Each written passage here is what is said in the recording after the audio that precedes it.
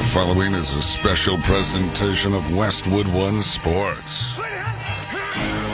If it's a Christmas Day NFL special, it's on Westwood One. Prescott in the gun. Here's the snap. Prescott back, looks left, throws left, caught by Pickens, turns back inside 15, down to the 10, inside the 5, to the end zone. Touchdown! Touchdown Pickens! Touchdown Dallas! Mariota steps back, throws inside to Debo. He's got blockers in front of him, just angling his run from right to left, up to the 5-yard line, forcing his way forward, falls into the end zone. Touchdown, Washington Commanders! Debo Samuel, cometh the moment, cometh the man in Madrid for the first touchdown in the NFL regular season in Spain.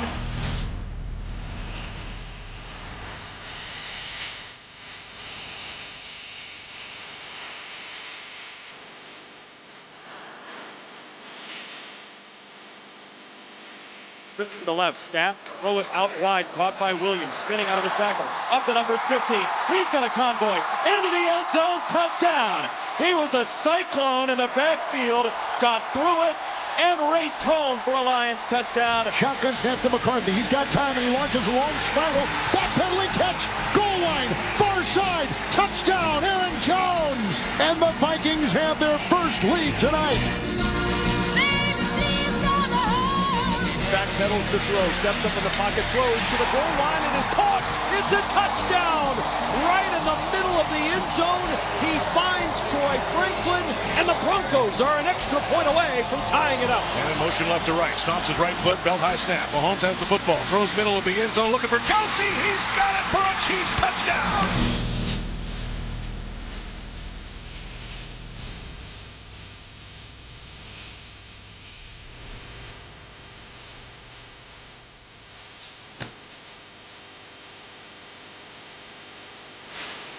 From now until Super Bowl 60, the NFL is on Westwood One.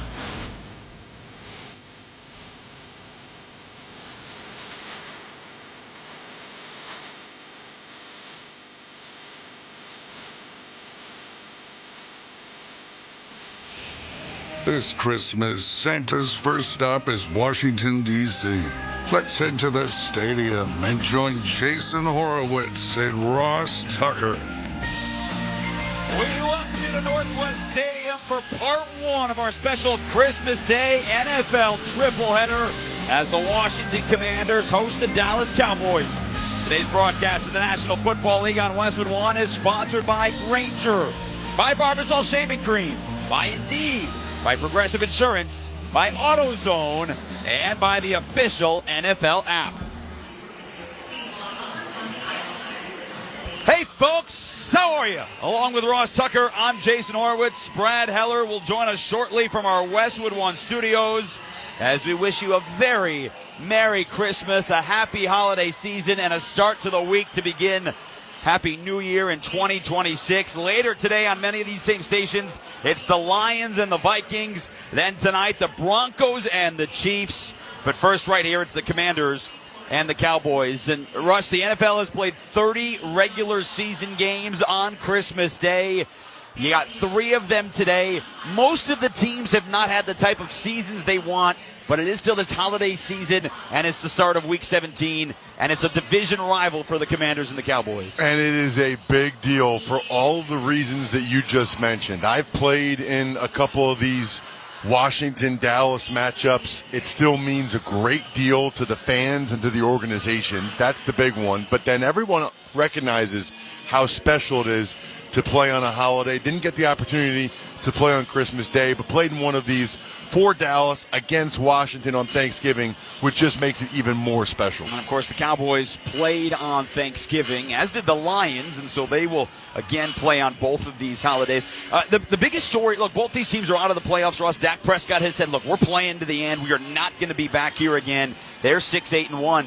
But in terms of names that you don't expect to get here in Week 17 that we are going to get, 39-year-old Josh Johnson, because of the injuries to Jayden Daniels and Marcus Mariota, he is going to get his first start today in 4 years. That seems to be a theme here today on Westwood One with these Christmas Day games. Next up, we got Max Brosmer playing for the Vikings. A bunch of backup quarterbacks. That's what happens this time of year.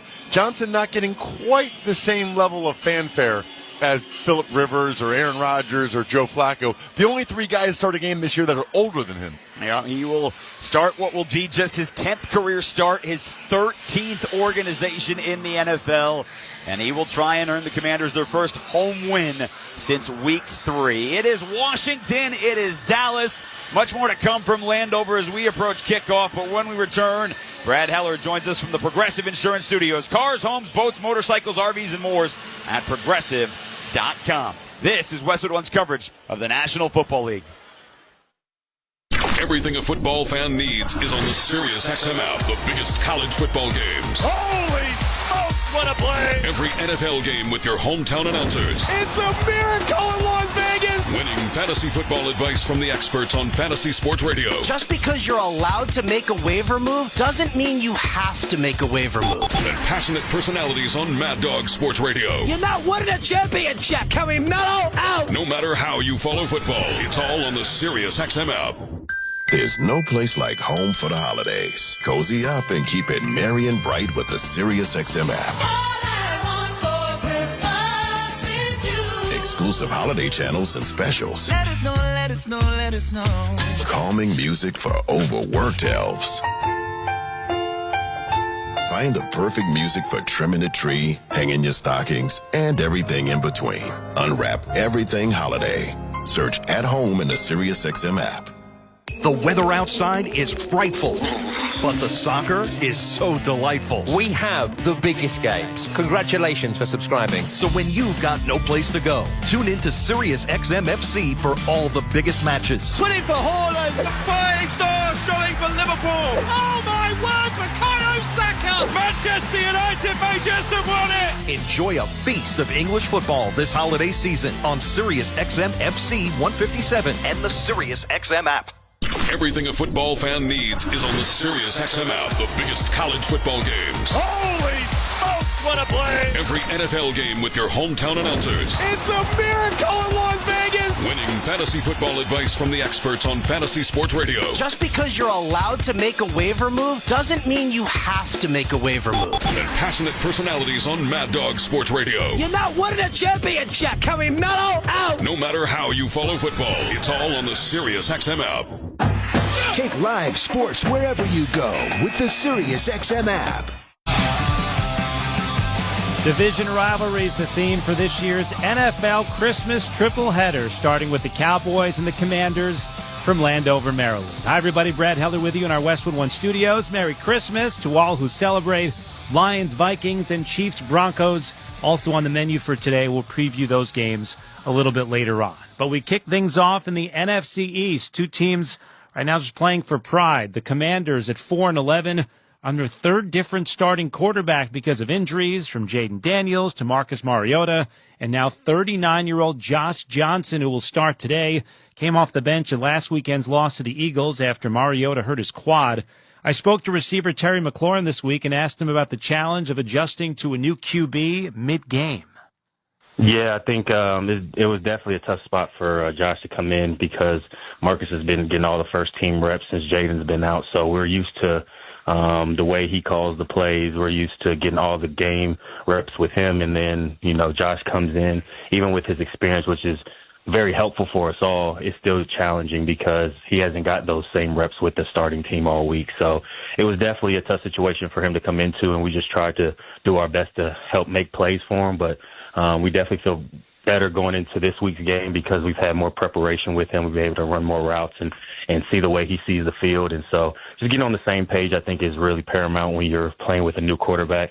Myself personally, I have quite the experience playing with multiple quarterbacks, so I just know, if you can make those tough plays for them, it allows them to really settle down and become more comfortable. So my message to the receiver room is just when the ball's in the air, let's make the play for him. You know what I mean? It kind of just allows him to get settled in, and, when playmakers make plays on the outside, I think it just makes everybody feel more comfortable. So going into this game, we want to protect the football, and as a receiver group, we just want to make the plays for Josh so he can worry about other things, not if my receiver is going to make plays for me. So great thing about it, he's played in this league for a very long time, and so this is not a situation that is going to catch him by surprise or have him nervous, but at the same time, being a receiver, we have a hand in his success. So we really want to do our best to do our job so we can help him out. You talked a little bit about your leadership role in that receiver room with some of the quarterback injuries. I mean, before the season, you signed the multi-year contract extension. Being that you're committed to Washington beyond this season, how important are these last couple games to kind of building some momentum for 2026? Yeah, I think it's just finishing what you started. I think that's been something how my parents raised me. You always finish what you start, no matter what the circumstance look like, no matter if it's favorable or not. I think football is a great teacher of life, and we have a group of men and women in our organization who are going through adversity as a team. And the thing about adversity is not the first time anybody's been through it, and it's probably not the last time. And one thing about it, you have two choices. You can either let it make you become a coward and you run away from that adversity, or you grow in your character. And so I think we've definitely a group that has grown a lot this season. I think what I'm really most proud of is our ability to stick together, because when you have a lost season like this, it's easy for everybody to kind of start thinking selfishly or trying to just stray away from the group. And you still got guys, spending fellowship time together after practice, spending time in the cold tubs, playing cards, and it's a really tight-knit group. So, honestly, we just want to come out here and win this football game this week, last home game of the season, and it's on Christmas. So we're just all blessed and fortunate to be able to play the game that we love at the highest level on, a worldly holiday like Christmas. So we're excited for the challenge, and, we just want to focus on this one right now, and we'll go from there after this week. You've played on Thanksgiving before. Do you think playing on Christmas, you feel like that'll be different at all? I'm not sure. I think obviously you could probably feel the Christmas spirit in the air. I'm sure you'll see some fans that are dressed up as Santa Claus and the Grinch and all these fun things. But I just think it's a unique opportunity for us to put our talents on display, on not only individually but as a team. The whole world will be watching. Other countries will be watching. And so we're very fortunate to play on Christmas Day. And so I don't lose sight of that at all, but I don't know if it'll necessarily feel different. I tell you what does feel different: 3 games in 10 days. So that's been a challenge, but we just did a good job of trying to take care of our bodies and prepare for what's in front of us. We saw the Commanders-Eagles rivalry boil over with some chippiness last week and some ejections. Is there anything about Commanders-Cowboys that sets it apart, other than it being just another division rival? I'm not quite sure. I think there's no really love between the teams. I don't think there's really any love between any of the teams in the NFC East. Obviously the Eagles are going to repeat as division champs. That's the first time that's happened in decades. So, every game is earned in this division. That's what I've learned. And so, guys are willing to literally fight, scratch, claw, do whatever it takes to win the game. And, and as you'll probably see this week, neither one of us are in the playoffs, but I guarantee you that's not going to stop the intensity of that game. Great insight from Commanders receiver Terry McLaurin. Still to come on the pregame show, we'll get the Cowboys' perspective, an interview with defensive lineman Solomon Thomas. You're listening to the NFL on Westwood One.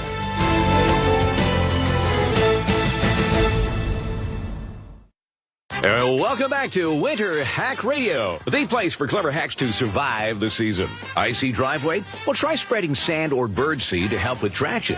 Snowy puppy paws? Well, grab a whisk, brush it off, done. Catch COVID-19? Well, just get... Actually, there's no hack for COVID-19. But if you test positive, prescription medications for COVID exist. Ask your doctor if they're right for you. Visit PfizerForAll.com to learn more. Sponsored by Pfizer. Some people just know you can save money on car insurance by checking Allstate first. Like to check the weather first, before wearing face paint to the game. Bro, your Go Cats is dripping into your nachos. Oh, and now paint is in my eyes. Interception! Did you see that? No! Yeah, checking first is smart. So check Allstate first and see what you could save. You're in good hands with Allstate. Potential savings vary, including based on how you buy, subject to terms, conditions, and availability. Allstate North American Insurance Company and affiliates, Northbrook, Illinois. Welcome back to Westwood One's coverage of the NFL from the Progressive Insurance Studios. I'm Brad Heller. Progressive offers auto, home, and commercial auto insurance, plus a variety of business insurance options. Visit Progressive.com today. The Cowboys and the Commanders kicking off the Christmas triple-header from our nation's capital. Dallas's current 3-game losing streak knocked them out of playoff contention. The Cowboys sit at 6-8-1. I spoke to D-tackle Solomon Thomas this week, and that's certainly not what he expected when signing in Big D as a free agent. Yeah, no, there's definitely some frustration, because I know the guys in the locker room. I know the talent we have. And, we are a playoff team. We are a team that could get to the Super Bowl. And, we didn't play and execute at that level this year. And that's unfortunate, especially, in this business. It's on a year-to-year basis. And you never know what the teams are going to look like next year. But, yeah, definitely a lot of frustration, from all the guys, because we know how good we are and how good we should be. But we're not, executing on those levels. And that's always a tough thing to do. But also at the same time, I'm extremely proud of this team. We've gone through unbelievable strategy this year with losing our teammate Marshawn, and the way the guys have kept fighting, kept coming together, and kept pushing through that tragedy has meant the world to, I know, this team and to us and to the community that, we hold here at the Cowboys. But, we just got to keep fighting this team. Coach Shoddy's doing an amazing job. We have a great coaching staff, great culture in the locker room that he's building. And, this team's going to be very good. And, I believe that. And, I just tell the fans to hold on because, we're not stopping. One of the best wins of the year, the first meeting with Washington, 44-22 back in Week 7. What do you remember? What stood out about that win? Guys played free. They played loose. Guys were on top of the execution, playing very hard. But at the same time, just having that, freedom about them where they're going to go make plays. Everyone's going to do their job and then some more. We played complementary football. Special teams played great. Defense scored. Dak and the offense had an amazing game as usual. So, if we just play like that, can repeat that game and add even more onto it, we'll be victorious. And, I'm excited for it, playing on Christmas Day. Really cool opportunity to do it in front of the whole world. And hopefully we just go out there, have our best game, and finish the season strong. You played on Thanksgiving. You think playing on Christmas is going to have a different feel to it?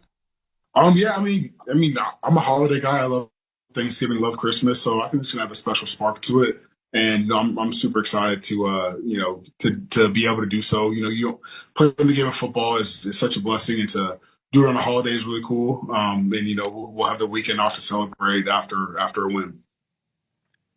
Cowboys defensive lineman Solomon Thomas. We'll have more from Solly coming up at halftime as the Cowboys nominee for the Walter Payton NFL Man of the Year award. Still to come, fantasy football championship advice from Michael Fabiano. This is Westwood One's coverage of the National Football League.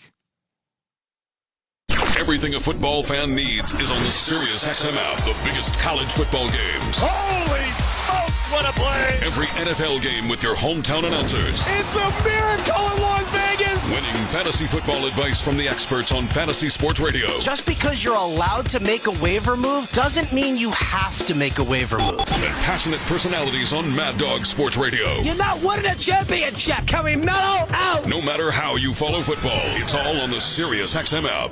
Relive the songs and stories that defined 2025.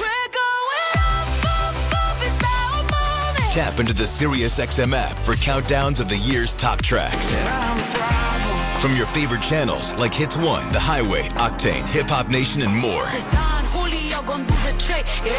Plus, the biggest moments in sports, comedy, and beyond. Make it 5 in a row for Shohei Ohtani. Just search 2025 in the SiriusXM app to start the look back. The weather outside is frightful, but the soccer is so delightful. We have the biggest games. Congratulations for subscribing. So when you've got no place to go, tune in to SiriusXM FC for all the biggest matches. Putting for Haaland, the fighting star showing for Liverpool. Oh my word, Bukayo Saka! Manchester United may just have won it! Enjoy a feast of English football this holiday season on SiriusXM FC 157 and the SiriusXM app.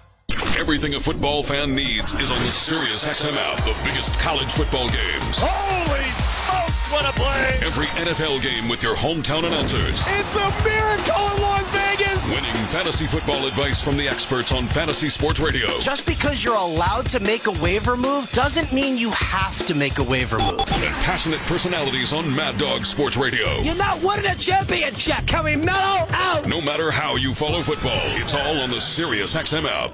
Find your game or sport on SiriusXM.com/sports. Welcome back to Westwood One's coverage of the NFL from the Progressive Insurance Studios. I'm Brad Heller. Get renter's insurance to protect the things that make your place a home, including coverage for theft or damage. Visit Progressive.com. We're inching closer to kickoff. Game 1 of our Christmas Day triple header also kicks off the Fantasy Football Championship. So Sports Illustrated's Michael Fabiano joins us with his expert advice. All right, Michael, let's start off with this first game, Cowboys and Commanders. What do you like? First off, Merry Christmas, everybody, and good luck in your championships. I like a lot of Cowboys and not too many Commanders. Let's just put it that way. This entire day is going to be a bit of a bizarre world situation because of the 3 quarterbacks that are starting in each of these 3 games as the backups or third-string quarterbacks in some cases. But we'll start off with the Cowboys. Dak Prescott, Javonte Williams, CeeDee Lamb, George Pickens, obvious. Jake Ferguson has been struggling lately, but he does have a good matchup against the Commanders, so I'm playing him. And when you look at the Commanders side, you got Josh Johnson starting. He's 39 years old, right? This guy has been around forever, and he's played for like every team. But the matchup is not bad. The Cowboys are really bad on the defensive side of the football. The good news is Quinnen Williams is going to play. So if you're in a super flex league, I can see desperation and starting Josh Johnson. I would start Terry McLaurin. If I'm in need, I would go with Deebo Samuel. I know Chris Rodriguez is out. I'm still not playing Corey Krosky-Merritt if I can help it because that Dallas defense is much better against the run when Williams is in the middle of that line. Game 2, Lions and Vikings in Minnesota. That Detroit defense now appealing today besides those skill players? Oh, no question. With Max Brosmer to start for the Vikings, you're going to start a lot of Lions. You're starting, obviously, Gibbs. Amon-Ra St. Brown is questionable. He's expected to play. Jameson Williams, the matchup isn't great, but it'd be really tough to bench him right now. Jake Bates, you're going to play the Lions defense, obviously. I don't love Jared Goff in this game. The Vikings defense, as I mentioned, has been playing very well. In fact, they're giving up 8.7 points per game to quarterbacks since week 9. Now, on the Vikings side, I don't know who to trust. I guess I could start Aaron Jones Sr. as a flex, but with the quarterback situation being what it is and Justin Jefferson being what he's been this year, based on the quarterbacks, I could 100% see people sitting Justin Jefferson and Jordan Addison. TJ Hawkinson is out. I guess the best Vikings play is Will Reichert? Oh, it's bad. And you said bizarro world. Nothing sums that up better than the nightcap, the Chiefs and the Broncos. This one, they got a third-string quarterback go for the Chiefs. This game is completely flipped in 3 weeks, right? So now you're starting Bo Nix, you're starting R.J. Harvey, you're starting Cortland Sutton, you're starting the Broncos defense without question, and you're not starting any Chiefs, which is crazy. Patrick Mahomes, obviously, gone for the season. Gardner Minshew's out. Travis Kelce, I can't trust him. He scored fewer than 2 points in 2 of his last 3 games. Rashee Rice is on injured reserve. So, again, this is a game where, and a lot of people were hoping their Chiefs would help them get to a fantasy championship title. It's not going to happen, folks. I am sitting all my Chiefs if I can help it.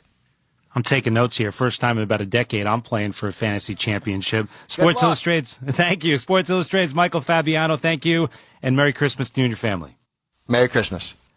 All right, still to come on the pregame show, we're going to flash back to last season's Cowboys-Commanders Instant Classic. You're listening to the NFL on Westwood One.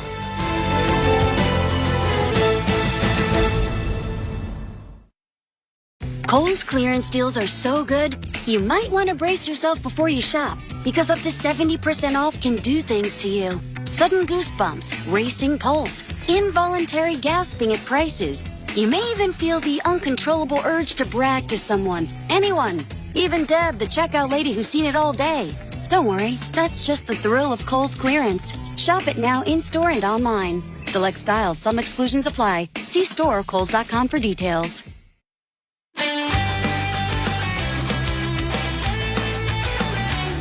Welcome back to the NFL on Westwood One. It's time for another memorable moment in football history. Sponsored by Advantage Gold. Here we go. Onside kick. Recover it and you win. Seibert booms it to the left. It is covered and Thomas running it back. Wanye Thomas with the Cowboys' second kickoff return for a touchdown in the game. This game is drunk. Brad Sham on 105.3 The Fan of the Dallas Cowboys Radio Network. Week 12 last year, Dallas and Washington, a grinded-out slugfest that spiraled into pure chaos. For much of the game, it was a slog. 3-3 at the half, 13-9 Dallas midway through the fourth. Then everything broke loose. Cavante Turpin, a 99-yard kickoff return to put the Cowboys up 10. The Commanders surged back. There was a field goal and an 86-yard strike from Jaden Daniels to Terry McLaurin with just 21 seconds left. And Washington was an extra point away from tying it at 27. But Austin Seibert sailed it wide left, leading to the moment you just heard, the onside kick return by Wanye Thomas to seal a 34-26 Cowboys victory. The teams combined to score 31 points in the final 4 minutes, the most in an NFL game since 2013.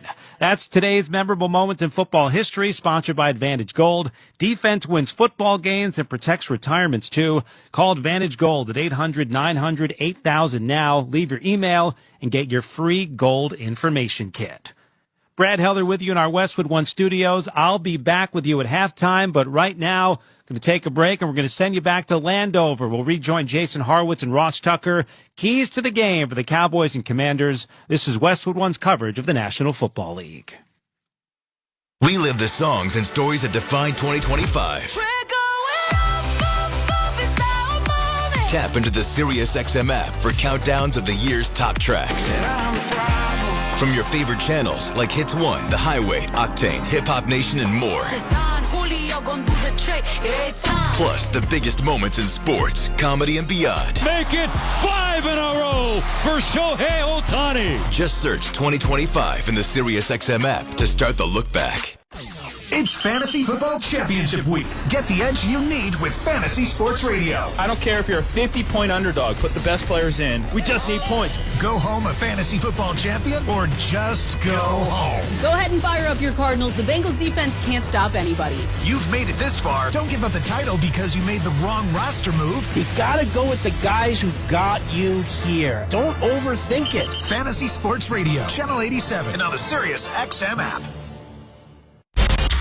The biggest college football games are on SiriusXM. Kick is up. The kick is good. Hear every game of the college football playoff and more than 40 bowl games. That was a great move. He just juked it out of his shorts. Get the channel number for your school's broadcast at SiriusXM.com/sports. 6 sacks, scores. Or search college football on the SiriusXM app. And he's into the end zone. And for expert analysis, check out College Sports Radio, Channel 84.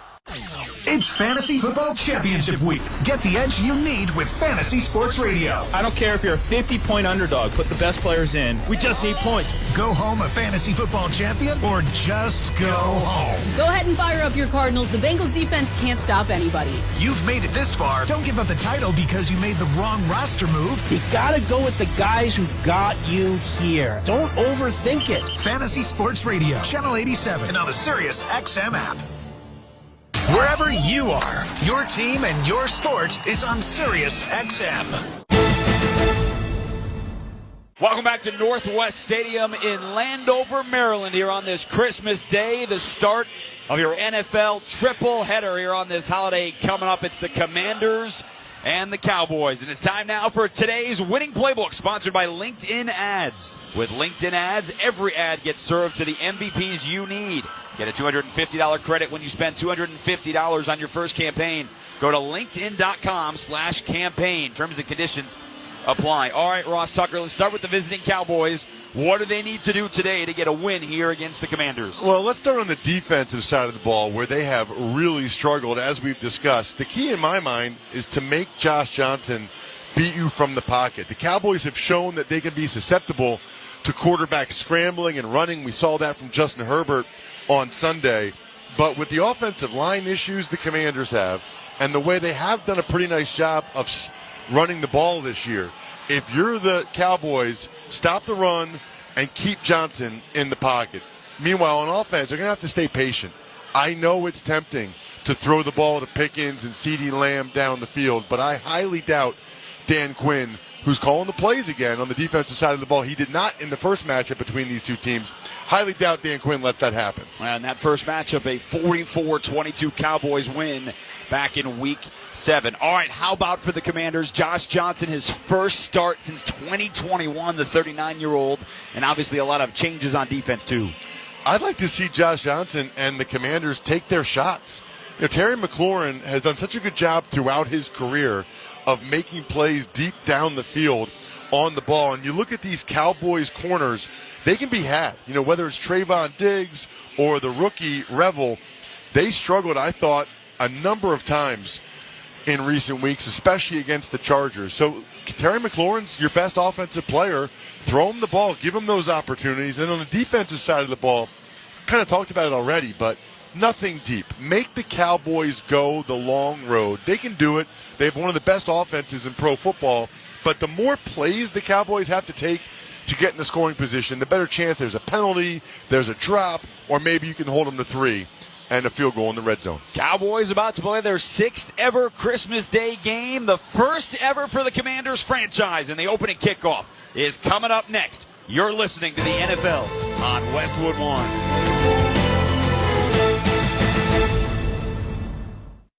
Guys, thanks for helping me carry my Christmas tree. Zoe, this thing weighs a ton. Drewski, lift with your legs, man. Santa! Did you get my letter? He's talking to you, Bridges.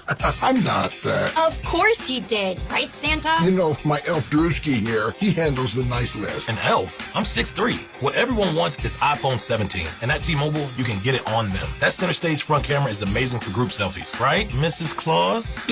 I'm Mrs. Claus's much younger sister. And at T-Mobile, there's no trade-in needed when you switch, so you can keep your old phone. Or give it as a gift. And the best part, you can make the switch to T-Mobile from your phone in just 15 minutes. Guys, my side of the tree is slipping. Timber! The holidays are better at T-Mobile. Switch in just 15 minutes and get iPhone 17 on us with no trade-in needed. With 24 monthly bill credits for well-qualified customers plus tax and $35 device connection charge. Credits end and balance due if you pay off early or cancel. Finance agreement, 256 gigs, $830. Eligible port in a new line, $100 plus a month plan with auto pay plus taxes and fees required. Check out in 15 minutes or less per line. Visit T-Mobile.com.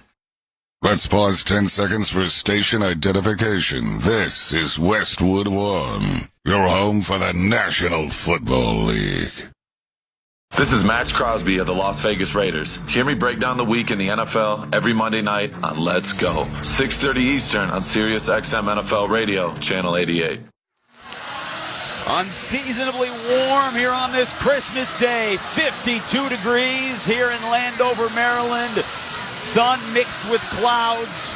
And we hope you have had a wonderful start to your holiday wherever you may be listening. Jason Horwitz, Ross Tucker, and our crew, happy to have you with us. It is Dallas, it is Washington, the 132nd all-time meeting, and the first for these two on Christmas Day. The Commanders won the toss, elected to defer, so they will kick off to the Cowboys, kicking left to right. Washington 4-11 on the season, coming off the loss here last Saturday at home to the Eagles. Meanwhile, the Cowboys officially eliminated from playoff contention before they played the Chargers last week. But the win by the Eagles here in this stadium last week. Devontae Turpin back deep to receive for the Cowboys. Ross in their Navy uniform, white pants, white helmets with the Navy stars. While the Commanders today wearing the white jerseys, burgundy pants, and the burgundy numbers on those white jerseys. And two teams that Ross Tucker once wore both these uniforms. And what I love is all the fans in here, they know they're not going to the playoffs. They just want to beat their rival more than anything and feel good here on Christmas Day. Moody's kickoff over the shoulder of Turpin into the end zone. He's coming out down the middle of the field. He's tiptoeing his way out across the 20, out to about the 22-yard line. Ross, Dak Prescott has said it. There's no chance I'm coming off the field. He is over 4,000 passing yards for the 4th time in his career. Number 1 in the NFL in pass attempts. He's had a solid season. This offense is 5th best at 28.5 points per game. They have been fantastic on offense. That's really probably the most disappointing aspect of this season if you're a Cowboys fan. When you have a quarterback that gives you a top 10 season, you have to do something with that, make the most of it. Unfortunately, they have not. Handoff up the middle to Javonte Williams, the 5th-year back, former Bronco, out across the 25-yard line for a pickup of 4. Javon Kinlaw on the stop for the Cowboys up front. They move Tyler Smith, their Pro Bowl left guard, out to left tackle for the last couple of games. Tyler Guyton placed on IR, so TJ Bass starting at left guard. Cooper Beebe, Tyler Booker, and Terrence Steele across the line. CeeDee Lamb, George Pickens, your wide receivers. The latter going to the Pro Bowl for the first time in his career at over 1,300 receiving yards. On 2nd and 6, a swing pass out to the left over the head of Javonte Williams. The running back, Jordan McGee, was out in coverage for a Commanders defense that's given up nearly 27 points a game. Bobby Wagner, Frankie Louvu in the middle of their linebackers. Secondary's been all beat up all year long. And they have quite the challenge today going up against George Pickens and CeeDee Lamb, a pair of 1,000-yard receivers already with 2 games to go. I'm expecting a bunch of zone coverage from the Commanders. I don't think they want to put those corners one-on-one. Jeremy Reeves backs out the extra safety over the middle. It's batted. It's incomplete and a flag. Kevontae Turpin and Pickens were both out to the right. Igbenogany, the nickel corner, looked like he shoved Turpin to the ground at the 35-yard line, and it's going to be a fresh set of downs. Brad Rogers today, our referee. Pass interference. Defense, number 6. Ball's placed at the spot of the foul. Automatic. First down. So that is on the former first-round pick of the Dolphins, and it'll give the Cowboys a fresh set of downs. And Nitsa reminds you to not get flagged. Whether you get pulled over or get into a crash, drinking and driving will change your whole world. Drive sober or get pulled over, paid for by Nitsa. So out to the 35 after the pass interference. Prescott under center, hands it off left side. Javonte Williams bulldozes over Sainristil and carries it down the left hash mark out to the 43-yard line. An 8-yard heavy run by Javonte Williams. That was awesome. Sainristil's a tough kid for his size at 5'10", $182, but Javonte Williams put that left shoulder dead in his chest. Not only knocked him over, he knocked him over so quickly that the first thing that hit the ground was the back of Sainristil's head. 2nd and 2. Commanders show a blitz. It's another handoff to Williams, who has to hop in the backfield. He's brought down Bobby Wagner. Got him around the ankles right at the line of scrimmage. And Bobby Wagner, coming into the game, 15 tackles shy for 2,000 in his career. Just would be the 3rd to join London Fletcher and Ray Lewis in the last 35 years. And that was textbook right there. He read it in the backfield. He shot the gap, made the tackle to give them a chance here on 3rd and short. You see what Cowboys coach Brian Schottenheimer does his first year at the helm. He's got an extra tight end and the fullback Hunter Lipke on the field. Prescott is under center. He's rolling out to his right. He dumps it short. It's bobbled and broken up. Javonte Williams, the intended receiver, and it was knocked away. Jonathan Jones, the veteran corner, longtime Patriot in his first year with Washington, didn't bite on the fake. He stayed with the running back out of the backfield and got his right hand in there to swat it away at the 45-yard line. Cowboys, at least right now, are keeping their offense out there. They struggled in short yardage on Sunday against the Chargers. Lipke got stoned on a 4th and short. At a minimum, you think hard count here. If they throw it, you have to look at Ferguson. They do snap it. They hand it off up the middle. Williams squeaks across the line, and he's out to the 48 for a first down.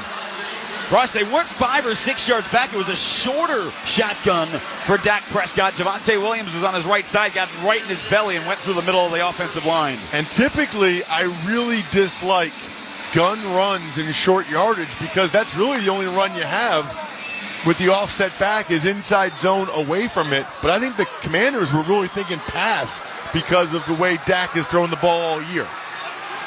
12:35 to go, opening quarter, opening drive of the game. Prescott settles in the pocket, taking a deep shot down the middle of the field. It's bobbled and incomplete.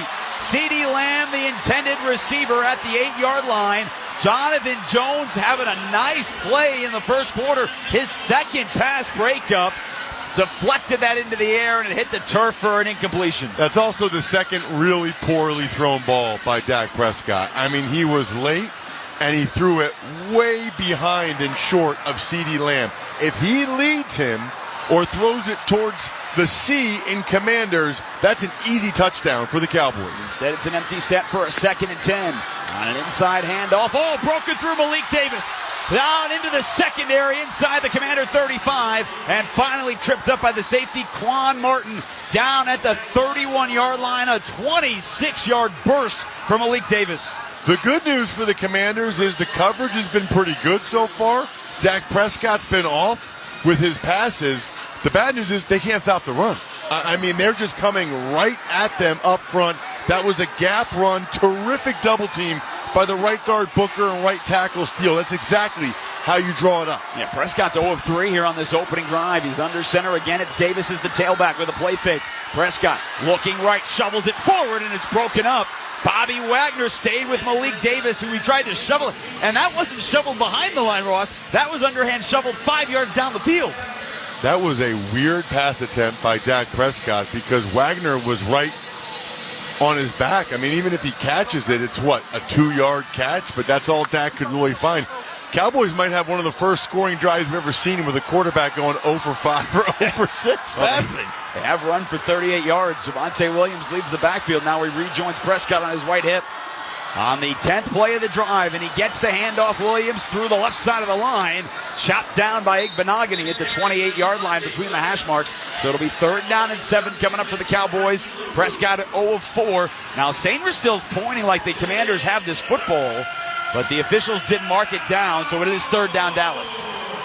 And another opportunity here for the Commanders to get a stop, even holding the Cowboys to a field goal. I think Dan Quinn, the head coach of the Commanders, who's calling the defense here towards the end of the season, I think he would take that. I think he would take any time they can hold this vaunted Cowboys offense to a field goal. 3rd and 7 is a golden opportunity. And of course, he knows the Cowboys, the defensive coordinator under Mike McCarthy there for a few years. Prescott comes up firing, an out route to Pickens, caught inside the 20, has the 15 and the 10, and he's shoved out of bounds. Will Harris came over to make the stop. They'll spot him at the 7-yard line. Couple of missed tackles, a pickup of 19, and a 1st down. And the Cowboys are in the KFC red zone. Obsess over KFC's giant, juicy, crispy KFC chicken sandwich for a teeny, tiny price of $3.99. Do the math. It's less than a quarter per finger lick. Prices and participation may vary while supplies last. 1st and goal for Dallas at the 7-yard line. Williams in the backfield to the right of Prescott, who gets the snap, hands it off. He has to stutter, and he's thrown down right at the line. Javon Kinlaw broke through, no gain. 2nd and goal coming up for Dallas on what will be the 13th play of the drive. You know, football IQ, being aware of the time, the place, situation, it's so important. You know, the pass interference earlier by Igbenogany when they had 3rd and long, he had outstanding coverage. He didn't need to do that. And then even right there, Sainer still on 3rd and 7 is playing so far off of Pickens. I know he's worried about giving up a touchdown, but that's about as easy of an out route for a 1st down as you'll see at this level. There are tight ends in the game. Brevin Spann forward with Jake Ferguson. Prescott's under center, takes the snap, back to throw, far right corner, it's bobbled and hauled in. Jake Ferguson with one hand in the back right corner of the end zone. Tipped it up in the air and brought it down with both feet down. Touchdown Dallas from 7 yards out, and they take a 6-0 lead on the opening drive of this game. Love the play action pass. They get a good block on the linebacker from Malik Davis. It was actually terrific coverage by Quan Martin, but Dak Prescott put it where only Ferguson could get it with his left hand. Tipped it to himself twice like he's trying to get a rebound in basketball for the touchdown. Brandon Aubrey tacks the extra point. Cowboys, it wasn't always pretty. Prescott missed his first 4 passes, but his first 2 completions are a 19-yard 3rd down conversion and a touchdown to Jake Ferguson, his 8th of the year, and the Cowboys up 7-0 here in Washington. Josh Johnson takes the field when we return. This is Westwood One's coverage of the National Football League. Season's greetings, football fans. This is Jim Miller. And I'm Pat Kerwin. Be sure to tune in to Moving the Chains tomorrow at 3 p.m. Eastern. We'll be breaking down the action from the Christmas triple header and getting you ready for all the rest of the Week 17 slate. Including a pair of games on Saturday with major playoff implications as the Texans take on the Chargers and the Ravens battle the Packers. So come talk some ball with us tomorrow at 3 p.m. Eastern on Moving the Chains, SiriusXM NFL Radio, Channel 88, and on the SiriusXM app. New Year's Eve is live across America on SiriusXM. Ring in 2026 with Fish at Madison Square Garden and over 50 country acts, including Lainey Wilson, Jason Aldean, Billy Zimmerman, and more at Nashville's Big Bash. Plus live shows on The Heat, Turbo, Hits One, and many other channels. Listen throughout New Year's Eve. At home with SiriusXM on your phone, computer, Alexa, TV, or other internet-connected devices. Your home for the biggest stories in the league is SiriusXM NFL Radio. This is Solomon Wilcox from the opening drive. Week 17 is here, and some teams have already given their fans the gift of the postseason. I think the media decided not to talk about San Francisco. It's kind of like the Rams. Oh, yeah, and Seattle could battle them. San Francisco has a lot of key wins. Purdy, he runs left, and he's in for a 49ers touchdown. SiriusXM NFL Radio, Channel 88, and the SiriusXM app. Know where to find support and where I can be seen. Loss of sight won't blind our vision. Innovative research, educational resources, supportive community.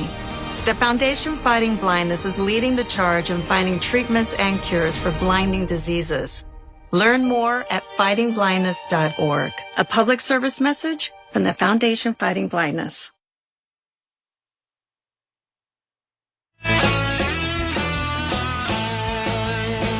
Jason Horwitz, Ross Tucker back with you here in the Grainger broadcast booth in Landover, Maryland. At work, every day is game day. Give your crew an edge with Grainger. You'll find supplies, solutions for every industry when you call with Grainger.com or just stop by. Cowboys 7, Commanders nothing. 9:42 to go first quarter. An opening drive, 13-play scoring route for the Cowboys. As Brandon Aubrey set to kick it away, he's got it teed up on the 35, right to left.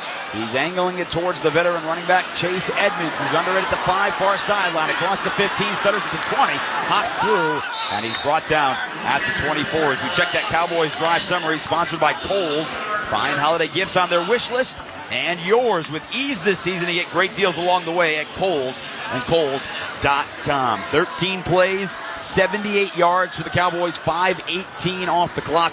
Officially a 6-yard touchdown pass, Dak Prescott to Jake Ferguson. Well, and remember, they converted not only a 4th down, but 2 3rd and longs. They had a 21-yard run by Davis. And Javonte Williams had a good drive as well as the Cowboys start out establishing the run. As Josh Johnson, the 39-year-old out of San Diego, takes his first snap as a starter since 2021, and he turns it handed off to the 7th-round draft pick, Ja'Cory Crosky-Merritt, trying the left side out across the 25 for a gain of 2. Donovan Wilson made the stop. No Laramie Tunsil at left tackle. Brandon Coleman gets the start with Chris Paul. Tyler Biotic, the former Cowboy, at center. Andrew Wiley at right guard. They put Sam Cosme on IR this week with a concussion. And the rookie out of Oregon, Josh Connerly, the first-round pick, at right tackle. Deebo Samuel, Terry McLaurin, Treylon Burks, all on the field for the Commanders. As Josh Johnson in an empty set on 2nd and 8. Comes up firing right side. Wide open Burks across the 30. Tiptoes the near sideline. Shoved out of bounds by Trayvon Diggs. His second game back from IR. Out to the 37. It's a pickup of 12 and a first down. Josh Johnson, Ross, well-traveled. His 13th different team as an active roster. Yeah, now that's a journeyman. I was a journeyman, but Josh has done a lot more journeying than I did. Kudos to him, still playing in the NFL at age 39. Most quarterbacks like empty sets like that because it makes it much harder for the defense to disguise any pressure or what their coverage is. They kind of have to show their cards before the snap. Crosky-Merritt to his right in the shotgun. Moving out to his right with a play fake. Fires to the sideline. Caught at midfield by McLaurin. Spins out of a tackle and into Dallas territory. Terry McLaurin got some space. Got an extra few yards as he broke away from the safety, Malik Hooker. And Josh Johnson on point early on here in this ballgame. Picks up 15 more. Well, it's a lot different, even though they didn't really do much in terms of practice this week. It's still a lot different when the game plan is designed around your skill set and you got all the reps with the one. Very different than Saturday when you come in the middle of the game after Mariota goes down. He probably got no reps the week prior. Burks motions right to left, fake toss, Johnson spins, throws the wide receiver screen, Deebo Samuel down the field, at the 30, running away from Cowboys inside the 10, bouncing off a defender, helmet goes flying, and finally shoved out of bounds at the 5-yard line. A simple wide receiver screen with a convoy down the right side, picks up 42 yards for Washington. This game rules. Don't tell any of these guys out here that this is meaningless right now. Terrific blocks from Biotic and Connerly, and then Samuel just runs right over Donovan Wilson. That was incredible. Wilson's helmet comes off. Deebo keeps driving out of bounds, and then he flexes like he's in the WWE for 5 seconds after the play. That was awesome. Ross, Washington hasn't scored an opening drive touchdown since week 3. First and goal at the 6. Handoff Crosky-Merritt picking his way, and he's tripped up at the 4-yard line on the right hash mark. It'll be 2nd and goal. Shamar James in for the injured DeMarvion Overshown at linebacker for a Cowboys defense that's 31st in the league, giving up over 30 points a game. Only Cincinnati allowing more this year. As Commanders bring in extra tight end here for this 2nd and goal from the 4. That should have been a touchdown, by the way. We have a unique vantage point here on the radio booth. We're in the corner of the end zone, so we almost are right behind the Commanders, so we can see the hole open up. Krusty Merritt tripped over his own feet on the hash mark. There was a big hole. Should have been a touchdown.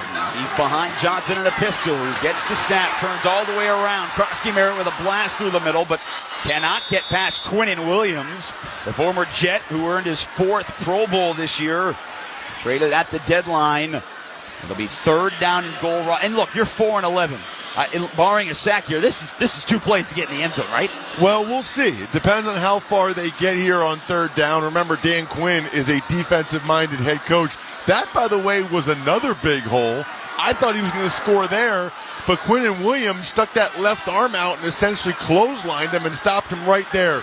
Anytime you're in a situation like this, be alert with Josh Johnson's legs. He's 39, but he can still move. Jeremy McNichols in as the tailback on 3rd and goal from the 3. Shotgun to Johnson. He's looking left. He's dancing. He pumps. He tries to throw over the middle, and he's wrapped up and thrown down for a sack. The former 1st overall pick, Jadeveon Clowney. He's 32, and he dropped him for a loss of 8. His 5th sack of the year. And they are going to bring the kicking team out. Well, yeah, that's why I didn't say it was definitely 4-down territory, because if you get sacked, you're going to kick the field goal. That was a mental error by Connerly, the 1st-round pick, the right tackle. They ran a stunt up front. You always stay with the penetrator, who was Clowney. He tried to get off Clowney for the looper, but the looper is probably going to take too much time to actually get there. 29-yard field goal attempt for Jake Moody. He drives the right leg through. It is up and good.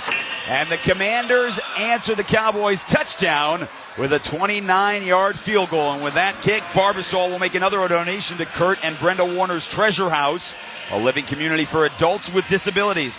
Barbasol, the trusted choice for a close, comfortable shave. Close Shave America. Close Shave Barbasol. All 4s on the timer. 4:44 to go, 1st quarter. Cowboys 7, Commanders 3. We'll step aside. You're listening to the NFL on Westwood One. At Uline, they know going the extra mile takes hard work. For companies pushing to go further, Uline will go the distance with you. 24/7, they answer the phone to get you the shipping and industrial supplies you need. Business can move fast. Unexpected large orders, adverse weather, new safety guidelines, and changing economic trends. Uline works hard keeping 41,000 items ready to ship, minimizing detours on your way to the extra mile. Visit uline.com. Kohl's clearance deals are so good, you might want to brace yourself before you shop, because up to 70% off can do things to you. Sudden goosebumps, racing pulse, involuntary gasping at prices. You may even feel the uncontrollable urge to brag to someone, anyone, even Deb, the checkout lady who's seen it all day. Don't worry, that's just the thrill of Kohl's clearance. Shop it now in-store and online. Select styles, some exclusions apply. See store or kohls.com for details. I want a new beginning for our family. On January 9th, the sequel to Greenland is so massive you have to see it on the big screen. I promise I'll get us to safety. Starring Gerard Butler and Marina Baccarin. Oh my God, hang on! Greenland 2, Migration, rated PG-13. Sponsored by Lionsgate. NFL play-by-play lives on Westwood One. 30, the 20, far side 10. Catch Westwood One's exclusive audio play-by-play coverage of any primetime NFL game. Touchdown! Listen live on the Westwood One Sports app.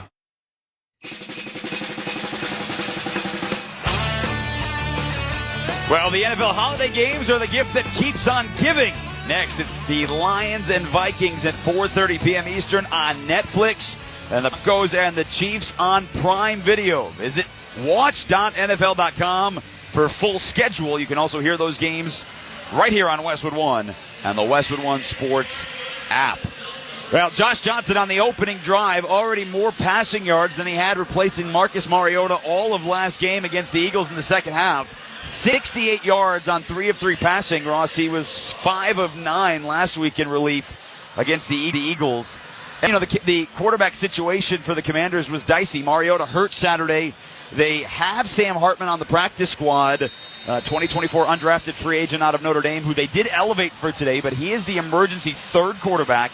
They signed Jeff Driscoll off the Cardinals practice squad on Monday. He is the backup today. to Josh Johnson as the kickoff a line drive into the end zone to our right. Turpin takes an knee, so it'll come out to the 35-yard line.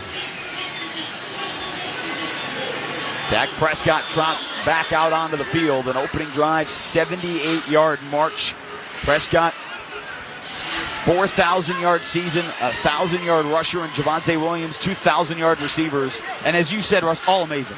And it has only happened twice in franchise history, and they've done all that with 2 games left to go. And oh, by the way, they have 0% chance of a winning record. They're 6-8-1. I mean, that should be impossible to have 2,000-yard receivers, 1,000-yard rusher, and a quarterback playing at a really, really high level. Prescott 5-step drop, fires right side. It's bobbled and hauled in. CeeDee Lamb, who finally gathered control at the 40. Sainer still with the tackle. He first had his hands on it at the 42, but he never had control, so we'll spot him at the 40. And to your point about that, you know, you're looking at a Dallas team who could join the 2016 Saints as the only team in the last 40 years to lead the NFL in passing offense, but finish last in pass defense. And that has been the story of the 2025 Dallas Cowboys. Been the story of this game so far, too. No question. Handoff, Javonte Williams trying to pick his way through. Bobby Wagner drives into the turf, but not before he crossed the 45-yard line. Late flags come in. There's 2 or 3 inside that pile. Cannot see, obviously, what's going on in the pile, but 2 flags came in as soon as the officials were coming in to break that up. Probably just talking to each other about their families and what they got their kids for Christmas. Yeah. What'd you get the girls today? We'll get the call first. And by you, I mean Santa Claus. Yes. Here's Brad Rogers having a late conversation with his umpire. And by the way, I have no idea.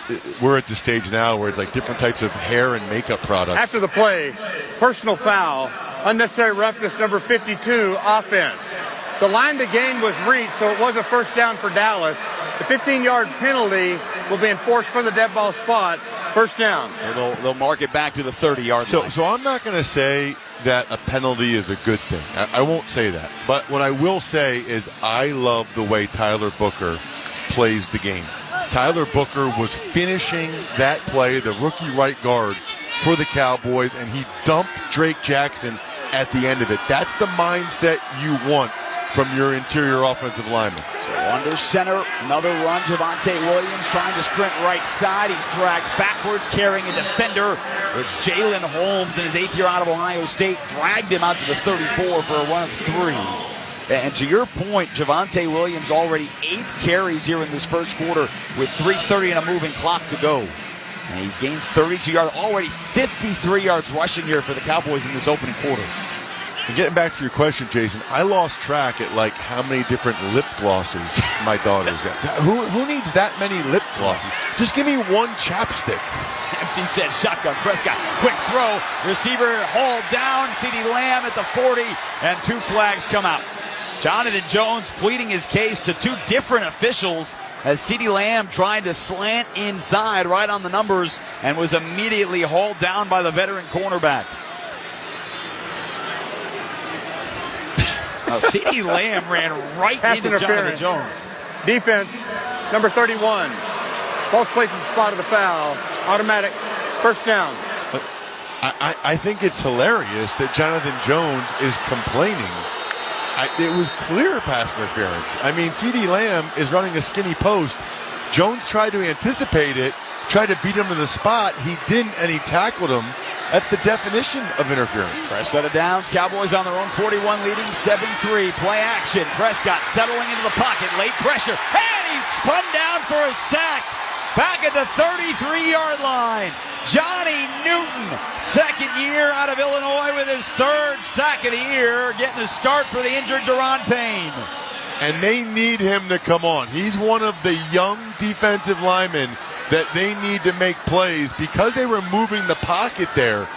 The center, Cooper Beebe, who was blocking him, kind of got picked by the other defensive tackle. It wasn't necessarily a great move or play by Newton other than he felt Dak Prescott try to slide behind a little bit and was right there to wait for him. Loss of 8, 2nd and 18. Delayed handoff inside, a lot of room. Davis stutters across the 40, still going out near midfield. So not only did he pick up the 8 yards on an inside draw, delayed handoff, he picked up 16, and it's 3rd and 2. Boy, that's rough. And the Cowboys are going right on the football again, but 2nd and 18, and you let him get 16 yards on a draw. And Prescott gives it back to him again. This time he stood up, and he doesn't get there. Frankie Louvu, second man through, finished him off. It's 4th down and about 1 coming up for the Cowboys right on the 50-yard line, and the offense staying out on the field. They went for it last time and got it. On Sunday against the Chargers, they went with a fullback dive and got stoned. If they're in gun, you've got to be thinking inside zone away here. So this would be an inside zone, a handoff to Williams going right. If I'm the Commanders, I sell out for that. They throw it, I'll live with the consequences. 2 receivers out to the left, including Jalen Tolbert. Snap to Prescott. He's back to throw on 4th and 1. Scans over the middle. Wide open Pickens. Cutting across the middle at the 40. Dragged down from behind on the numbers out to the right at the 34. Igbenogany made the stop, but it's a solid pickup for Dallas down to the 31. It's 19 yards. Man, you're showing a lot of respect for your passing game if you just do a drop-back pass on 4th and 1. I thought the Commanders did the right thing by being ready for the run. Dak Prescott, it looked to me like Pickens was his 2nd read at best, might have been his 3rd, but he had plenty of time to deliver the football to a wide-open Pickens. Inside of a minute to go, opening quarter, 7-3 Dallas on top. Prescott has hit his last 4 passes after starting 0 for 4. Handoff inside, big hole again. Javonte Williams taking his time over the right side down to the 25. He picks up 6 more. So Javonte Williams has 38 yards rushing. Malik Davis has 38 yards rushing. Sheldon Day made the stop. And it's 2nd and 4 coming up for the Cowboys. They do have to run one more play here in the first quarter. There's a second difference between the game clock and the play clock. So they'll get up there and at least run one more play. 118 yards of offense for Dallas here on the road in this first quarter. Prescott raises the left leg. Shotgun, tosses right side. Williams trying to follow his blockers. And he's chopped down, maybe picked up a couple more down to the 23-yard line. And that will bring us to the end of the first quarter. Entertaining offense for both sides. Just one drive for Washington. Cowboys have a 3rd and 2 coming up on their 2nd drive of the game as we head to the second quarter with the score, Dallas 7, Washington 3 on this Christmas Day edition of the NFL. You're listening to the NFL on Westwood One.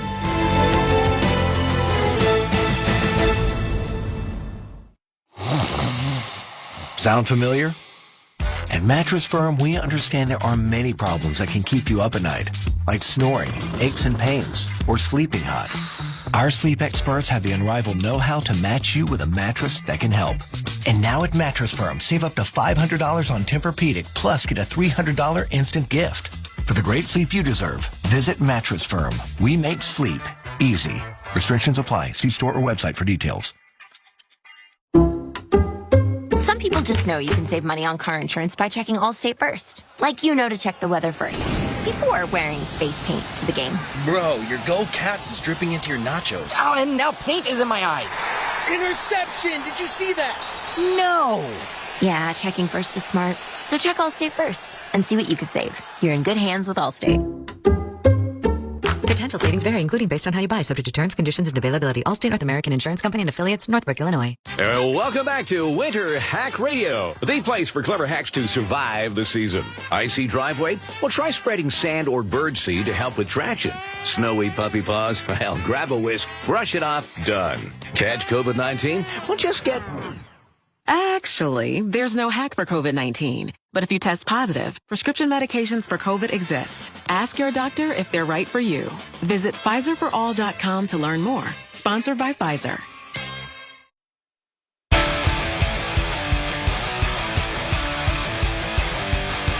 7-3, Cowboys leading the Commanders. It's time for the start of the second quarter, sponsored by AutoZone. Free battery testing, free battery charging, and replacement batteries that fit your needs. That's what makes AutoZone America's #1 battery destination. Get in the zone. AutoZone. Along with Ross Tucker, Jason Horwitz, happy to have you with us here in Landover. Merry Christmas. Happy holidays to you and yours.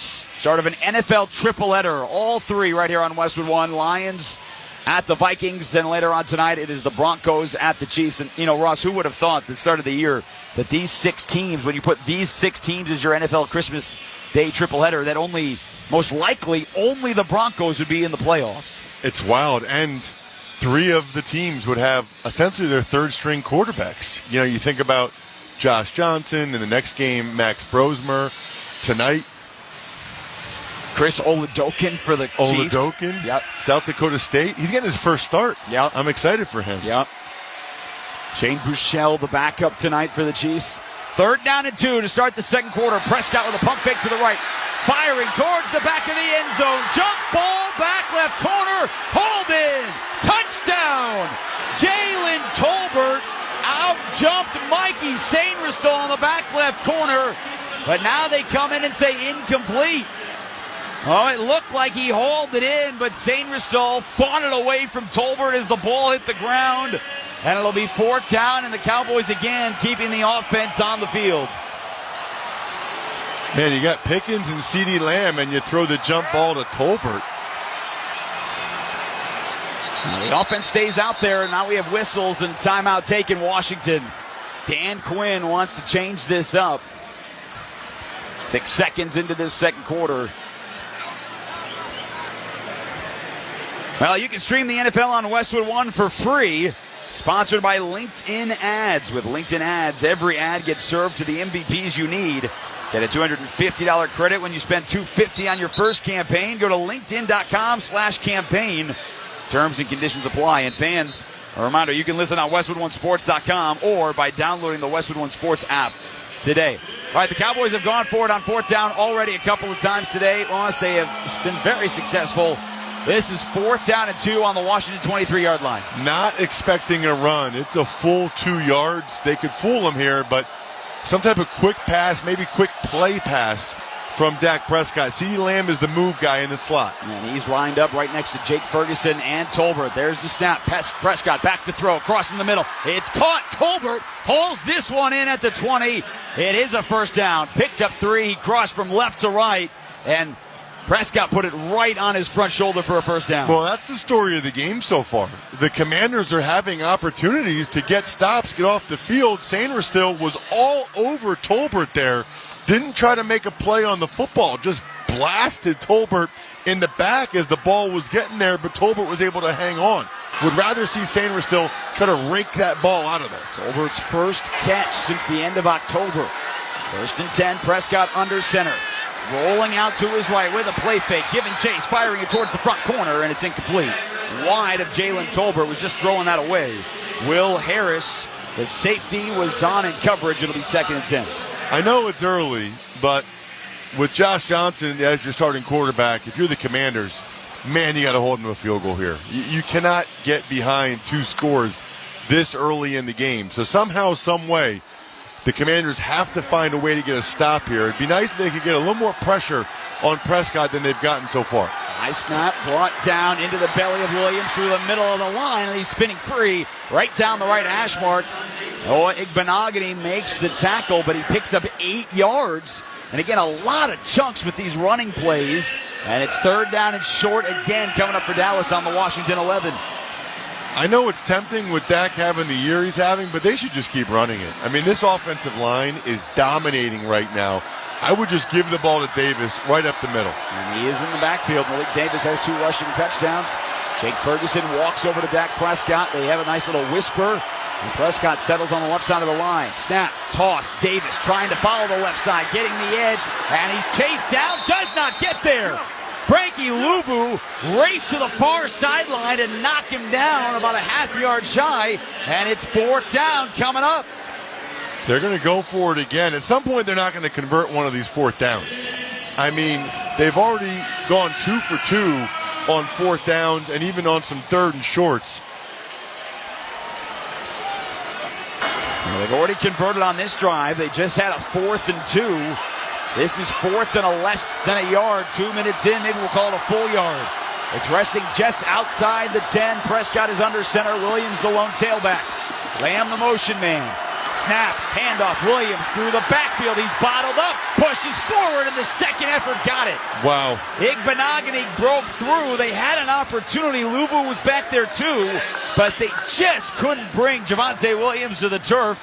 That second and third effort gained the extra yard, and it's 1st and goal, Dallas at the 9-yard line. This is maddening right now if you're a Commanders fan, because you had two guys there. They just couldn't get him down. Prescott fakes the toss to the left, rolls to the right, fires at the 5, and it's incomplete.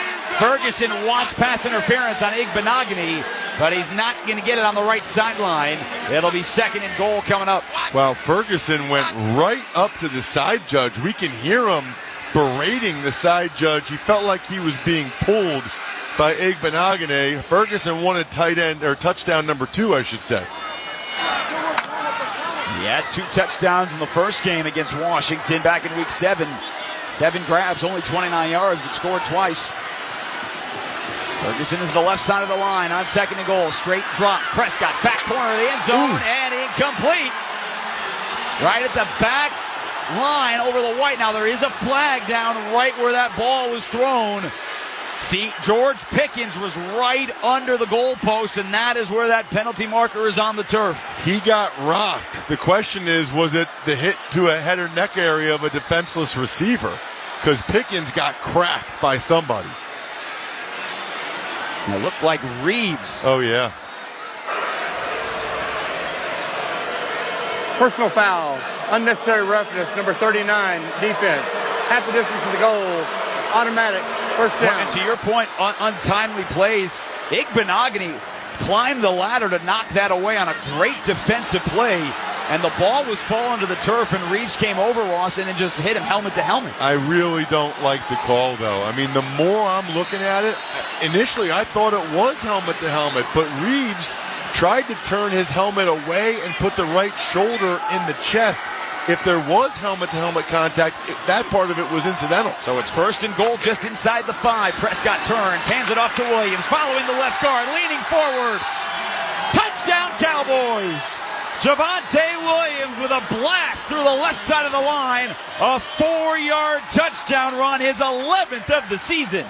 And back-to-back drives for the Cowboys, taking tons of time off the clock, and they're up 13-3 here in Washington. And the offensive line is owning the interior defensive line right now of the Commanders. They could probably just run it up the middle every play and go up and down the field with the way those guys are blocking right now. That was once again exquisitely blocked by the Cowboys' big men. Brandon Aubrey on to try the extra point out of the hold of Brian Anger. That is up and through, so now 44-45 on PATs this year for the Pro Bowl kicker for the Cowboys. 17-play march, and it finishes on a 4-yard touchdown run by Javonte Williams. Cowboys 14, Commanders 3, 12:06 to go, second quarter. This is Westwood One's coverage of the National Football League. Your home for the biggest stories in the league is SiriusXM NFL Radio. This is Solomon Wilcox from the opening drive. Week 17 is here, and some teams have already given their fans the gift of the postseason. I think the media decided not to talk about San Francisco. It's kind of like the Rams. Oh, yeah, Seattle could battle them. San Francisco has a lot of key wins. Purdy, he runs left, and he's in for a 49ers touchdown. SiriusXM NFL Radio Channel 88 and the SiriusXM app. The biggest college football games are on SiriusXM. Kick is up.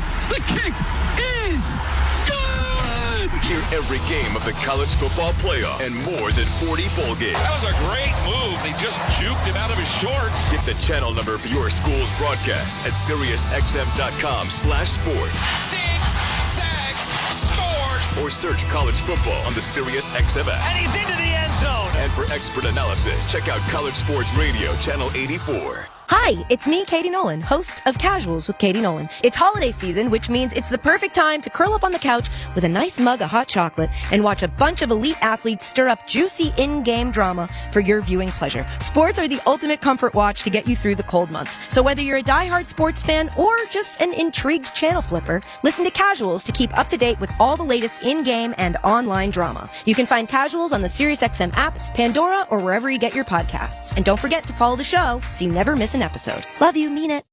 We win for scientists so they can serve at the EPA. We win at the Supreme Court because clean water is for everyone. We win against fossil fuel plants so communities can breathe freely. If you believe what we believe, then help us fight the good fight and help us keep winning by going to earthjustice.org today. That's earthjustice.org.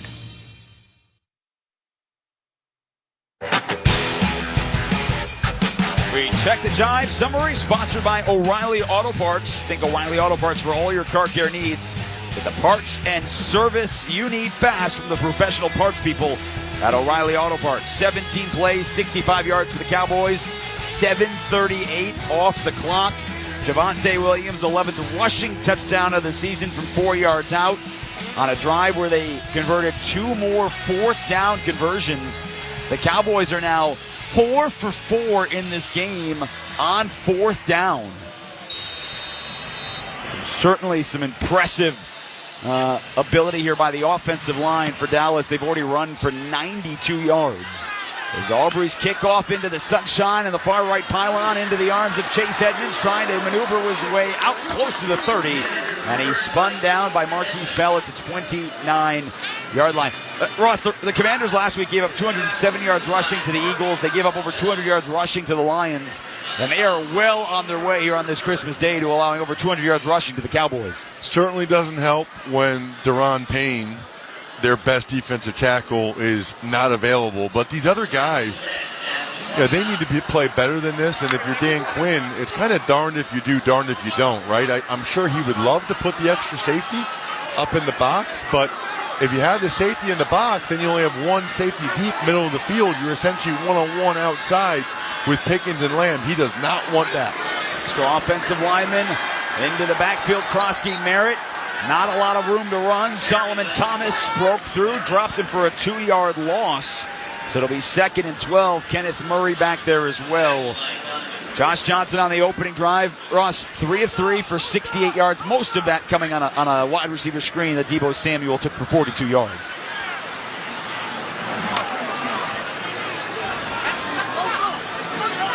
Break huddle. The 39-year-old out of the shotgun with the rookie Krosky Merritt in the backfield. 2 tight end set. Shotgun. Play fake. Johnson backpedaling, firing over the middle. He's got Samuel across the 40, streaking left to right, breaking a tackle, and finally spun down in Dallas territory on the near sideline. Deebo Samuel into the 46 on a pickup of 27 yards.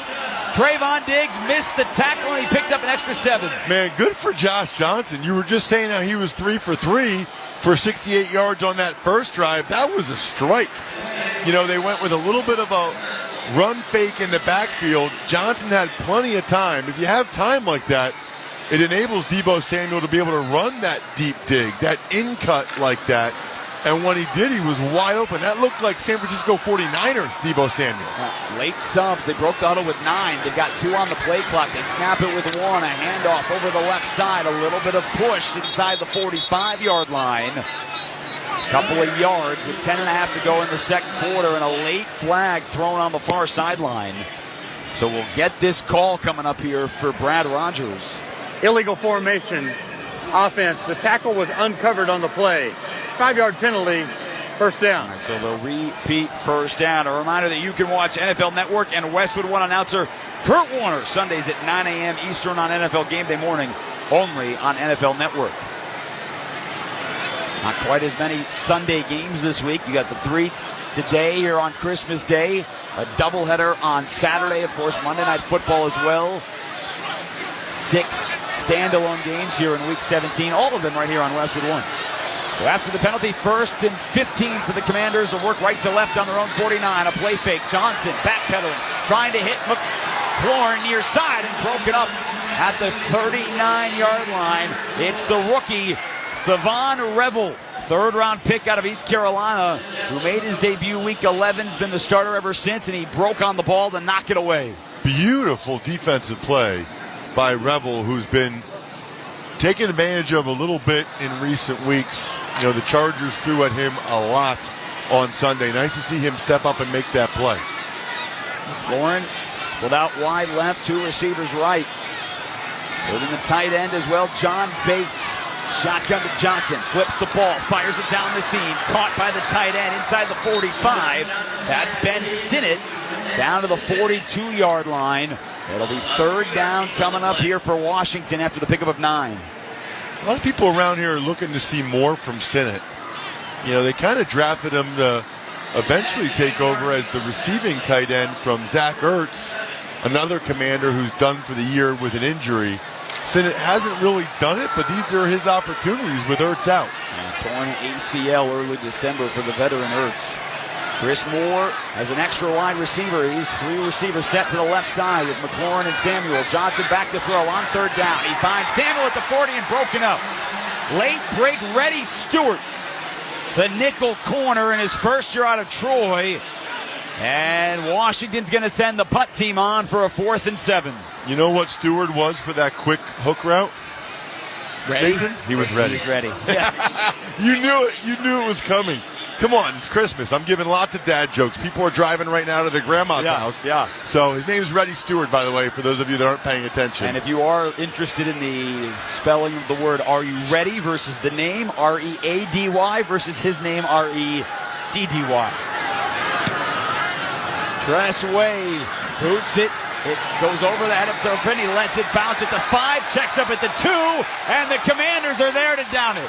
That was done perfectly by Tress Way, who is coming into this ball game third best in the NFL of his rate inside the 20, and the Commanders down it at the 2. 43 on the punt, nothing on the return. Cowboys take over up 14-3. 9:09 to go second quarter. We step aside. You're listening to the NFL on Westwood One.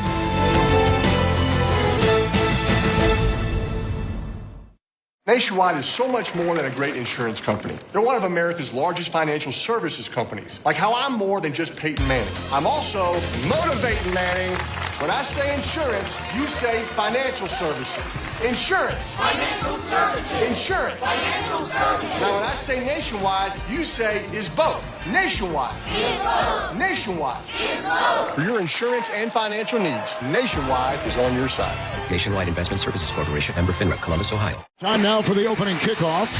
From kickoff to the final whistle, hear Westwood One's exclusive play-by-play of every primetime NFL game. Great job pushing for the first down. That is a first down. First and goal at the 3. NFL play-by-play lives on Westwood One. In overtime, 4-man front, receiver in motion, low snap, he runs and he throws, caught, touchdown, it's caught. Westwood One, the home of NFL play-by-play. 30, the 20, first strike, 10, touchdown. Listen live on the Westwood One Sports app. Kohl's clearance deals are so good, you might want to brace yourself before you shop, because up to 70% off can do things to you. Sudden goosebumps, racing pulse, involuntary gasping at prices. You may even feel the uncontrollable urge to brag to someone, anyone, even Deb, the checkout lady who's seen it all day. Don't worry, that's just the thrill of Kohl's clearance. Shop it now in-store and online. Select styles, some exclusions apply. See store or Kohls.com for details.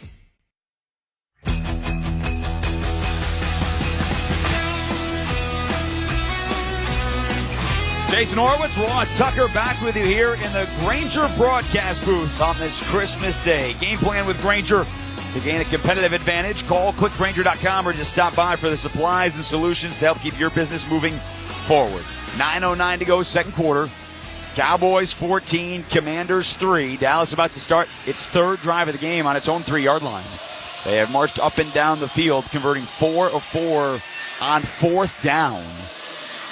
Against Josh Johnson, the 39-year-old making his first start since 2021. How about that last drive, by the way? 17 plays, 7 minutes, 38 seconds. They have a chance to go 98 yards.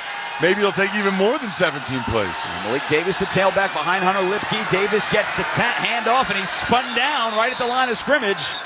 Jordan McGee broke through over the left side of the offensive line and dropped him for 1 yard. It'll be 2nd and 9, and they... Russ, maybe once or twice in all these running plays have they stopped Dallas for less than 5 yards. I really like this Jordan McGee, by the way. Second-year man out of Temple. They drafted last year, a high school quarterback. He is an athlete. He went right around the block to make that tackle. There's a reason why Dan Quinn's giving him more playing time. He's out there. Yeah, with Bobby Wagner, Louisville on the bench. Quick throw right side. CeeDee Lamb at the 10, spins around. Nobody's there, and finally escorted out of bounds, but he got the first down. They were far back off in coverage out to the 15. Hamilton made the stop, but it's 11 yards. So this doesn't make a lot of sense to me. If you have two deep safeties, that's where your help is. So then you should be able to be a little bit tighter on the receivers. They were not, so it's 1st and 10 for Dallas. Dak Prescott started 0 for 4. He is 6 of his last 9 for 64 yards and a touchdown. In the shotgun, he moves Lamb right to left. Prescott fakes it to Lamb. He settles in the pocket. Hit as he throws out to the left side, and it's incomplete. Bobby Wagner broke through the middle with some late pressure, drilled Prescott in the midsection, and that ball went sailing into the sideline. Anytime you get a chance to watch a future Hall of Fame player, you really have to appreciate it and not take it for granted. And that's what we see every time Bobby Wagner takes the field. I marvel at his combination of physical ability, but at this stage, it's really more about the mental part of it. The 35-year-old Prescott comes up firing, wide receiver screen, CeeDee Lamb, and he has no room. Jordan McGee, the man you were just talking about, was out there. Mikey Sainristil set the edge. They lose 2. It'll be 3rd and long. Hey, find holiday gifts on their wish list and yours with ease this season. And get great deals along the way at Kohl's and Kohl's.com. 3rd and forever, 3rd and 11. The Commanders have to get a stop here. I'll be curious.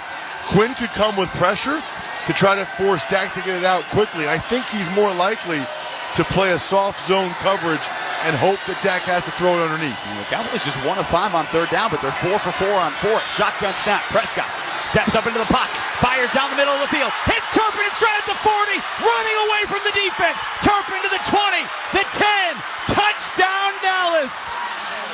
Cavante Turpin, if it stands, an 86-yard touchdown grab, but there is a flag down back at the 11-yard line. Offside. Defense number 4. That penalty has declined. Results of the play, touchdown. It stands, and Cavante Turpin with an 86-yard touchdown grab, breaking away from the defense and breaking open this game. It's 20-3 Dallas with 7 minutes to go in the second. Boy, that is really, really bad from a coverage standpoint for the Commanders. It looked like they were playing 3 deep, and Quan Martin is staring in the backfield. Turpin runs the deep post right into the middle where Quan Martin's supposed to be, and nobody is catching number 9 when he gets the ball in open space. His second receiving touchdown of the year. Aubrey just sneaks in the extra point through the left upright. And just like that, it is 21-3 Dallas. A drive that began on their own 3 winds up in the other end zone. And the Cowboys, 3 drives, 3 touchdowns, up by 18 here in Washington. You're listening to the NFL on Westwood One.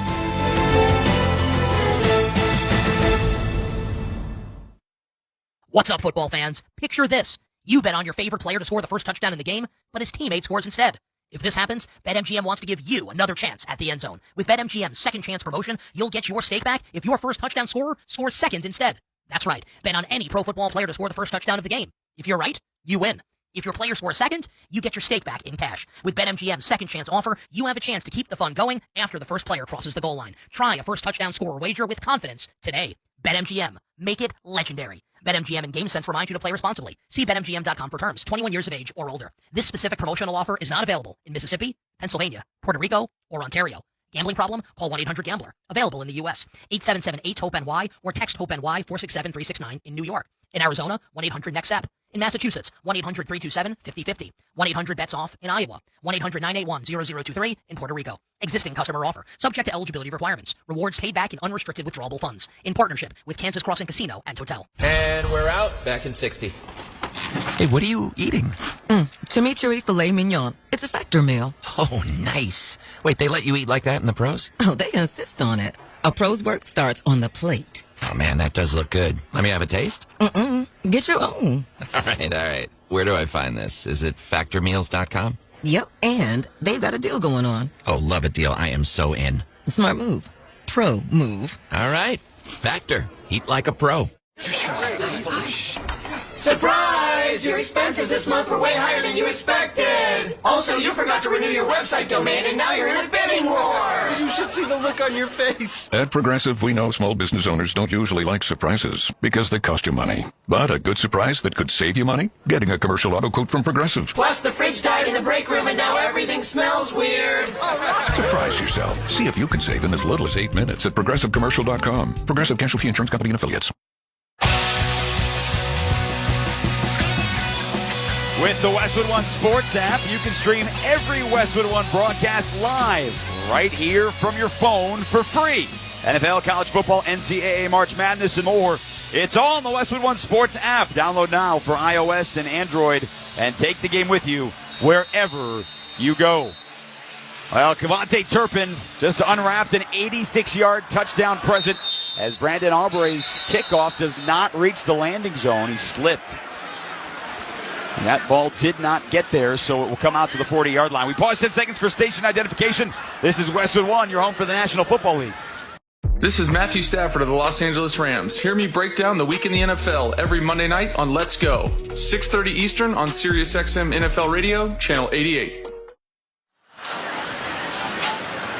Now, Dak Prescott's career long in the NFL, a 92-yard touchdown pass to CeeDee Lamb 2 years ago, that 2023 season that the Cowboys lost at home to the Packers in the playoffs. The offense was humming then. CeeDee Lamb broke the record for Dallas with 135 catches. But that 86-yard touchdown pass to Cavante Turpin, up there, his third longest of his career. Josh Johnson takes over, down 21-3. It's an end around to the right side. Deebo Samuel out in space. Oh, he's inside the Cowboys 40 and finally written down inside the 35 at the 34-yard line. That's a pickup of 26. They handed it off to Deebo as he worked left to right, ran around for a big gain. I mean, at this point, just give the ball to Deebo every play. He's by far the most effective offensive skill player for the Commanders. He has been dynamic, whether he's getting the ball in the air or on the ground. He's already almost over 100 yards. Picked up 29 officially. Commanders have got to put this one in the end zone. Treylon Burks works his way into the backfield. Johnson a play fake. He's settled. He's hit as he throws. It finds his way into the 20 and broken up incomplete. Johnson was drilled as he threw the football, trying to find Terry McLaurin. Could not do it. Jadeveon Clowney, who had a sack earlier in the ballgame, with the pressure, forced that throw behind McLaurin. McLaurin got drilled, too, by his college teammate, Malik Hooker, a couple of Ohio State Buckeyes. I applaud the courage of Johnson to deliver that ball while Clowney was smoking him in the clavicle. The 39-year-old began this ball game 4 for 4. He is one of his last 4, and Washington takes the timeout. Play clock was winding down with 6:14 to go here in the first half, and the Cowboys up 21-3. Well, from the pitch to the boardroom, dive into strategy and the stories behind U.S. Soccer's national teams. Catch the official U.S. Soccer podcast wherever you get your podcasts. World Cup coming to the United States, Mexico, and Canada starting in June. How many of the 48 countries, Ross, in the World Cup can you name of those 48 countries? I haven't looked at the full draw yet. I know it came out a couple weeks ago. I have definitely not looked at the full draw yet. I don't know if I'll ever be looking at the full draw. But I will be listening on Westwood One while I'm driving around. Hopefully many of you got World Cup tickets under the tree today. That'd be a nice Christmas present. Low snap, Johnson puts it into the belly of his running back. Crosby Merritt trying to get all the way out to the edge, and he's ridden out of bounds near sideline Trayvon Diggs. But as he was, a flag came in.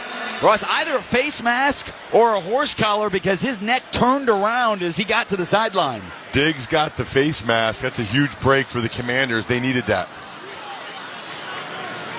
Now, it was a second personal and 10. Foul, horse collar tackle, defense number 7. 15-yard penalty, automatic, first down. All right, so it is a 15-yard penalty, so it'll take the Commanders into the red zone, but there is a down Washington player on the right hash mark at the 31-yard line. That's the center, Tyler Biotish, who was being looked at by the training staff. Well, that's interesting because I thought he got the face mask, but I guess it was the horse collar. Biotish would be a big loss. They're already down arguably their two best offensive linemen, including Laramie Tunsil and Sam Cosme. So they look at their starting center. We step aside. You're listening to the NFL on Westwood One.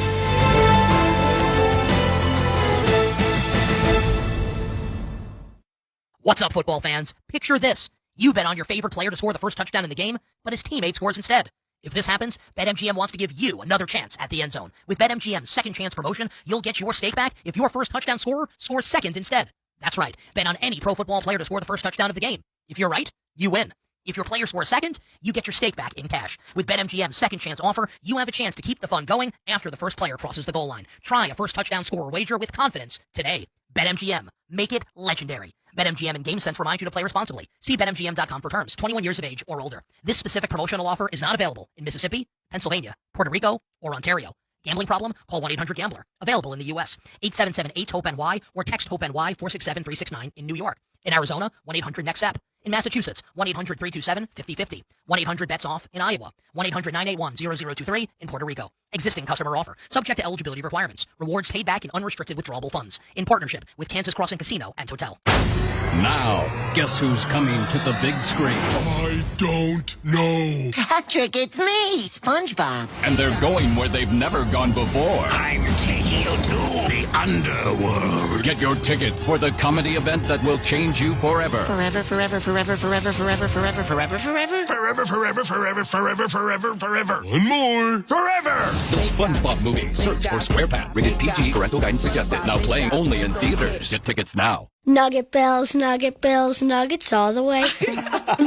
Hi, I'm Kylie. I'm John. And I'm Garrison. And a little thing we love about the 30-count Chick-fil-A nuggets is sharing them when we cut down the Christmas tree. We will pack the car with gifts, and of course, we go and pick up our family's favorite nuggets. Every nugget is tasty times quadrillion. And we get all the sides. Yeah, the ooey gooey mac and cheese is a big hit. Share the nuggets, share the joy. Order the 30-count Chick-fil-A nuggets on the Chick-fil-A app. Real guests paid for their testimonials.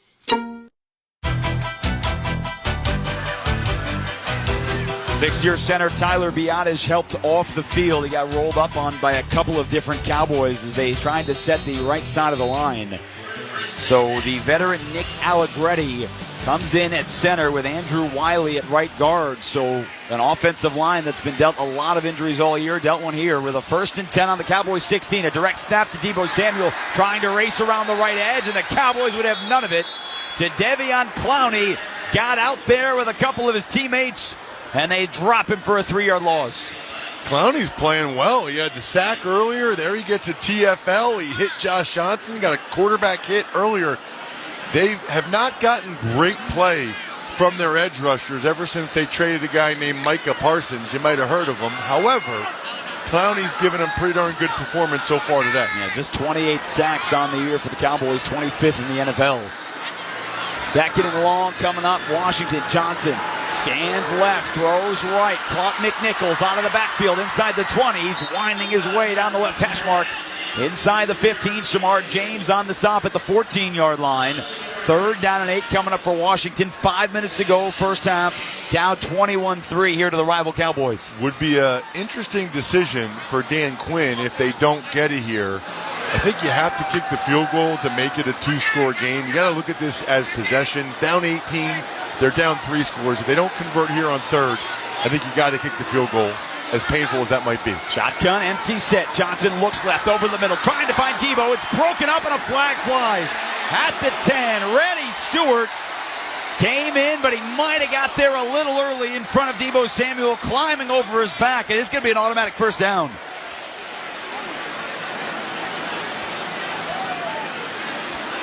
Well, he was definitely going for the football, Ross, but did he get there too early? About to find out. Pass interference. Defense, number 27. Ball's placed at the spot of the foul. Automatic. First down. He played it too well. He got there a split second too early. He was right there. He saw Deebo Samuel sit down against the zone. Reddy just needed to be a little bit more patient there. Johnson actually had Terry McLaurin wide open on an in-breaker coming from his left. Didn't see it for some reason.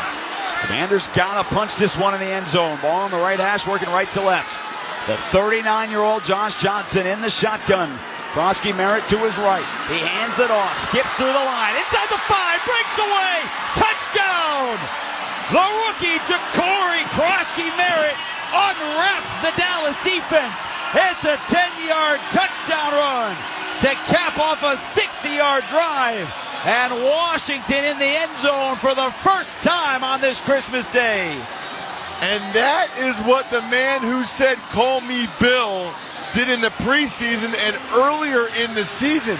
Break tackles at the point of attack. Malik Hooker, he ran right through him. Hooker is the unblocked safety. He's got to make that tackle, but Krosky Merritt with those tree trunks for legs ran right through his arms. The extra point, the snap put down by Tress Wade. Jake Moody swings it up and through.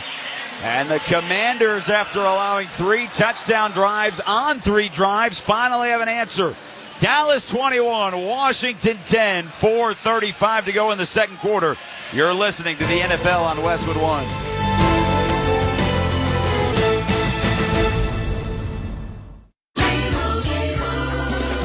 Doug. Here we have the Limu Emu in its natural habitat, helping people customize their car insurance and save hundreds with Liberty Mutual. Fascinating. It's accompanied by his natural ally, Doug. Limu, is that guy with the binoculars watching us? Cut the camera. They see us. Only pay for what you need at libertymutual.com. Liberty, liberty, liberty, liberty. Savings vary. Underwritten by Liberty Mutual Insurance Company and affiliates. Excludes Massachusetts.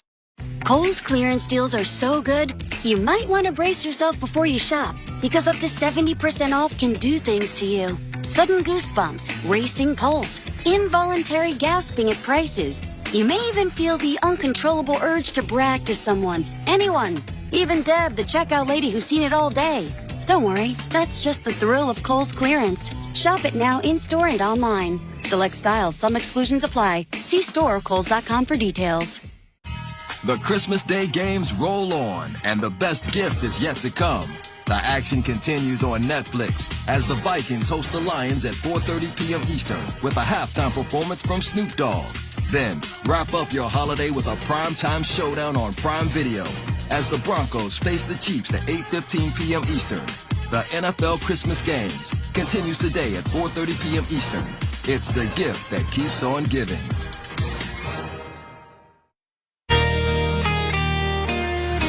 21-10, Dallas leading Washington, 4:35 to go here in the second quarter. Jason Horwitz, Ross Tucker, happy to have you back with us, Northwest Stadium. It's time now for our Fact of the Game, sponsored by Liberty Mutual. Liberty, liberty, liberty, liberty. Liberty Mutual customizes your auto and home insurance so you only pay for what you need. Today's fact, if the Cowboys win, Dak Prescott will break a tie with Troy Aikman, Donovan McNabb, and Charlie Connerly for the most victories against Washington since 1950. If the Cowboys win, he will move to 13-2 in his career against the Commanders franchise. And with his touchdown passes today, he is up to 31 touchdown passes and just 5 interceptions in his career against the Commanders. And he's up 21-10 here as the Commanders and Jake Moody about to kick it away right to left. On a beautiful Christmas day here in Landover, as the ball, of course, as I say that, the wind knocks the ball off the tee. And if it happens again, we'll get 12 guys on the field, my favorite. That is your favorite thing. I just think it's crazy. I mean, the sport's been around for over 150 years, and now, starting last year in 2024, we allow a 12th guy to go out on the field for the first time ever legally. It's hilarious. Yeah, you hold it down, and then as soon as you kick it, he's got to run to the sideline. The ball does not flip off the tee, so Moody kicks it to the goal line right in front of us on the right pylon. Coming out Turpin at the 20, stutters across the 25, and no room over there. Sainer still comes down to make the coverage. All right, so let's see if the Commanders can do something they haven't been able to do yet today, and that is stop the Cowboys from scoring a touchdown. 3 drives, 78 yards, 65 yards, and the last one, 97 yards. It helps certainly when Turpin goes 86 yards, but this Cowboys offense, I mean, we know about some of these weapons, but then you add Turpin, you add what Ferguson's done this year, top 3 tight end in receptions and touchdowns. 2 tight ends on the field, handoff to Malik Davis, patient through the hole across the 30. Oh my goodness. Onto the right hash mark at the 31-yard line. Newton made the stop. That's 5 more yards. Later on, we'll select the T-Mobile call of the game. It's better over here. See how at T-Mobile.com/magenta status. What was the oh my goodness? I'm not sure what Javon Kinlaw is doing. I mean, he's out there right now at D-tackle, and the left side of the offensive line, they just drove him back 7 yards. Tyler Smith, TJ Bass. Kinlaw's got a man up out there. Hand it off to Malik Davis, and he just did what you said. Now listen, we're above the first level here at Northwest Stadium in the corner. It would be a long shout for you down there to get it down, but they are on this side of the field. That is unbelievable. They ran the same double team on Kinlaw. The play before, he literally got driven back 7 yards. You rarely see that. The next play, he comes flying off the rock, splits the double team, and makes a tackle for loss. You can't make this up. 3rd down and 4. Prescott 149 passing yards and 2 touchdowns in an empty set. The snap and a pump fake. He's racing out to his right, breaks away from a tackle at the 25. He's going to take off 30, cuts inside 35-40, and gives himself up at the 44-yard line. They had him dead to rights, and Prescott escaped for 12 yards on the scramble, and a 1st down for Dallas with 3 minutes to go here in the second quarter. He doesn't do it as much as he used to when he was younger, now that he's 32 and in year 10, but I would determine that and call that really poor effort on the tackling. Jonathan Jones, I have no idea. It looked like he tried to pull Dak Prescott's flag. What was that? Yeah. He knows this is still tackle football, right? He came in and just touched him on the hip with his hand. First and 10, whistles fly. False start will stop this dead here with 2:36 to go in quarter 2. A lot of penalties False start during the first half. Offense, number 86, 5-yard penalty. 1st down. That's the tight end, Luke Schoonmaker. Credit Karma uses your credit profile to show you real loan offers with clear terms without hurting your credit scores. No gimmicks, just personalized estimated rates. Download Intuit Credit Karma to get started. Jason Horwitz, Ross Tucker, Cowboys with 252 yards of offense. 2:25 to go before halftime, and an opportunity to gain another 60 yards. Inside handoff to Davis. Stutters through the hole, breaks the 40, and tripped up at the 43-yard line. Von Miller, the veteran, with 136.5 career sacks on the tackle. They do not have to snap it again, and the Cowboys, as they about to huddle up here, are about to let this go to the 2-minute warning. So we have reached the 2-minute warning here on Christmas Day. Dallas 21, Washington 10. Cowboys with a 2nd and 10 coming up when we return. You're listening to the NFL on Westwood One.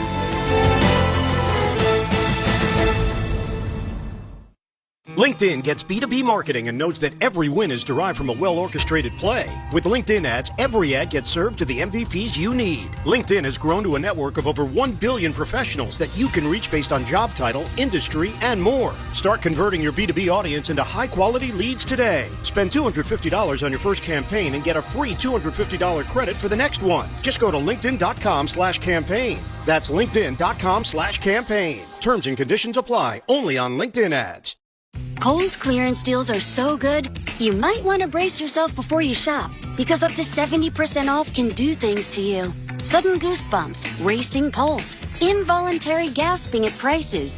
You may even feel the uncontrollable urge to brag to someone, anyone, even Deb, the checkout lady who's seen it all day. Don't worry, that's just the thrill of Kohl's clearance. Shop it now in-store and online. Select styles, some exclusions apply. See store or Kohls.com for details. As players fight to avoid mistakes on the field, remember to make smart choices off the field this holiday season. If you decide to drink and drive, you could get a DUI or worse. That one decision to drive impaired could change your life and the life of others forever. If you're going to drink, the only way to be the MVP this holiday season is by planning a safe and sober ride home. Don't risk it. Drive sober or get pulled over. Paid for by NHTSA. How are you beginning first family? On January 9th, the sequel to Greenland is so massive you have to see it on the big screen. I promise I'll get to safety. Starring Gerard Butler and Marina Baccarin. Oh my God, hang on! Greenland 2 Migration. Rated PG-13. Sponsored by Lionsgate. NFL play-by-play lives on Westwood One. 30, the 20, far side 10. Catch Westwood One's exclusive audio play-by-play coverage of any primetime NFL game. Touchdown! Listen live on the Westwood One Sports app. Don't miss all the NFL excitement on CBS and Fox on Sunday. Check your local listings for games and times in your area. Catch NFL on CBS and Fox. 21-10, Dallas the lead. 2-minute warning here in Washington.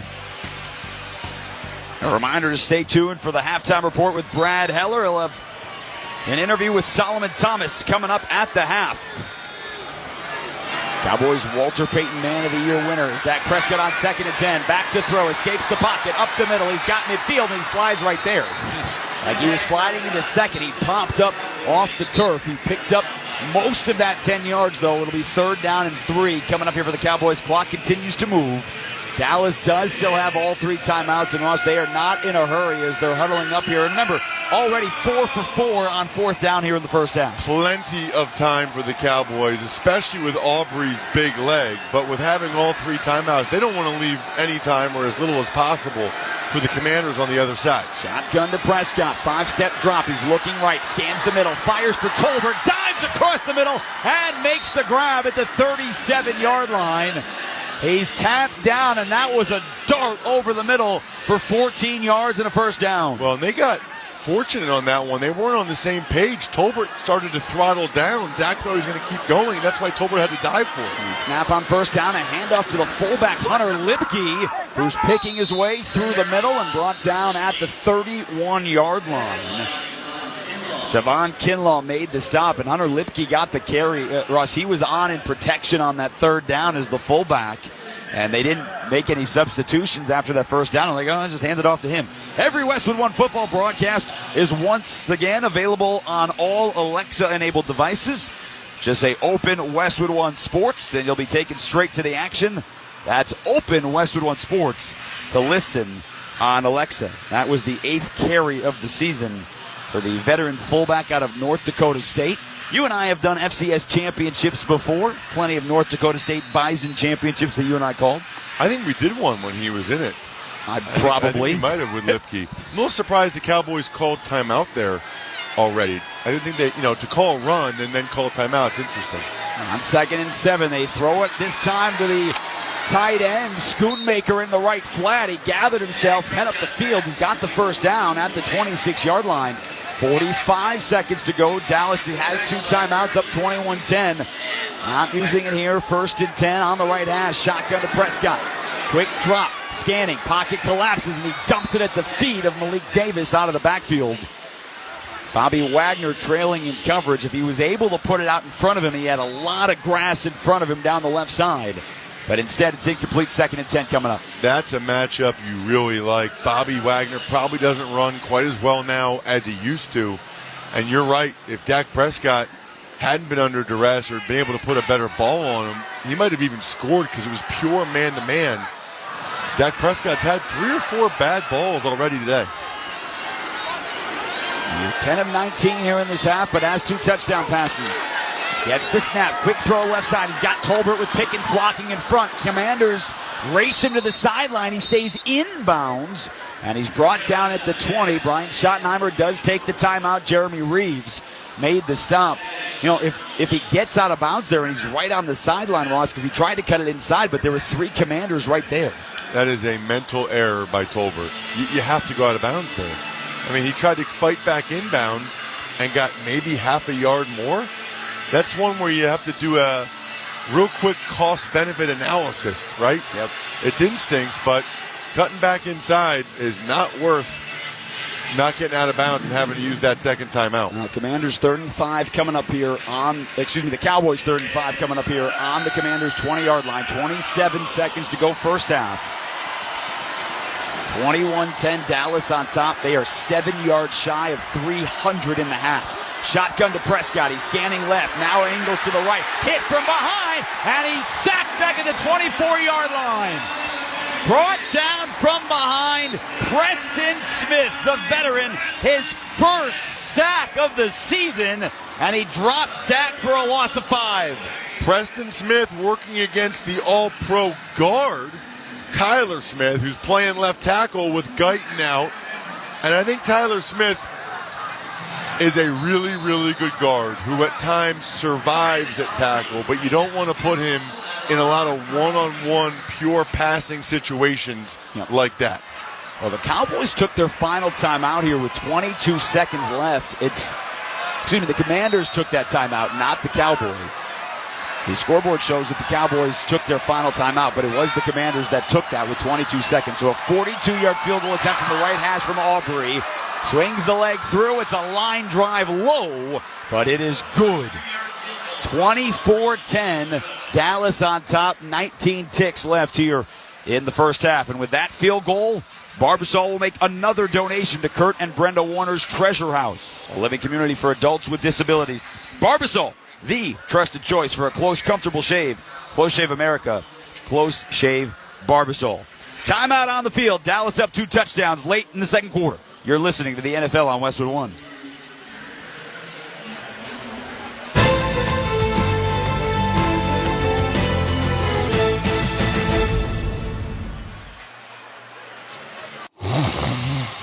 Sound familiar?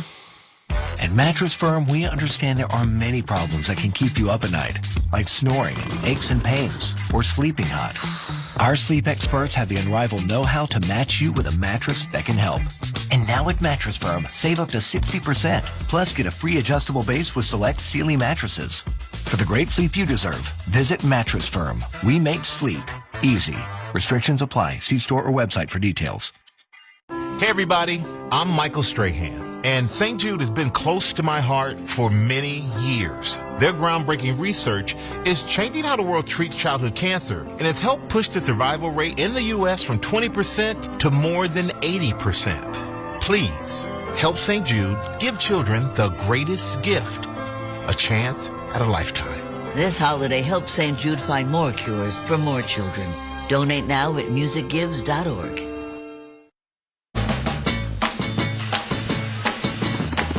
Need to know who to start or sit on your fantasy teams? Get answers and advice on NFL Fantasy Forecast with Amber Theo-Harris and fantasy expert Michael Fabiano. Whose stock is on the way up for your championship? Which players should you drop heading into this final week? Tune in to NFL Fantasy Forecast every weekend to find out. You can also listen on demand at WestwoodOneSports.com or by downloading the Westwood One Sports app. So I think if you're the Cowboys here, you want to kick the ball in the field of play and have the time go off the clock.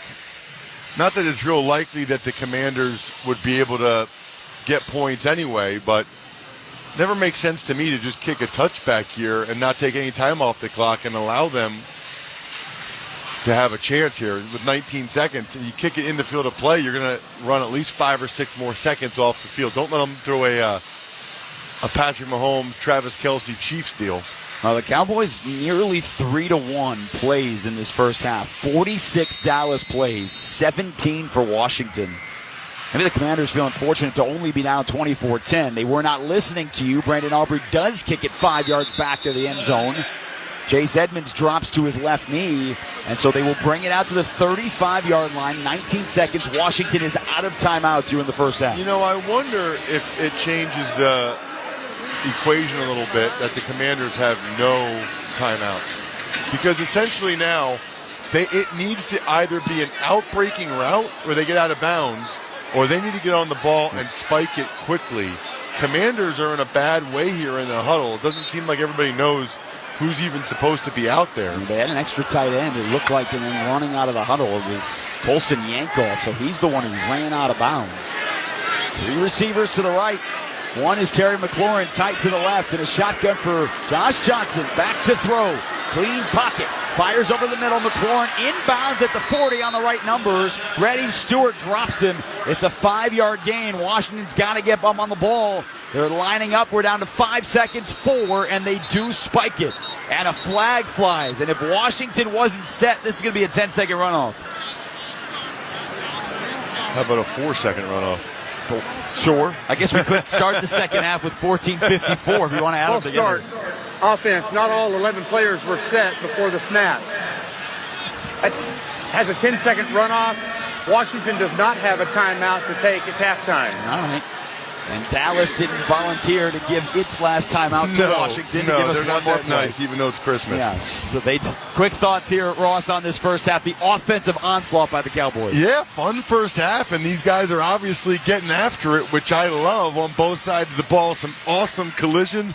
We're looking forward to a bunch of more points here in the second half. 24-10. Dallas the lead on Washington at the half. When we return, Brad Heller rejoins us from our Progressive Insurance Studios with the halftime report. Protect the stuff you love with Renters Insurance. Visit Progressive.com. You're listening to the NFL on Westwood One.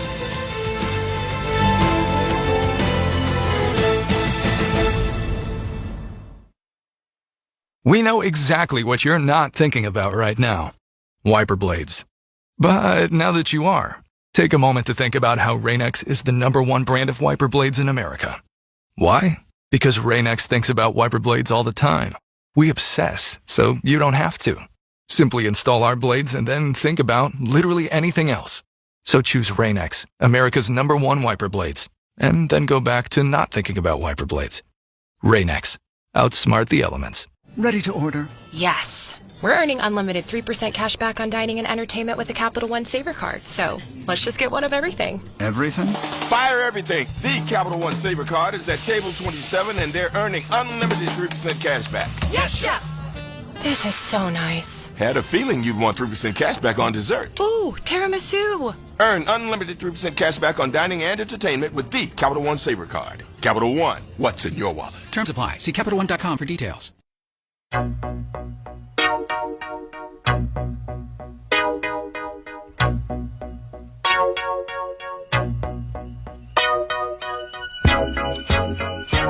Welcome back to Westwood One's coverage of the NFL from the Progressive Insurance Studios. I'm Brad Heller. Progressive offers auto, home, and commercial auto insurance, plus a variety of business insurance options.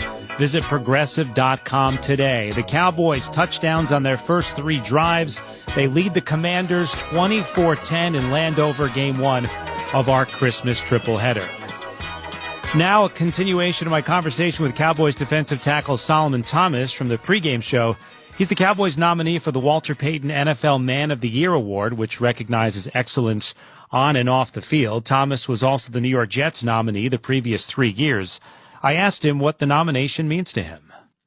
Being recognized as a Walter Payton Man of the Year nominee for your team 4 years in a row has meant the world to me. I would do it regardless of the recognition, but to be recognized and seeing that my work is making an impact and making a difference means the world. I truly believe it's the highest honor in the league to be recognized and noticed for this, because we live these really busy, stressful lives. And to all the guys who use all their free time to go impact the community and go be in the community, it's a very tiring job, and it's worth it though, because you're connecting with the community, connecting with those around you, and using your platform in the short time that we have it to lift others up and to help others out. So it's meant the world to me, and my family growing up always would let us know how blessed we are, and to always take that time to give back to those who aren't as fortunate, and just to impact others' lives. I believe that's why we're here, and we're here to help others out, and to have that recognition means the world. Your foundation is called the Defensive Line. Could you share a little bit about some of the things that foundation is doing in the community?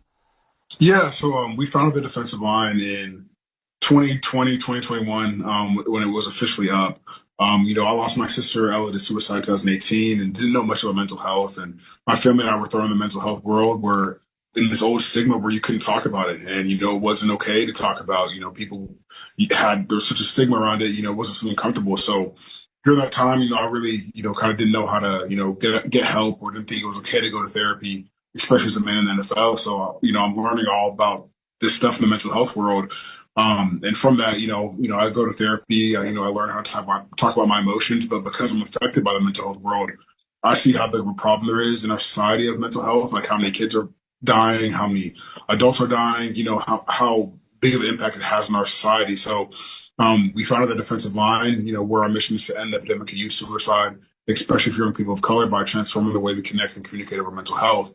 And we're doing this by, we run suicide prevention programs where we go into schools, businesses, collegiate sports programs, and we try to get around any mentor of youth, whether you're a coach, a CEO, president, a principal, a teacher. whatever entity you're around. We just want to make sure we get around you, teach you how to talk about mental health, teach you the science of it, the statistics of it, teach you the language so you can have a conversation in your classroom to help others know they're in a safe place, know where to go for help, try to connect you with local and national resources so you don't feel like it's all on you to be the solution, but you know where to go to send kids so they know, or coworkers or players or students, so they know like where to get that extra help.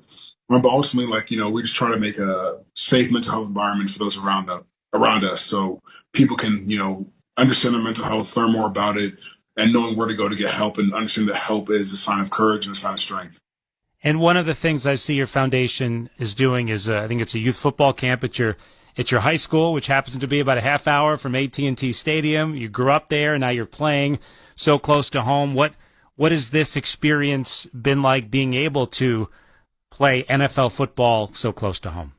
Yeah, so I've done about 5 or 6 camps now in the off seasons. Just in my high school, it's so cool to give back to the kids in my community. Just to, go out and show them how much I love the game and how much fun it is.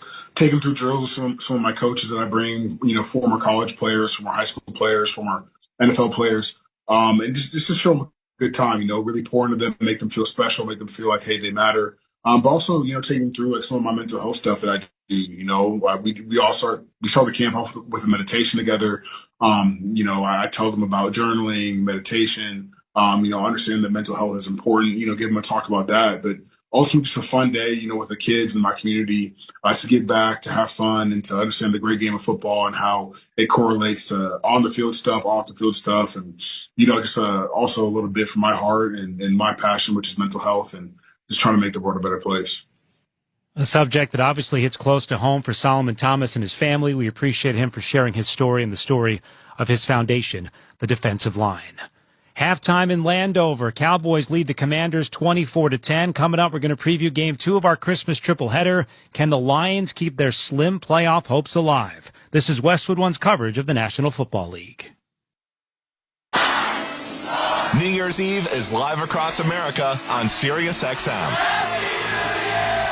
Ring in 2026 with Fish at Madison Square Garden and over 50 country acts, including Lainey Wilson, Jason Aldean, Billy Zimmerman, and more at Nashville's Big Bash. Plus live shows on The Heat, Turbo, Hits One, and many other channels. Listen throughout New Year's Eve. At home with SiriusXM on your phone, computer, Alexa TV, or other internet-connected devices. Season's greetings, football fans. This is Jim Miller. And I'm Pat Kerwin. Be sure to tune in to Moving the Chains tomorrow at 3 p.m. Eastern. We'll be breaking down the action from the Christmas tripleheader and getting you ready for all the rest of the Week 17 slate. Including a pair of games on Saturday with major playoff implications as the Texans take on the Chargers and the Ravens battle the Packers. So come talk some ball with us tomorrow at 3 p.m. Eastern on Moving the Chains, SiriusXM NFL Radio, Channel 88, and on the SiriusXM app. Send 2025 packing with a full-blown party music experience. The biggest high-energy hits from across the SiriusXM universe. All on one channel. That's the way I like it. New Year's Nation. Starting Saturday through January 1st on Channel 4 and at home on your phone, computer, Alexa, TV, or other internet-connected devices. It's Fantasy Football Championship Week. Get the edge you need with Fantasy Sports Radio. I don't care if you're a 50-point underdog. Put the best players in. We just need points. Go home a Fantasy Football champion or just go home. Go ahead and fire up your Cardinals. The Bengals defense can't stop anybody. You've made it this far. Don't give up the title because you made the wrong roster move. You got to go with the guys who got you here. Don't overthink it. Fantasy Sports Radio, Channel 87, and on the SiriusXM app. Hear your hometown announcers call every game on the SiriusXM app. Brad Heller back in our Westwood One studios. Coming up next on most of these same Westwood One stations, Game 2 of the Christmas tripleheader, the Lions and the Vikings. And let's check the current standings and see what teams need to do to stay alive. Sponsored by Lionsgate, Greenland 2 Migration, the sequel to the 2020 disaster hit movie starring Gerard Butler, is only in theaters January 9th. Get tickets now. The Lions at 8-7 need to beat the Vikings today to stay alive in the playoff race, and then hope for a Packers loss tomorrow night against the Ravens. That one also here on Westwood One. That's just to stay alive heading into Week 18. Cowboys lead the Commanders 24-10 at halftime. When we return, Jason Horowitz and Ross Tucker will have the second half kickoff. You're listening to the NFL on Westwood One.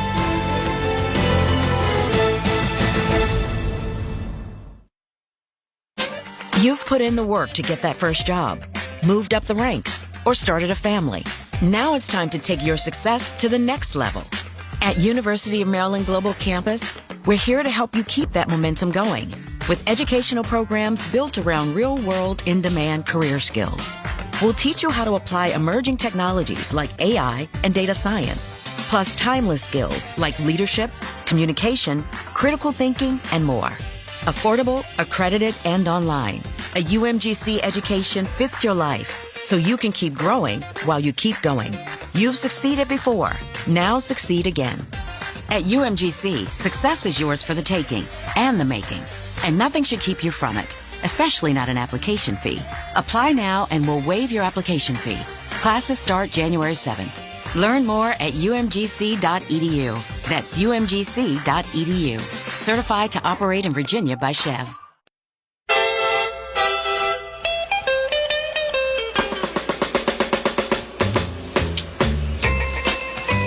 Jason Horowitz, Ross Tucker, happy to have you back with us on this Christmas Day, the start of your NFL triple header, all here on Westwood One. It's halftime, Dallas leading Washington 24-10. We check the halftime stats, sponsored by Indeed. Stop just hoping the right applicants find your job. Sponsor it on Indeed and match with quality talent. Start at Indeed.com/credit. Cowboys' second highest offensive first half total of the year, 290 yards in this 24-10 lead. Dak Prescott 11 of 20 for 174 and 2 touchdowns. The highlight of that, an 86-yarder to Kevontae Turpin, the longest on Christmas Day in NFL history. Cowboys also ran for 127 yards in the first half. Javonte Williams 13 for 54 and a touchdown. The Commanders only ran 18 plays in the first half at 146 yards. Josh Johnson, the 39-year-old, in his first start in 4 years, 7 of 10 for 116. He only ran the ball 7 times, Ross, but for 38 yards, including Deebo Samuel on a 29-yarder. Washington, Dallas, what makes the second half here, particularly for the Commanders who will get the ball first? Well, they need to keep feeding Deebo Samuel. I mean, Deebo has almost 100 yards. He's got 68 yards on 2 catches, 25 yards on the ground on 2 carries. He has been the one carrying the load for the offense. Meanwhile, defensively, they keep getting the Cowboys in these 3rd and 4th down situations. They just haven't been able to force them to have to punt. Meanwhile, for the Cowboys, I like to see them continue to run the ball. I know Williams has the shoulder and he's questionable, but they've got 2 backs already with over 50 yards. They've got 127 as a unit, especially when you have a lead like this. The more you can just keep running the ball, the better. Yeah, Cowboys season best on the ground, 180 yards, week 5 in their win over the Jets, 37-22. Remember, the Cowboys were 3-5-1 heading into the bye. Then they won 3 in a row after trading for Quinnen Williams. But they come into this game losers of 3 straight, Detroit, Minnesota, and last week against the Chargers. Here have a 14-point lead. The opening second half kickoff coming into the hands of Chase Edmonds down the left side across the 10, 15, and he is wrapped up and thrown backwards.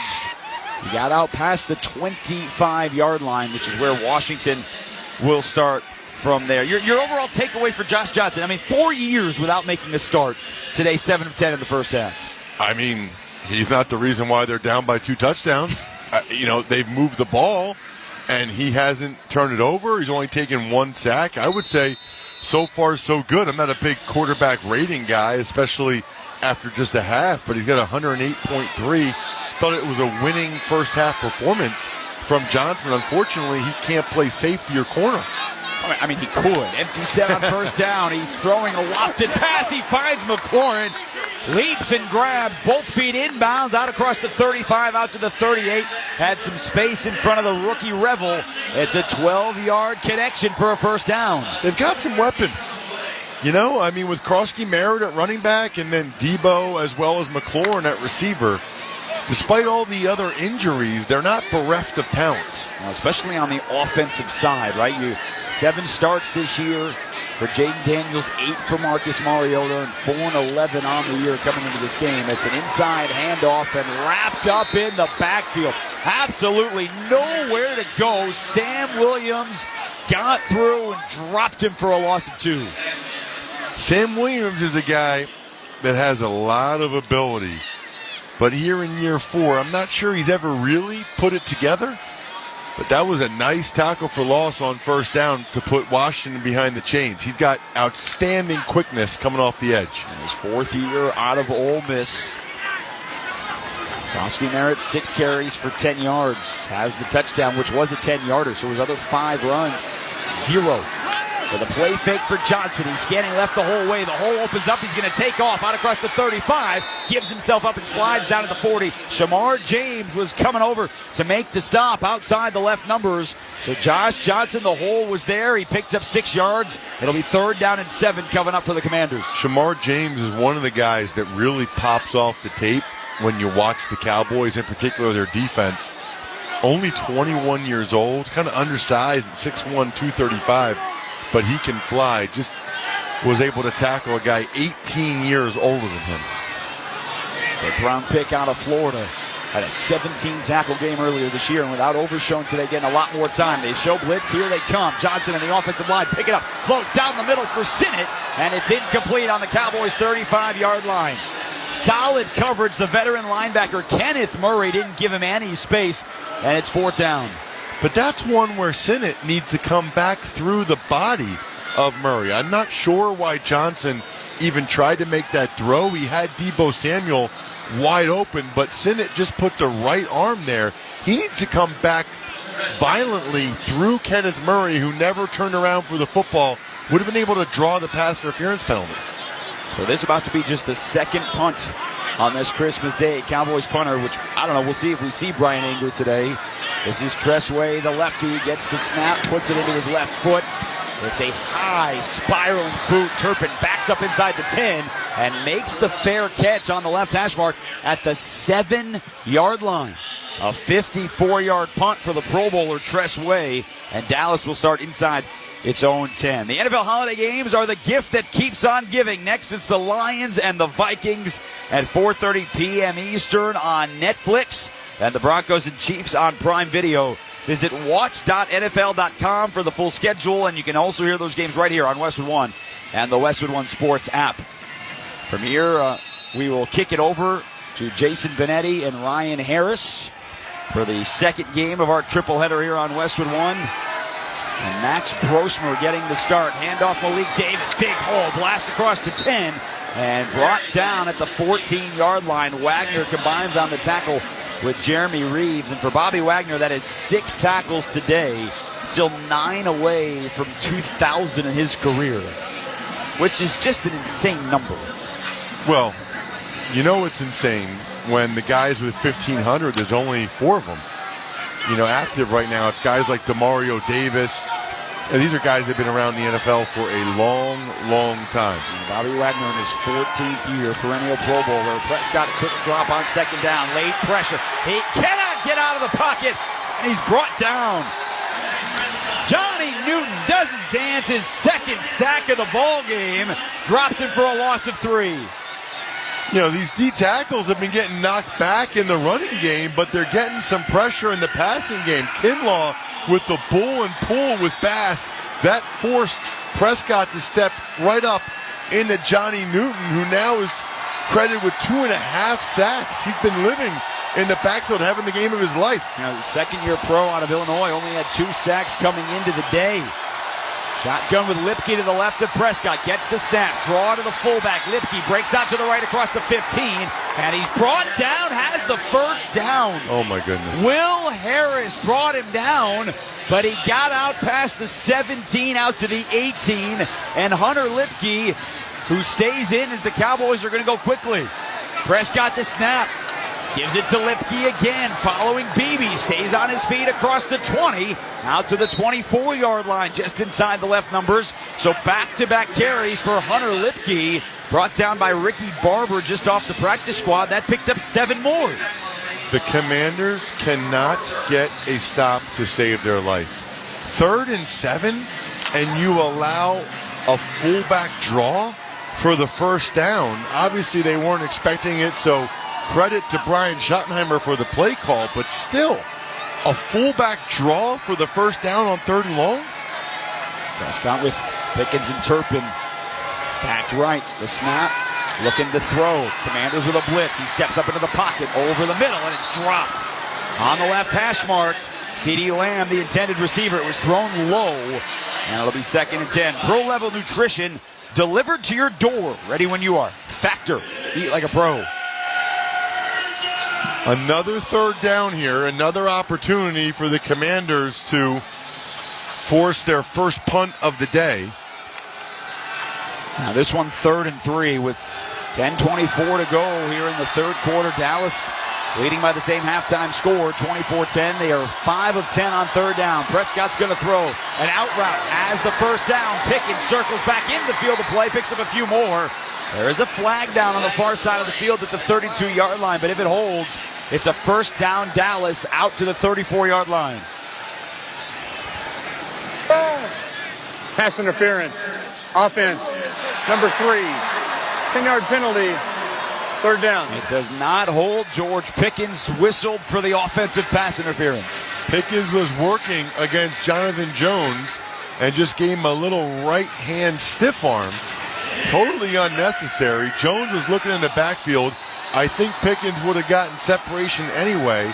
He can't believe the call, but they're looking for any extension of your hands or arms. They're going to call that. And maybe they go back to him here on what is now 3rd and 13. He split out wide left. Lamb and Turpin to the right. Pickens. Prescott fires over the middle. It's in and out of the hands of Pickens at the 30. He was cutting left to right on an in route between a pair of defenders, Will Harris and Jonathan Jones, but the ball was hit in stride to his hands, and he dropped the football. That is a brutal back-to-back sequence for George Pickens. First of all, he was wide open on the out route for the first down, pushed off, didn't need to do it. That time, Dak Prescott, the ball went right through Pickens' hands. He's not a big drop guy. So we do see Brian Anger for his first punt, and we see a flag. There's still 7 seconds left on the play clock, so a false start coming. Offense, number 14, 5-yard penalty, 4th down. Marquise Bell. So 7 penalties now on the Cowboys for 54 yards. And Brian Anger, who has had just 1 punt in each of the last 4 games, is standing 6 yards in the middle of the end zone to our left. There he is, though. Special teams coordinator for Washington just changed the call. They've got River Craycraft back deep to receive just off the practice squad. He changed his jersey. He's wearing number 88. He's under it at the 39-yard line. Does not call for a fair catch, and he's brought down right away. C.J. Goodwin, special teams extraordinaire. The gunner got down there and wrapped him up around the ankles. Now there is a flag down on the field on the 54-yard punt. Side judge has his hat off, which means it involves a player that went out of bounds. And it's on the Cowboys sideline. During the kick, blocking the back, number 18. 10-yard penalty from the end of the kick. First down, timeout. Tyler Owens, the corner, whistled for the penalty, which will back the Commanders up, but they have the ball back. 9:44 to go, 3rd quarter. Dallas 24, Washington 10. This is Westwood One's coverage of the National Football League. There's no place like home for the holidays. Cozy up and keep it merry and bright with the SiriusXM app. Exclusive holiday channels and specials. Let us know, let us know, let us know. Calming music for overworked elves. Find the perfect music for trimming the tree, hanging your stockings, and everything in between. Unwrap everything holiday. Search At Home in the SiriusXM app. The weather outside is frightful, but the soccer is so delightful. We have the biggest games. Congratulations for subscribing. So when you've got no place to go, tune in to SiriusXM FC for all the biggest matches. Put in for Haaland, 5 stars showing for Liverpool. Oh my word, Bukayo Saka! Manchester United may just have won it! Enjoy a feast of English football this holiday season on SiriusXM FC 157 and the SiriusXM app. Relive the songs and stories that defined 2025. Tap into the SiriusXM app for countdowns of the year's top tracks. From your favorite channels like Hits 1, The Highway, Octane, Hip Hop Nation, and more. Plus, the biggest moments in sports, comedy, and beyond. Make it 5 in a row for Shohei Ohtani. Just search 2025 in the SiriusXM app to start the look back.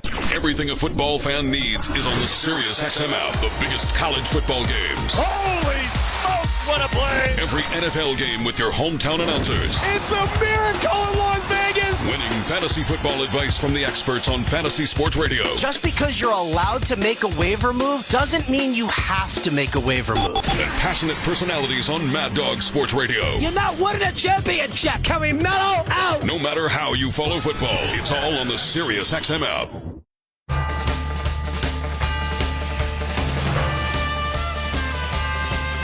Jason Horwitz, Ross Tucker back with you here in the Grainger broadcast booth inside Northwest Stadium.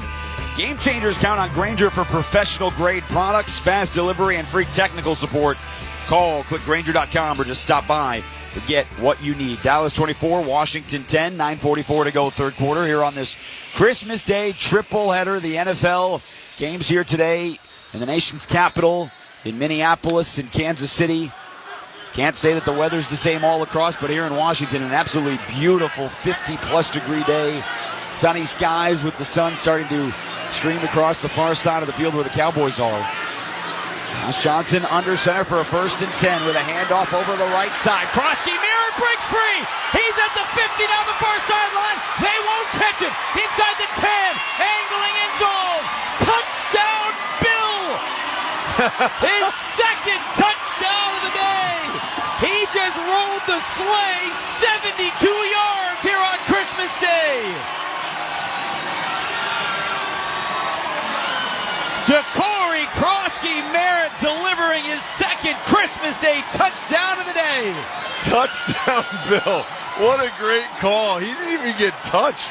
That's how well blocked that play was. Jerry Jones made a whole lot of conversation about needing better run defense, which is why they traded Micah Parsons and got Kenny Clark, Quinnen Williams. Well, I got news for you.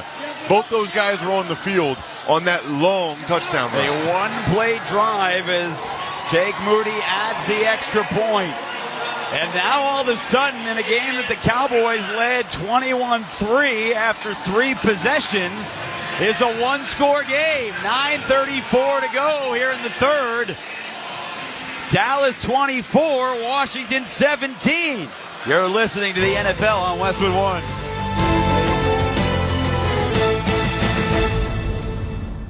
How are you getting for family? On January 9th, the sequel to Greenland is so massive you have to see it on the big screen. I promise I'll get to safety. Starring Gerard Butler and Marina Baccarin. Oh my God, hang on! Greenland 2, Migration, rated PG-13. Sponsored by Lionsgate. Drinking and driving will change your whole world. The next time you're out with your friends, consider what would happen if you got pulled over after drinking.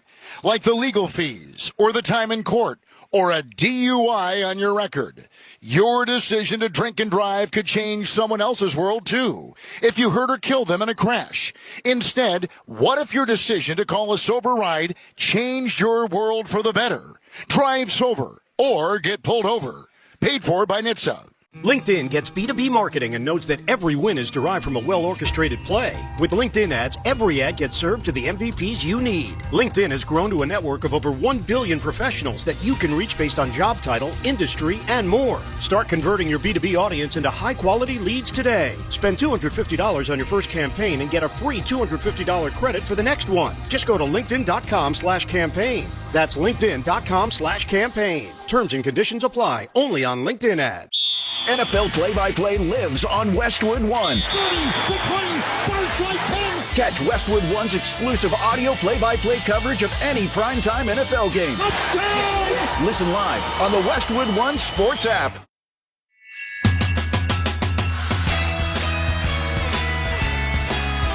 Back here in Landover, we pause 10 seconds for station identification. This is Westwood One, your home for the National Football League. Interact with our stable of former players, coaches, and executives all day long on SiriusXM NFL Radio Channel 88 and the SiriusXM app. Hope you are having a wonderful Christmas day. Jason Horwitz, Ross Tucker, happy to have you back with us, Northwest Stadium.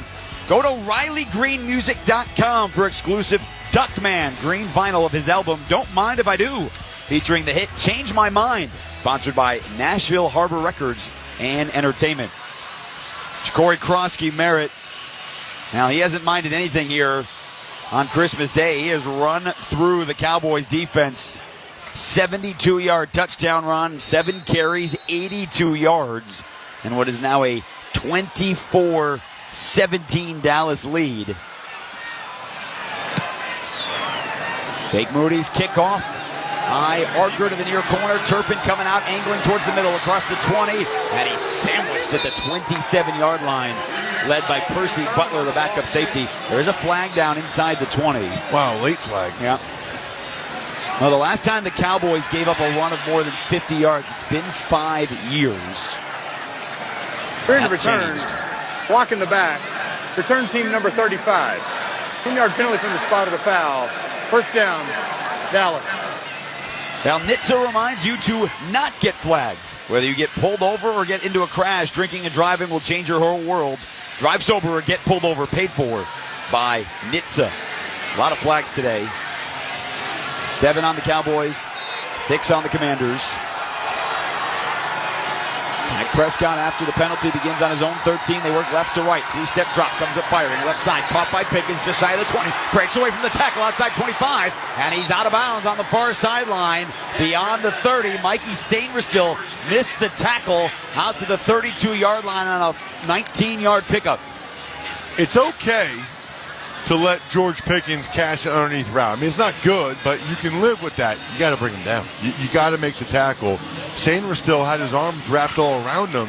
Pickens is just a bigger man. He's got him by 20-some pounds. And 3 catches for 57 yards for the Pro Bowler, who is now just 1 yard shy of 1,400 in his first season with the Cowboys. Prescott, pump fakes, and he's sacked! Bobby Wagner brings him down, laying him on his chest back at the 27-yard line. The Commanders' 4th sack of the day.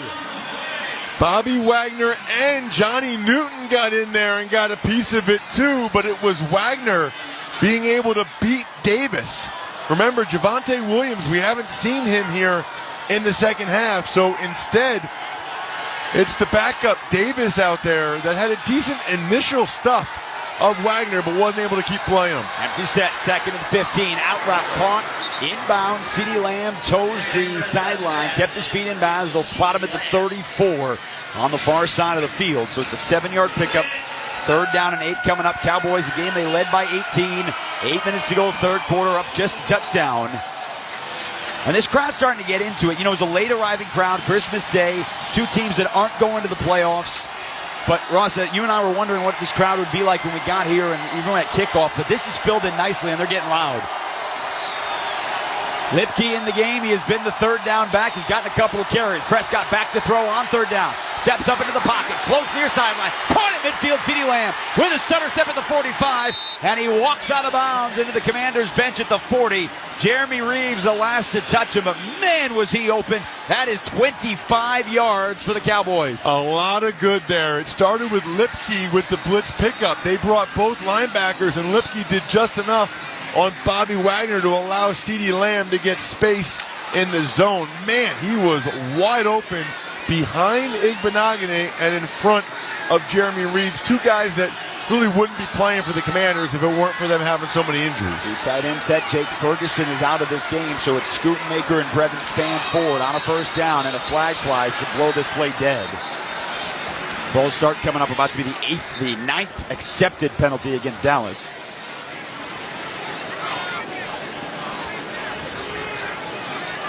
You think the officials... False start. Offense. Number 73. 5-yard penalty. 1st down. I think the officials at some point, Ross, would be like, hey, look, we have presents to get home and deliver to. Let's speed this game up a little bit. That's how I'd be if I was an official. I'm kidding. Fifth offensive penalty. Yeah, you have to call that. I mean, Tyler was very clearly offside there. Yeah. So first and 15, the Cowboys backed up onto the Commanders' 47. Malik Davis in on the left side. He gets the hand up, trying to get behind the line, and carries a defender inside the 45 down to the right hash mark on the 42. Newton in there again. And what a game for Newton. And really, ever since you called out Javon Kinlaw in the second quarter, again, he had no knowledge that you did that. But he has had a whale of a game since then. Always had the physical ability. You know, the only times that the Cowboys have really been slowed down is when they're able to get any type of pressure or sack Dak. Cowboys could probably stick with the ground game, but I think with Javonte Williams being banged up, they don't really want to. Hunter Lipke split out wide left for an empty set. Prescott's looking right. Now he scans the field. He takes off, runs towards the line, batted up in the air at the 40 and incomplete. Frankie Louvu was racing towards Prescott as he was pressing the line of scrimmage, leapt in the air to knock that down. 3rd and 9 coming up for Dallas on the Commanders' 41-yard line. You know, they really only rushed like 2.5 guys. I mean, the 2 edge guys rushed, and then it was a slow rush by Sheldon Day, so Dak couldn't find anybody. He stepped up. I thought he might try to run, but then when Louvu closed on him, he threw it, but Louvu got a hand on it, setting up his 3rd and long. Could be 4-down territory. Cowboys started 1 of 5 on 3rd down. They are 5 of their last 7. Commanders come with a blitz. Prescott trying to escape the pocket. Out to his left side. He's tripped up and sacked. Von Miller just got a piece of his ankles, but then a late flag as Prescott was on the ground. Frankie Louvu came in on top of him. They threw the flag back at the 50, and instead of being a 3rd down stop, this might be a 1st down. The runner was ruled down on the field. After the play, personal foul, defense number 4. 15-yard penalty, automatic, 1st down. Von Miller was able to get his ankles for the sack as Prescott was trying to escape out the back and trip him up. But I don't know that Louvu knew that, and he jumped on top of him. No, he didn't think he was down. Louvu didn't hear a whistle or didn't think he was down. Dak knew he was. Louvu came in and smashed him. The offensive lineman for the Cowboys didn't like it. That's a tough one. I'm assuming that the whistle was blown, but what's interesting is that Jacob Martin, the edge rusher, he came in and was about to hit Dak too. So I'm wondering maybe those guys just couldn't hear it because it wasn't totally clear whether or not Dak was down. He obviously knew that he was. Running play up the middle for Davis off the left hash mark inside the 35, down at the 34, picked up 2. Johnny Newton in on the play along with Jalen Holmes. Johnny Newton, the second-year pro out of Illinois, was a second-round pick. He was the Big Ten Defensive Player of the Year his final year at Illinois. 3 sacks today, Ross. 9 tackles. You know what's interesting, by the way?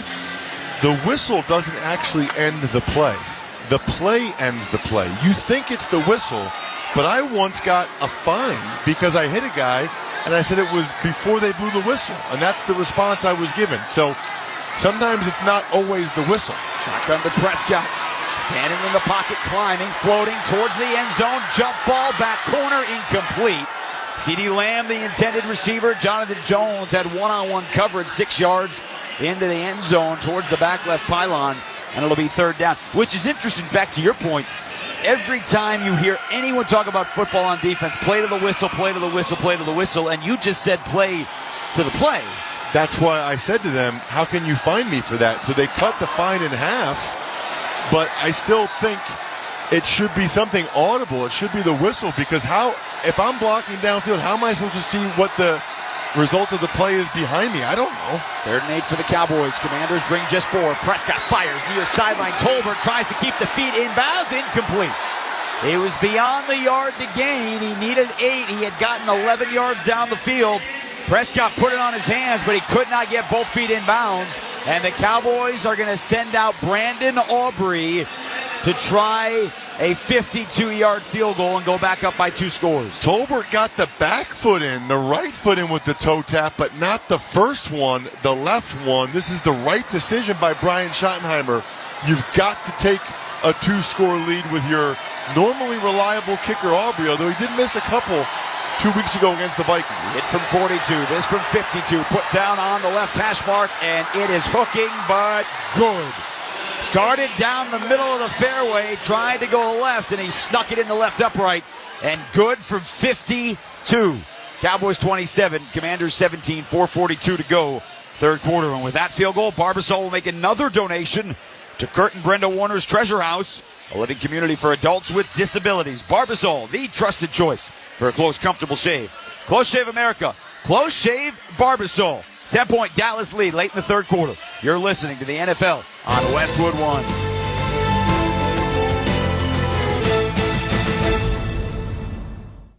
You know that Big Bargain detergent jug is 80% water, right? It doesn't clean as well. 80% water? I thought I was getting a better deal because it's so big. If you want a better clean, Tide Pods are only 12% water. The rest is pure, concentrated cleaning ingredients. Oh, let me make an announcement. Attention shoppers, if you want a real deal, try Tide Pods. Stop paying for watered-down detergents. Pay for clean. If it's gotta be clean, it's gotta be Tide Pods. Water content based on the leading bargain liquid detergent. This message sponsored by the NFL. 4 legendary teams. Decades of rivalry. The Cowboys, Giants, Eagles, and Commanders. You know what time it is? See inside the NFC East like never before, where history, pride, and some of the biggest names in the game collide. Go on, yeah, like it's your last game. Let's go! The Emmy-winning HBO original docuseries Hard Knocks, in season with the NFC East. New episodes every Tuesday at 9 p.m. on HBO Max. Nationwide is so much more than a great insurance company. They're one of America's largest financial services companies. Like how I'm more than Saquon Barkley, the NFL's reigning leading rusher. I'm also the NFL's leading husher. Shh, hush up back there. Wow, I might have just set the hushing record. Well, almost. For your insurance and financial needs, Nationwide is on your side. Nationwide Investment Services Corporation, member FINRA, Columbus, Ohio.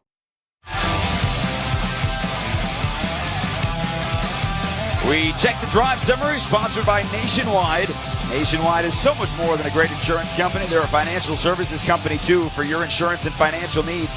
Nationwide is on your side. Dallas, an 11-play, 53-yard march, 4:52 off the clock. Would have been ended on a sack at the 50, but a penalty on Frankie Louvu after the play allowed Dallas to keep the drive going, and Brandon Aubrey hit from 52. So it's 27-17, Dallas on top of Washington. Cowboys have run 62 plays, Ross. The Commanders have run 23 plays. That is unbelievable. And it's still only a 10-point game. Aubrey's kick, he do it, a line drive down the middle of the field. It's caught by Chris Moore at the 2, coming up the right hash mark, angling towards the middle, breaks through the line across the 30, and he's chopped down at the 35-yard line. On guard, U.S. Olympians do it, and so does your college-bound neighbor, Jane. Fencing.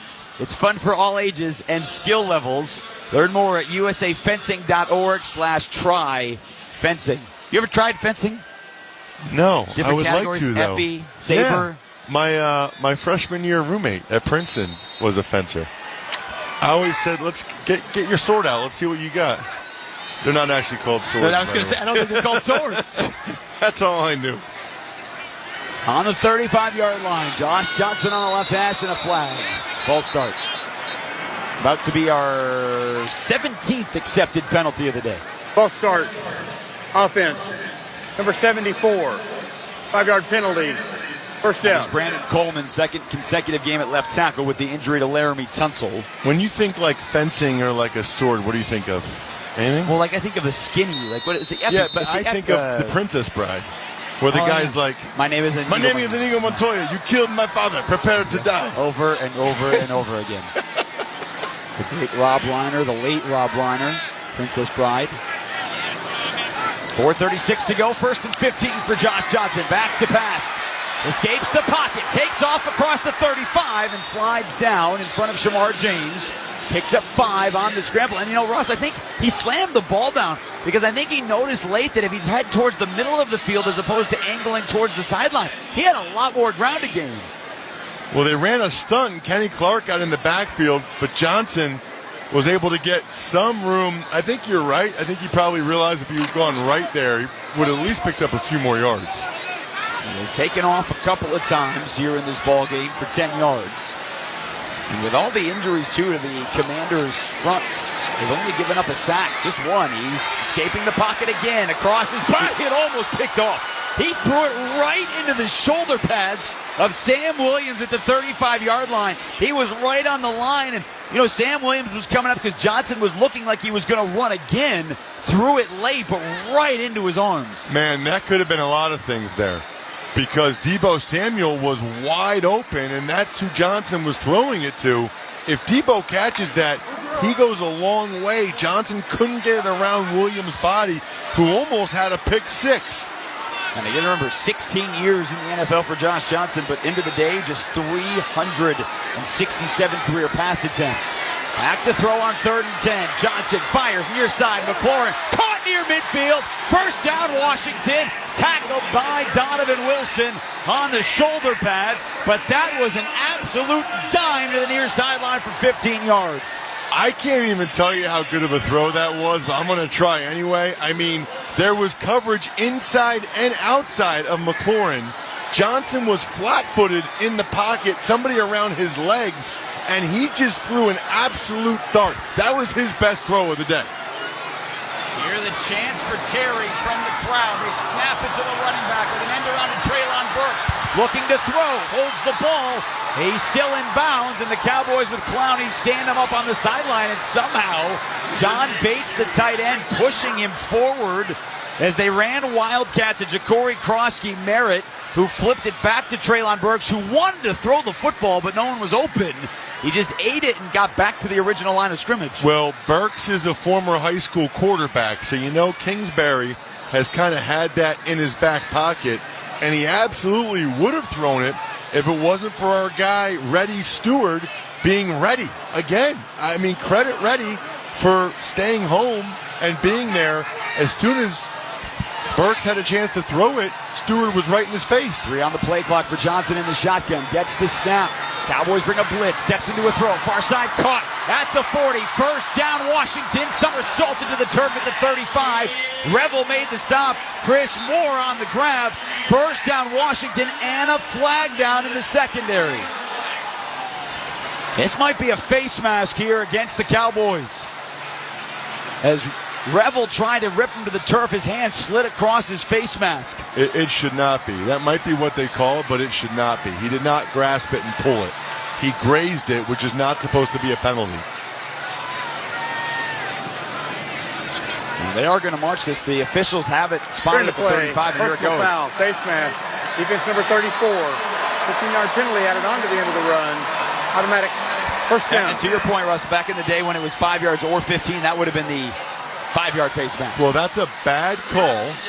It's the wrong call in my mind, and I don't think that they want to be calling that. But replay assist can only come in and help if he didn't touch it at all. Replay assist in New York is not going to make a judgment call. If the face mask was touched at all, they have to leave the penalty on. In the red zone, handoff Krosky-Merritt trying the left side as the 15 cuts inside 10, drives the legs down to the 6.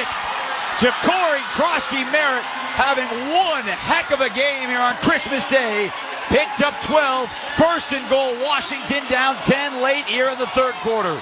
You said it earlier, I'll say it again. This Commanders revamped offensive line.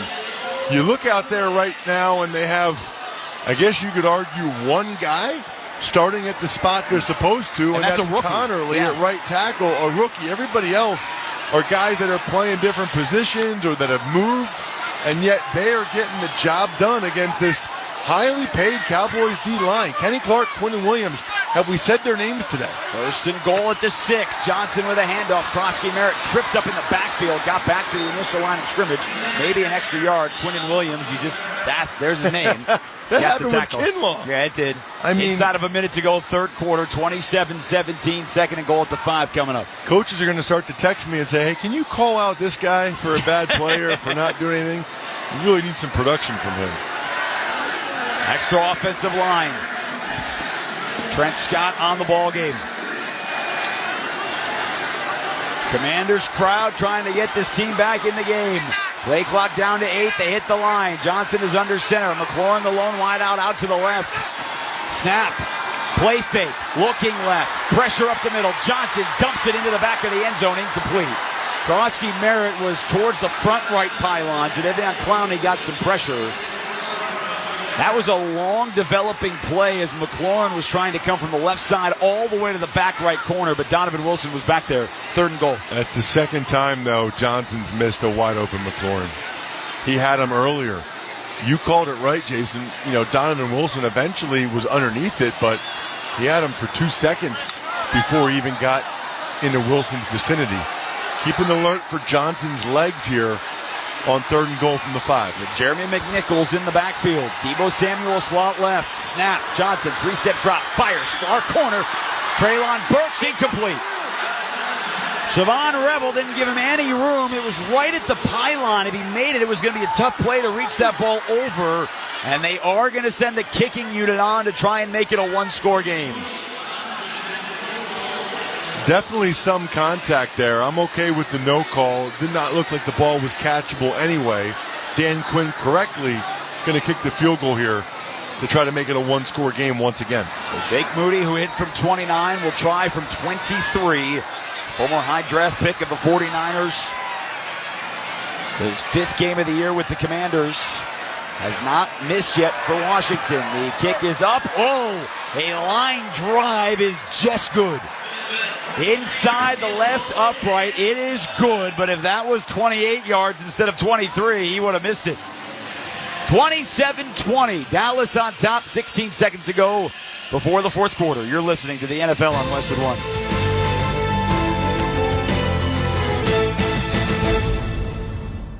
Guys, thanks for helping me carry my Christmas tree. Zoe, this thing weighs a ton. Drewski, lift with your legs, man. Santa! Did you get my letter? He's talking to you, Bridges. I'm not that. Of course he did. Right, Santa? My elf Drewski here, he handles the nice list. An elf? I'm 6'3". What everyone wants is iPhone 17. And at T-Mobile, you can get it on them. That center stage front camera is amazing for group selfies. Right, Mrs. Claus?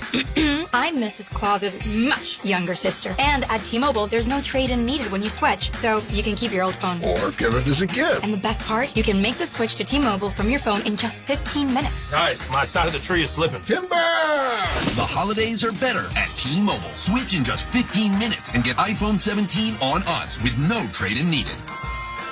With 24 monthly bill credits for well-qualified customers plus tax and $35 device connection charge. Credits end and balance due if you pay off early or cancel. Finance agreement, 256 gigs, $830. Eligible port in a new line. $100 plus a month plan with auto pay plus taxes and fees required. Check out in 15 minutes or less per line. Visit T-Mobile.com. LinkedIn gets B2B marketing and knows that every win is derived from a well-orchestrated play. With LinkedIn ads, every ad gets served to the MVPs you need. LinkedIn has grown to a network of over 1 billion professionals that you can reach based on job title, industry, and more. Start converting your B2B audience into high-quality leads today. Spend $250 on your first campaign and get a free $250 credit for the next one. Just go to linkedin.com/campaign. That's linkedin.com/campaign. Terms and conditions apply. Only on LinkedIn ads. How do you stay humble when you're America's #1 wiper blade? That's what we're currently dealing with at Rain-X. Is it even possible to humble brag when you bully Mother Nature like we do? Do we sound too conceited if we keep repeating how Rain-X is the #1 brand of wiper blades in America? No, we'll take a lesson from our wipers and just keep doing our job with humility. As America's #1 wiper blade. Rain-X. Outsmart the elements. You can stream the NFL on Westwood One for free. Sponsored by LinkedIn Ads. With LinkedIn Ads, every ad gets served to the MVPs you need. Get a $250 credit when you spend $250 on your first campaign. Go to linkedin.com/campaign. Terms and conditions apply. And fans, a reminder, you can listen on WestwoodOneSports.com or by downloading the Westwood One Sports app today. Jason Horwitz, Ross Tucker, 27-20. A lot of long plays in this game. Kavontae Turpin on the receiving end of an 86-yard touchdown pass, the longest in NFL history on Christmas Day. Ja'Cory Krosky-Merritt, a 72-yard touchdown run, the longest the Cowboys have allowed in 17 years. Kickoff by Moody to the goal line. Here comes Turpin out across the 10. He's angling towards the middle of the field. Breaks the tackle at 20. Cannot break away from a second tackle. Brought down Quan Martin just across the 23-yard line, which is where Dallas will take over. 9 seconds to go left in the third quarter. Cowboys 27-20. Now, Dak Prescott today has been sacked 5 times. And again, another first since Johnny Newton had 2 sacks on the season. Ross, he has 3 today. First Commanders player with 3 in a game in 10 years. And there's still more than a quarter to go. Prescott's under center, pair of tight ends. Turns and hands it off to Malik Davis, following his right guard across the 25. Pushed back, doesn't get anything beyond that. Picked up 2. Jordan McGee in the middle of that pile with Frankie Louvu as well. And that is going to bring us to the end of the third quarter. Here on the first of 3 games on Christmas Day. Dallas 27, Washington 20. We head to the fourth. You're listening to the NFL on Westwood One.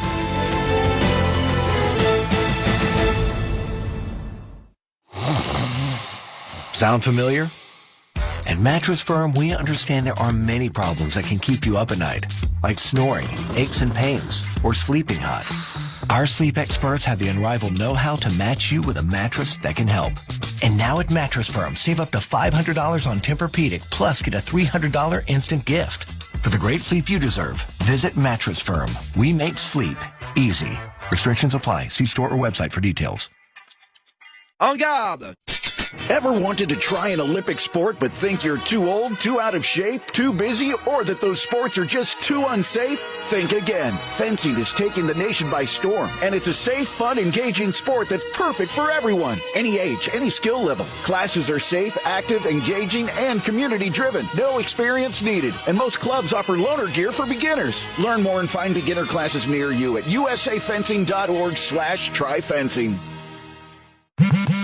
At Straight Talk, we know the holidays are your time to say yes. So why put up with a wireless company that makes you say out of data? Or no service here? Switch to Straight Talk and say yes to real unlimited data on a reliable 5G network covered by Verizon. And with a free 5G phone when you activate select plans, someone else in your family can say yes! Available at straighttalk.com and Walmart. Based on RootMetrics State of 5G Report, United States 1H 2025. Experiences may vary. Not an endorsement of Verizon. For network management practices, visit straighttalk.com.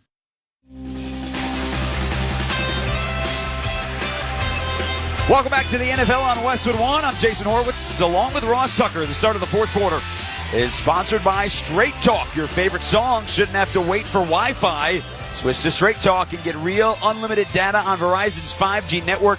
Straight Talk, available at straighttalk.com or Walmart. 27-20, Dallas leading Washington as we start the fourth quarter. The Commanders cheerleaders dancing to Mariah Carey's All I Want for Christmas during the break, which made me want to watch Love Actually, which I might do later on tonight here on this Christmas Day. What's the go-to Tucker family movie on Christmas after all the holiday spirit is all done? That's a good question. The answer, now that the NFL has 3 games, is none. Daddy's in the basement watching football while the other 3 are watching, I don't know, probably some type of Hallmark. I do enjoy a good Hallmark show as well. Start of the fourth, Dak Prescott back to throw. Lasers over the middle. It's caught near midfield. The backup tight end. Brevin span forward, rumbling inside the 45. That's a pickup of 30 on just his 7th catch of the year. He went right down the seam, crossed the middle, had it in stride, and a big gain for Dallas. And he's more the blocking tight end at 6'6", 265 pounds out of Minnesota.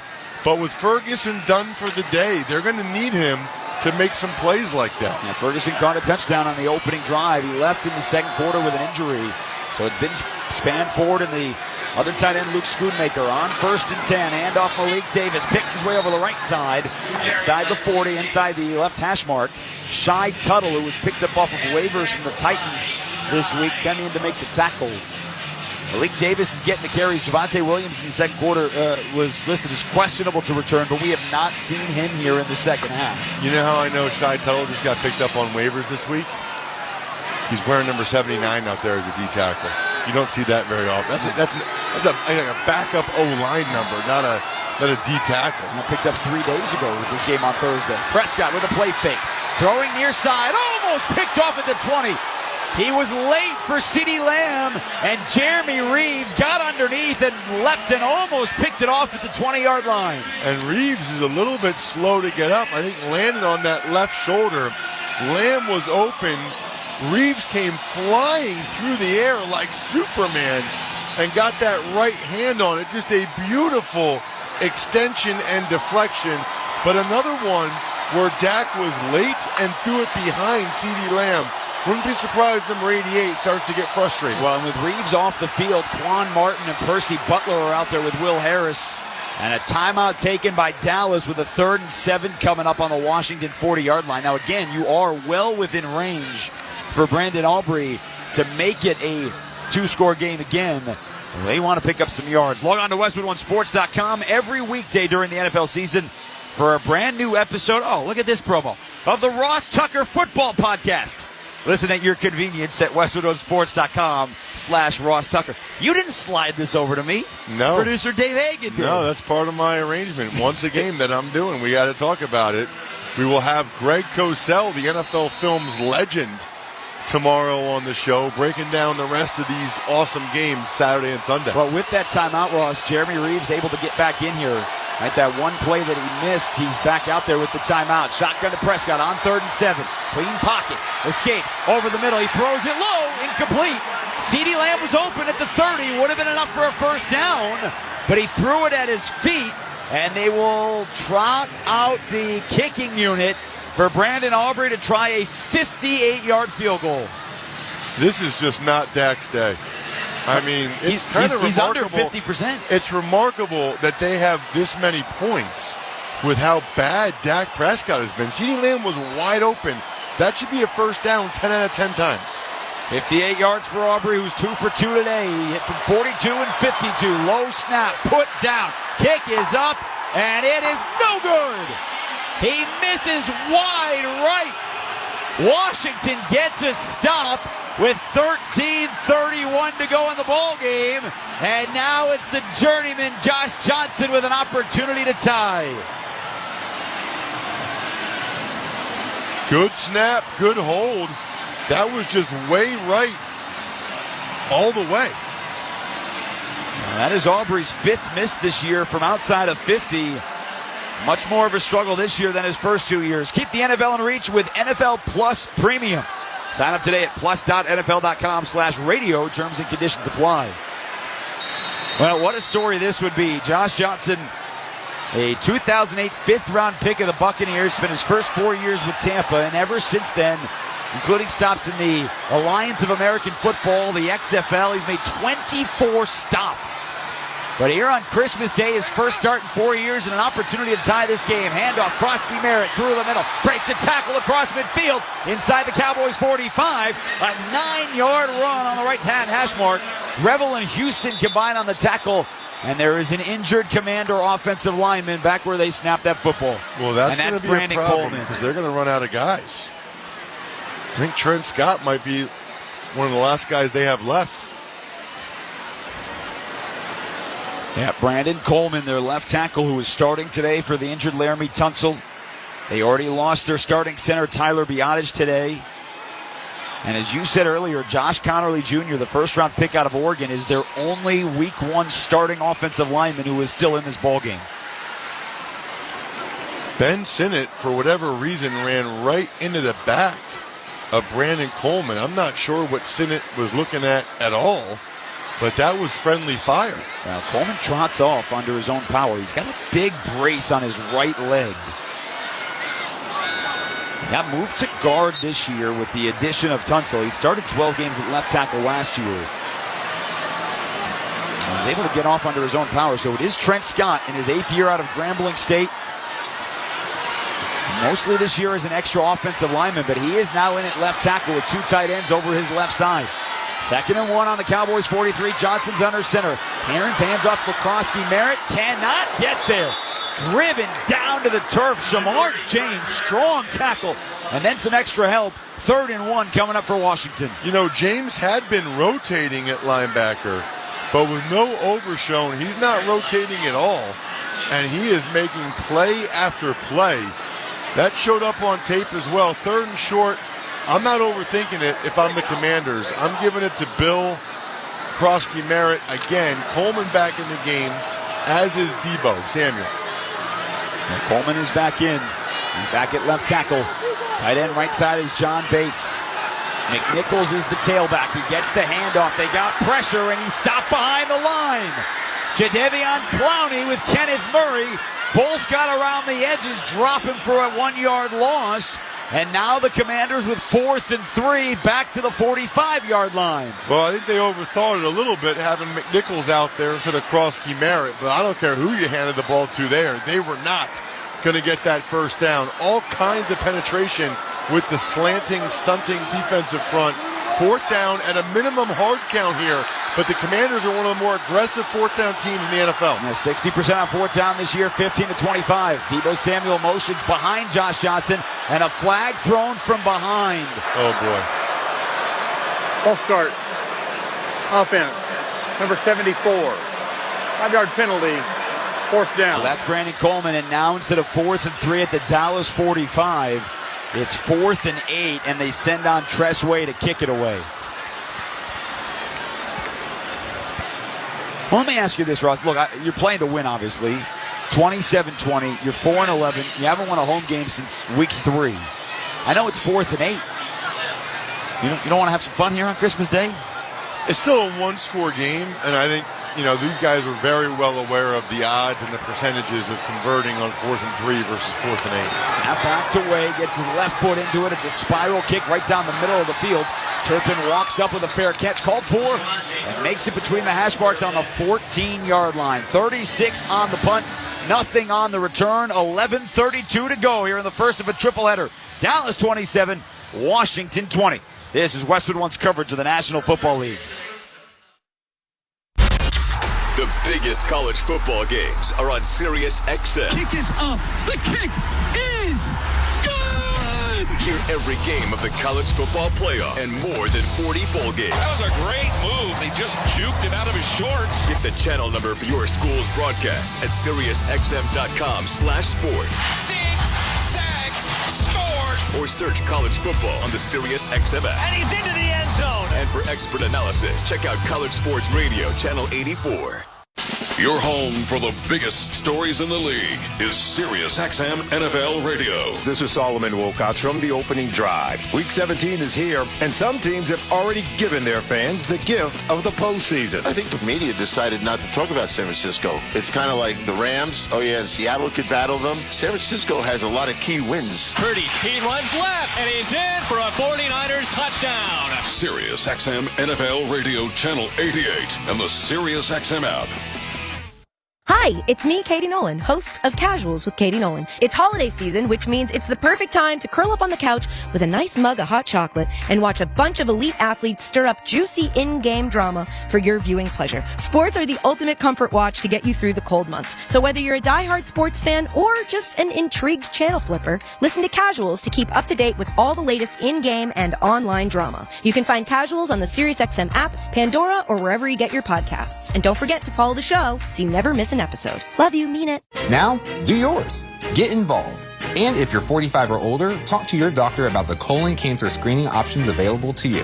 Bet you I can eat 50 hot dogs in an hour. Preventable! Actually, Your Honor, I'm representing myself.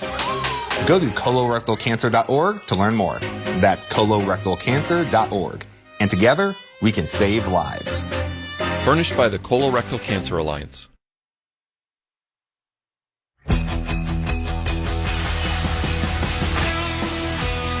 Jason Horwitz, Ross Tucker back with you here in the Grainger broadcast booth inside Northwest Stadium. Draw up a winning play with Grainger, offering supplies and solutions for every industry. Grainger will help your business cross the goal line. Call, click Grainger.com, or just stop by. Dallas scored on the opening drive, has led the entire game, 27-20. 11:32 to go here in the fourth quarter, beginning on their own 15-yard line, working right to left. Prescott the snap. Flags fly. There was some confusion. It looked like the play was going to be blown dead for a false start. Lake Davis got a carry for 4 yards over the right side, but there is a flag down there, 2 of them down. I think Beebe might have snapped that ball early. Nobody else moved. Well, if that's the case, it's not a false start, though, right? The ball was snapped. Illegal shift. Offense. 2 players moving at the snap. 5-yard penalty. First down. Well, and to your point, he snapped it early, and you didn't have the guy set. That's correct. If one guy's moving, he can be in motion. If 2 guys are moving, that's a shift. So they both have to get set for a full count before the ball is snapped. So first and 15 11 accepted penalties against the Cowboys. 2 receivers split out wide right, including Jalen Tolbert. Prescott comes up fire. Near side has Schoonmaker. Cross the 15, shouldered out of bounds.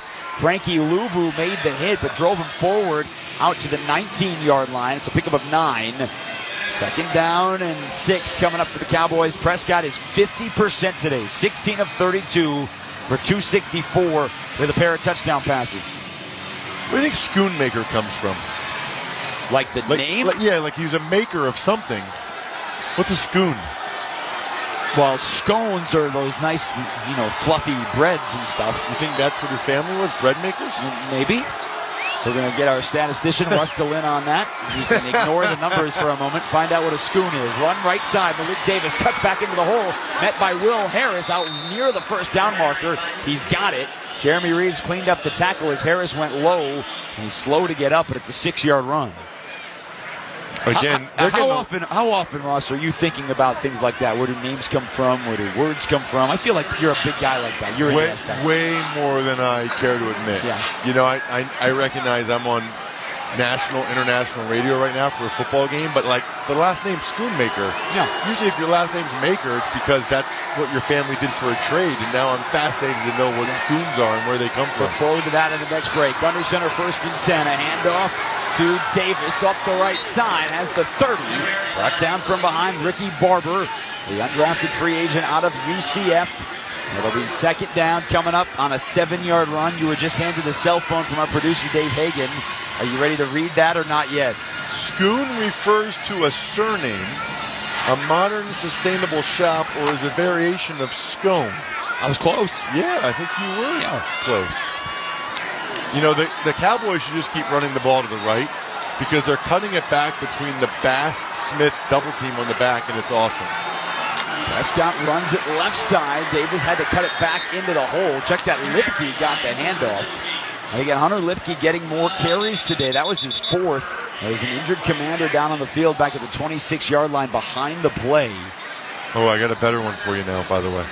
You hold that for a second. Jalen Holmes was the injured commander who was back to his own feet. He rolled over onto his legs, and now he hopped back up. Lipke did not pick up the 1st down. It's 3rd and 1. What do you got? All right, so this comes from our excellent producer, Dave Hagan. According to AI, which we know is never wrong, the Dutch surname Schoonmaker means cleaner or maker of cleanliness, or alternatively, shoemaker, an occupational name for someone who cleaned homes or crafted shoes in the Netherlands during the Middle Ages, often Americanized from Schoenmaker. Which we do quite often here. More recently, he's from the University of Michigan. I feel so satisfied right now. Cowboys 3rd and 1 on their own 34, up and touchdown. Prescott under center, the snap. It's a QB sneak up the middle, and he's got the 1st down. Bobby Wagner on the stop, but it's a 2-yard run. Rain-X wipers know what it's like to have a loyal fan base. They're the #1 wipers in America. Next time you need wipers, choose Rain-X. Well, the Cowboys have run today for 180 yards. Ties the most they've had all season long. They are over 400 yards of offense against this Commanders defense, which, it's struggled all season long. So today, that is not new for Washington. Prescott under center, fakes the run to the left, rolling out to his right. Sacked from behind again! Ricky Barber got there first. In his first game as a Commander, called up from the practice squad, dropped him for a loss of 6. Ricky Barber's having a day, the rookie from Central Florida. He's able to beat the right guard, Tyler Booker, and that's been the best defense the Commanders have had today, is sacking Dak Prescott. That's 6 now, a season high. Well, and the Cowboys came into this game 8th best in the league. They had only allowed 25 sacks all year. And they have given up 6 to a Commanders defense that's kind of been middle of the pack. 2nd and 16, high snap. Prescott backpedaling, comes throwing near side. It's high and it's incomplete. Jonathan Mingo, the intended receiver on the Commanders sideline. Sainristil still was out in coverage, and it is 3rd down for Dallas with 7:22 to go in the game. There's some really, I would say, questionable things going on right now by the Cowboys. Why are you even throwing the ball to Mingo? CeeDee Lamb, George Pickens, 2 of the best receivers in the league. Think players, not plays, in situations like this. Well, Mingo has one catch this year for 25 yards. 3 receivers left. Pickens and CeeDee Lamb running down the field. Prescott, he's stepping up, fires near side short, caught by Lipke at the 35, cuts inside 40. 4 Commanders are there. He's trying to push the pile forward. He's at the 45. He's not down yet, and now they finally blow it dead. Sainristil still the first man in there before Igbenogany and other teammates. He's 2 yards shy of the marker after the 14-yard gain. And Brian Schottenheimer is going to keep the offense on the field on a day where the Cowboys are 4 for 4 on 4th down. It is a full 2 yards. So if you're the Commanders' defense, you're thinking pass. You're not believing that they're actually going to run it here. Commanders are late to get a defensive lineman out there. I'm thinking pass, but make sure you hold your water and you don't jump here. It could be a hard count. 3 seconds on the play clock. Snap to Prescott. He's eyeing left. He comes right side. He's got Tolbert caught away from a tackle. First down. Sainristil still escorts him out of bounds across midfield. It is a first down for Dallas. The missed tackle was there. Igbenogany was first, but Tolbert was beyond the line anyway. Now 5 for 5 on 4th down here this afternoon. And Dak has not had a great day, but he's been good on 4th down. He's been good on the money down when they've needed it, and that was a perfect throw. Jalen Tolbert, 3 catches for 24 yards. Been inactive 4 of the last 5 games, but making his mark today. Prescott, handoff. Davis following the middle of the offensive line. Right into the arms of Jordan McGee. Another flag down, this one in the secondary. And I think it's going to be on Washington. That's a really late penalty. If it's by the back judge, sometimes that's defensive holding. He's one of the only guys looking at it. Holding. Defense number 95. 5-yard penalty tacked on to the end of the run. Automatic first down. Yeah, Johnny Newton's had a great game, but that one is a penalty, so it's a first down. And here's the other problem, too, Ross. 7-point game. Dallas is nearing field goal range, and I know that Brandon Aubrey missed his last kick from 58 yards. But he can certainly make it. They are already inside the Commanders' 40, so they're in the same spot of the field. And they need to be taking the play clock below 5 every time. Shorten this game. Now they're down to 7 when they snap it. Hand off to Davis. Newton gets off the block, and they get the stop after a yard. Down to the 37-yard line. Jalen Holmes in on the stop as well. And if you're Washington, if you're Dan Quinn, you have all 3 timeouts left. You're down 7. Any more points here? Again, you've got Josh Johnson, 39-year-old, making his first start in 4 years. I mean, Washington today has only run 35 plays. Now, one of those was a 72-yard touchdown run. Cowboys break the huddle with 14 on the play clock. Prescott talking to his offensive line, now backs up into the shotgun. Been a while since Pickens or CeeDee Lamb has made a play. Snap, grabbed it with one hand. Prescott back to throw. Steps up in the pocket, fires across the middle, almost picked off. Dangerous throw to span forward at the 30. Jordan McGee broke on it, and if he was able to get both hands on it, he would have been gone for a pick 6.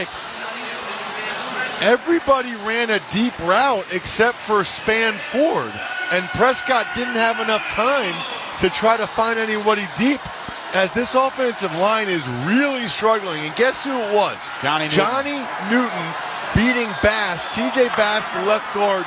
Again, Johnny Newton living in the backfield. 6 sacks today for Washington. 7 of 17 for Dallas on 3rd down. This a full 3rd and 7. And whistle stop this timeout, Dallas. And we'll keep it right here with 4:40 to go in the ball game and a critical 3rd down coming up. Don't miss all the NFL excitement on NBC Sunday night when the playoff-bound Bears and Niners get together. Of course, you can also hear that game right here on many of these same stations on the Westwood One Sports app or online at westwoodonesports.com. And there's a big opportunity here, Ross. It's possible that the Eagles, who have won the NFC East, first team to go back-to-back in that division since 2004. It's possible they're the only repeat division champion this year. So now if you're Brian Schottenheimer, you're telling Dak Prescott, if it's not there, tuck it away, get positive yardage, and keep the clock moving so we can have Aubrey come in and kick a field goal. 3rd and 7 on the Washington 38. Inside handoff to Lipke, trying to fight forward inside the 35. brought down at the 32-yard line. So he picked up 4. Javon Kinlaw in there with Frankie Louvu. So they picked up a couple, but they are going to bring on Aubrey. And I was in the right church, wrong pew. Didn't even want to give Prescott the chance to throw for a first down. Instead, just gives it to Lipke to kind of center the ball and get a little bit closer. Aubrey's been so good over the years, but not so much these last few games. Well, he missed his last kick from 58. This one right from the middle of the field from 51. It is high, it is heading towards the uprights, and this one sails through. So Aubrey is hit from 50-plus for the second time in the ballgame. His third made field goal overall, and with 3:59 to go, the Cowboys are back up 10. Timeout on the field. You're listening to the NFL on Westwood One.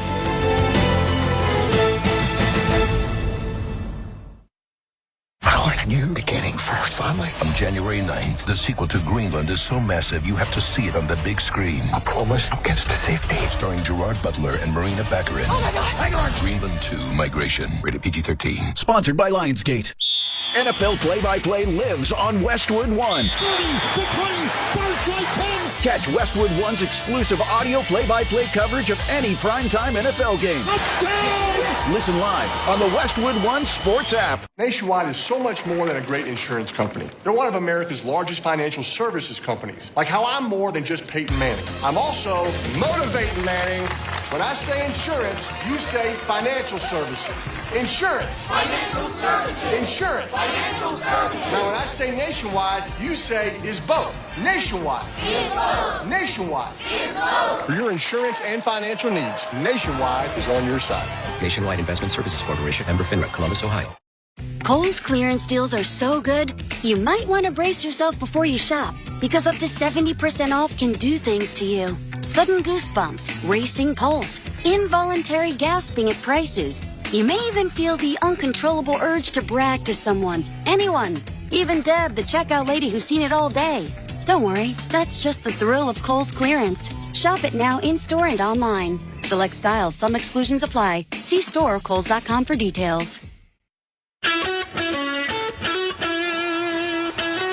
Cowboys 30, Commanders 20, 3:59 to go. Dallas, the offense, been outstanding again, at least from a points, yards total.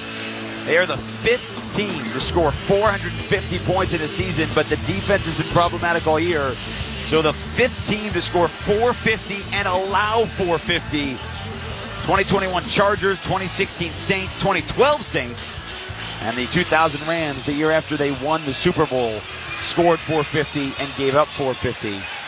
That team, Ross, made the playoffs the year after winning the Super Bowl, but failed to win a playoff game. This Dallas team will not go to the playoffs. Their best record possible, 8-1. And don't you feel like this game has kind of been a microcosm of their whole season? You know, they have a really dynamic offense, but at times they don't come through when they need to.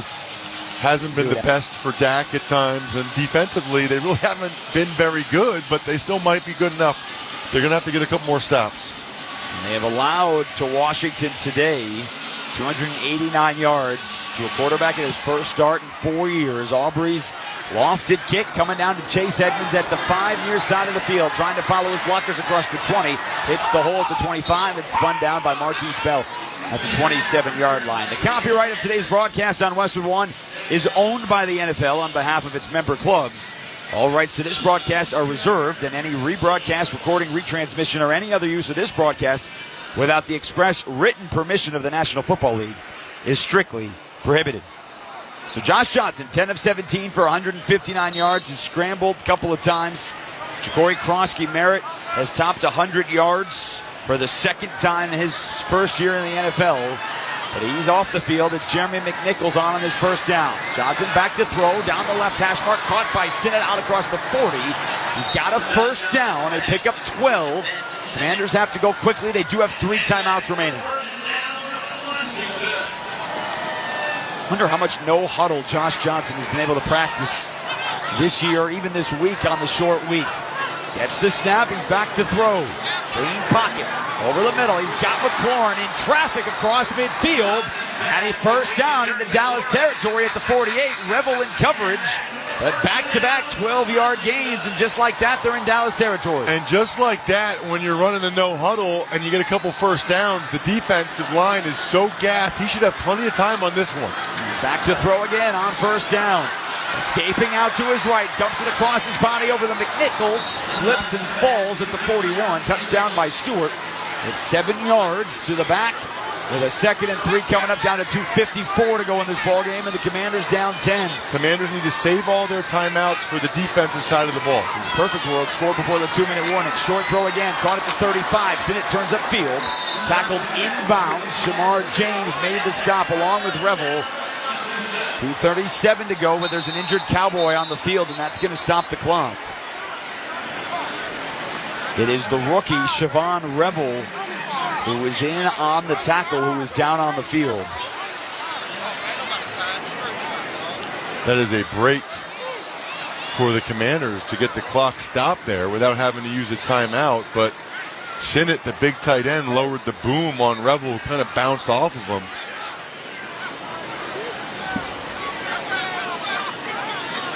So the Cowboys training staff out to attend to their 3rd-round pick out of East Carolina. Well, how are you thinking about this too, Russ? You know, obviously you need a field goal and a touchdown. To your point, you wanted to get the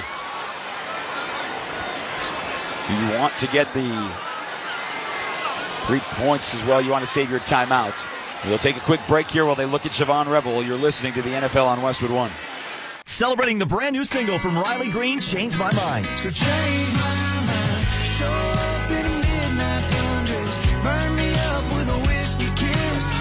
Look at me with them pretty brown eyes and tell me. Go to RileyGreenMusic.com and get your exclusive Duckman Green vinyl of his latest album, Don't Mind If I Do, featuring the #1 songs Worst Way, Don't Mind If I Do, and more. These vinyls are going fast, so get yours this Christmas season at RileyGreenMusic.com. Sponsored by Nashville Harbor Records and Entertainment. Drinking and driving will change your whole world. The next time you're out with your friends, consider what would happen if you got pulled over after drinking. Like the legal fees, or the time in court, or a DUI on your record. Your decision to drink and drive could change someone else's world, too, if you hurt or kill them in a crash. Instead, what if your decision to call a sober ride changed your world for the better? Drive sober, or get pulled over. Paid for by NHTSA. Time now for the opening kickoff. From kickoff to the final whistle, hear Westwood One's exclusive play-by-play of every primetime NFL game. Great job pushing for the first down. That is a first down. First and goal at the 3. NFL play-by-play lives on Westwood One. In overtime. 4-man front. Receiver motion. Low snap. He runs and he throws. Caught. Touchdown. It's caught. Westwood One, the home of NFL play-by-play. 30, the 20, far side 10. Touchdown. Listen live on the Westwood One Sports app.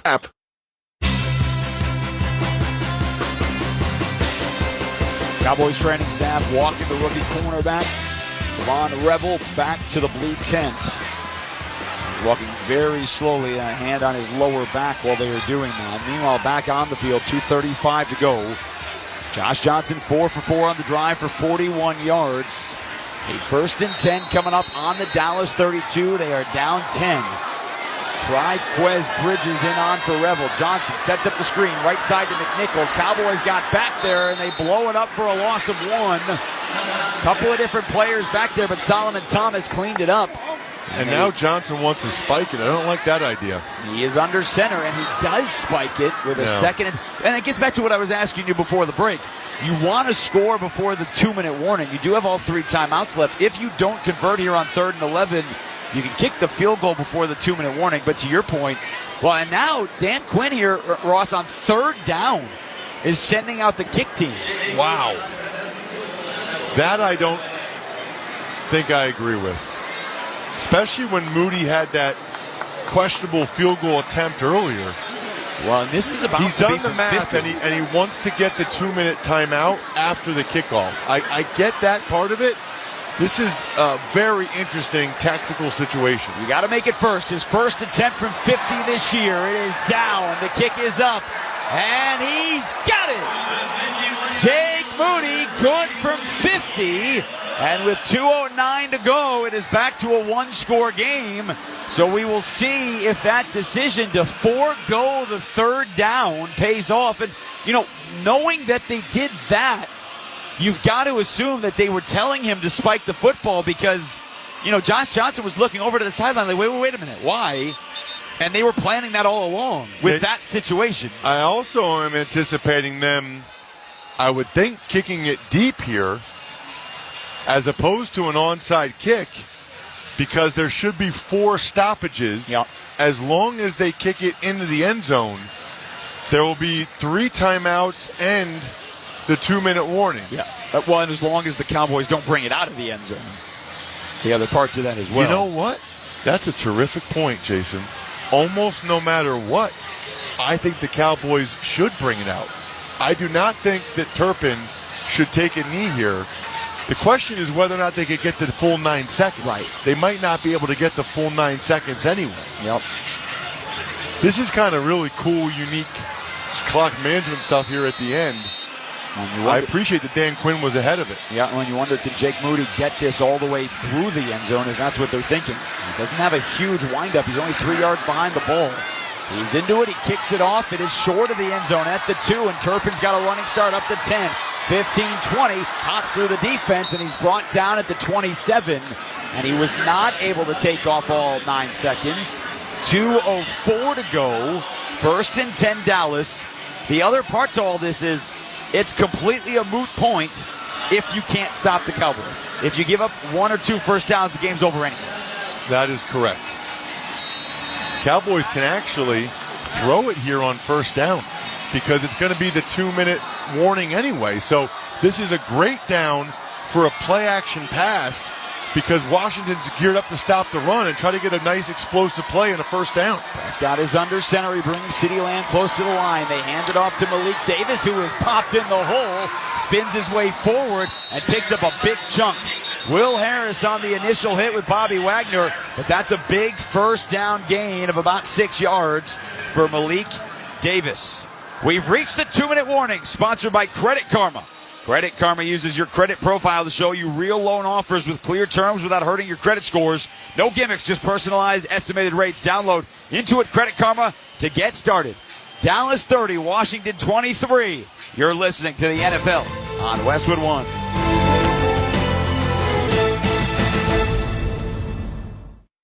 The holidays can feel overwhelming. Between your aunt's dating questions and your cousin's conspiracy theories, it's hard to find a moment of calm. Luckily, the KFC pot pie is only $4.99. That's a small price for the reward of holiday relaxation. Reclaim time to yourself and take a moment to relax with tender chicken, creamy sauce, and deliciously flaky breading. The KFC pot pie is your holiday escape, and it's only $4.99. Enjoy some finger-licking good time to yourself. You deserve it. Prices and participation may vary. You think you're picking out your favorite track. Then, out of nowhere, you get hit with the worst cover you've ever heard. Kind of like when you're shopping for a loan and that great rate switches to a not-so-great rate during the application process. Thankfully, you can count on Credit Karma to help you find more accurate rates. Because Credit Karma uses your credit profile to show you real offers with clear terms without hurting your credit scores. No bait and switch, just personalized rates. Download Intuit Credit Karma to get started. Sound familiar? At Mattress Firm, we understand there are many problems that can keep you up at night, like snoring, aches and pains, or sleeping hot. Our sleep experts have the unrivaled know-how to match you with a mattress that can help. And now at Mattress Firm, you can upgrade to a queen mattress and adjustable base for just $499.99. For the great sleep you deserve, visit Mattress Firm. We make sleep easy. Restrictions apply. See store or website for details. Now, guess who's coming to the big screen? I don't know. Patrick, it's me, SpongeBob. And they're going where they've never gone before. I'm taking you to the underworld. Get your tickets for the comedy event that will change you forever. Forever, forever, forever, forever, forever, forever, forever, forever. Forever, forever, forever, forever, forever, forever. One more. Forever! The SpongeBob movie. Search for SquarePants. Rated PG. Parental guidance suggested. Now playing only in theaters. Get tickets now.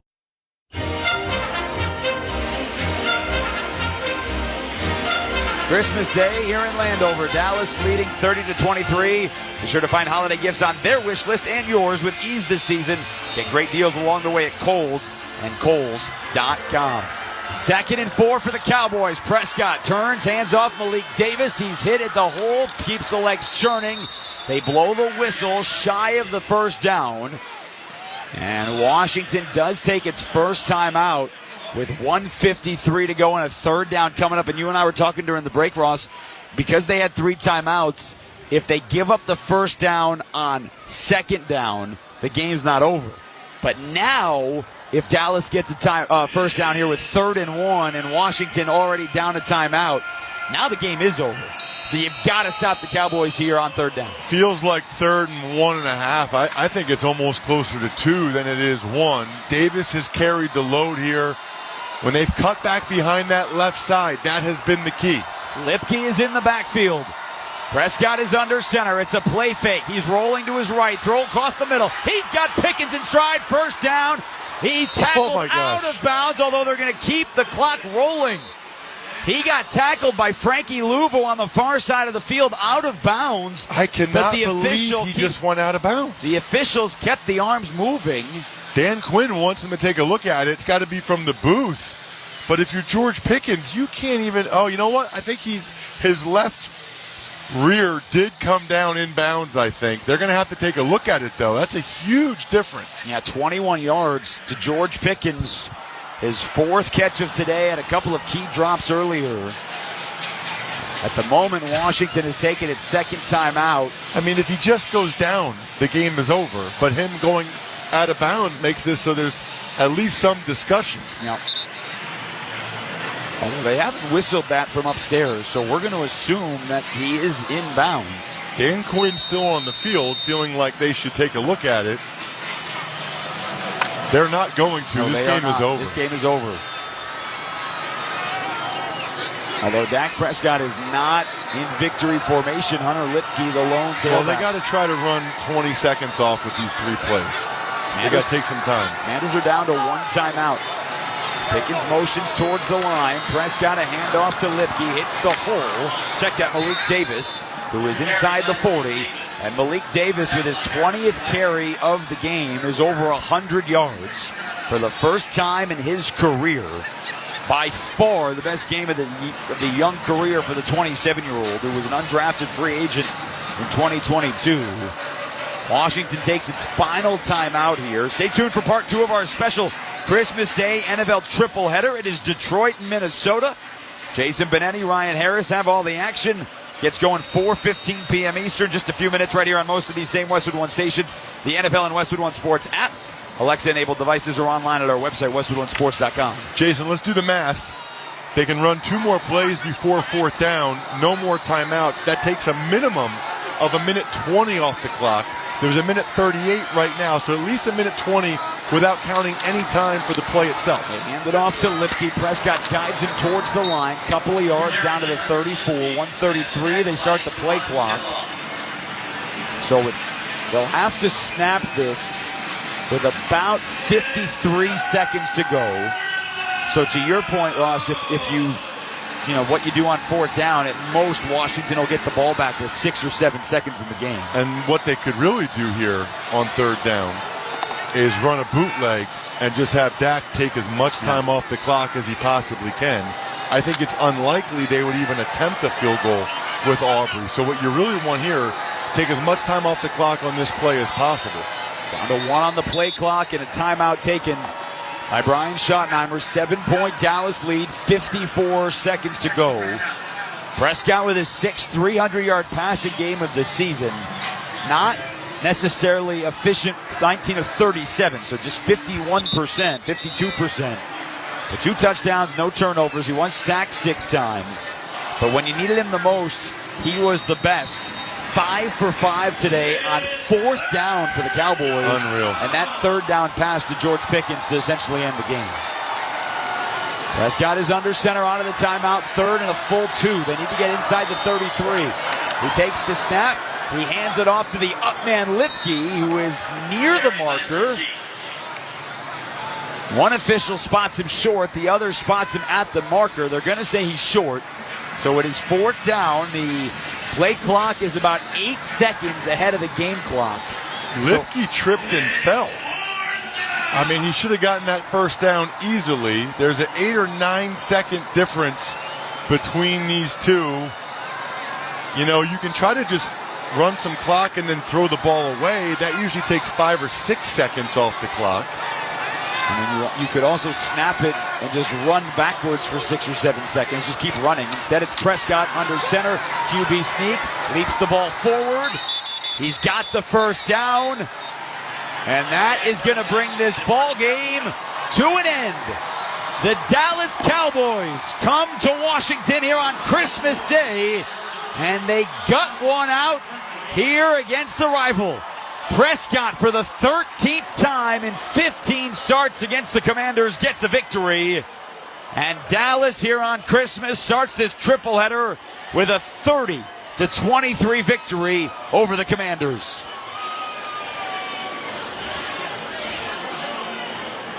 480 yards of offense for Dallas. They top 200 yards on the ground for the first time all season.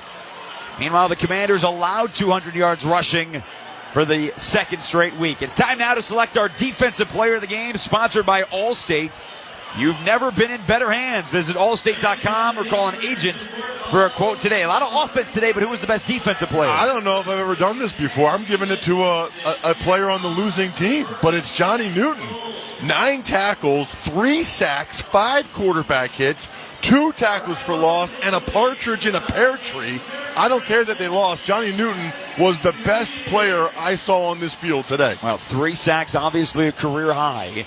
First Commanders defensive player with 3 sacks in a game since his current teammate, Preston Smith, when he was with the Commanders the first time around 10 years ago. Can I get a little bit of love for the partridge in a pear tree thing? Well, I thought you would sing it, though. I know, but it's Christmas. Like, that just came to me. I'm really proud of that. Well, no, you should be. And we talked about earlier. I mean, you already gave out where the origin of Schoonmaker. You felt good about that. A lot of things that you delivered here on this Christmas Day. I mean, people are driving right now to their aunt's house. They're like, oh, that was funny. He said partridge in a pear tree. Yeah, but earlier you said everyone was going to Grandma's house. That's why I changed it up right there. Cowboys improved to 7-8-1 on the season. Commanders fall to 4-12. They will finish up next week at Philadelphia for the second time in the final 3 weeks of the season. Meanwhile, the Cowboys will play against the Giants in New York. The Giants team that plays the Raiders on Sunday. They battle for the first pick in the draft overall, certainly on the line. As we check the final stats, sponsored by GoodRx. For simple, smart savings on your prescriptions, check GoodRx. Go to GoodRx.com or download the free GoodRx app. Cowboys, top 30 points again. That's right around their season average. A little bit north of that. 480 yards of offense. Dak Prescott, 19 of 37 for 307, 2 touchdowns. The long one to Kevontae Turpin, an 86-yard grab on his only catch of the day. It is the longest touchdown reception on Christmas Day in NFL history. This, at the moment, the 31st regular season game on Christmas Day in NFL history. We'll have 32 and 33 as the days go on. Brandon Aubrey connected on 3 field goals, including what turned out to be the final points of the day for the Cowboys. He was good from 51, and he's good enough to join us here on Westwood One. The kicker for the Dallas Cowboys, Brandon, Jason Horowitz, Ross Tucker up here in the booth. Congratulations on the day and the victory. What's it mean? You guys play on Thanksgiving every year. What's it like here to play on the road and win this game on Christmas Day as well? Yeah, appreciate you guys having me, and it means the world every time you can win a game. That's what we're trying to do. That's what we're paid to do. Come out and win a football game. Doesn't matter when, where, or who's on the field against us. So I'm happy to get that done today. It didn't get it done enough this season, so we want to finish off the season the right way. Brandon, how happy were you to get another chance after you missed the 56-yarder, to get another chance to give your team the margin they needed to win the game? Yeah, the defense stepped up big, gave them a short field. Long attempt there. Need to put those through the uprights, but as the way it works, the defense steps up, gives me another opportunity, and put that one through to give us a 10-point lead in the fourth, which is enough to get the job done. What did you think, Brandon, of the Commanders kicking it with Moody on 3rd down there before the 2-minute warning? Were you following along? That was pretty interesting. Yeah, smart play. Shows they have confidence in their kicker. I know they've had a kicking carousel here, so they finally landed on a guy that they trust enough to send out in a situation like that. And I guess the thing is, if you miss there, then you know what you need. You've got all your timeouts left and the 2-minute warning, get a quick stop, and then go again and hopefully score a touchdown and then get an onside kick, I think is the decision there, as opposed to keep going on the drive, get a touchdown, maybe burn a couple timeouts and the 2-minute warning, and then you have to get the onside kick right away. So they gave their defense a chance to get them back into the game, but our offense went out and closed them out. Yes, they did. Brandon, congratulations on the win. Safe travel back to Dallas. Happy holidays. Thank you. Merry Christmas. And the final score, Dallas 30, Washington 23. You're listening to the NFL on Westwood One. Nationwide is so much more than a great insurance company. They're one of America's largest financial services companies. Like how I'm more than just Peyton Manning. I'm also motivating Manning. When I say insurance, you say financial services. Insurance. Financial services. Insurance. Financial services. Now when I say nationwide, you say is both. Nationwide. Is both. Nationwide. Is both. For your insurance and financial needs, Nationwide is on your side. Nationwide Investment Services Corporation, member FINRA, Columbus, Ohio. Cowboys sweep the Commanders with a 30-23 win here on Christmas Day. You've been listening to the NFL on Westwood One, and today's broadcast sponsored by Allstate, by Grainger, by O'Reilly Auto Parts, by Barbasol Shaving Cream, by Indeed, and by the official NFL app. Stay tuned for Game 2 of our special Christmas Day triple header coming up. It's the Lions and the Vikings. I want to thank our crew for this afternoon, our studio coordinator, Adam Bronstein, studio producer, Dan Silverman, studio engineer, Matt Higdon, production assistants, Abby and Ethan Hagan, statistician, Russ DeLynn, spotter, Ted Kozak, Sam Virgillo, our engineer, and Dave Hagan, our producer. Senior Vice President of Sports for Cumulus Media in Westwood One is Bruce Gilbert. Now for Ross Tucker and Brad Heller, I'm Jason Horowitz. You've been listening to the NFL on Westwood One. Not able to watch the Broncos and Chiefs? No problem. Listen right here tonight at 8:15 Eastern. NFL Radio Channel 88 and the SiriusXM app. Season's greetings, football fans. This is Jim Miller. And I'm Pat Kerwin. Be sure to tune in to Moving the Chains tomorrow at 3 p.m. Eastern. We'll be breaking down the action from the Christmas triple header and getting you ready for all the rest of the Week 17 slate. Including a pair of games on Saturday with major playoff implications as the Texans take on the Chargers and the Ravens battle the Packers. So come talk some ball with us tomorrow at 3 p.m. Eastern on Moving the Chains, SiriusXM NFL Radio, Channel 88, and on the SiriusXM app. New Year's Eve is live across America on SiriusXM. Ring in 2026 with Fish at Madison Square Garden and over 50 country acts, including Lainey Wilson, Jason Aldean, Billy Zimmerman, and more at Nashville's Big Bash. Plus live shows on The Heat, Turbo, Hits One, and many other channels. Listen throughout New Year's Eve. At home with SiriusXM on your phone, computer, Alexa, TV, or other internet-connected devices. The weather outside is frightful, but the soccer is so delightful. We have the biggest games. Congratulations for subscribing. So when you've got no place to go, tune in to SiriusXM FC for all the biggest matches. Put it for Haaland, the fighting star showing for Liverpool. Oh my word, Bukayo Saka! Manchester United may just have won it! Enjoy a feast of English football this holiday season on SiriusXM FC 157 and the SiriusXM app. Send 2025 packing with a full-blown party music experience. The biggest high-energy hits from across the SiriusXM universe. All on one channel. That's the way I like it. New Year's Nation. Starting Saturday through January 1st on Channel 4 and at home on your phone, computer, Alexa, TV, or other internet-connected devices. SiriusXM Sports. Your team plays here. Ryan Harris, Brad Heller will join us shortly from our Westwood One studios. Earlier today in game number 1, it was Dallas 30, Washington 23, and today in the Twin Cities, it's an opportunity for the Lions, who by this time last year were a playoff team just challenging for the number 1 seed, to sneak back in and make hay. But what they need is a win today, a Packers loss, and then the same thing next week. That makes the Lions a playoff team once again for the third straight year under Dan Campbell. But a funny thing happened on the way to the postseason this year for the Lions. More injuries defensively this year in the secondary rather than the defensive line. The offense has been great at 30-plus points per game. But only one win in the division, Ryan. It's going to have to change starting today. And it has to be physical. It can't just be a win where you win by a field goal. It has to be a dominant performance, because not only do you want to keep your playoff hopes alive, you want the team to believe that when you get there, you're going to win. Nothing is worse than being on a team like, man, we made the playoffs, but I don't know how we're going to do.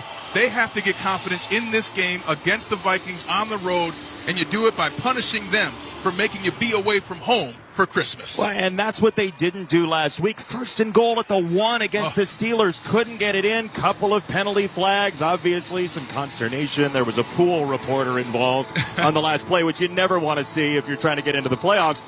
But if you're going to out-tough Minnesota, it's going to be against an adopted son of this area, Max Brosmer, starting quarterback for J.J. McCarthy, who is out injured.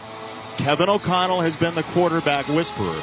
First start for Brosmer did not go well. 4 interceptions in Seattle, but he feels like he has slowed this down after that first start, Ryan. And not just him, his coaching staff. Got to talk to them on the field before the game. To a coach, they love Brosmer. They think he is fantastic. They say they can hear his play calls from the huddle on the sidelines, and they said it's really unfortunate he had to have his first start in Seattle. I don't know any quarterback that could be successful in their first start in the loudest stadium, but now he's at home. He got some action last week in that second half as well. I thought he looked a lot better. I'm looking for a good game from him today. Yeah, Max Brosmer, who came from New Hampshire to Minnesota for 1 year, is in the middle of what's going to be an entertainment festival, by the way. K-pop Demon Hunters are here. Big fan. Snoop Dogg is here. Bigger fan. Ryan Harris is here. He's all right. That guy's all right. Just decent, just okay. He won a Super Bowl, but he's extremely modest. I was looking for Snoop down on the field. I'm not going to lie to you about that, Jason. You didn't find him? Did not find him. It would be the second time I met him because I got to see him at the Super Bowl. How about that?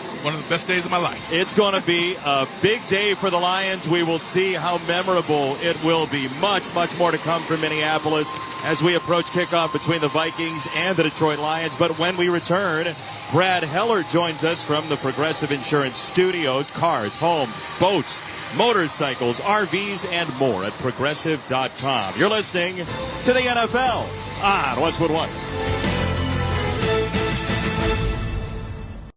Kohl's clearance deals are so good, you might want to brace yourself before you shop, because up to 70% off can do things to you. Sudden goosebumps, racing pulse, involuntary gasping at prices.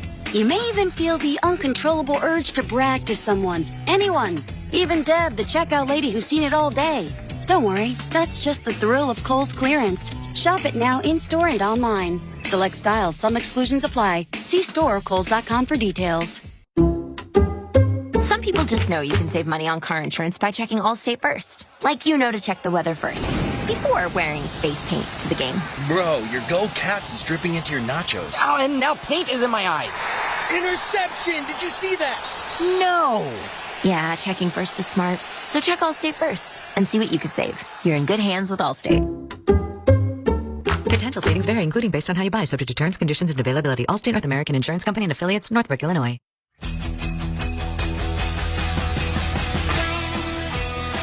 Welcome back to Westwood One's coverage of the NFL from the Progressive Insurance Studios. I'm Brad Heller. Progressive offers auto, home, and commercial auto insurance, plus a variety of business insurance options.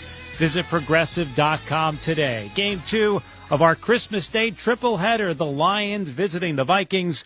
Detroit at 8-7, barely hanging on still in the NFC playoff race. They need to win their last 2 and hope the Packers lose their last 2. Now, in order to do that, the Lions have to shake off Sunday's home loss to the Steelers. The potential game-winning touchdown waved off because of offensive pass interference against Amon-Ra St. Brown. I spoke to St. Brown this week, so did he see anything different when watching film of that final play? No, I mean, I think it's all judgment calls. I mean, the refs, they saw what they saw, and so they decided to call what they called, and, got to live with the call. I can't really change much about it. You can never blame the refs though for a game. There's plenty of plays for us to have made throughout that game to not, have it come down to those last few plays. But it is what it is. Whatever the chances are, whatever the percentages are, you guys still are alive for a playoff spot. So what's been the message in the locker room since as you get ready for this one? I mean, for us, it's just, let's just take care of business. Let's just, whatever happens. But let's just finish these last 2 games our way, the way we play line football. At this point, man, it's let's have some pride and go out there and just play our brand of football. Because the last time Detroit's lost back-to-back games in the same season, you got to go back to 2022, and that says so much about how consistent this team has been and the ability to bounce back after losses. So what do you think it'll take to get back to that consistency? It's gonna be a group effort. It's gonna take everybody from top to bottom. So, we gotta get back to it, get back to work, just take care of this game against the Vikings, a divisional game. So it means a little bit more, but take care of this one and then go from there. Just named to a 4th straight Pro Bowl. You've got 4 straight 1,000-yard seasons. Do you allow yourself to take a moment and appreciate some of the stuff you've been doing individually, or do you leave that for another day, another time? Kind of leave that for another day, another time. I'm still in it right now. So for me, man, I'm just trying to be consistent. I'm trying to stack days, stack weeks, stack games, stack years, so that when it's all said and done, man, I can look back and really just have no regrets and be proud of what I've done. And with that model of consistency that you've been, you're certainly not going to surprise any defenses anymore. So what are some of the adjustments you have to make in season, whether it's with yourself or within the offense, to be able to keep getting open and making plays when you are such a target for defenses? I think the coaches do a great job of designing plays for me to get open. Me working with my quarterback and our offense, on our chemistry, our timing. So, sometimes you can have good defense, but better offense wins. So, just continuing to work. There's always ways to get better, and that's what we've been doing here. So I'm just happy to be, part of this special group. Lions receiver Amon-Ra St. Brown joining us before the Lions take on the Vikings on Christmas Day. Going back to the first meeting in Week 9, what jumped out about that game, one that Minnesota held on? Man, they played well. It came down to the wire, but they made more plays than us. I think as an offense, man, we dropped the ball that game, so looking to bounce back this week. The Vikings D's been on a bit of a heater the last couple weeks, including against the Giants last weekend. What's jumped out on film about how they've been playing lately? Yeah, they play well. Flores has a lot of different looks on his defense. They do a lot of different things. So we got to be ready for all different type of blitzes, coverages, and different things. So it's hard when they have a bunch of different type of defenses. Now you're used to playing on Thanksgiving. What do you think the different vibe being that it's Christmas Day, different holiday? Yeah, different holiday. I don't know how I feel about playing on both major holidays, but we can't control that. So we're gonna go out there and try to make it a blast, have fun, and hopefully get the dub. Appreciate the honesty from Lions receiver Amon-Ra St. Brown. His team in must-win mode today against the Vikings. We're going to start undrafted rookie Max Brosmer at quarterback. Brosmer's first NFL start was an absolute nightmare. 4 picks, including a pick 6, Week 13 in Seattle. My dream has been to play in the NFL for a long time, and for me mentally to define myself by one game wouldn't be fair to the younger me watching me play football in the NFL. I think it's really difficult to be in that situation, to come out and continue to work and prepare the same way, because you look back and do I have to change my preparation or tweak small things, and that's ultimately what you do. It's just tweak some really small things, and the bigger you try to fix issues and the bigger steps you try to take is usually when you start to fall back a little bit. But I've had a great support system around me, the team, the staff. I felt it the entire time through, and I'm just grateful to be here. I'm excited to compete with the guys this weekend. Vikings and Lions, Game 2 of our Christmas Day triple header coming up. Coming up at halftime, highlights from Game 1. The Cowboys hanging on to beat the Commanders on the road 30-23. But when we return, we'll head back to Minnesota. The keys to the game with Jason Benetti and Ryan Harris. This is Westwood One's coverage of the National Football League. Everything a football fan needs is on the SiriusXM app. The biggest college football games. Holy smoke! What a play! Every NFL game with your hometown announcers. It's a miracle in Las Vegas! Winning fantasy football advice from the experts on Fantasy Sports Radio. Just because you're allowed to make a waiver move doesn't mean you have to make a waiver move. And passionate personalities on Mad Dog Sports Radio. You're not winning a championship. Can we mellow out? No matter how you follow football, it's all on the SiriusXM app. There's no place like home for the holidays. Cozy up and keep it merry and bright with the SiriusXM app. Exclusive holiday channels and specials. Let us know, let us know, let us know. Calming music for overworked elves. Find the perfect music for trimming a tree, hanging your stockings, and everything in between. Unwrap everything holiday. Search At Home in the SiriusXM app.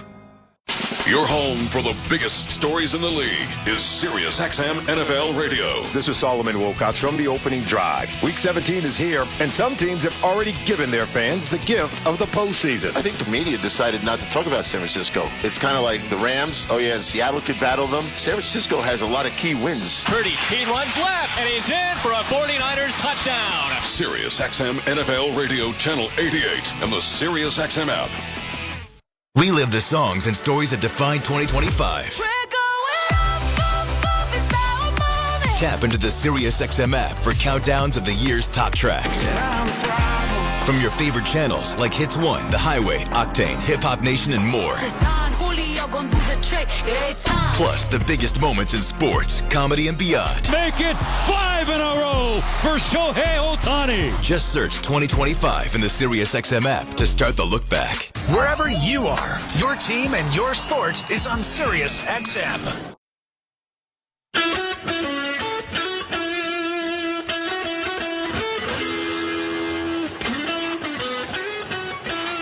It is a whiteout here at U.S. Bank Stadium. Looks like a blizzard indoors, including the Vikings jerseys today.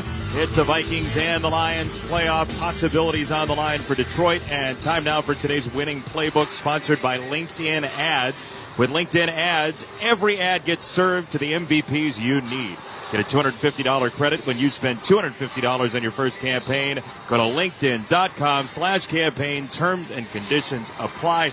All right, Ryan Harris, we'll start with the Lions. What do they have to do? Number one, you got to get points every drive offensively. Strangely, this offense is sporadic with its points. It has to score points every drive. Doesn't matter if it's 3, but score every drive. Next, defensively, you got to get turnovers. There's going to be opportunities that the Vikings offense is going to give them.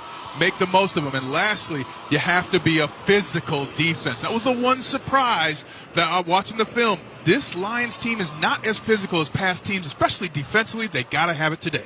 The Vikings have been a turnover factory when they've lost so far this year. What does Minnesota have to do to win? Number one, it starts with ball security. Just way too loose with the football. Receivers not catching it, turning into interceptions. You just got to be detail-oriented. Number two, run the ball. They got to help out Brosmer, who's going to be getting that start. And so you do that with the run game. And then lastly, win the game. Have fun. You're at home in front of your crowd. It's a whiteout. You got white jerseys. Even the linemen look skinny, Jay. Everybody's got to be happy. You're always looking out for the weight of the linemen. Hey, very nice. Absolutely. You got to. It is the Vikings. It is the Lions. It is Christmas Day, the opening kickoff between the Vikings and Lions. Coming up, you're listening to the NFL on Westwood One.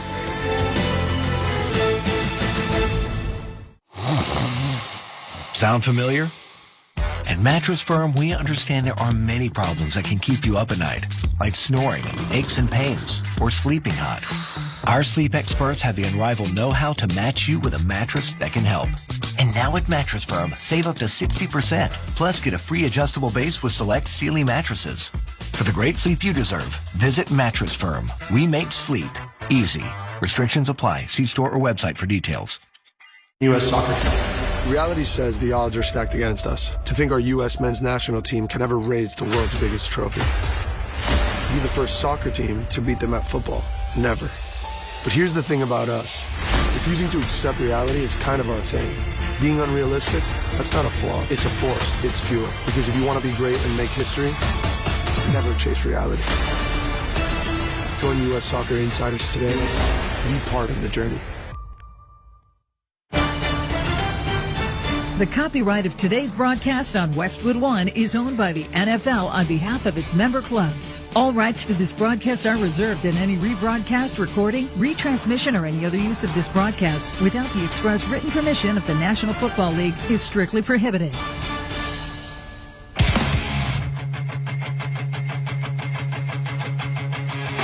Welcome back to the NFL on Westwood One. It's time for another memorable moment in football history. Sponsored by Advantage Gold. Darnold will drop down to a knee, and that's it. The Detroit Lions have won the NFC North. They are the top seed in the NFC playoffs for the first time in Lions history. A dominating win for the Lions to close the regular season. Detroit 31, Minnesota 9. Ryan Radke with the call right here on Westwood One. Nearly a year ago as the Lions and Vikings met in Week 18 with the top seed in the NFC on the line. Both teams entered 14-2. First regular season game featuring two teams with a combined 28 wins. It was the final game played before the playoffs, and Detroit dominated. Jahmyr Gibbs did all the damage, 170 all-purpose yards, 4 touchdowns, 3 of them in the second half. And the Lions limited Vikings quarterback Sam Darnold to 166 yards passing on the way to a 31-9 rout. The win clinched Detroit's second straight NFC North title, but despite their strong regular seasons, neither team managed a postseason victory. Darnold and the Vikings bowed out of the playoffs with a wild card loss to the LA Rams. And after a bye, Dan Campbell's bunch was ousted at home in the divisional round by Jaden Daniels and Washington. That's today's memorable moment in football history, sponsored by Advantage Gold. Defense wins football games and protects retirements too. Call Advantage Gold at 800-900-8000 now. Leave your email and get your free gold information kit. These two teams were a combined 29-5 last year as they meet for the coin toss in what they both, I think, would consider a disappointing season, but the Lions have an opportunity to salvage. Let's listen in. Regular season week 17, and Merry Christmas to you and your family, and Happy Holidays. With Detroit being the visiting team, you will make the call. This side is heads, this side is tails. What's your call? Tails is the call. Heads, Minnesota win the toss. Minnesota has won the toss and will receive the ball on this end of the field. Good luck, gentlemen. So during the coin toss administered by Sean Smith, and he wishes the best of Christmases to all of you, as we do as well, it was perfect that the Vikings sent out C.J. Ham on Christmas to be their captain for the coin toss. See what you did there? Yeah. Bill Potato Salad was unavailable, so they did the best they could. Minnesota wins the toss. They take the football first to bring out Max Brosmer and give him an opportunity immediately. This is a very loud stadium, Ryan. It is pretty well filled here on Christmas, despite this Vikings team being 7-8. And we are in for an NFC North showdown that is very important to the visitors. Well, and important to the Vikings as well. They're fighting for their jobs, their careers, and none more than Kevin O'Connell, the head coach. So a lot to win out here today for both teams. We do not need the oversized drum and horn to be mic'd up. You can hear it at home. You can feel it at home as the skull, chant, and clap continues here in the Twin Cities. It's a different chant, though. This does affect you as a player. You've seen all these people move in unison and this big drum banging. It's something, one of the most unique environments to start a football game in the NFL.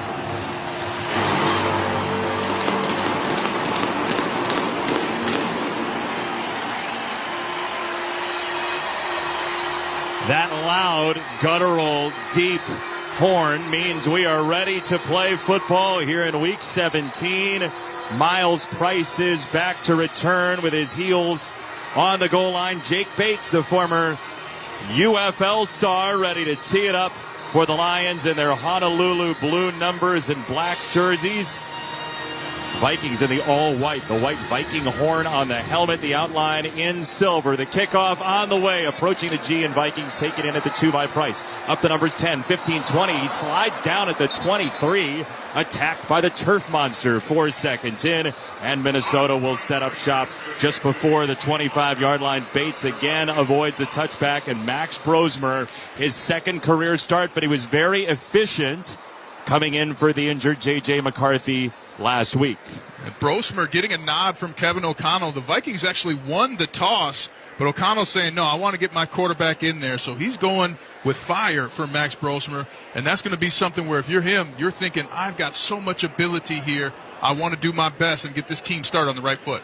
Before they do that, the training staff was out to check on Miles Price, who twisted his right ankle as he tried to plant. He is still down. Price is still down. And he saw a wide open lane to the right. He tried to put his left foot there in the ground to get over there, and he is writhing in pain. Not the best way to start a game. Never want anybody to get injured, but just such an awkward start for everybody involved. You're all heated up. Your pads are steaming even though you're indoors, and now you got to wait. He's been one of the best, most high-volume returners in all the NFL. That was his 87th return, combined punt and kick this year. So Price is prone down at the 20-yard line and will step aside. We're 4 seconds into the game and scoreless. It's the Lions and Vikings on Christmas Day. This is Westwood One's coverage of the National Football League. Everything a football fan needs is on the SiriusXM app. The biggest college football games. Holy smokes, what a play! Every NFL game with your hometown announcers. It's a miracle in Las Vegas! Winning fantasy football advice from the experts on Fantasy Sports Radio. Just because you're allowed to make a waiver move doesn't mean you have to make a waiver move. And passionate personalities on Mad Dog Sports Radio. You're not winning a championship. Can we mellow out? No matter how you follow football, it's all on the SiriusXM app. There's no place like home for the holidays. Cozy up and keep it merry and bright with the SiriusXM app. Exclusive holiday channels and specials. Let us know, let us know, let us know. Calming music for overworked elves. Find the perfect music for trimming a tree, hanging your stockings, and everything in between. Unwrap everything holiday. Search At Home in the SiriusXM app. Your home for the biggest stories in the league is SiriusXM NFL Radio. This is Solomon Wilcox from the opening drive. Week 17 is here, and some teams have already given their fans the gift of the postseason. I think the media decided not to talk about San Francisco. It's kind of like the Rams. Oh, yeah, Seattle could battle them. San Francisco has a lot of key wins. Purdy, he runs left, and he's in for a 49ers touchdown. SiriusXM NFL Radio Channel 88 and the SiriusXM app. Relive the songs and stories that defined 2025. Tap into the SiriusXM app for countdowns of the year's top tracks. From your favorite channels like Hits 1, The Highway, Octane, Hip Hop Nation, and more. Plus, the biggest moments in sports, comedy, and beyond. Make it 5 in a row for Shohei Ohtani. Just search 2025 in the SiriusXM app to start the look back. Wherever you are, your team and your sport is on SiriusXM. Vikings ball, 1st and 10 from the 25. Miles Price helped off the field. Snap, and they'll roll out to the right with Brosmer. He's at the 18, and he snaps it off out of bounds. Incomplete for Jordan Addison. Brosmer decide discretion, the better part of valor. But as you said, Ryan, they go right to the ball. First of all, they win the toss, take the ball, then right to a play-action pass. Yeah, off the first sound, too. So they're using cadence early, and I actually like that Brosmer did not throw the football there. You got to throw it before you get to the numbers. You got beyond the numbers. They were double covering Justin Jefferson. Smart play. Go to second down. In the white jerseys, they break the huddle with Aaron Jones, the tailback. 2 receivers to the right, 1 to the left. Brosmer under center with his hands on his head. He says, kill, kill. Ball at the left hash mark, 2nd and 10 from the 25. Snap and a handoff. It is a run for Jones, and he is knocked down immediately for a gain of 1. Rock Yassin came up from the cornerback spot, and it's 3rd down and long coming up for Minnesota. I'll tell you what, though, Aaron Jones has been a pro's pro this season for Minnesota, playing his tail off, running through tackles. He's just getting started. Not the last time we're going to hear his name tonight. He had a season-high 21 carries in the win last week against the Giants. They'll break the huddle, call it 3rd down and 9. Jalen Naylor wide to the right side. They have trips to the right, including the tight end Josh Oliver with Hawkinson out. Jefferson to the left. Brosmer out of the shotgun, staring at a 4-man front. Takes the snap waist high. He looks to his left, and he is thrown down. Sacked at the 18-yard line by Alex Anzalone. His second of the year. It's a loss of 7, and Detroit immediately gets a 3-and-out. Anzalone untouched coming through the line on a pinch and twist stunt. But a wonderful blitz by the Lions, and exactly how you want to start the game if you're Detroit. A perfect start for this Lions team. Ryan Wright is on to punt, and Detroit should get pretty good field position. Khalif Raymond back to receive. He fades toward the 30-yard line, and he makes the catch right at the fringe, and he gets up the sideline to the 35 and the 36. So Detroit will have it after a 51-yard punt. And we welcome you into the Grainger broadcast booth in Minneapolis. Jason Benetti, Ryan Harris. At work every day is game day. Give your crew an edge with Grainger. You'll find supplies and solutions for every industry when you call. Click Grainger.com or just stop by. 13:23 to go. Quarter number 1. It is the Lions and Vikings scoreless here in Minneapolis. Jahmyr Gibbs the tailback. It is 1st down and 10 from the 37. Ball at the hash mark right. 2 receivers to the left, including Jamison Williams, St. Brown to the right. Under center, Goff takes the snap, flicks it out wide, caught by St. Brown, wide to the right side, and he's ushered out of bounds at the 47. And so on a 1st down catch, Amon-Ra St. Brown ends up with 11 and a 1st down Detroit. An amazing job by Jared Goff. That was a called run, but the Vikings had 6 players on the defensive line. There was nobody out there covering St. Brown, so he just gave him a little floater, almost like an alley-oop to his right. What a play by Goff. Jay Ward ushered him out of bounds. They've had safety injury issues. Gives the tailback, pitch it wide left to him. He squeezes through the left guard hole, and he's across the 50 and crashing down at the 47-yard line. It'll be 2nd down and 5 coming up. That is Levi Drake Rodriguez with the stop for Minnesota. 12:37 to go, 1st quarter. No score. With the Lions right here, everything's open, but I get a quick pass to get Jared Goff settled into the game, finding his targets. Isaac Tesla wide to the left. Zylstra, the tight end, to the left. Together to the right, Williams and St. Brown. 2nd down from the Minnesota 47. Out of the shotgun, Goff with his 2 feet on the Viking logo. He is rushed, and he is sacked. He was sacked 5 times in the first game. Harrison Smith has the first one today, all the way inside his own 45, a loss of 8. Blitz 0 from the Vikings, and Jared Goff just completely unaware that he had an unblocked defender to his left. As he was making his progression from right to left, got smoked in the back. They call that spinal, Jason. Ouch. A 6-time Pro Bowler, Harrison Smith. You know, last meeting they had to keep the backs in a little bit more to protect as they go 5 wide here on a 3rd down and forever. They'll spin it out wide to the left for Gibbs, who dances across the 50 and then pushed down at the 45 by Blake Cashman. It's a gain of 10, though, and Detroit now could think about going for it. They're very aggressive, Ryan, on 4th down. They already called the play. The offense didn't even look to start jogging to the sideline. They just huddled back up. Pretty gutsy going for it here this early. It's going to be about 4th and 3. Oh, they live on 4th down. The Lions do. It's been a big story their entire season. 4th down and 3, 11:07 to go in the first. Gibbs sidecar left with Goff. 2 to the right, including Jamison Williams. St. Brown near side left. Ball at the 45. They've got to get 3 yards. Again, motion right to left and movement at the line. And it was Jonathan Allen for Minnesota who crossed into the neutral zone. We'll see if the Lions move first from Sean Smith, our referee. Typically, when a defensive lineman backs up, it's on them, Jason. I'm not saying that you can't lobby your way out of it. We'll see what happens. I know how you offensive linemen think. I get it. Can't trust a defensive lineman for anything. I mean, babysitting like nothing? Not even to be Santa Claus. No. I'm telling you, Jason. I'm telling you, no response. Start. Offense number 65. 5-yard penalty.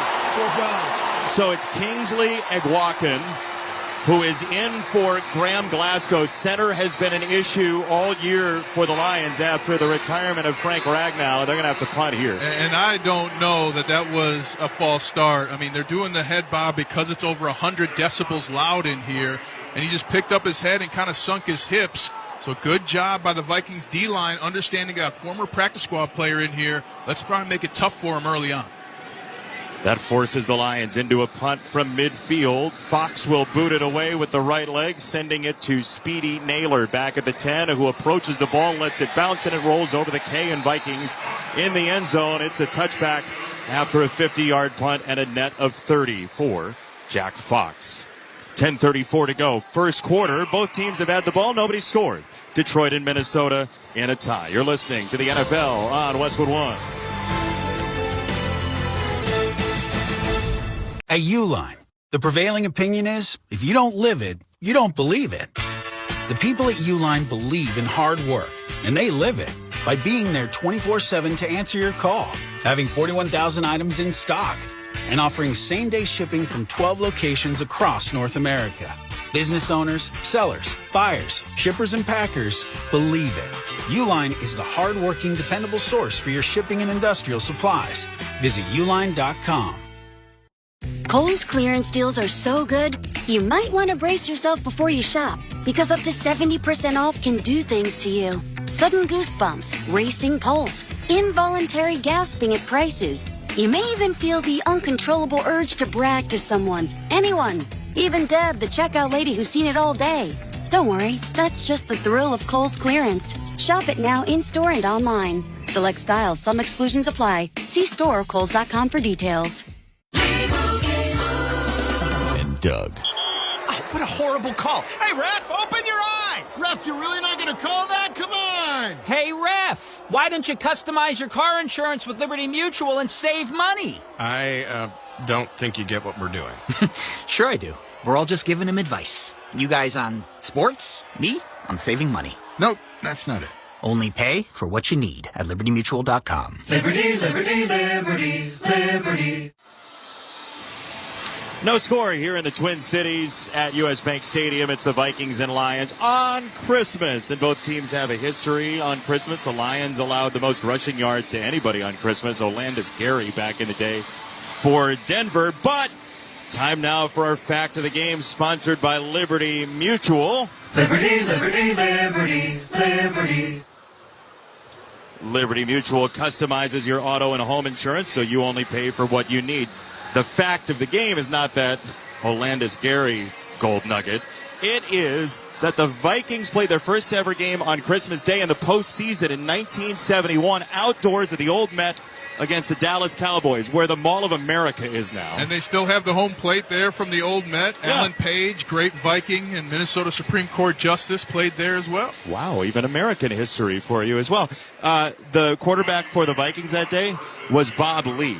He also was their punter. He was 7 for 16, 2 interceptions. Didn't go so hot. Tom Landry and the boys got the victory. I formation for Minnesota, snapping a handoff straight up the middle, and they will run it with Aaron Jones Sr. once again. He's pushed down by Anzalone after a gain of 3. Jordan Mason out with an ankle injury. They've re-signed and elevated Ty Chandler.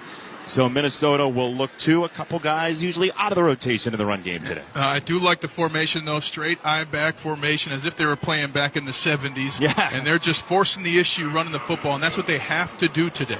Dan Campbell said it. He said, look, if I expect anything, it's that they will go heavy and they will run it. It's a broken eye, Ham and Jones. Play action for Brosmer. He sets up in the pocket. He climbs the pocket. He rolls to the left, throwing away from his right hand, and he whistles it out of bounds. There is a marker in as well at the near side, 35. So Brosmer was fading away from his dominant hand and lived to see another play. We'll check the marker from Sean Smith. Holding. Defense number 23. 5-yard penalty. Automatic first down. Ryan, that is the 32nd defensive holding or defensive pass interference call against the Lions this year, the most in the league. Well, Justin Jefferson will do that to any secondary. He is a threat, and there will also be, and Yassine too, has to play better and just get the hands off. Just play the technique, make a tackle. They are without the very flexible defensive back Avonte Maddox, who'd been playing safety. They'll work out of the shotgun. Brosmer has Jones next to him. And on the orbit motion for Jefferson, he'll take the snap and throw it that way. Jefferson 25, outside the numbers 30, and he's dumped out of bounds by Daniel Thomas, who's in for the injured Avonte Maddox. It's a gain of 5 for Minnesota at 9:40 to go in the first. I don't know the advanced stats, but Justin Jefferson, to me, is the fastest receiver in the NFL. The only player I can compare him to I saw in this city was Randy Moss. I mean, Randy Moss had that kind of speed. They take 3 steps, and it's 20 yards. It is amazing. Would you say he's a Rolls Royce? Rolls Royce, yeah. We saw him. He actually let us into the players' lot. Thank you, Justin Jefferson. And we got some comments. We want to upgrade that Rolls Royce of yours. He's wide to the left. I formation. Snapping a handoff. Jones running inside right. He cracks through the hole, and he gets belted down at the 43-yard line by Thomas Harper. It's a first down, Minnesota. There's that tough run game. Gain of 10, Ryan. And Aaron Jones proving why he is so great. Follows his fullback. Had even a bobble at the snap. Got the ball in his control and then trucked the safety for the Lions. Not only getting the yards, but making them pay for trying to tackle him. He has been fantastic all year long, and there's no reason he has to play this hard. We see this around the NFL. They're not going to the playoffs, but he's playing like he is.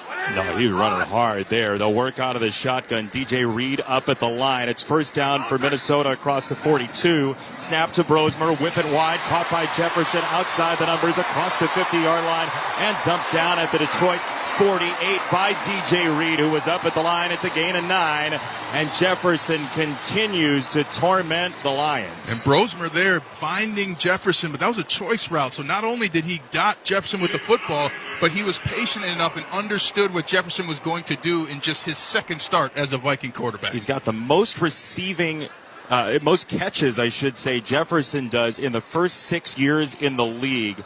570 of them now. And Max Brosmer said it this week, like the game plan revolves around Jefferson. He knows it, as it's second down and 1, inching into Lions territory, and we have a whistle and a timeout coming. Timeout Minnesota at 7:47 to go, quarter number 1 here in Minneapolis. It's not a good sign when you're taking an early timeout like that. That means there was a miscommunication in the play call or in the formation once it got called in the huddle. They'll talk it over. New quarterback, you know the feeling. Yep. Kevin O'Connell, very good at tutoring young quarterbacks. We remind you that every Westwood One football broadcast, once again available on all Alexa-enabled devices. Just say Open Westwood One Sports, and you'll be taken straight to the action. That's Open Westwood One Sports to listen on Alexa. Sometimes you'd think maybe a shot play, 2nd and 1, but with the play calling so far in this game, Minnesota, you would imagine, would just go power here. Snapping a handoff for Jones, running straight ahead, tried to bounce it outside, and he's thrown back, actually, for a loss of maybe 1. Roy Lopez, the run stopper out of Arizona by way of New Mexico State, gets the stop, and it's 3rd down. Exactly what you didn't want to have happen if you were the Vikings. You were right there. Maybe a shot would have been better after that. But they still got an opportunity. You want to stay on schedule, get that first down, and continue to march down the field. And conversely, if you're the Lions, you want to prove that a yard cannot be had against your defense. Especially a run defense that gave up more than 200 yards on the ground last week against Pittsburgh. Brosmer out of the shotgun. He has Naylor wide to the right. Jones, the tailback, call it 3rd and 1.5. Take the snap, waist high. He steps up in the pocket. He rolls to the right. Brosmer on the run across the 50. First down and then some 40, and he dances out of bounds at the 37-yard line. The Lions knew J.J. McCarthy could run. They didn't know Mad Max was in there. It's first down, Minnesota. Max Brosmer turned on the Jets, as you said, Jason. Just looks at his reads, didn't like it, and then took off. Playing quarterback is all about making quick decisions, and there he did it for the first down. He took up chess a couple of years ago thanks to one of his coach's suggestions. You hear a lot of guys do that, just trying to see ahead. But, boy, so much praise for him from the Gophers coaching staff, from Kevin O'Connell and his development. First down at the 37. Brosmer out of the shotgun, feed it straight ahead. Jones running to the left, and he crashes down at the 31. He got hit waist high by DJ Reed, gain of 5. And we pause 10 seconds for station identification. This is Westwood One, your home for the National Football League. Not able to watch the Broncos and Chiefs? No problem. Listen right here tonight at 8:15 Eastern. NFL Radio Channel 88 and the SiriusXM App. Aaron Jones feeling the burn of the hits he's taken already. 2nd down and 5 off that run. Scrimmage the 32 in Detroit territory. Snap to Brosmer, drop it off for Jones, and he is undercut immediately at the 37-yard line by Daniel Thomas, who just crushed him knee high. It's a loss of 5. What a read by Thomas. Thomas just firing right at the snap. He clearly had Jones in man-to-man and just went right at him, made that tackle behind the line of scrimmage. An old two-legged shoot there for those wrestlers out there listening. I was saying he felt the burn of the hits he's taken. What did you see on his helmet? Well, already Jones. Aaron Jones has the blue of the Lions safety Thomas Harper on his helmet from running him over 2 plays ago. That'll happen. Woo. It's the first quarter. 3rd down and 9 from the 37 in Lions territory. Got to get to the 28. Twins left. Snap to Brosmer. Free runner coming right in his face. And he spins down at the 50-yard line. Brosmer sacked. Aiden Hutchinson got in there for his 12 and a half sacks this year. It's a loss of 14. That was on the right tackle, Will Freeze. He was just blocking nobody. There's a penalty flag here because they knocked Justin Jefferson down 15 yards downfield. Let's see. The officials are talking it over. Let's see. It's way back at the 19. I think it's going to be on Alex Anzalone, the linebacker. Officials are still talking, though. It's 5 officials together. There's no foul on the play zone. It's 4th down. No explanation from Sean Smith, which makes even Minnesota nice start to lean toward frown territory. Well, it's within 5 yards of contact. That's all I can think of, and it does look incidental on the replay as I'm watching it. But no question, if the flag's thrown, something happens. So crowd disappointed. And the Lions were just on 3rd and 1 a couple plays ago, now getting the ball back. This is the way this game might go. We figured it could be a lower scoring game with the Vikings not having allowed a touchdown pass in 6 weeks. We're scoreless, 4:50 to go first quarter. Ryan Wright back to punt at his own 35 in the white top, white bottom for Minnesota. Khalif Raymond back to receive the punt. It's a boot that fades to the left, and Raymond back at the 7. He catches and decides to run with it, and he's crumpled down at the 9-yard line. Tavier Thomas, once again, his 16th special teams tackle to lead this group. It's a net of 43, and the Lions are pinned inside their own 10. No score, 4:35 to go first quarter. You're listening to the NFL on Westwood One. What's up, football fans? Picture this. You bet on your favorite player to score the first touchdown in the game, but his teammate scores instead. If this happens, BetMGM wants to give you another chance at the end zone. With BetMGM's second chance promotion, you'll get your stake back if your first touchdown scorer scores second instead. That's right. Bet on any pro football player to score the first touchdown of the game. If you're right, you win. If your player scores second, you get your stake back in cash. With BetMGM's second chance offer, you have a chance to keep the fun going after the first player crosses the goal line. Try a first touchdown scorer wager with confidence today. BetMGM. Make it legendary. BetMGM and GameSense remind you to play responsibly. See BetMGM.com for terms. 21 years of age or older. This specific promotional offer is not available in Mississippi, Pennsylvania, Puerto Rico, or Ontario. Gambling problem? Call 1-800-GAMBLER. Available in the U.S. 877-8-HOPE-NY or text HOPE-NY 467-369 in New York. In Arizona, 1-800-NEXT-STEP. In Massachusetts, 1-800-327-5050. 1-800-BETS-OFF in Iowa. 1-800-981-0023 in Puerto Rico. Existing customer offer. Subject to eligibility requirements. Rewards paid back in unrestricted withdrawable funds. In partnership with Kansas Crossing Casino and Hotel. Nationwide is so much more than a great insurance company. They're one of America's largest financial services companies. Like how I'm more than just Peyton Manning. I'm also motivating Manning. When I say insurance, you say financial services. Insurance. Financial services. Insurance. Financial services. Now when I say nationwide, you say is both. Nationwide. Is both. Nationwide. Is both. For your insurance and financial needs, Nationwide is on your side. Nationwide Investment Services Corporation, member FINRA, Columbus, Ohio. According to the stories, Colonel Sanders invented fiery, crispy wings unlike the world had ever seen. He knew his perfected wings needed a perfect counterpart, so he invented the potato and turned it into soft and fluffy wedges. The world obsessed over his wings and wedges. People couldn't comprehend a flavor pairing so perfect, and neither could menus, so the Colonel took him away. But the world is always changing, so he brought him back. KFC wings and wedges are back by obsessive demand, so get them while you can. The Colonel lived so we could chicken. No score, 4:35 to go first quarter. The Lions are backed up in their own territory. Find holiday gifts on their wish list and yours with ease this season and get great deals along the way at Kohl's and Kohl's.com. Just 364 shopping days till next Christmas. With Ryan Harris, Jason Benetti, our entire crew, as the Lions will go to a triangle formation, including the tight end Shane Zylstra behind Jared Goff. St. Brown to the left. One receiver to the right as well. It's Raymond.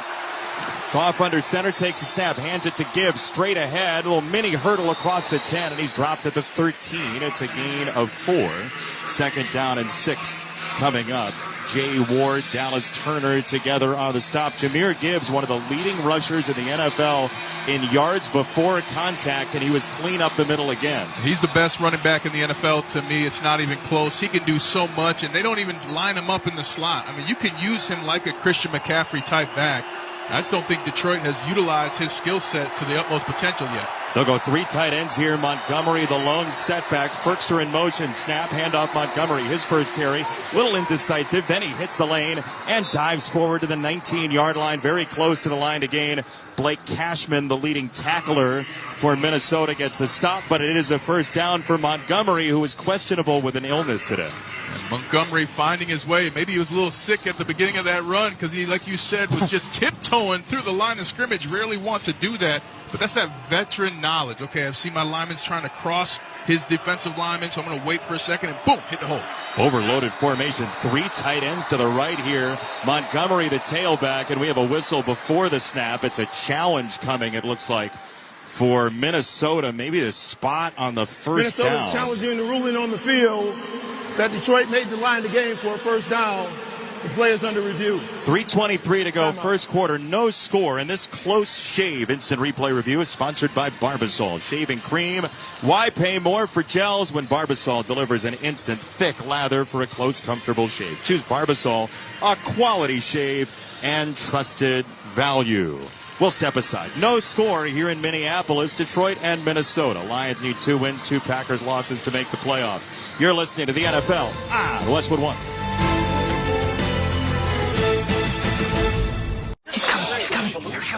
Surprise! Your table saw broke. Also, the warranty expired weeks ago, so you need to pay for a new one out of pocket. At Progressive, we know small business owners don't usually like surprises because they cost you money. But a good surprise that could save you money? Getting a commercial auto quote from Progressive. Oh, and the replacement part you ordered doesn't fit, so it's completely useless. What a waste. Surprise yourself. See if you can save in as little as 8 minutes at ProgressiveCommercial.com. Progressive Casualty Insurance Company and Affiliates. Drinking and driving will change your whole world. The next time you're out with your friends, consider what would happen if you got pulled over after drinking. Like the legal fees, or the time in court, or a DUI on your record. Your decision to drink and drive could change someone else's world, too, if you hurt or kill them in a crash. Instead, what if your decision to call a sober ride changed your world for the better? Drive sober, or get pulled over. Paid for by NHTSA. Kohl's clearance deals are so good, you might want to brace yourself before you shop, because up to 70% off can do things to you. Sudden goosebumps, racing pulse, involuntary gasping at prices. You may even feel the uncontrollable urge to brag to someone, anyone, even Deb, the checkout lady who's seen it all day. Don't worry, that's just the thrill of Kohl's clearance. Shop it now in-store and online. Select styles, some exclusions apply. See store or Kohls.com for details. LinkedIn gets B2B marketing and knows that every win is derived from a well-orchestrated play. With LinkedIn ads, every ad gets served to the MVPs you need. LinkedIn has grown to a network of over 1 billion professionals that you can reach based on job title, industry, and more. Start converting your B2B audience into high-quality leads today. Spend $250 on your first campaign and get a free $250 credit for the next one. Just go to linkedin.com/campaign. That's linkedin.com/campaign. Terms and conditions apply. Only on LinkedIn ads. Minnesota's successful challenge, third down for Detroit, and the NFL holiday games continue. Unwrap your NFL Christmas night finale. The Broncos and Chiefs, 8 p.m. Eastern on Prime Video. Visit watch.nfl.com for full schedule. You can also hear that game right here on Westwood One and the Westwood One Sports app. Smart challenge, good challenge. They added 32 seconds to the clock as well. It's 3:55 and a big third down. Detroit, the best in the NFL at 3rd and 4th and 1. And to me, this is a sneak with Jared Goff. You need about 8 inches to get that first down. Goff will be under center. The tailback, Montgomery, snap ball on the ground. Van Ginkel was on it immediately for Minnesota. It's a turnover. An even better challenge than expected. The Vikings have it at 3:42 in the first. What a mistake by the Lions. Typically they come up and say, hey, first down, first down. Well, as Jared Goff's getting down, he must have said something like ready, because you can't say anything when your linemen are ready to tee off. They should have had a false start on the left tackle as well. But then Van Ginkel scooping up Santa's gift. Man, take it right under the tree. He wanted to take it all the way to Edina, but he got touched while he was down on the ground. Minnesota in the red zone.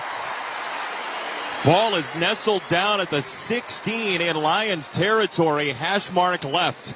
Addison wide to the right. It's an I backfield again. Ham in front of Jones. Jefferson wide to the left. Motion Addison tight to the formation. Brosmer under center. Takes the snap, feed it to Jones. He breaks to the right. Right up the middle he goes, and he gets wrapped down at the 8-yard line. A hard run by Aaron Jones. Give him 8. Rock Yassin came up to stick him, but that run game is cooking right now. Well, and the Vikings are using the fullback like it's 1990. Just old school, smashing you in the mouth with our fullback C.J. Ham.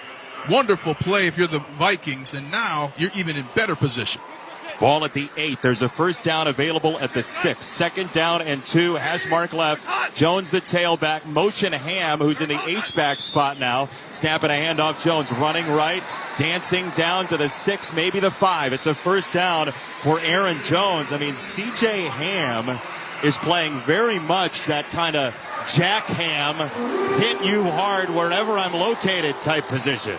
Sometimes you want to be a fullback because literally the coaching point is you run down that hole and hit whatever color you see. I don't care if it's your own lineman. If they're in the way, move them so Aaron Jones can get up there.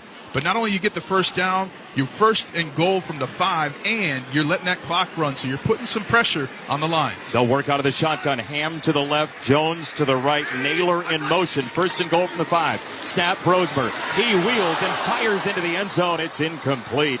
Too high for Jefferson. Brosmer looking for that very first touchdown pass after 4 interceptions in his opening start. Campbell had the coverage. There was an available score there. Justin Jefferson now twice already in this first quarter before the ball hits the ground, shaking his head in exasperation because he knows what's possible and just not getting the ball delivered the way he needs it. He's wide left, lined up on Yassin. Ball at the 5. 2nd down and goal. Shotgun for Brosmer. Jones the tailback. Give it to Jones. Running straight ahead. He's hit and dropped at the 2-yard line.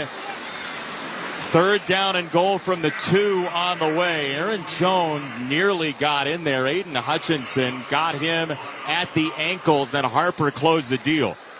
Hutchinson's just a phenomenal player. Yes, he's a defensive end, but he kind of plays like a linebacker too, because if you run away from him, he's going to find a way to get in the play. I mean, that's an amazing, amazing player in Aiden Hutchinson that the Lions have, and he's only getting better, still in his prime. Off the broken leg last year, it is Ham in front of Jones. I backfield. 3 tight ends for Minnesota. Brosmer takes the snap, hands it left. Jones squeezes through, twists in, it's a touchdown.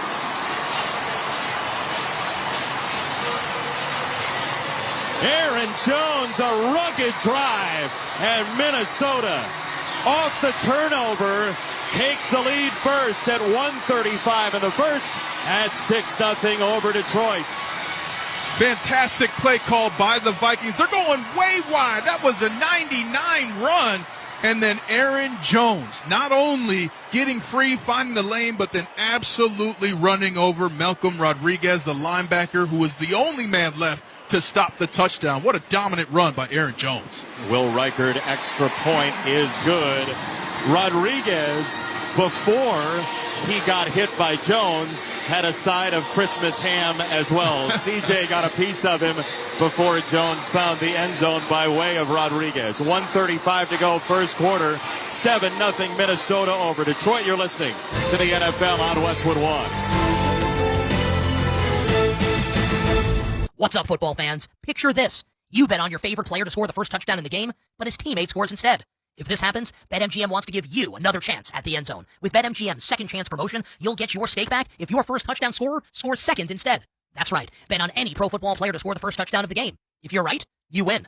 If your player scores second, you get your stake back in cash. With BetMGM's second chance offer, you have a chance to keep the fun going after the first player crosses the goal line. Try a first touchdown scorer wager with confidence today. BetMGM. Make it legendary. BetMGM and GameSense remind you to play responsibly. See BetMGM.com for terms. 21 years of age or older. This specific promotional offer is not available in Mississippi, Pennsylvania, Puerto Rico, or Ontario. Gambling problem? Call 1-800-GAMBLER. Available in the U.S. 877-8-HOPE-NY or text HOPE-NY 467-369 in New York. In Arizona, 1-800-NEXT-STEP. In Massachusetts, 1-800-327-5050. 1-800-BETS-OFF in Iowa. 1-800-981-0023 in Puerto Rico. Existing customer offer. Subject to eligibility requirements. Rewards paid back in unrestricted withdrawable funds. In partnership with Kansas Crossing Casino and Hotel. Time now for the opening kickoff. From kickoff to the final whistle, hear Westwood One's exclusive play-by-play of every primetime NFL game. Great job pushing for the first down. That is a first down. First and goal at the 3. NFL play-by-play lives on Westwood One. In overtime. 4-man front. Receiver motion. Low snap. He runs and he throws. Caught. Touchdown. It's caught. Westwood One, the home of NFL play-by-play. 30, the 20, far side 10. Touchdown. Listen live on the Westwood One Sports app. Kohl's clearance deals are so good, you might want to brace yourself before you shop, because up to 70% off can do things to you. Sudden goosebumps, racing pulse, involuntary gasping at prices.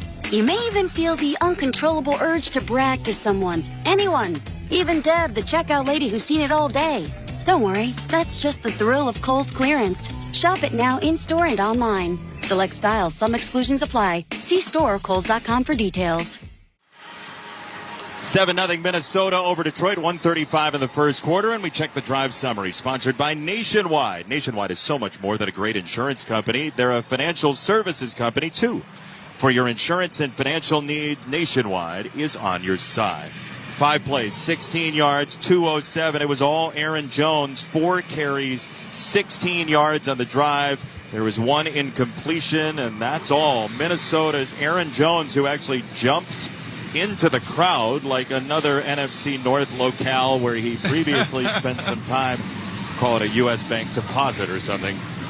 I mean, I want to know if he got the food, you know? I mean, I didn't get to play with these field-level suites. I might have grabbed a hot dog. Just grab a snack. Kennedy on the return, 5-10, 15-20 down the sideline. Tom Kennedy out of Bryant is cycled out of bounds at the 30, and Detroit will have it there. First down and 10, a 25-yard return. So important to avoid the touchback in this day and age in the NFL. That 35-yard line is enormous. And now Jared Goff comes out for a third touch of the football here. What do you need to see from this Lions offense, Ryan? It starts with urgency. I want them to break the huddle, get to the line of scrimmage, and they're still walking to the line of scrimmage. They have to respond here, not just in points, but the way they're playing the game so far. Overloaded, couple of tight ends to the right. Lone back is Montgomery. Snapping a handoff inside right. Montgomery ducks through a hole. He ends up with 2 yards, and that is all. He's hit by Cashman once again, their leading tackler. $1:20 to go, first quarter. They'll start with a run of 2. Blake Cashman, the linebacker for the Vikings, is one of the most impressive linebackers, I believe, in the NFL. You got another one, too, in Jack Campbell on the other side for Detroit. But Cashman is just physically and fundamentally sound at every tackle, using power, using both arms, exactly what you want your linebacker to do. And he gets to spend Christmas at home. He's from Eden Prairie. His defense up at the line with a 4-man line. St. Brown wide to the left. Second down and 8. Montgomery, the tailback. Williams wide to the right. Tight end Ferkser left. Snap to Goff. Back in 4 steps. Rolling to the right. Chased by Cashman. Throwing across his body. It flutters into a catch at the 47-yard line for Jamison Williams. First down, Detroit. Gain of 15. A crosser that came out of nowhere.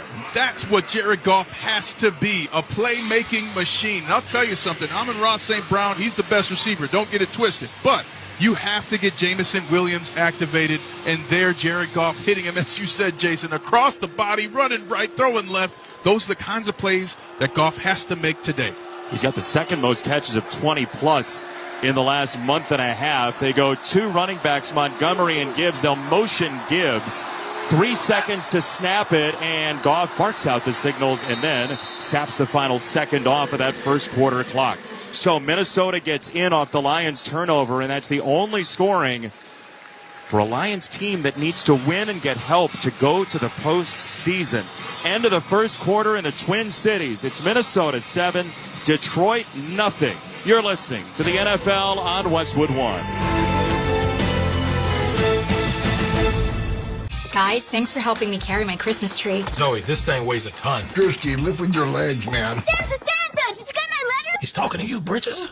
I'm not. Of course he did. Right, Santa? You know, my elf Drewski here, he handles the nice list. And elf? I'm 6'3". What everyone wants is iPhone 17. And at T-Mobile, you can get it on them. That center stage front camera is amazing for group selfies. Right, Mrs. Claus? I'm Mrs. Claus's much younger sister. And at T-Mobile, there's no trade-in needed when you switch. So you can keep your old phone. Or give it as a gift. And the best part, you can make the switch to T-Mobile from your phone in just 15 minutes. Guys, my side of the tree is slipping. Timber! The holidays are better at T-Mobile. Switch in just 15 minutes and get iPhone 17 on us with no trade-in needed. With 24 monthly bill credits for well-qualified customers plus tax and $35 device connection charge. Credits end and balance due if you pay off earlier. Cancel. Finance agreement 256 gigs, $830. Eligible port in a new line. $100 plus a month plan with auto pay plus taxes and fees required. Check out in 15 minutes or less per line. Visit T-Mobile.com. Sound familiar? At Mattress Firm, we understand there are many problems that can keep you up at night, like snoring, aches and pains, or sleeping hot. Our sleep experts have the unrivaled know-how to match you with a mattress that can help. And now at Mattress Firm, save up to $500 on Tempur-Pedic, plus get a $300 instant gift. For the great sleep you deserve, visit Mattress Firm. We make sleep easy. Restrictions apply. See store or website for details.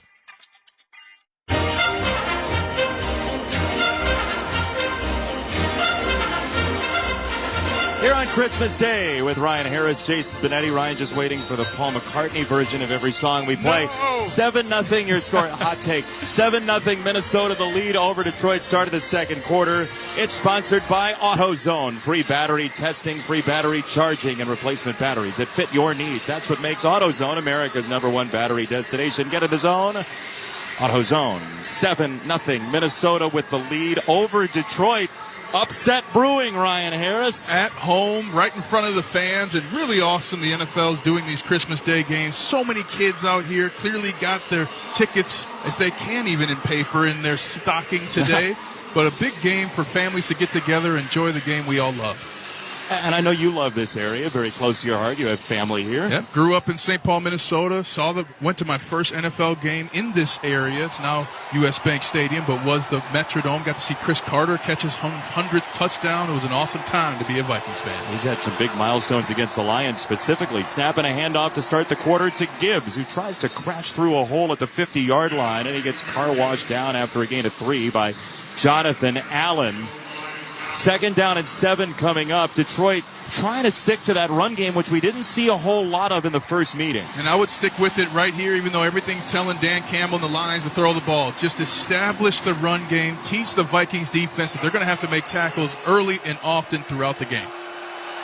Tesla wide to the right. The lone setback is Gibbs. It's a big formation again. Goff puts his hands to his head. Ball at the 50-yard line, 2nd and 7. Take the snap, handoff, little counter action for Gibbs, trying to squirt through the hole. He ends up with 2 yards. Ball is loose. It's down on the ground and picked up by Byron Murphy Jr. for Minnesota. Gibbs looked like the knee was going to slide down. The ball snuck out, and Minnesota, against a Lions team that had 8 turnovers coming in all year, has 2 early. Well, it started off as an okay play, and then Gibbs is going down, and as he's doing so, the ball gets ripped out by Eric Wilson, the linebacker, as Wilson's falling down to make the tackle. What a play. These Vikings are fighting their tail off. Wilson and Cashman together. Wilson now has his 4th forced fumble of the year. He has been a crowbar for this Minnesota defense. And you mentioned it too. Cashman getting in there with a huge hit right as the ball was coming out.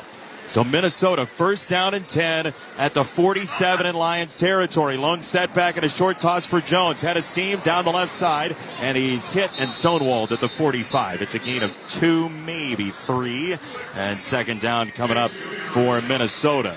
14 minutes flat to go, second quarter. 7-0 your score. Minnesota the lead. Thomas with the stop that time for the Lions. A reserve safety. They've had such safety trouble this year with injuries. Brian Flores doing an amazing job, though, with the Vikings defense, getting those turnovers in a game where everybody knows you got a young player making his second start. So the coaching points were adhered to by the Vikings defense, and now the Vikings looking to extend their lead.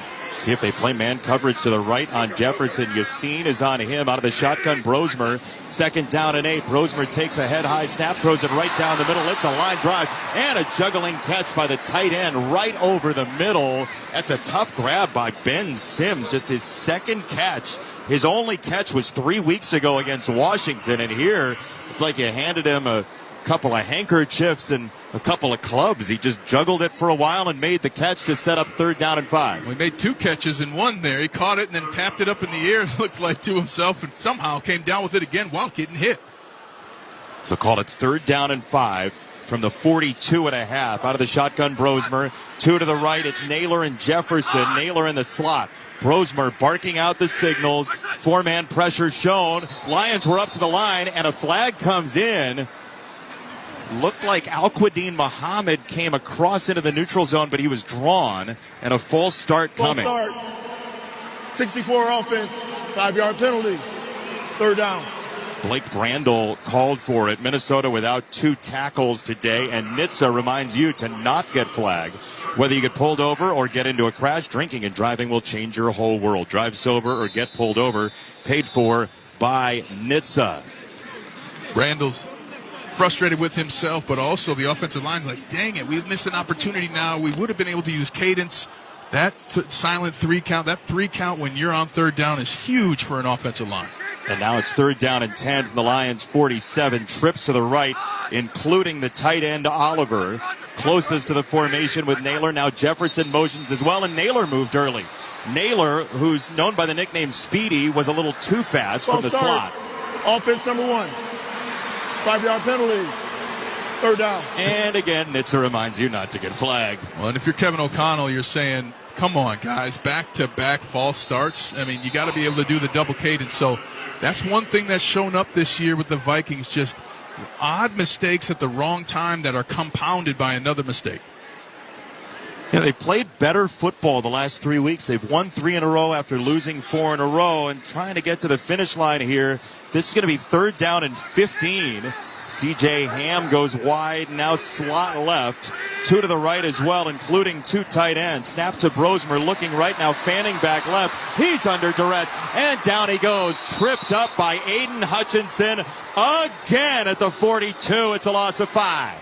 Aiden Hutchinson with the motor that will not quit. An excellent job blocking by the right tackle, Blake Brandel, but he makes him what they call run the hoop, go over the top.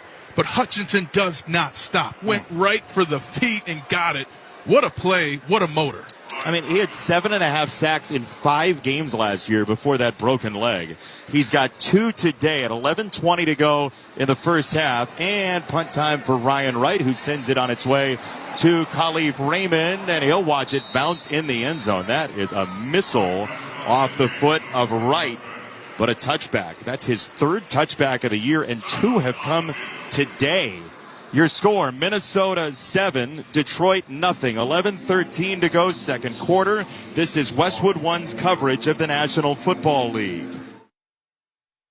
Hi, it's me, Katie Nolan, host of Casuals with Katie Nolan. It's holiday season, which means it's the perfect time to curl up on the couch with a nice mug of hot chocolate and watch a bunch of elite athletes stir up juicy in-game drama for your viewing pleasure. Sports are the ultimate comfort watch to get you through the cold months. So whether you're a diehard sports fan or just an intrigued channel flipper, listen to Casuals to keep up to date with all the latest in-game and online drama. You can find Casuals on the SiriusXM app, Pandora, or wherever you get your podcasts. And don't forget to follow the show so you never miss an episode. Love you, mean it. The biggest college football games are on SiriusXM. Kick is up. The kick is good. Hear every game of the college football playoff and more than 40 bowl games. That was a great move. They just juked him out of his shorts. Get the channel number for your school's broadcast at SiriusXM.com/sports. 6 sacks, scores. Or search college football on the SiriusXM app. And he's into the end zone. And for expert analysis, check out College Sports Radio, Channel 84.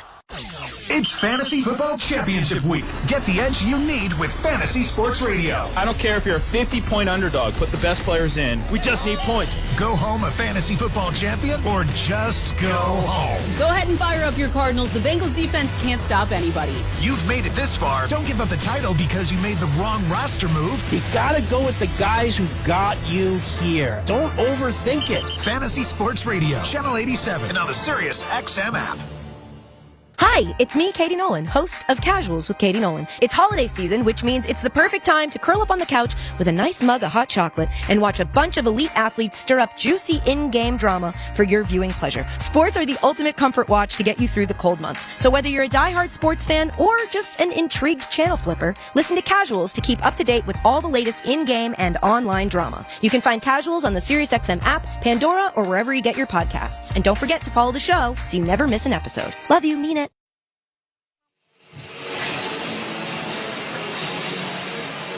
Jason Benetti, Ryan Harris here at the Grainger broadcast booth in Minneapolis. Game plan with Grainger to gain a competitive advantage. Call, click Grainger.com, or just stop by for the supplies and solutions to help keep your business moving forward. Minnesota in the all-white, the fans in the all-white, just a couple of spots of Honolulu blue for Lions fans who have gone hub to hub to visit Minneapolis. 7-0. The Vikings with the lead, 11:13 to go, first half, and first down and 10 at the 20-yard line for Detroit. Lone setback, Montgomery.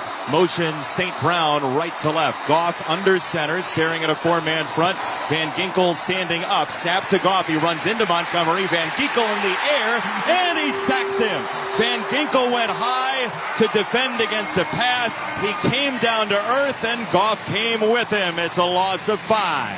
Second sack where Jared Goff is just completely unaware. Van Ginkel jumps and is right in front of him. He takes 2 steps to his left and then resets. He's got to run to his left, get away from the pursuing blitzer. Just a lack of awareness again for Jared Goff.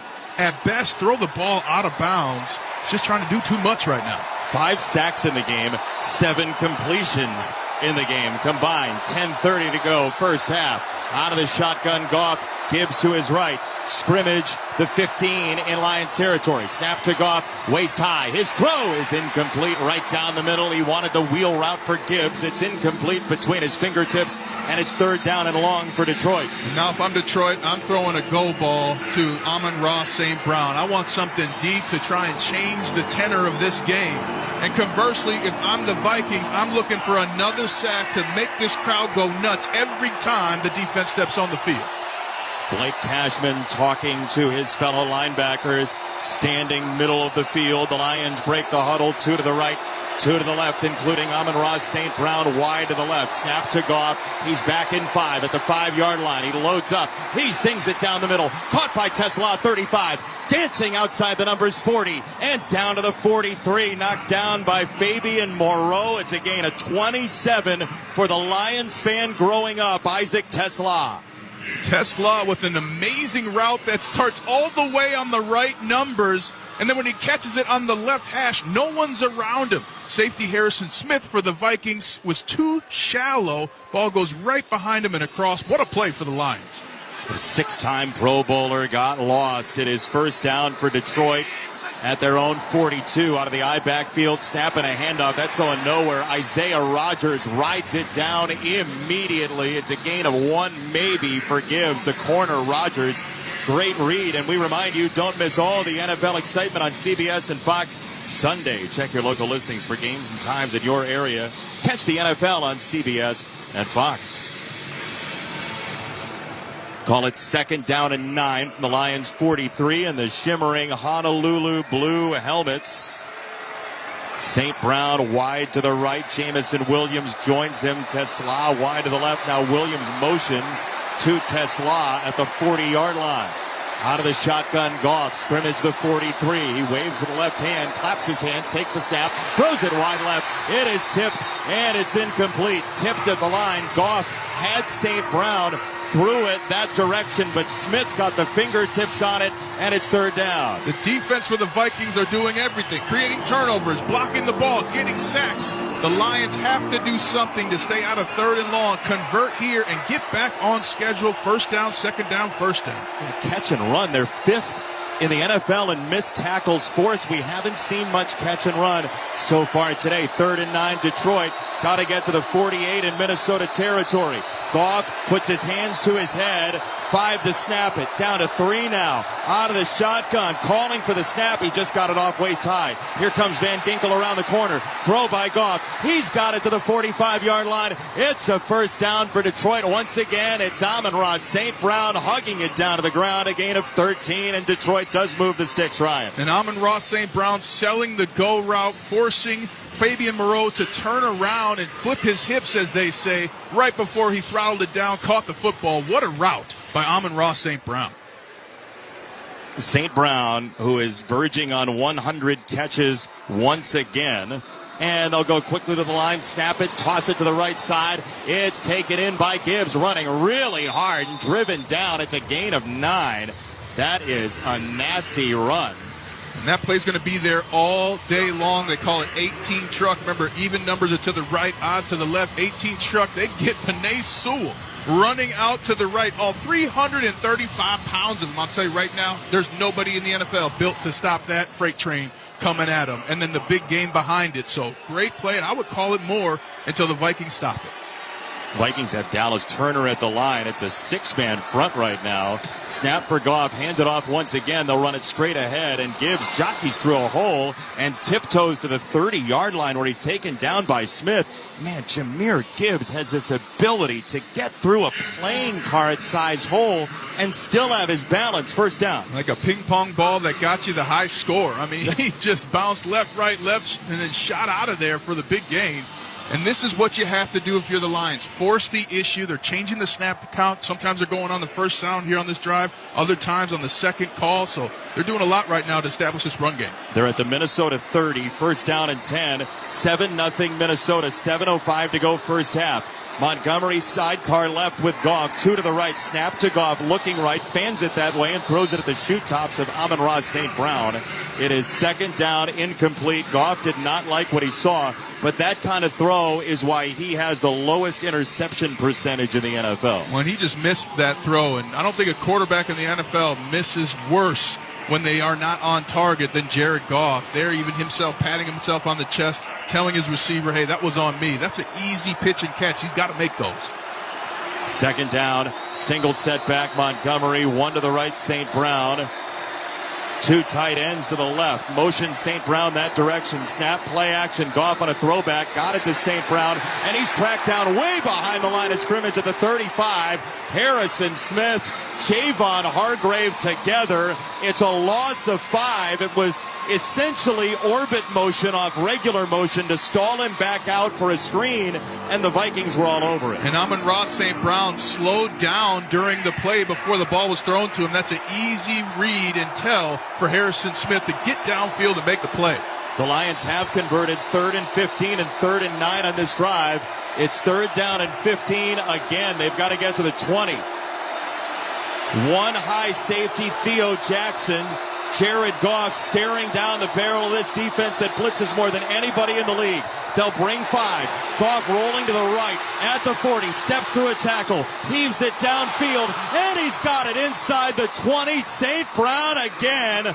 Goff knew the rush was coming. Scramble mode immediately. And he drills it to St. Brown. They convert a third and long on the drive. Quick decision from Jared Goff. And then he kicks up his heels so he does not get caught by Wilson. And how he delivers this ball to a wide-open Amon-Ra St. Brown. Van Ginkel was too shallow again. I never understood, Jason, when you're a safety, don't get deep, don't get shallow towards the line. Get deep. The ball's going behind you. Instead, it's a first down for Detroit. Gibbs the tailback from the 13. Snap and a handoff inside right. He tiptoes and jukes to the 10. He's stonewalled there by Jay Ward. Second down coming up. The Lions are in the KFC red zone. The people demanded. KFC listened. Wings and wedges are backed by obsessive demand at KFC. Bad news for the Lions now. Penei Sewell writhing in pain after getting hit with a blocker and a defensive player in his left knee while getting hit from the right shoulder. A brutal spot to be.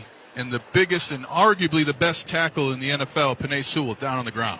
Yeah, the right tackle that's been such an anchor for this in-and-out offensive line all year long. He is down, and a hush falls over the crowd at 5:17 to go. Half number one, 7-0 Minnesota. Detroit is driving 2nd and 8 when we come back. You're listening to the NFL on Westwood One. At Uline, they know firsthand the road to success is an uphill climb. Uline started in the family basement, and through hard work is now North America's most trusted shipping and industrial supplier. They get what it means to have the support of reliable, hard-working partners. So they keep 41,000 items ready to ship. Whether your company is still in a basement office or expanding cross-country, Uline will be there on your road to success. Visit uline.com. LinkedIn gets B2B marketing and knows that every win is derived from a well-orchestrated play. With LinkedIn ads, every ad gets served to the MVPs you need. LinkedIn has grown to a network of over 1 billion professionals that you can reach based on job title, industry, and more. Start converting your B2B audience into high-quality leads today. Spend $250 on your first campaign and get a free $250 credit for the next one. Just go to linkedin.com/campaign. That's linkedin.com/campaign. Terms and conditions apply. Only on LinkedIn ads. How are you beginning for family? On January 9th, the sequel to Greenland is so massive you have to see it on the big screen. I promise no gets to safety. Starring Gerard Butler and Marina Baccarin. Oh my God, hang on! Greenland 2 Migration. Rated PG-13. Sponsored by Lionsgate. NFL play-by-play lives on Westwood One. 30, the 20, first right 10. Catch Westwood One's exclusive audio play-by-play coverage of any primetime NFL game. Touchdown! Listen live on the Westwood One Sports app. Back here to Minneapolis, 7-0 Minnesota has the lead over Detroit. The multi-time All-Pro back-to-back years. Penei Sewell out of the game, the right tackle. Coyote Awoshika comes in, the fourth-year Lion, former Philadelphia Eagle. But again, Taylor Decker is out of this game. He came down with an illness early in the week, so they're without left tackle. A lot of injuries on this line, Ryan. What does that do to your playbook here as you're driving at 5:17 in the first half? Well, first and foremost, you want to put the new player on the backside of a run as early as possible just so they can get used to the sound and speed of the game. And then next, you got to play football. That's why they're on your roster. They can go in and play, so you need your young players to step up. And that's a huge opportunity, too, for Oshikwa. They're going to go multi-tight ends here to join him. Anthony Ferkser, seventh-year man out of Harvard. The former Western Michigan Bronco Giovanni Ricci is in as well. The Lions have both Giovannis who are playing in the NFL right now. Manu, the tackle, is inactive today. Ricci is playing tight end. They're without Sam Laporta, who was huge in that first meeting, and they'll break the huddle with Awoshika at the right tackle, the two tight ends to the left. 2nd and 7. There's a first down available at about the 1.5. Lone setback is Gibbs. Snap and a handoff straight ahead. Gibbs trying to dive through the hole, and he is thrown back. His progress stopped by Murphy, among others. Hargrave as well. It is 3rd down coming up. There is a first down to get, but this Vikings defense is the best red zone touchdown stopper in the league. Jonathan Allen getting in on that as well at the defensive tackle position. So the Vikings, after a week where they gave up a lot of rushing yards, have gotten stout on the defensive line after being embarrassed in meetings that week. Big 3rd down here. Gibbs, the tailback. Tesla wide to the right. Trips left. Wide splits for the Lions. Out of the shotgun, Goff. 3rd down, Minnesota blitzes like nobody's business. They'll bring 4 this time. Goff on the throw, down the middle, has a completion to the 3, and that is all. Driven back right at the 3. St. Brown was just short of the line to gain, it looks like, depending on the spot. It was Van Ginkel who stood him up and drove him back, and the Lions love 4th and 1. Remember earlier, with 1 yard to go, they fumbled. And there's the official word from Sean Smith, our referee. Clock is still moving. 3:52 to go. The Lions will break the huddle in a big formation and I backfield. Montgomery, the tail of the tandem. Tight end in front of him, Ricci. I like kicking the field goal here. I do not agree with going for it on 4th down. It has been the lay of the land for Dan Campbell in his tenure with the Lions. Motion Ferkser right to left. Snap. There's a whistle before the handoff to Montgomery, and we get a timeout, it looks like. Let's get the official announcement from Sean Smith. Dan Campbell is on the field. I don't believe he was the one calling the timeout. I think it was an official's timeout. There's no flag down. I don't think I think they reset the play clock and shouldn't have. It was at a big number.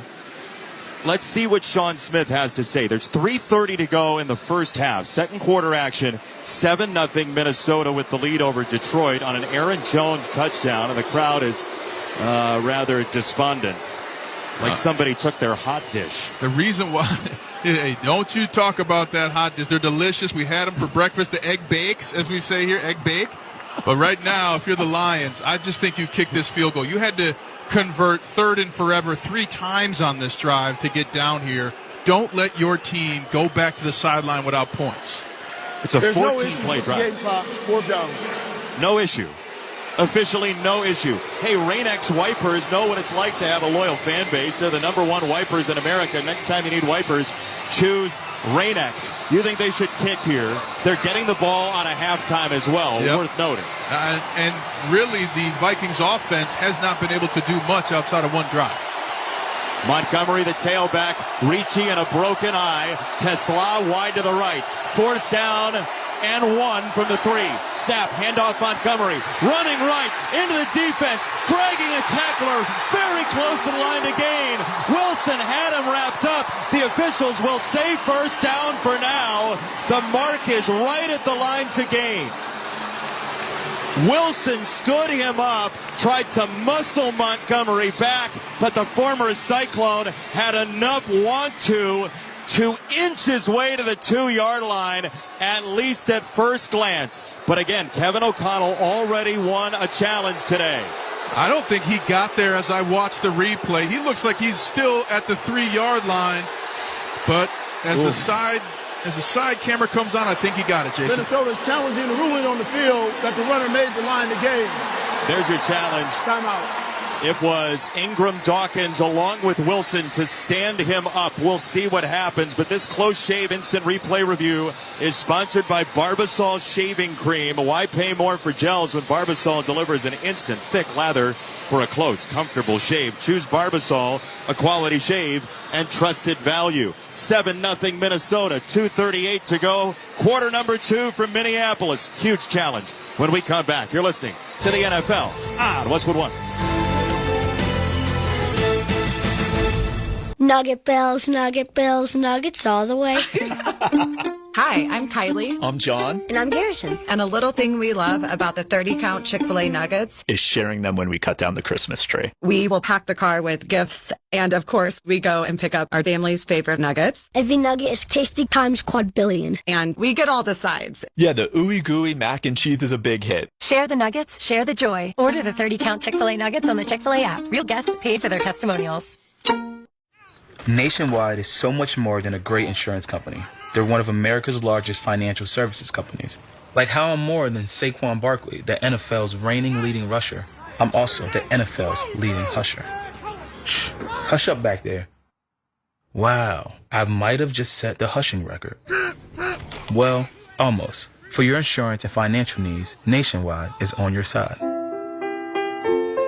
Nationwide Investment Services Corporation, member FINRA, Columbus, Ohio. LinkedIn gets B2B marketing and knows that every win is derived from a well-orchestrated play. With LinkedIn ads, every ad gets served to the MVPs you need. LinkedIn has grown to a network of over 1 billion professionals that you can reach based on job title, industry, and more. Start converting your B2B audience into high-quality leads today. Spend $250 on your first campaign and get a free $250 credit for the next one. Just go to linkedin.com/campaign. That's linkedin.com/campaign. Terms and conditions apply. Only on LinkedIn ads. I want a new beginning for our family. On January 9th, the sequel to Greenland is so massive you have to see it on the big screen. I promise I'll get us to safety. Starring Gerard Butler and Marina Baccarin. Oh my God, hang on! Greenland 2, Migration. Rated PG-13. Sponsored by Lionsgate.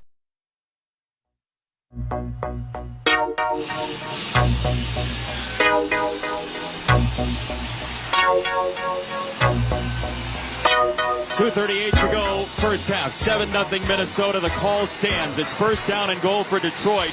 They'll go single setback from the 2-yard line. David Montgomery trying to plunge in for the Lions. Multiple tight ends to the right, Ferkser and Ricci. Snap, handoff, straight up the middle. That's not going anywhere. It's smothered down at the 3-yard line. Levi Drake Rodriguez and his flowing mane of hair just turned Montgomery into a puddle. It's second down and goal, 2:22 to go in the first. And Drake Rodriguez, like a heat-seeking missile, diagnosed the play right away, wrapped around, and came right up the middle. Exactly how Brian Flores drew it up on the meeting on Wednesday. Minnesota has been outstanding at the goal line as we're going to move down to the 2-minute warning. 2:04 remaining in the first half. The 17th play of the drive in more than 9 minutes will have to wait. And I would have ran another play there if I'm the Lions, just to prove the point to the Vikings that we don't care about the clock. We're here to beat you. Instead, we've reached the 2-minute warning sponsored by Credit Karma. Credit Karma uses your credit profile to show you real loan offers with clear terms without hurting your credit scores. No gimmicks, just personalized, estimated rates. Download Intuit Credit Karma to get started. Still a shutout for now. Minnesota 7, Detroit nothing. You're listening to the NFL on Westwood One.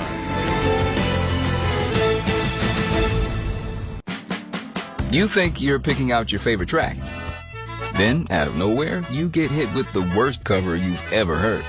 Kind of like when you're shopping for a loan and that great rate switches to a not-so-great rate during the application process. Thankfully, you can count on Credit Karma to help you find more accurate rates. Because Credit Karma uses your credit profile to show you real offers with clear terms without hurting your credit scores.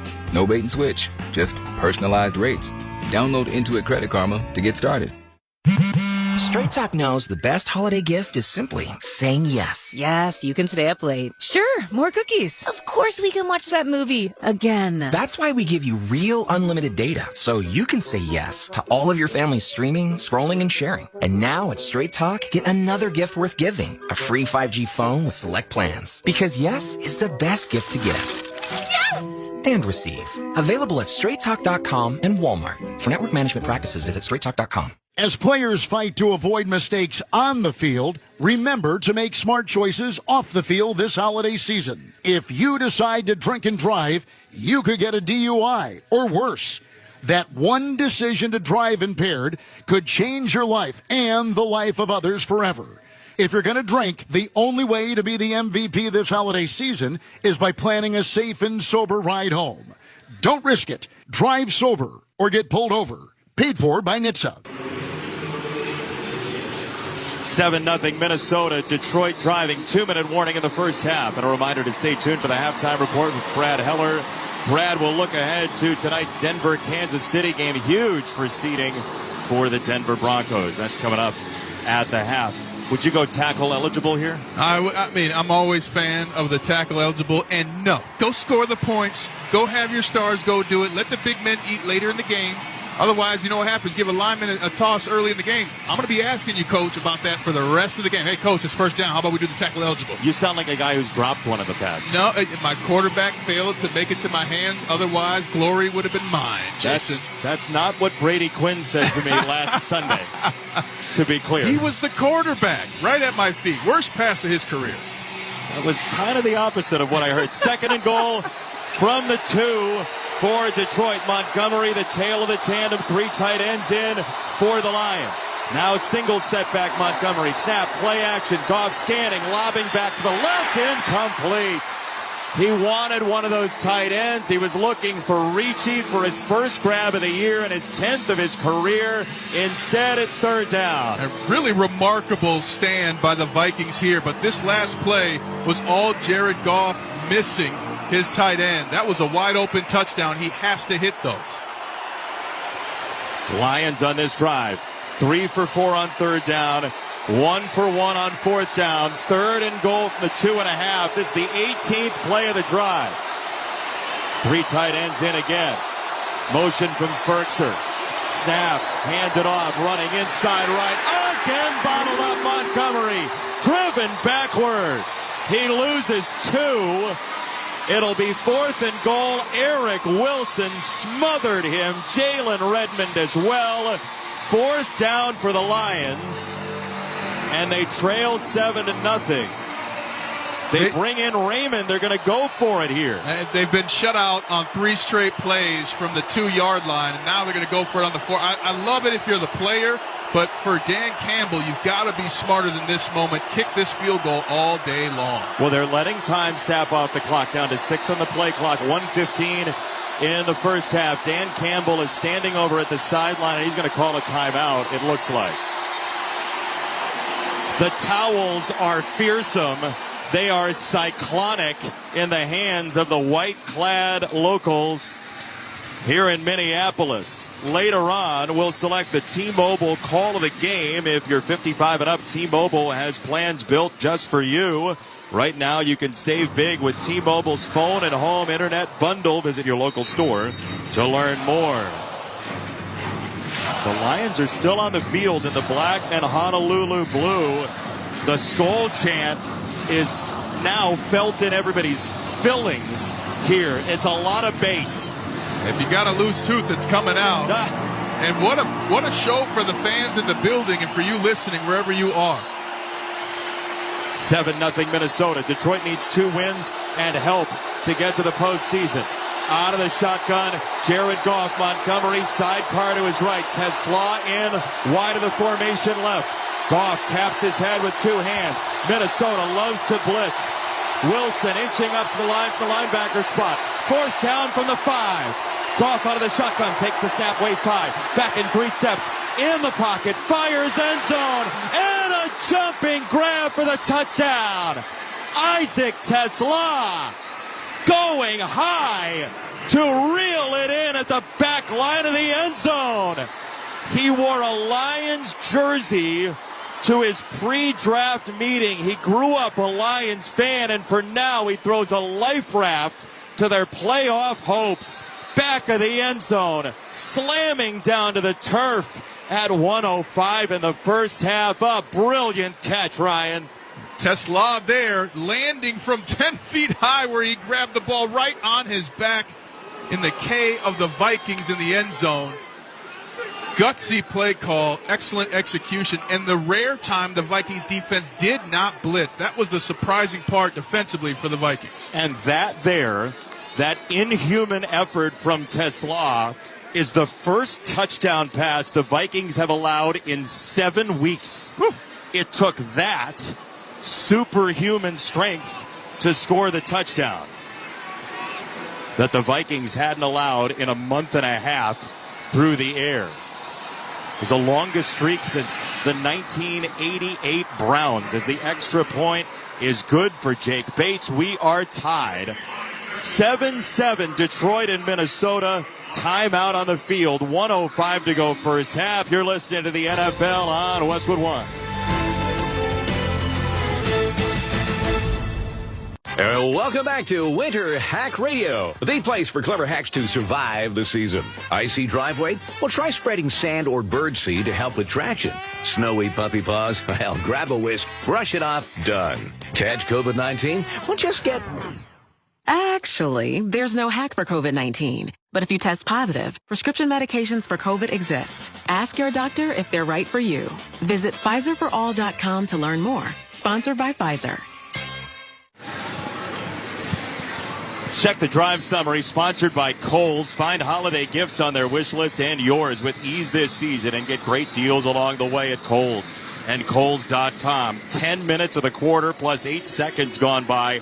19 plays, 80 yards. It's like the Lions walked here from Detroit to Minneapolis. Touchdown to Isaac Tesla. They converted 5 times on 3rd and 4th down. And a kid that grew up a Lions fan gets a Christmas gift for himself, Isaac Tesla. He'll keep that ball, put it on his shelf, tell his kids about it, and especially in Minnesota against a foe in the division, he's going to keep one forever. What a throw by Goff, too. Oh. Threading the needle. Total dart, top of the mountain, and a touchback for Bates. Ty Felton takes a knee. Miles Price, by the way, still questionable to return after slipping on the opening kickoff with an ankle injury. So Minnesota will have it. That touchback Dave Phipp, the special teams coach for the Lions, one of the best in the business, that's going to drive him up the wall after a touchdown. It's unnecessary, a self-inflicted wound, and yet the Lions defense has been stout outside of one drive against this Vikings offense. Yeah, Max Brosmer has just 13 yards passing and net negative with the sacks that have happened to him. Minnesota hasn't had the ball for 10 minutes. Jefferson wide to the left, 1st and 10 at the 35 in Viking territory. In all white, Brosmer takes the snap. He looks left, he fans to the right, he climbs the pocket, and he throws under duress. It's out of bounds and incomplete. Brosmer was sped up, and there's a marker in as well. We'll check the flag at 59 seconds. It's in the defensive backfield. Illegal contact, defense number 4, 5-yard penalty, automatic first down. Yeah, it's on the former Jet and Seahawk and 49er DJ Reed. And that's where you want Brosman to be able to do exactly what he did. Stepped up in the pocket, didn't like what he saw, but then threw the ball out of bounds. And when you stay alive like that, good things can happen. 5-yard gain on the penalty, 59 seconds to go. Just one timeout remaining in the first half for Minnesota. Oliver is wide to the left. The tight end trips to the right, including a motioning Jefferson now right to left. Detroit loves to play man. Brosmer takes the snap, looks left, didn't have Jefferson, drops it off. It's Jones out of the backfield with a low grab, and he crumples down at the 43. Clock moving, 50 seconds to go. Brosmer was staring down Jefferson. Detroit had him bracketed. And Brosman making the smart decision quick. He's making the smart decision quick. 2nd down, low snap, ankle high, takes it, looking left. He is hit, and he is mauled back at the 32-yard line. Derek Barnes was in there previously, and Al-Quadin Muhammad this time got to him. Pressure the last couple plays from the linebacker spot of the defensive line. And another sack for the Lions against Max Brosmer. Timeout called. There, Brosmer's making a move to the left, but just needs to be understanding in the last couple plays prior. There's one decision to make, and it's either you're throwing it to who you thought was going to be open or you're getting that ball out of bounds. Let's pause 10 seconds for station identification. This is Westwood One, your home for the National Football League. With the SiriusXM app, you can hear your hometown announcers all season long. Just search for your team on the SiriusXM app and tap the star to save it as your favorite. 7-7 your score. Timeout Minnesota. 35 seconds to go in half number 1. It's a 3rd down and 16. Will Reichard has hit from 62 in his career. They'd have to get to the 45 for that. Brosmer out of the shotgun, 3rd and forever. He takes the snap. He's back in 3. Drops it off for Jones, who catches, turns upfield. Inside the numbers at the 44. And he's yanked down by Jack Campbell, the leading tackler for Detroit. Jones is down. He's on his knees with his two-tone gloves down on the turf here at US Bank Stadium. 26 seconds to go, half number 1. And that'll be 4th down coming up for Minnesota. Jones had his left foot, stuck in the ground as he was getting tackled and then hit. This is what you don't want to have happen if you're the Vikings. And none more concerned than Brosmer, the quarterback, saying, hey, is my running back okay? I need him. Yeah, because they're without Jordan Mason already out with the ankle injury. We haven't seen Xavier Scott or Ty Chandler as yet. It's been all Aaron Jones to this point carrying the ball, and now he's going to walk very gingerly to the near sideline. So it's going to be punt time for Ryan Wright on 4th down. And the Lions, 26 seconds. We'll see how much discretion is the better part of valor for them with 2 timeouts. And now they're going to run Raymond to the sideline. Now he's going to come up to the line of scrimmage. So Raymond, the punt returner, is going to come up to the line. We're going to see if they try to block this thing, adding an extra man to try to get to Ryan Wright here. There's nobody back in single safety for Detroit. Wright has his heels on his own 30-yard line. Out of the long snap from DePaula, the all-pro long snapper. He gets it away, and the punt is clear all the way back to absolutely nobody. It could roll to one of the 10,000 lakes, and it ends up in the end zone at the stem on the left side of the end. At 15 seconds to go in half number 1, it's a pained smile on the face of Ryan Wright, who just sent one into the end zone and a near checkup for him at the 2. Well, he could have put it shorter. He didn't need to put it that deep. And I know people are saying, oh, his job is a punter. But these guys are like pro golfers with their golf gloves. He can drop that thing anywhere. And he wanted to let that thing drop at the 20 and then roll out, buy some more clock burn. Did not happen. Got the touchback. And with that, it was at 15 seconds. They're going to add 3 more seconds to the timer. So 18 seconds for Detroit. 2 timeouts. Why not, right? Why not? Sling it a little bit? What do you think? How not? How do you not go with Amon-Ra St. Brown for the end zone if you're the Lions? How not? Or Jamison Williams, who motions to the right. It's 1st down and 10. Ball hash mark left at the 20-yard line. Jared Goff out of the shotgun with a towel dangling off his right hip. 3 to snap. He does. Pressure coming up the middle. Wilson and Cashman. Goff is hit and dropped. Wilson and Cashman together as a team get the sack of Goff. Brosmer got sacked 4 times by Detroit. Jared Goff gets sacked right there. And the sacks continue to mount. That's 3 on Goff, 4 on Brosmer. The tough thing about sacks is that when a defense gets it, you don't know as an offense if it's a good play or not. So you might go call that same play that was a bad play to begin with that you never got to see because of the sack. And what a finish by the Vikings defense this half. 5 of them of Goff in the first meeting in Week 9. 3 of them in 30 minutes here today. We're tied at 7 at the end of the first half. Detroit 7, Minnesota 7. When we return, Brad Heller rejoins from our Progressive Insurance Studios with a halftime report. Protect the stuff you love with Renters Insurance. Visit Progressive.com. You're listening to the NFL on Westwood One. You've got a big day, so you use Unstoppable Scent Boosters to give your laundry non-stop freshness. So no matter how long the day goes, you can't stop this power, this walk, this pose, this strut, this look, this talk. Your clothes will be so fresh you can confidently strut into that end of the day meeting like a bosses. Let's talk business in my office. Add new Unstoppables beads to your wash for 24-hour non-stop freshness so you can smell unstoppable.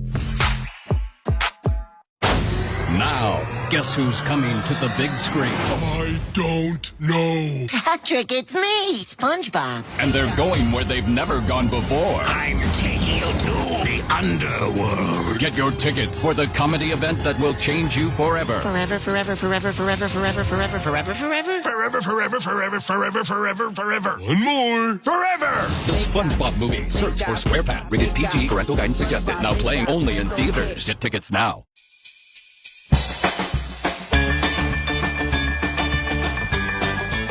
Welcome back to Westwood One's coverage of the NFL from the Progressive Insurance Studios. I'm Brad Heller. Get renters insurance to protect the things that make your place a home, including coverage for theft or damage. Visit Progressive.com. The Detroit Lions needing a win to stay alive in the playoff hunt, scoring a touchdown late in the first half. They are tied with the Minnesota Vikings in the Twin Cities. 7-7 is your score. The Vikings have a total of 36 total yards. They got a couple of takeaways, one leading to a touchdown. We are tied 7-all, halftime, game 2 of the NFL Christmas triple header.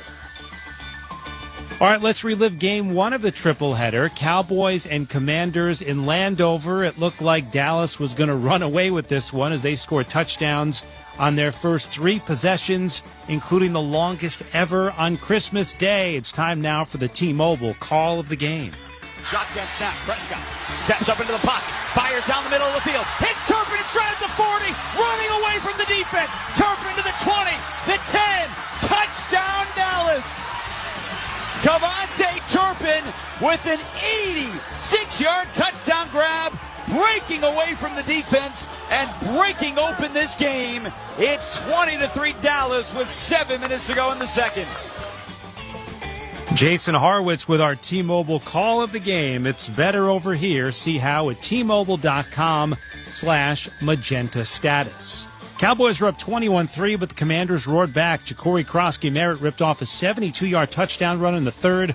Made it a one-possession game, but Brandon Aubrey, the Pro Bowler, drilled a couple of 50-yarders. The Cowboys were also perfect on fourth down, 6 for 6, and they hang on, 30-23, snapping a 3-game losing streak. Dak Prescott, not the most efficient day, 19 of 37, sacked 6 times, but still finished over 300 yards and 2 touchdown passes. Here's his head coach, Brian Schottenheimer. His game, again, was incredible. He's been playing so good. He missed some throws. He'd like to have some throws back. I'd definitely like to have some calls back. But, again, the leadership, the guy made plays with his legs. The guy, we don't convert those fourth downs without Dak. I thought that's where he was really, really sharp. And, again, the way this guy competes is just special, Clarence. And wasn't surprising to me that we finished on the field with the ball, and he did it with his legs with the quarterback sneak. Dak Prescott now 13-2 in his career against Washington. Total plays in this one: Cowboys 87, just 41 for the Commanders. Dallas 7-8-1 on the season. Washington has lost 10 of 11. They are now 4-12, 30-23. The Cowboys winning Game 1 of the Christmas doubleheader in Landover. Halftime of Game 2, Lions and Vikings all tied at 7 in Minneapolis. Coming up, we're going to preview the nightcap, Game 3 of the triple-header, the Broncos and Chiefs from Arrowhead. This is Westwood One's coverage of the National Football League. New Year's Eve is live across America on SiriusXM. Ring in 2026 with Fish at Madison Square Garden and over 50 country acts, including Lainey Wilson, Jason Aldean, Billy Zimmerman, and more at Nashville's Big Bash. Plus live shows on The Heat, Turbo, Hits One, and many other channels. Listen throughout New Year's Eve. At home with SiriusXM on your phone, computer, Alexa TV, or other internet-connected devices. Season's greetings, football fans. This is Jim Miller. And I'm Pat Kerwin. Be sure to tune in to Moving the Chains tomorrow at 3 p.m. Eastern. We'll be breaking down the action from the Christmas triple header and getting you ready for all the rest of the Week 17 slate. Including a pair of games on Saturday with major playoff implications as the Texans take on the Chargers and the Ravens battle the Packers. So come talk some ball with us tomorrow at 3 p.m. Eastern on Moving the Chains, SiriusXM NFL Radio, Channel 88, and on the SiriusXM app. Send 2025 packing with a full-blown party music experience. The biggest high-energy hits from across the SiriusXM universe. All on one channel. That's the way I like it. New Year's Nation. Starting Saturday through January 1st on Channel 4 and at home on your phone, computer, Alexa, TV, or other internet-connected devices. Everything a football fan needs is on the SiriusXM app. The biggest college football games. Holy smokes, what a play! Every NFL game with your hometown announcers. It's a miracle in Las Vegas! Winning fantasy football advice from the experts on Fantasy Sports Radio. Just because you're allowed to make a waiver move doesn't mean you have to make a waiver move. And passionate personalities on Mad Dog Sports Radio. You're not winning a championship. Can we mellow out? No matter how you follow football, it's all on the SiriusXM app. Take live sports wherever you go with the SiriusXM app. Welcome back to Westwood One's coverage of the NFL from the Progressive Insurance Studios. I'm Brad Heller. Progressive offers auto, home, and commercial auto insurance, plus a variety of business insurance options. Visit Progressive.com today. The Lions, a 6% chance to make the playoffs, according to NFL.com. They have to win today. They have to win out. They're tied with the Vikings halftime in Minneapolis, 7-7. Final game of our Christmas triple header. Jump to the AFC West, the 12-3 Broncos and the 6-9 Chiefs, a game that really had a completely different feel just a few weeks ago. But with all the injuries in Chiefs Kingdom, the Broncos are 2-touchdown favorites on the road at Arrowhead. Denver controls its own destiny in the AFC, and our Scott Graham spoke to the team's leading tackler, linebacker Alex Singleton. So at this time of the year, you've been around the NFL enough. You know, it's not like it's the first week of September and it's like, all right, we have a long arc here where we're trying to make big changes or big corrections. These are tweaks that you're talking about, and it's in a really compressed period of time over the course of the last couple of weeks of the regular season. How does a team go about doing that? Yeah, I think that's, the best part about, I guess where our team is, I've been on teams that are, 2-10 and you're, trying to find those. Those are big fixes. When you're 12-3, it's, hey, when you're supposed to be an outside leverage, be an outside leverage. When it's little things like that. When you're in the A gap, own the A gap. If you're, the C gap fitter, don't try to make the B gap play. Fit the C gap and let the play come to you. And it's the minute little details, and it's almost just reminding guys that it's having that focus for all 3 hours. that you never know when that mistake in that magnitude of a game is going to come. But we need to know that that's the rest of our games. And so it's having the maturity and the mindset to know for 3 hours to have that ultra focus. But it's not asking you to be a world beater all of a sudden. It's asking you just to continue to do the job that you've done to this point just as well as you've done to this point. Is it best when that kind of reminding of, where you're supposed to be, what you're supposed to be doing, what an assignment is, what a responsibility is it better when that comes from teammate to teammate and happens inside the locker room, or is that something that also has to come from coaches?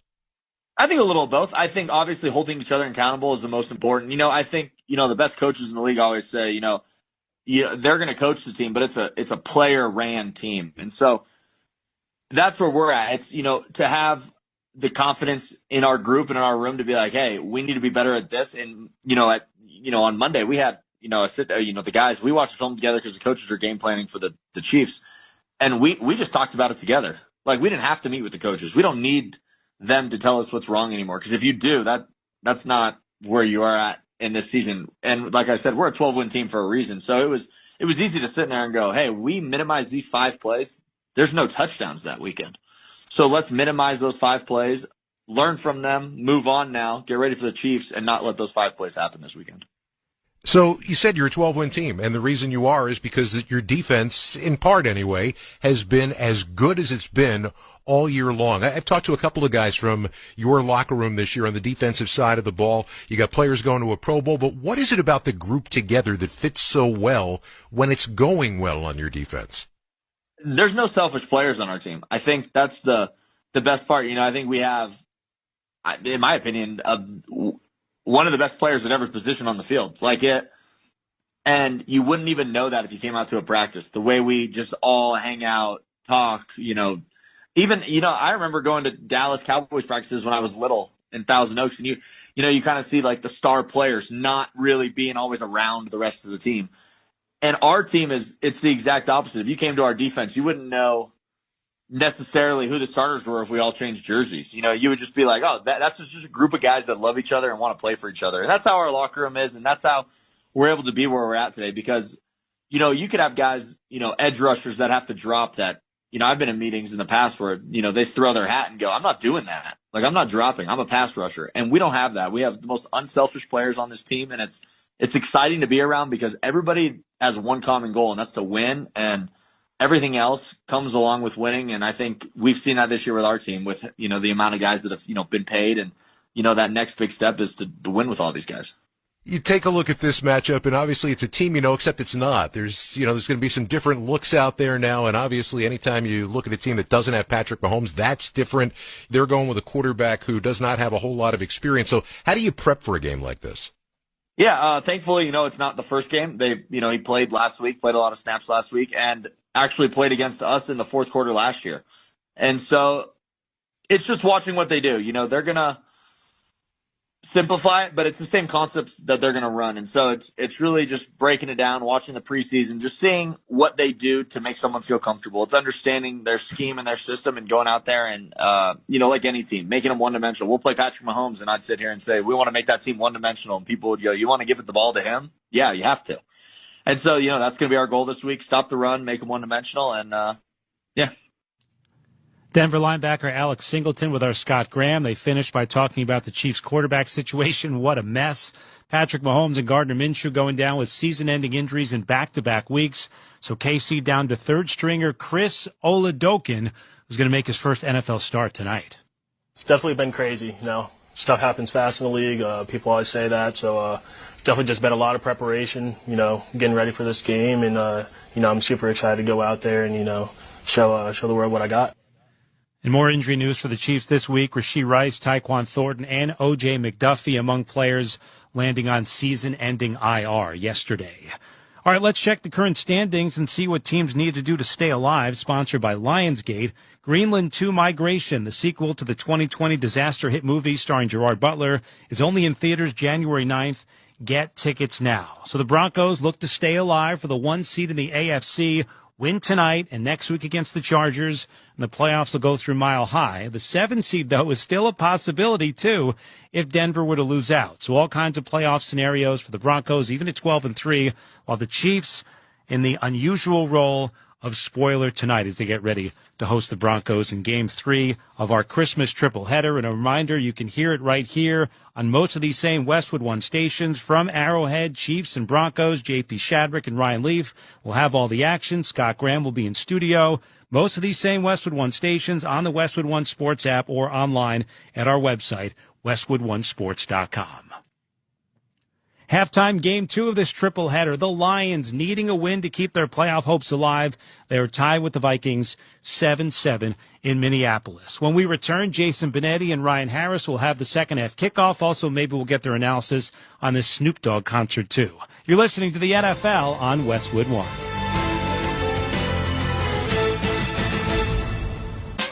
You've put in the work to get that first job, moved up the ranks, or started a family. Now it's time to take your success to the next level. At University of Maryland Global Campus, we're here to help you keep that momentum going with educational programs built around real-world, in-demand career skills.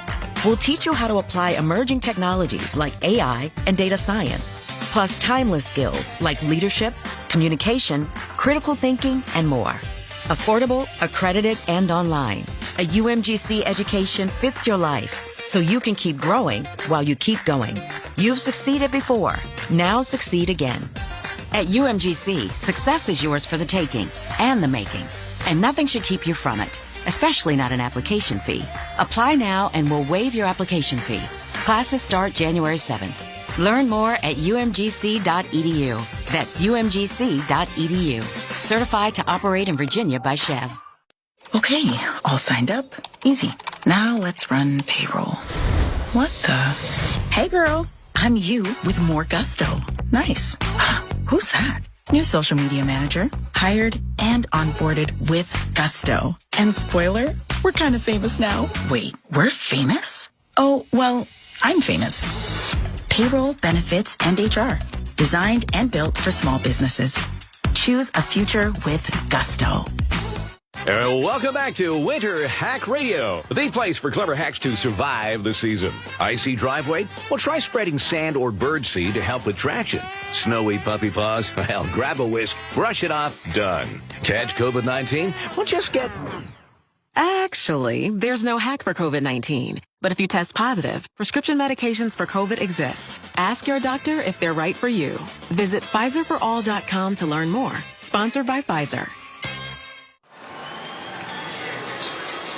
3 minutes until the second half begins here in Minneapolis. In case you ever wondered, he, Ryan Harris, I, Jason Benetti, and our crew now know what happens when you have Snoop Dogg, Huntrix, and Andrea Bocelli in the same place. And Lainey Wilson, too. This was unbelievable. It was better than a Super Bowl halftime show. I mean, Snoop had a drummer drumming backwards. Never seen that before. He got both Bocellis. I mean, I didn't even pay to be here, Jason. This is a great day.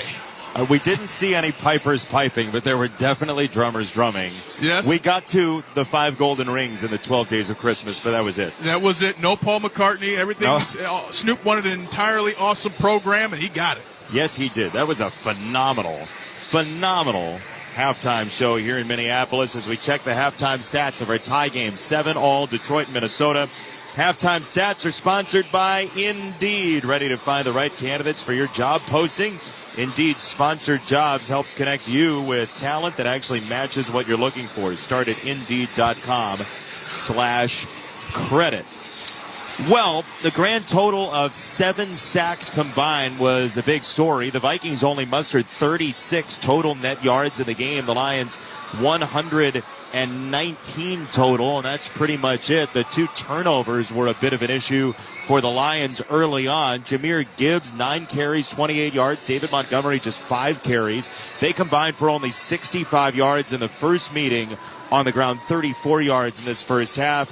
Aaron Jones was dynamic for Minnesota. He scored the touchdown and had all 16 yards in their scoring drive, but he was hurt late in that first half. We'll check the status of Aaron Jones when we have news on that. And then for Minnesota, 2 catches only for Justin Jefferson, 3 of them for Jones out of the backfield, and then the 6th one for the tight end, Ben Sims. Minnesota has struggled to move the ball, Ryan Harris, but still in a tie game because of Brian Flores' defense. And it might be time for some trick plays, things like that. If I'm Kevin O'Connell coming out in this second half, you got to get a spark offensively, especially if Aaron Jones is not 100% or even worse, not coming back out in the second half. They would be down to Xavier Scott, the first-year man out of UConn by way of Maine, or Ty Chandler, the fourth-year NFL player who's been in just one game this year. All three of his career touchdowns were 2 years ago in 2023. And we've got 30 seconds to go on the halftime clock. The last remnants of the stage, like the northwest corner, is coming off right now in candy cane red and then darker red on the outskirts. How did Snoop get an S candy cane? I mean, there's a whole market for letters of candy canes. I want all the R's, Jason, all the R's. Not an RH, you just want the R. Just the R for the candy cane, please. Thank you. How large would you like for it to be as I put in the order? Now you say it, there could be multiple. I mean, maybe one for the front door so people know when they're coming in for the holidays, and a couple inside to go with your tea and crumpets. Is that what you serve people when they come to your house? You have to come on over and find out. When's the last time you were in London? 2 years ago. London. Okay. Yeah, and I got to play it in Wembley, and I just think it's phenomenal the NFL does the international games. And Jason, you wouldn't believe it. Every year, there's about 20 guys on a team who have to get their passports to play in that game. I mean, it's something that broadens the horizons of everybody. That's a phenomenal bit of information there. There are some guys who just never have traveled abroad. Never needed it. Yeah. Never needed it, and didn't even think it was for them until it was. Here we go. Second half. They got the stage off, and the players were on within 30 seconds. That is amazing efficiency. Somebody got Snoop's autograph. I guarantee you. Somebody wanted Snoop's autograph. Will you sign a piece of the candy cane for me, Snoop? Please. Tom Kennedy back to receive with Raymond. And Will Reichard on the approach. He has it teed up at the 35-yard line on the right side of the field. Middle of the field on the approach. He swings the leg and he drives it high and deep toward the goal line. And at the 2, Tom Kennedy on the return up the numbers 20 to the 25, across the 30, and he slides down at the 33-yard line. So Tom Kennedy names that drive start in 33 notes. It's first down and 10 for Detroit. And Jared Goff, they scored late in the first half on the nasty catch by Tesla back of the end zone. What do you want to see from this offense here? First, I want to see if Penei Sewell is back out, and it looks like he might be, which would be remarkable. And then you got to continue to run the football. They started to find some creases there in the second half. I think they'll get back to it. They'll work under center on a first down and 10 at the 33. Gibbs, the tailback. Firkser in motion, the tight end right to left. Snap and a delayed give for Gibbs, and he is ridden down right at the line of scrimmage. No gain. Jonathan Allen broke through, the 9th-year man out of Alabama, to set up second down and 10. And right there, the Vikings defensive line just completely out-physicaling every single offensive lineman for the Lions. Not the way you want to start if you're Detroit, and exactly how you want to start if you're Minnesota. This Minnesota defense has had teeth so far this year, especially their blitz numbers. Number 1 in the league. Penei Sewell is back in at right tackle. Outrageous. Second down and 10 out of the shotgun. Jared Goff trips to the right. He takes the snap. He looks that way. He throws it that way. It's caught at the 37. Amon-Ra St. Brown pinballs off a tackler and dives forward near the line to gain. Byron Murphy Jr. extended to grab him, but St. Brown was not to be denied. It's a gain of 9. It's remarkable he kept his hands on the football because he was absolutely drilled by Isaiah Rodgers and still somehow stayed on his feet. They're going to say first down after replay assist, and that's the right call. His left hand was down, but the arm was not, as he drove the ball forward horizontally to the line to gain. Now he's got to jog back out there. They took him to the sideline after that one. T-shirt tackle. Now he's back out. They'll go first down and 10 from their own 43. St. Brown wide to the right. Single setback is David Montgomery. Goff reaches under the center Egwalkin handoff, and that goes thundering forward for maybe 2 yards. Murphy was in there again on the hit, this time of Montgomery. 2nd down and 8. We're about 2 minutes into the second half, tied at 7. And one of the things that is odd watching the Lions on film is exactly what's happening now. They had great success on the edges running the football, especially pulling their tackle, and they just haven't gone back to it. They consistently try and run down the middle, which is what the Vikings are waiting for. Vikings bring in Theo Jackson to play safety on this play. It's 2nd down and 8. David Montgomery, the lone setback snap, handed off to him inside right. He stood up immediately right at midfield and thrown back. He'll pick up 5 yards. That's Theo Jackson, who was in there to play safety to set up a 3rd down and 3. We're 2.5 into the second half. Detroit, Minnesota tied at 7. And the way they're going for it on 4th down, I might expect a pass play here to try and open up the defense and then go for it if I'm Detroit. But if I'm the Vikings, you want to get off the field and try and give your offense a chance to get going here in this game. Will they blitz here is the question. Zylstra just trotted on. He is slot to the right, the tight end. Montgomery, the tailback, to the left of Goff. Motion Zylstra. Goff waves his left hand, pointing it down to the ground, reaches out, takes the snap, and a handoff goes straight up the middle and a twisting, diving run by Montgomery. Hargrave with the hit. It's a gain of 2. It is 4th down and 1 for Detroit, exactly as you said. They're great at 4th down and 1. Do they even have a punter? That's the question that Poor Jack Fox. The way the offense doesn't even come off the field. They just huddle back up on 4th down. Unbelievable. It's Montgomery to play short yardage. 3 tight ends to the right for Detroit. They're 2 for 2 on 4th down. Motion Ferkser right to left. He dances back to the right. It's a snap and it's a sneak, but a false start first. Flag came in at the near side 47 in Lions territory. And they would have gotten the sneak as well. False start. Offense number 84. 5-yard penalty. It's on Zylstra, and Nitsa reminds you to not get flagged. Whether you get pulled over or get into a crash, drinking and driving will change your whole world. Drive sober or get pulled over, paid for by Nitsa. They changed the penalty to Ricci, 88, who was next to Zylstra. So it's on Giovanni Ricci, the tight end. Fox will punt it away. They do have a punter. They do, and it's Fox booting it away to Jalen Naylor. He's back at the 12. He waves fair catch and approaches at the 14, where he hauls it in right-handed. It's a 39-yard punt and no return. So Minnesota backed up inside its own 15 at 11:05 to go in the third quarter. Tied at 7. Minnesota and Detroit Lions need a win to stay alive. This is Westwood One's coverage of the National Football League. There's no place like home for the holidays. Cozy up and keep it merry and bright with the SiriusXM app. Exclusive holiday channels and specials. Let us know, let us know, let us know. Calming music for overworked elves. Find the perfect music for trimming the tree, hanging your stockings, and everything in between. Unwrap everything holiday. Search At Home in the SiriusXM app.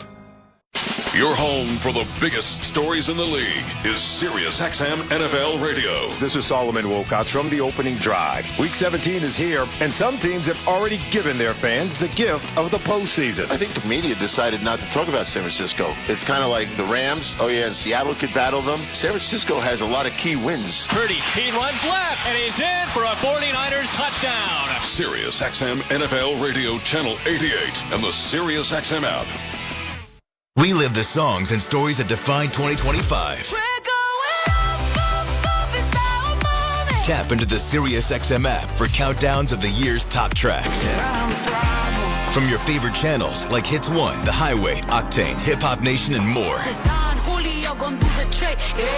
Plus, the biggest moments in sports, comedy, and beyond. Make it 5 in a row for Shohei Ohtani. Just search 2025 in the SiriusXM app to start the look back. Hi, it's me, Katie Nolan, host of Casuals with Katie Nolan. It's holiday season, which means it's the perfect time to curl up on the couch with a nice mug of hot chocolate and watch a bunch of elite athletes stir up juicy in-game drama for your viewing pleasure. Sports are the ultimate comfort watch to get you through the cold months. So whether you're a diehard sports fan or just an intrigued channel flipper, listen Listen to Casuals to keep up to date with all the latest in-game and online drama. You can find Casuals on the SiriusXM app, Pandora, or wherever you get your podcasts. And don't forget to follow the show so you never miss an episode. Love you, mean it.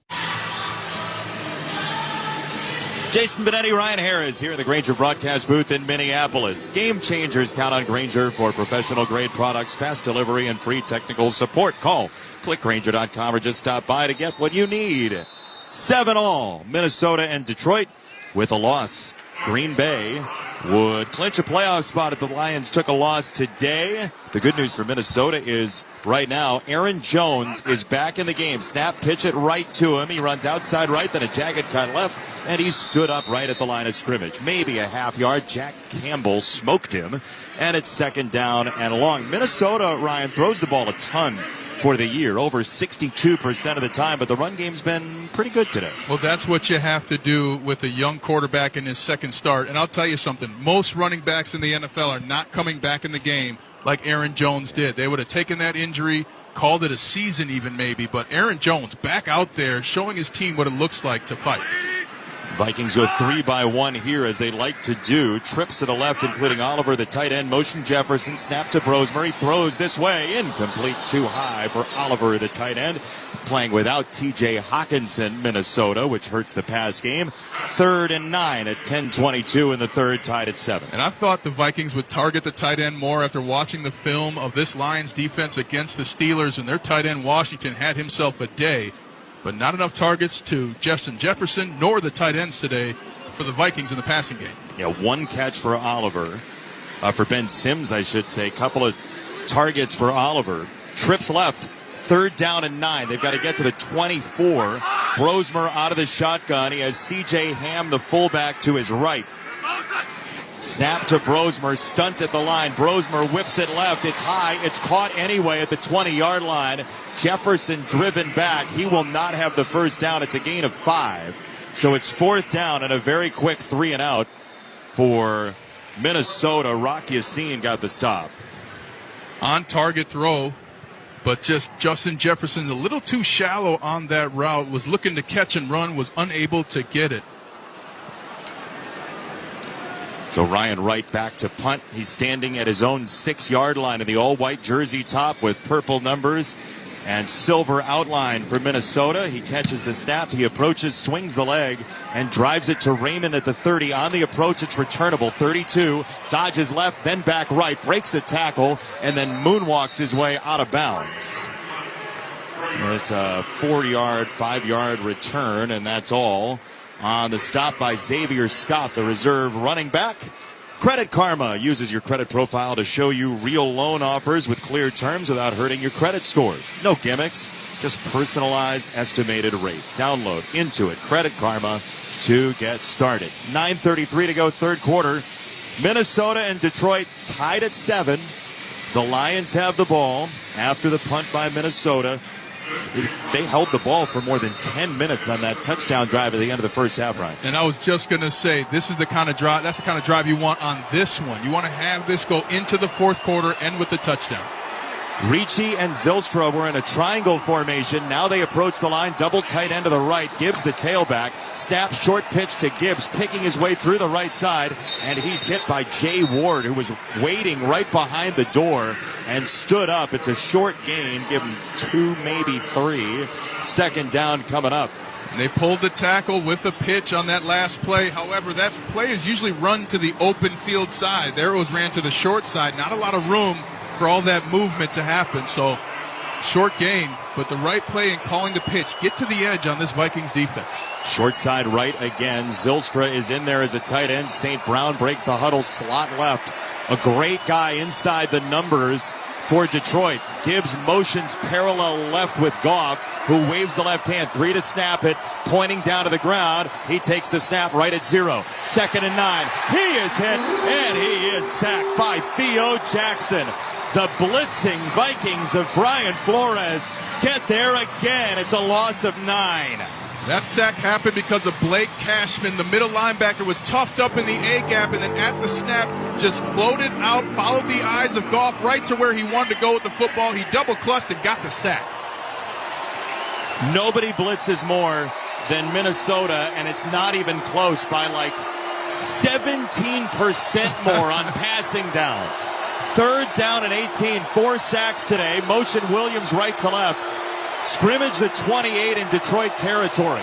Out of the shotgun, Goff has to take the snap. He does. Pressure up the middle, Van Ginkel. It's a throw down the seam. Intercepted by Murphy. He gets up 40. Outside the numbers 45, and he jogs out of bounds. Minnesota's Byron Murphy Jr. springs off the turf. The Pro Bowler last year has the 3rd turnover for Minnesota's defense at 7:53 in the 3rd in a tie game. Theo Jackson came with the pressure that got the ball off early, and what a play by Murphy. Detroit had turned it over 8 times all year. The fewest in franchise history they were on pace for. It's 3 of them today. Minnesota takes over near midfield, tied at 7. 7:53 in the 3rd. You're listening to the NFL on Westwood One.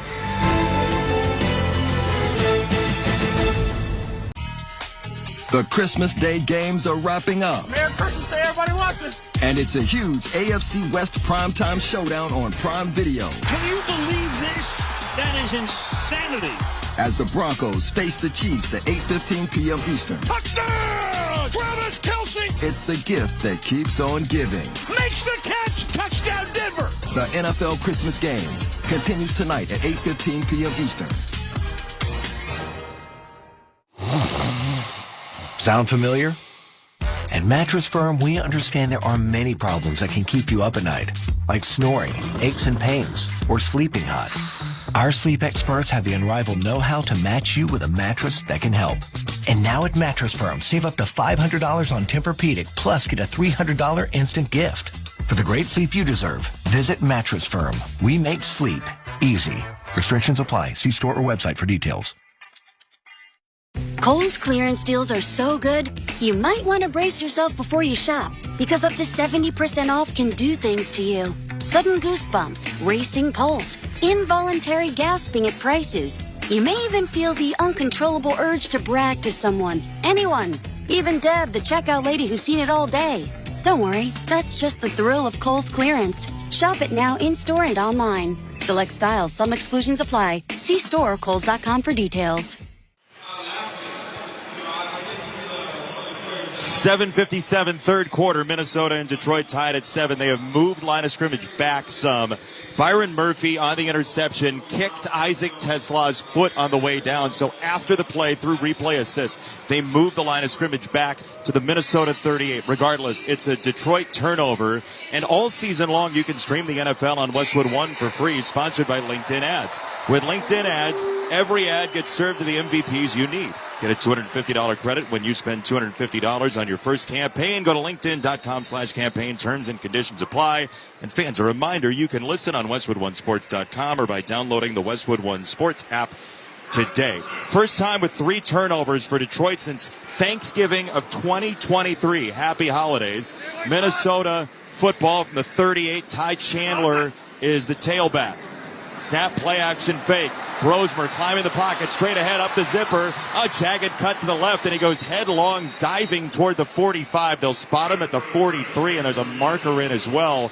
Back at the Detroit 44 in the secondary. It's Brosmer's second scramble if it stands. Here's Sean Smith. Holding. Defense number 23. 5-yard penalty will be added to the end of the run. Automatic first down. That's the 3rd holding or illegal contact against the Lions already today. It's Rock Yassin this time. Well, he's against Justin Jefferson, so it makes sense. He's trying to do anything to slow him down. I thought that was pretty ticky-tack watching the replay. And the bigger problem is Brosmer had Justin Jefferson wide open and didn't pull the trigger, so he's just not seeing the game fast enough. Detroit playing without Thomas Harper, who's being evaluated for a concussion. The safety snap, handed off Chandler running right. He'll dodge back left, and then straight up the middle, and he gets engulfed by Jalen Mills, the veteran who just signed with the Lions over the past couple weeks. His second game, his first extended time, the 10th-year pro. And this is where the Vikings need to stay. The I formation, getting C.J. Ham to be that fullback and give an early read. That's something that's been really successful in the run game for the Vikings today. They'll go broken eye this time. Chandler just had his 165th career carry.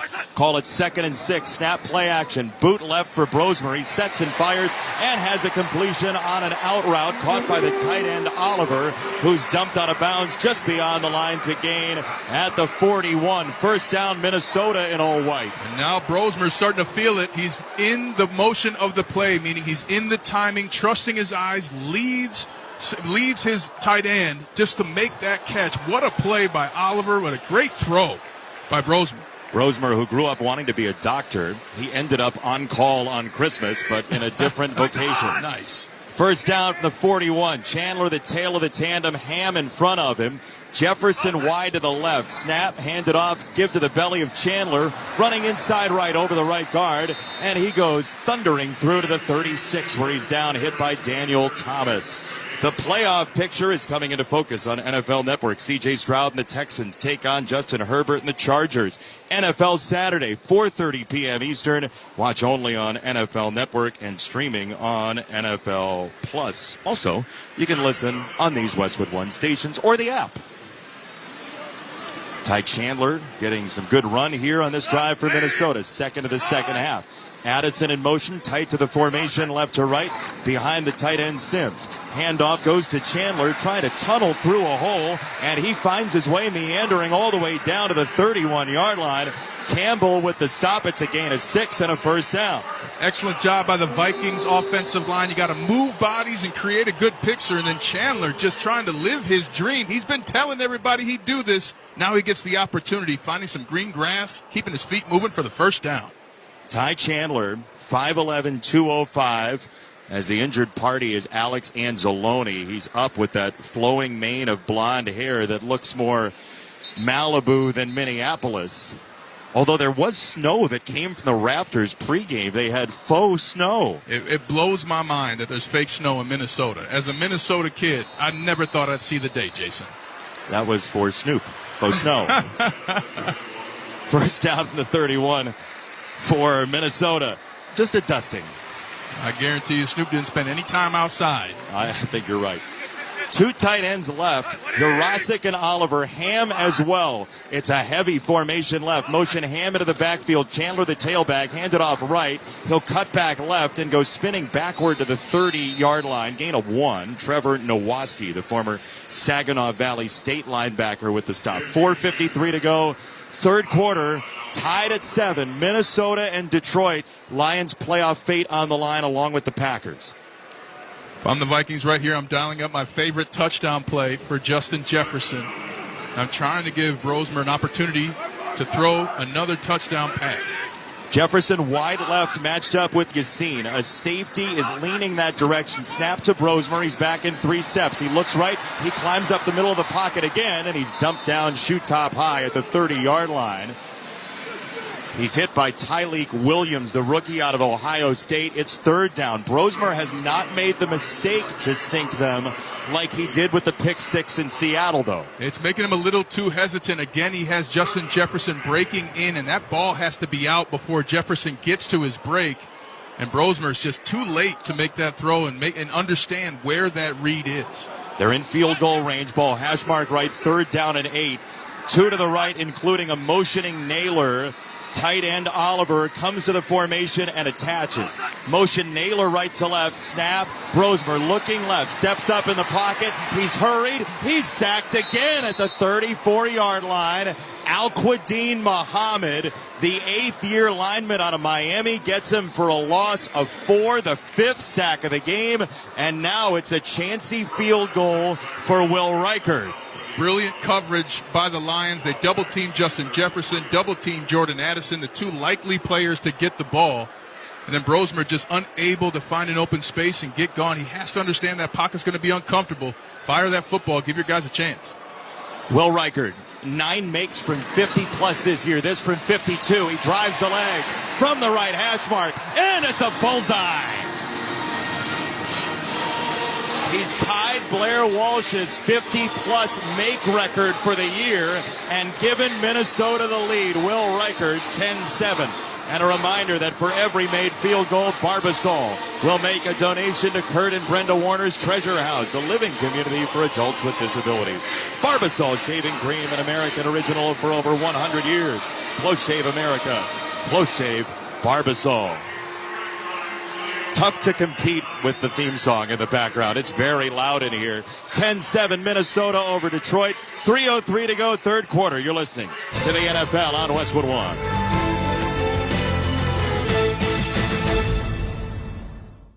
As a mom, comforting my family is what I do best. Vicks Vapor Stick provides soothing, non-medicated Vicks Vapors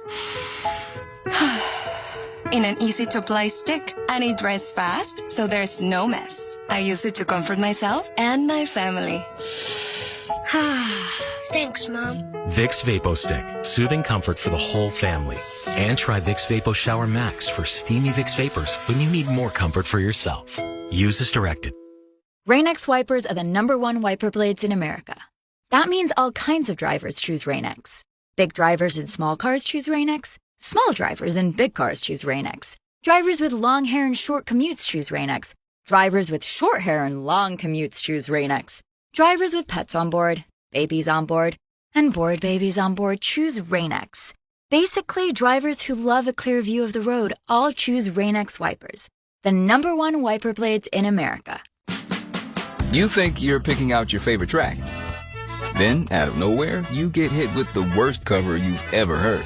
Kind of like when you're shopping for a loan and that great rate switches to a not-so-great rate during the application process. Thankfully, you can count on Credit Karma to help you find more accurate rates. Because Credit Karma uses your credit profile to show you real offers with clear terms without hurting your credit scores.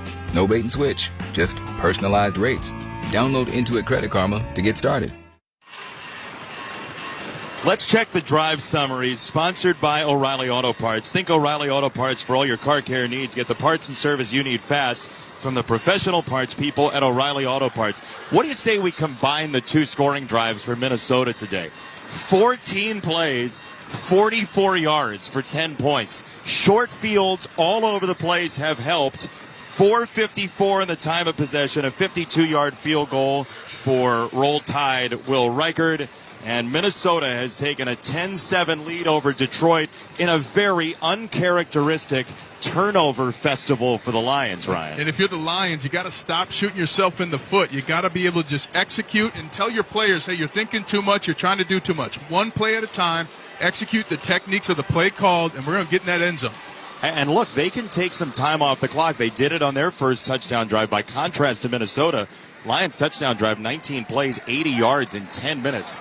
Kick goes to Kennedy from in the purple of the end zone, up the numbers 20, 25. He ducks into a tackle at the 30, and Tom Kennedy is knocked down after a return of 30 yards. So Detroit has it. 2:57, third quarter. The natural light that comes in from behind the leftmost end zone has turned into Christmas time upper Midwest darkness.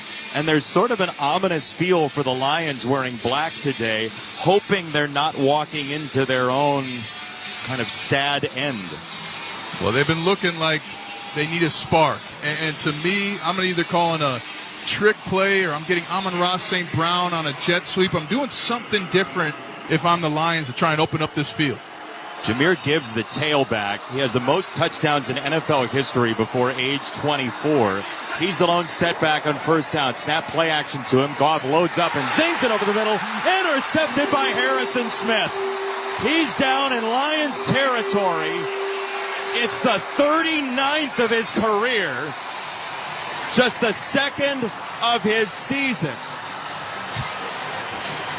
What can Notre Dame do for you? Harrison Smith baiting Jared Goff into throwing this football. Watching the film, you know that when they do play-action pass, Jared Goff loves to throw it to his right to Amon-Ra St. Brown. But Harrison Smith took a step back at the snap, giving a fake read to Goff that he was dropping. And as soon as Goff turned around, he drove on the football, caught it with both hands. Baby, meet the baby carriage. At the 42-yard line for Harrison Smith, who in third grade took up football, then stopped for soccer the next year, but he kept the pads and just ran into the trees in his backyard. He likes contact. Snap, play action for Brosmer. Booting to the left in all white for Minnesota. He cannon shots it down the field, and it's incomplete for Addison, who went high at the 24 against Jalen Mills. Second down coming up. This Minnesota secondary continues to wreak havoc. They've allowed the fewest passes of 20-plus in the NFL, even with all the blitzing, and Harrison Smith rips off a pass. Now they need a jackpot from the offense in Lions territory at the 42. You're the Vikings. This has to end in points. And if you're the Lions, you're saying, hey, guys, let's turn our turnover machine on. 2 to the left. Jefferson in the slot. Brosmer is wide to the left. They'll run it with Chandler at the 40, and he drags a tackler to the 37-yard line. Direct snap to Chandler. Brosmer was wide left. 2:33 to go. Third down in this third quarter. 3rd and 6 for Minnesota. Third and manageable. I like bringing the Wildcats, something a little different to give the defense to talk about. And typically when you go to a Wildcat, defense is checked to a basic coverage. So quick execution, and now you got the opportunity not only to get a first down, but to keep this to be a touchdown drive. Pressure coverage up at the line, very close to Jefferson. 3rd down and 6 at the 38 in Lions territory. Ham the tailback. Snap to Brosmer, looking downfield, rolling right under pressure, throwing incomplete. He basically benches it. 4th down and 6. 2 Lions were in there pressuring Brosmer. Amik Robertson among them. It is 4th down for Minnesota. Unexcusable if you're Minnesota coming away without points here. So you need this field goal. At the same time, what a job by the Lions defense on a short field all day and able to force another field goal. The ball hash mark right. DePaula is the snapper. Right is the holder. 56 yards away toward the natural light that's faded during the afternoon on Christmas. The kick is on the way. Hugging the right post. And good! Riker drills it from 56. It is 13-7. Minnesota over Detroit. With that field goal, Barbasol will make another donation to Kurt and Brenda Warner's Treasure House, a living community for adults with disabilities. Barbasol, the trusted choice for a close, comfortable shave. Close Shave America. Close Shave Barbasol. This time, Minnesota scores on a 4-yard drive. It's Vikings Cliff's Notes on this Christmas Day. 1:57 third quarter. It's Minnesota 13, Detroit 7. You're listening to the NFL on Westwood One. Kohl's clearance deals are so good, you might want to brace yourself before you shop, because up to 70% off can do things to you. Sudden goosebumps, racing pulse, involuntary gasping at prices. You may even feel the uncontrollable urge to brag to someone, anyone, even Deb, the checkout lady who's seen it all day. Don't worry, that's just the thrill of Kohl's clearance. Shop it now in-store and online. Select styles, some exclusions apply. See store or Kohls.com for details. The NFL playoffs are here, and it all starts with Wild Card Weekend powered by Verizon. Man, it all comes down to this. 12 teams, 6 games, 3 days, and 1 epic weekend. My goodness! It's win or go home, and every moment counts on the road to Super Bowl 60. It's a touchdown! Wild Card Weekend powered by Verizon. January 10th through 12th. Visit watch.nfl.com for the full schedule. According to the stories, Colonel Sanders invented fiery, crispy wings unlike the world had ever seen. He knew his perfected wings needed a perfect counterpart, so he invented the potato and turned it into soft and fluffy wedges. The world obsessed over his wings and wedges. People couldn't comprehend a flavor pairing so perfect, and neither could menus, so the Colonel took him away. But the world is always changing, so he brought him back. KFC wings and wedges are back by obsessive demand, so get them while you can. The Colonel lived so we could chicken. Sound familiar? At Mattress Firm, we understand there are many problems that can keep you up at night, like snoring, aches and pains, or sleeping hot. Our sleep experts have the unrivaled know-how to match you with a mattress that can help. And now at Mattress Firm, save up to 60%, plus get a free adjustable base with select Sealy mattresses. For the great sleep you deserve, visit Mattress Firm. We make sleep easy. Restrictions apply. See store or website for details. Find holiday gifts on their wish list and yours with ease this season, and get great deals along the way at Kohl's and Kohl's SiriusXMApp.com. 13-7 Minnesota over Detroit. 1:57 to go, third quarter from lovely Minneapolis. Last time a team won a game -4 in turnover margin was 2022. That's the bad news for the Lions as Kennedy returns the kick 5-10 outside the numbers left 20, 25-30 up the flank and down to the 33-yard line. First down for Detroit, almost like a touchback as the Lions will have it in the all black. The good news for the Lions is they never turn it over and they've been a 500 team. They're -4 right now, and they're 6 points away, Ryan Harris. One drive away from taking the lead, and the bigger issue is you got questions about Jared Goff. There have been questions about Jared Goff, and like many of the Vikings players playing for their jobs, Jared Goff is too now. I mean, if you're the Lions, you got to think real long and hard about whether Jared Goff can take you to the mountaintop, and so far tonight has not been able to prove he is. They'll motion Ferkser behind him, snapping a handoff for Gibbs, trying to dig his way for 3, maybe 4, down to the 38-yard line. Levi Drake Rodriguez at the bottom of the pile, a shampoo commercial waiting to happen.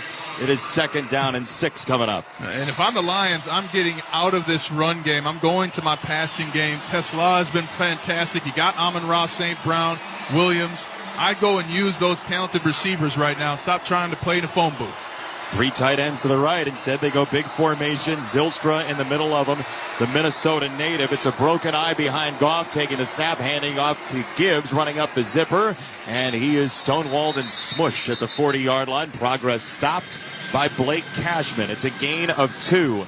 It's 3rd down Detroit. 1:03 to go, third quarter. 3rd and 4 from the Lions 40 in all black. And it starts with Jared Goff here. He's got to understand the play call and then make a quick decision, get the ball out of his hands, expect the blitz, and expect that you will have one unblocked. 4 times sacked today. Jared Goff.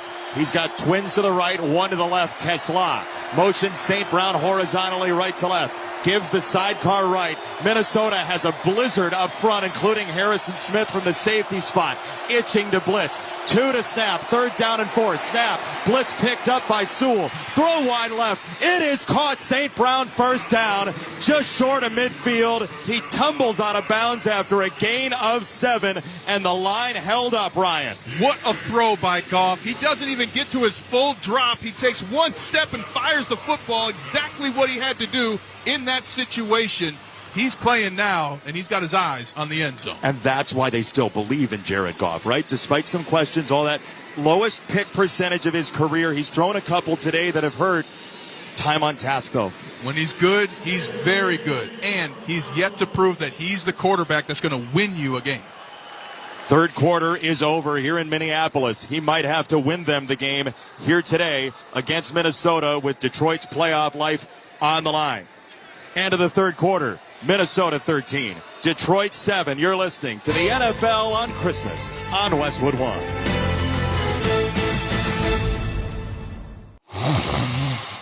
Sound familiar? At Mattress Firm, we understand there are many problems that can keep you up at night, like snoring, aches and pains, or sleeping hot. Our sleep experts have the unrivaled know-how to match you with a mattress that can help. And now at Mattress Firm, save up to 60%, plus get a free adjustable base with select Sealy mattresses. For the great sleep you deserve, visit Mattress Firm. We make sleep easy. Restrictions apply. See store or website for details. As players fight to avoid mistakes on the field, remember to make smart choices off the field this holiday season. If you decide to drink and drive, you could get a DUI or worse.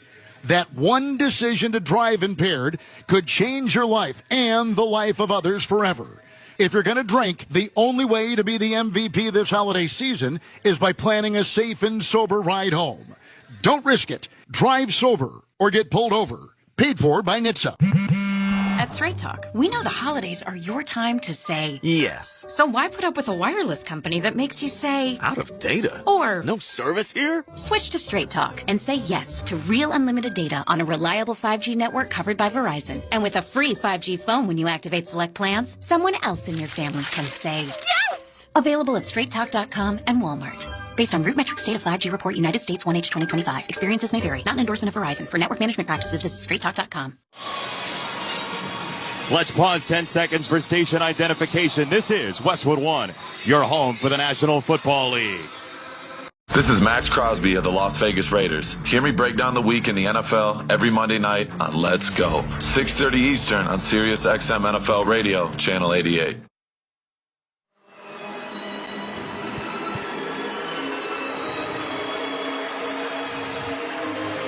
The endless sincerity of Have Yourself a Merry Little Christmas turns into the rugged fourth quarter here in the NFL on Westwood One. I'm Jason Benetti along with Ryan Harris. The start of the fourth quarter sponsored by Straight Talk. Your favorite song shouldn't have to wait for Wi-Fi. Switch to Straight Talk and get real unlimited data on Verizon's 5G network. Straight Talk available at straighttalk.com or Walmart. Minnesota 13, Detroit 7, 15 flat to go. The Lions trying to stay alive in the postseason. First down and 10. The ball nosing up left hash mark at their own 47 in all black and Honolulu blue. Montgomery even with Goff. Snap, play action, pressure. Canvases him. Down he goes. The ball is loose. The hit initially by Turner. Van Ginkel in there as well. It's a fifth turnover for the Lions on the recovery by Minnesota. The walls caved in from both sides, and the room closed. Jalen Redmond falls on it for Minnesota, and the Vikings get another takeaway against the stingiest offense for turnovers in the league. Well, Dallas, Turner, and Van Ginkel had a Goff sandwich in the backfield. Goff hit so hard his arms came apart, and what a job by the Vikings defense to get on the ball. And if you're the Lions, what's the conversation on the sideline? You can't say hang on to the football. You can't say pick up the blitzers. They got more problems than they got time to solve. You got to max protect, I would think. First and 10 from the 40 in Detroit territory. Motion Ham right to left out of the broken eye. Snap to Brosmer. The rookie is back to throw. He drops it off Jones. Caught middle of the field 40. And he attacks down to the 34-yard line. In space, Malcolm Rodriguez with the hit. There's a marker that's come in. Holding. Offense number 67. 10-yard penalty. First down. That is just the third accepted penalty against Minnesota. Brosmer at the last moment ditched the ball to Jones, but the hold made sure he could do so, and it'll be first down and 20 from midfield. Brosmer just looks so uncomfortable when he steps back to throw the football. Somebody didn't tell him that NFL pockets are going to collapse, make that decision. And one thing I noticed standing next to him down on the field, he's a little shorter at 6'2", and there he had his eyes way above the helmets trying to see downfield. He's got Aiden Hutchinson to his left peripheral vision area. First down and 20. Snap to Brosmer. He'll try to throw it left and just drop the ball. It's down on the ground. He has to cover it up at his own 46. It's a fumble for Brosmer on the play action, it looked like, with Chandler. He reached back and just lost the ball. Chandler ran through the prospective screen, leak out left. It's a loss of 4. Right now, if you're the Vikings, you're going back to the I formation. You're handing the ball off. You tried to give Brosmer an opportunity here in the first two plays to get you something. You got to go back to the run game. More confusion with Chandler. We're just missing Monica and Ross.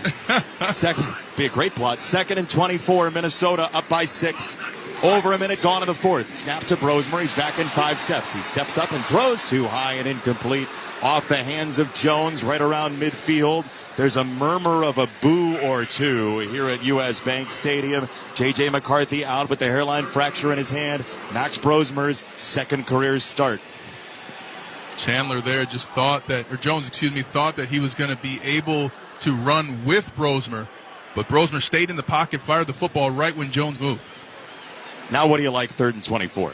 I have one coach's voice in my head. You call the play. There's no play for 3rd and 20. I'm going to Justin Jefferson. Which coach is that? That would be the one and only Josh McDaniels. 3rd and 24. Snap waist high. They'll hand it off for Jones running straight ahead, climbing through the middle of the defense, and he is submerged at the 50. That's not the Viking horn they're blowing here. That's just a cascade of boos as Minnesota goes empty-handed into this fourth quarter night, and Jared Goff will get it back. Punt time for Minnesota and Ryan Wright. And the third time the Vikings had an opportunity off a turnover and got 0 points. Unacceptable. Raymond back to receive at the 8. Minnesota's defense has really kept them afloat, Ryan, all day long, all season long when they've been afloat. And Now Wright drives the leg, sends it on its way to the right side at the 10. Raymond the catch, fakes right, goes left, tiptoeing right along the fringe, and he's out of bounds at the 18. Ivan Pace Jr. with the hit. Detroit will have it at the 18-yard line in their own territory off a net of 28, but Minnesota will take it up 13-7. Fourth quarter, 12:55 to go. This is Westwood One's coverage of the National Football League. The biggest college football games are on SiriusXM. Kick is up. The kick is good. Hear every game of the college football playoff and more than 40 bowl games. That was a great move. He just juked it out of his shorts. Get the channel number for your school's broadcast at SiriusXM.com/sports. 6 sacks, scores. Or search college football on the SiriusXM app. And he's into the end zone. And for expert analysis, check out College Sports Radio, Channel 84. It's Fantasy Football Championship Week. Get the edge you need with Fantasy Sports Radio. I don't care if you're a 50-point underdog. Put the best players in. We just need points. Go home a Fantasy Football champion or just go home. Go ahead and fire up your Cardinals. The Bengals defense can't stop anybody. You've made it this far. Don't give up the title because you made the wrong roster move. You gotta go with the guys who got you here. Don't overthink it. Fantasy Sports Radio, Channel 87, and on the SiriusXM app. The weather outside is frightful, but the soccer is so delightful. We have the biggest games. Congratulations for subscribing. So when you've got no place to go, tune into SiriusXM FC for all the biggest matches. Put in for Haaland, 5 stars showing for Liverpool. Oh my word, Bukayo Saka! Manchester United may just have won it! Enjoy a feast of English football this holiday season on SiriusXM FC 157 and the SiriusXM app. Advocacy, and research, the Sarcoma Foundation of America is determined to help those affected by this forgotten cancer, to bring hope to the children and adults whose lives are forever changed by a word they had never heard before. Please help us in the fight to find the cure for sarcoma. For more information on sarcoma and the work of the Sarcoma Foundation of America, please go to curesarcoma.org.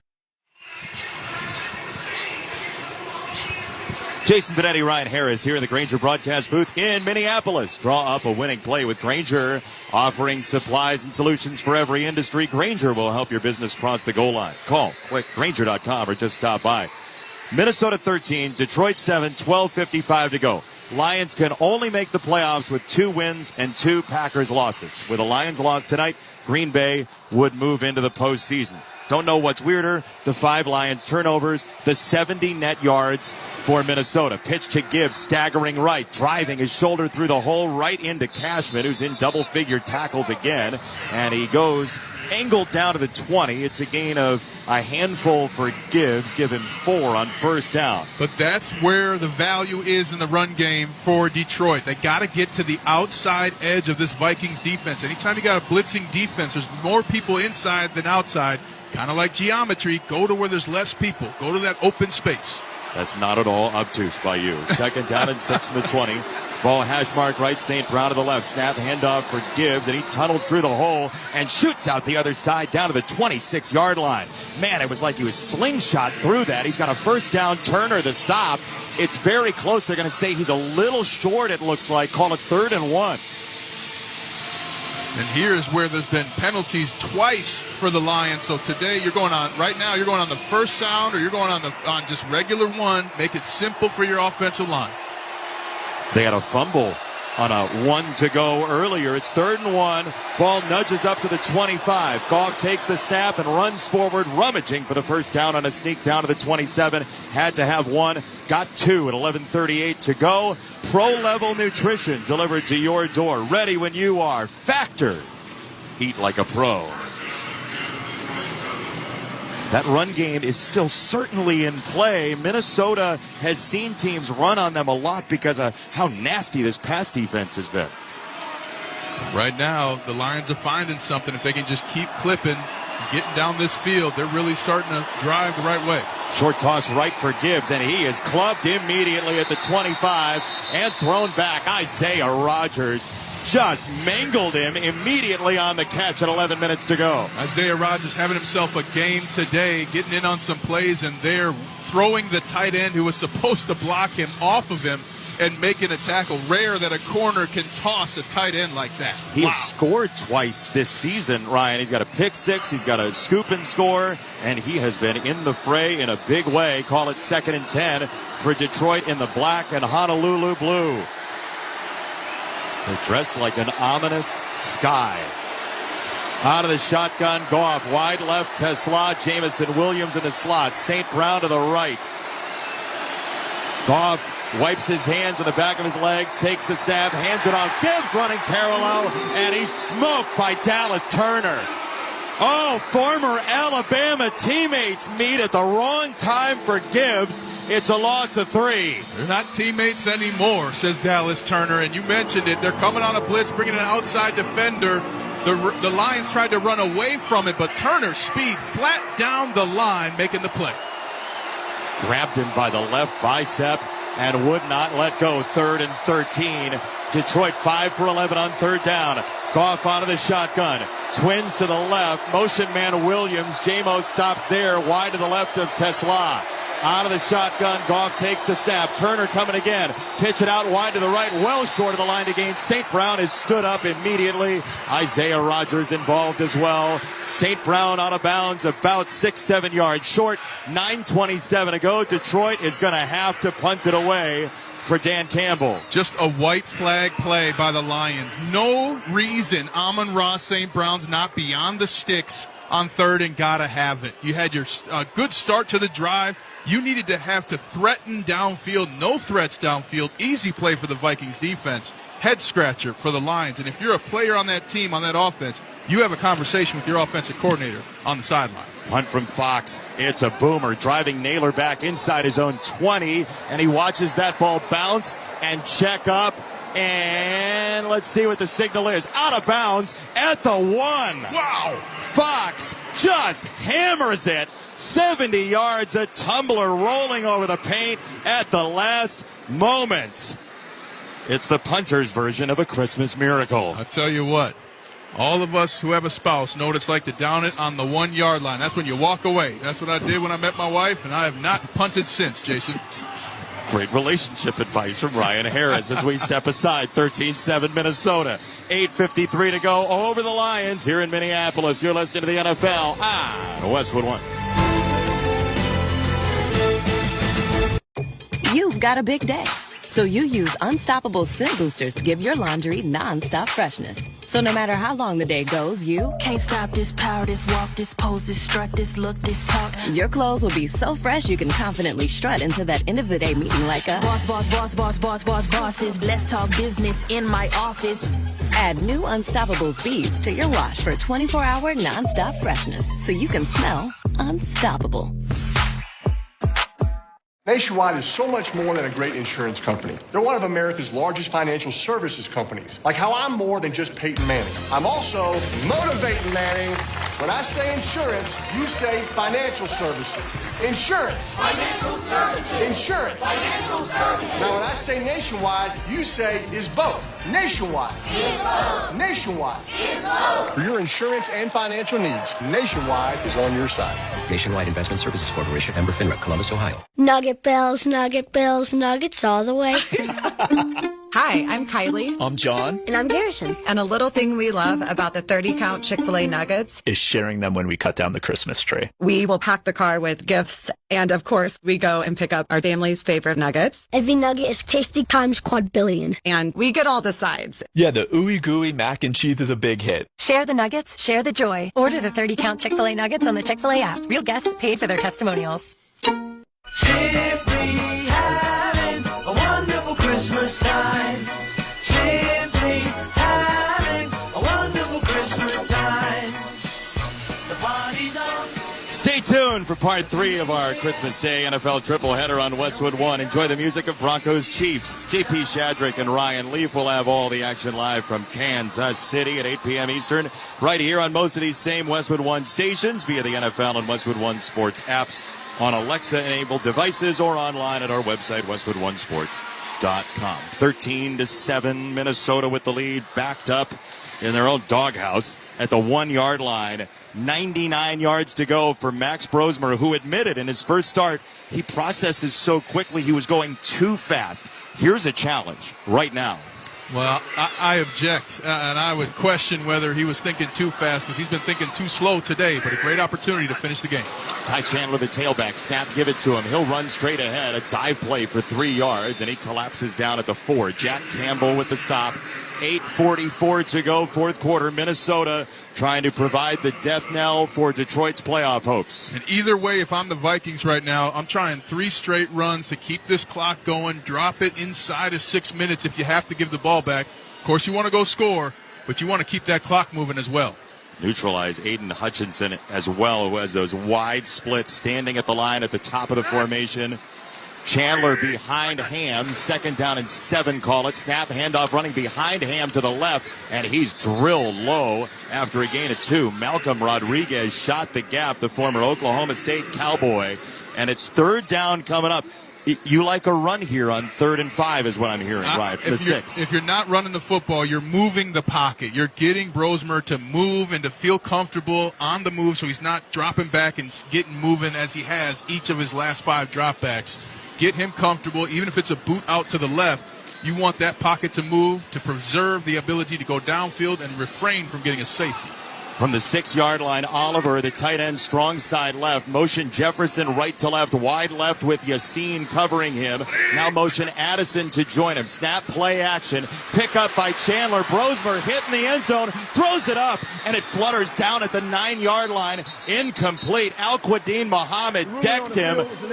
Campbell picked it up and ran with it to the end zone. That is an incomplete pass, and you could feel Brosmer's eyes get wider than the 2 poles on earth when the pressure came. He was immediately uncomfortable, somehow jumped forward to get back to at least make it a possible throw. And as I watch the replay, that might be a fumble touchdown Lions. They might call it dead at the spot of picking it up, but that ball was moving. I think there was the ball was moving, but I think there was enough propulsion forward from the arm. So it's punt time. Wright will drill it from the top of the N in Vikings. Raymond driven back to the 35. Two-handed white glove catch. He dodges outside the numbers 40, cuts back left to the 44, and really nice field position for Detroit. C.J. Ham with the stop. Ty Felton was in there first. Too much motion, though, from Raymond, and he ends up with a nice return for himself all the way down to the 44. Go to RileyGreenMusic.com for the exclusive Duckman Green vinyl of his album Don't Mind If I Do, featuring the hit Change My Mind, sponsored by Nashville Harbor Records and Entertainment. Boy, the Lions are really, truly the cat you hear about with 9 lives, but at some point, those puppies run out. And it has to be Jared Goff getting upset and deciding that now's the time to go take the lead. 7:12 to go. Lions playoff fate on the line. It's an eye backfield. Montgomery the tail. Play action. Pressure coming. Drop it off Montgomery on a screen. Weaving left to the 50. 45. Angling right. And down to the 41-yard line. On a screen. Montgomery ends up with 14. Excellent play call. You're expecting the blitz. You got a little bit of it just in an extra blitzer. Then got the ball off quick, and Montgomery finding the open space behind his big old offensive line. Running behind the new center, Egg Walken. 6:43 to go. Lions poking into Viking territory at the 42. Minnesota in white, Detroit in black, ebony and ivory. Snap, play action. Goff back at the logo, throws it out of the backfield. Caught once again, Montgomery, and he goes cyclonically down to the 40. Byron Murphy with the hit. It's a gain of 2. 6:20 to go. 2nd down and 8 for Detroit. Huge tackle by Murphy right there. If he doesn't make it, Montgomery's getting a 1st down and more. Always an encouraging sign for a defense when the corners are making one-on-one tackles in space. David Montgomery has a touchdown in 3 of his last 4 against Minnesota. Montgomery, the single setback. Zylstra motions left to right. The Minnesota native. Snap to Goff. Handoff inside right. Montgomery on the gas pedal. Driving the defense backward. The offensive line joins and throws him forward to the 31-yard line. He's down for a first down. Gain of 9. Montgomery, toughness personified, especially when he has an entire bus behind him. And walk in the center, getting up there, making it a rugby scrum, as you talked about. And that's the kind of effort the Lions have to show on this drive. Injured player for Minnesota down on the ground. It's Theo Jackson. It is Theo Jackson. Yep, the fourth-year man out of Tennessee who had the pick earlier, his third career interception. You never want players to get injured. And if you're the Vikings, a good stoppage here to recollect yourself, talk to your teammates, talk about the situation. You're at the fringe red zone now. Start talking about the coaching points you got throughout the week. Should say he had a fumble recovery earlier, part of one of those turnovers. And so Jackson is down. 5:38 remaining. He got caught up in the wash, but Penei Sewell, who was out of the ball game earlier, comes flowing forward to push Montgomery ahead as Jackson gets some help walking off to the sideline. And we remind you to join us Saturday for a special NFL doubleheader. It's the Texans and the Chargers. The Ravens and the Packers could be of great interest to Lions fans. Coverage begins at 4 p.m. Eastern on most of these same stations. Listen to the live stream for free at WestwoodOneSports.com or the Westwood One Sports app. 5:38 to go. 13-7, Minnesota the lead. First down and 10, Detroit at the 31. Montgomery, the tailback, as they break the huddle. 2 to the left, tight end to the left as well. Snap, handed off Montgomery, inside left. He's hit immediately and then pushed into the pile by Murphy. He'll get 1.5 yards, maybe 2, down to the 30. Second down and long for Detroit. 5:14 to go. They're being methodical as they have been in some of these close games. Again, they could have beaten Green Bay on Thanksgiving. They could have beaten the Steelers last week. They fell short. Right now, if you're the Lions, you want to score, absolutely. And if you can do it without giving the Vikings the chance to get the ball back, you could go for 2 and leave here with a win. St. Brown slot right, Tesla and Williams wide left. Ball nudges up to the 30. Second down snap. Throw is tipped and incomplete. Jalen Redmond at the defensive line. He's been very active. He got a hand up. The undrafted free agent sets up a 3rd down and 8 with his discard. And a wonderful play call. They have everybody toughed up, and all game when everybody came, the defensive lineman did not drop. But there, Redmond dropped back at that angle to cut off the short slant to Amon-Ra St. Brown. What a play. Lions break the huddle. Some discussion between St. Brown and Williams. They're in a bunch wide left, standing next to each other. 3rd down snap for Goff. He loads up. He throws. It's deflected again. Fluttering down to the ground. Harrison Smith at the line. Pushed it down to the deck. It is 4th down and 8 for Detroit, trailing by 6. 4:44 to go. What a stop by the Vikings defense. Harrison Smith getting about 10 feet in the air to get that ball tipped. And for Jared Goff, too many tip balls at this point in the season. He's got to understand to get some elevation under the football. And he had the protection, just lacked the final execution. So now they're going to kick. They've declined on a field goal earlier. Jake Bates from 48, 6-point game. They got to get the ball back. They trust their defense. Right hash mark. Hold from Fox. Snap from Hatton. On the way, it's good. The kick from Bates is on the way itself and through. Good operation, good kick, 13-10, your score, 4:39 in the fourth quarter. Dan Campbell leans conservative that time at a 4th down and long, and with that field goal, Barbasol will make another donation to Kurt and Brenda Warner's Treasure House, a living community for adults with disabilities.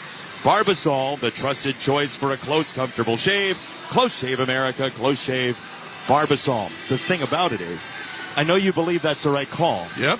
But you are talking out of both sides of your mouth a little bit if you don't kick a field goal earlier and then you take one there. And that's what I'm saying. Wouldn't it have been nice if you're the Lions if that tied the game, right? And you had multiple chances to kick a field goal there in the first half and went for it on 4th down. So Dan Campbell bringing the Lions culture here, yet to be seen whether or not it will be a winning culture after tonight. Back-to-back playoff years, the loss to San Francisco in the conference championship 2 years ago, the loss to Washington in their first playoff game last year. They're trusting the defense here, Ryan, which has kept Max Brosmer to 2 for 11 on third down in his second career start.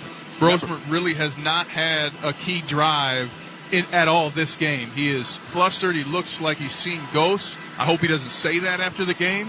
But at the same time, he's got an opportunity here to lead a game-winning drive and shut the door on a division foe. They're -7 net passing, but as you said, it doesn't matter if you win the game. If you win the game and look good on that final drive, that's all they remember.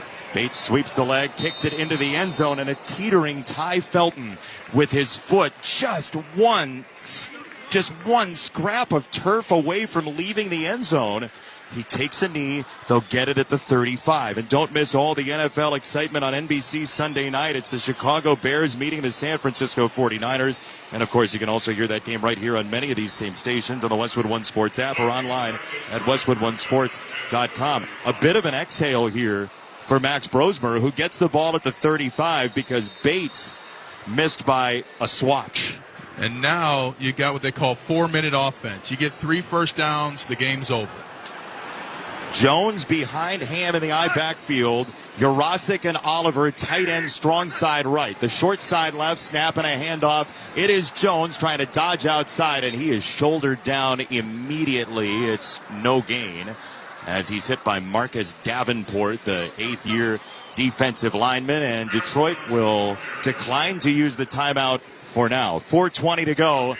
13-10 Minnesota. And if I'm Minnesota, I'm dialing up a quarterback run here. I don't know if they've got it for Brosmer, but that's something where he's not comfortable standing back there. So let's get a passing formation. They got 4 receivers out there and have him run the football Tim Tebow style. We've seen the boot action work out for them earlier. As Naylor's wide to the right, 2 to the left, including Jefferson. Chandler, the tailback, 2nd and 10. Motion Jefferson running hard left to right, and a timeout called by Brosmer.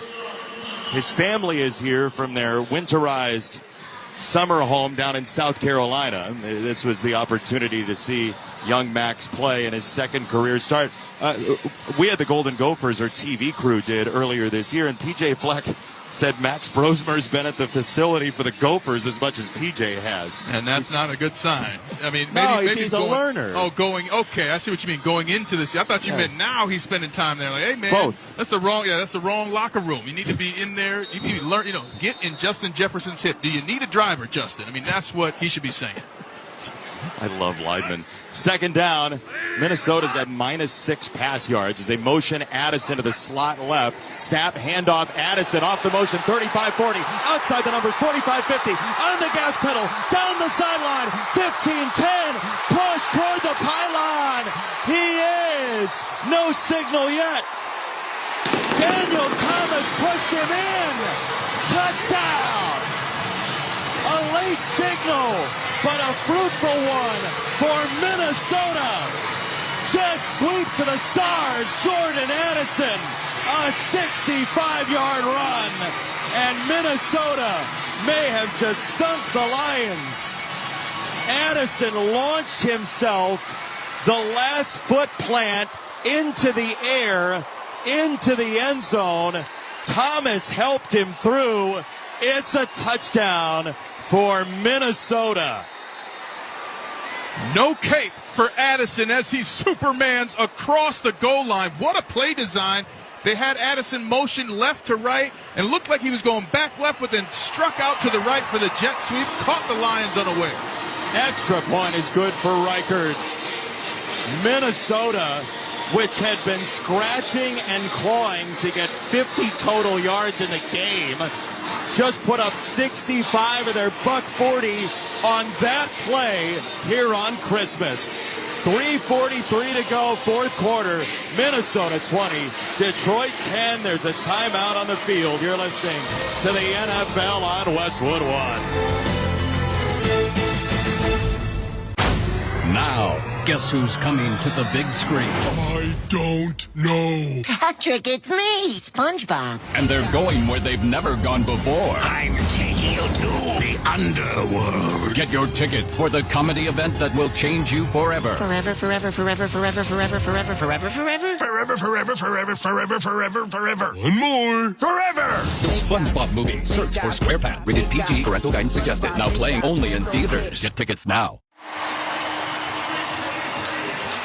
Jordan Addison, in his first 2 years in the NFL, had 19 total touchdowns. He has been starved of touchdowns this year. That's just his fourth that he scored, but it's the biggest one of the year for the playoff hunt in the NFL. 65 yards on a jet sweep to the right sideline. Minnesota 20, Detroit 10. It's a longer drive than their other scoring drives combined, basically, for the game, with short chip shot field goals off turnovers, et cetera, et cetera. 20-10 your score. Minnesota over Detroit. 3:43 to go, and now it's a real five-alarm fire for Dan Campbell. Addison got up to 21 miles per hour on that run. And if you're the Lions, you score quick, and you got to get to them. Kick into the end zone by Reichard and a knee for Tom Kennedy. The Lions will have a short field from their own 35 off the touchback. And Jared Goff, who's been a part of 4 turnovers in this game, has 3:43 and 3 timeouts remaining for the Lions' playoff hopes, which were slim coming in under 10% by any model. But still, you win twice, you get 2 Green Bay losses. That's playable. Tonight has been near disaster. And they have not played with the detail necessary. Something as little as handing the ball off has been an issue. They've just not found any rhythm, even though this offense averages 30 points a game. Trips right off the motion from St. Brown. It could be the highest scoring offense, top 3 in NFL history, to not make the playoffs.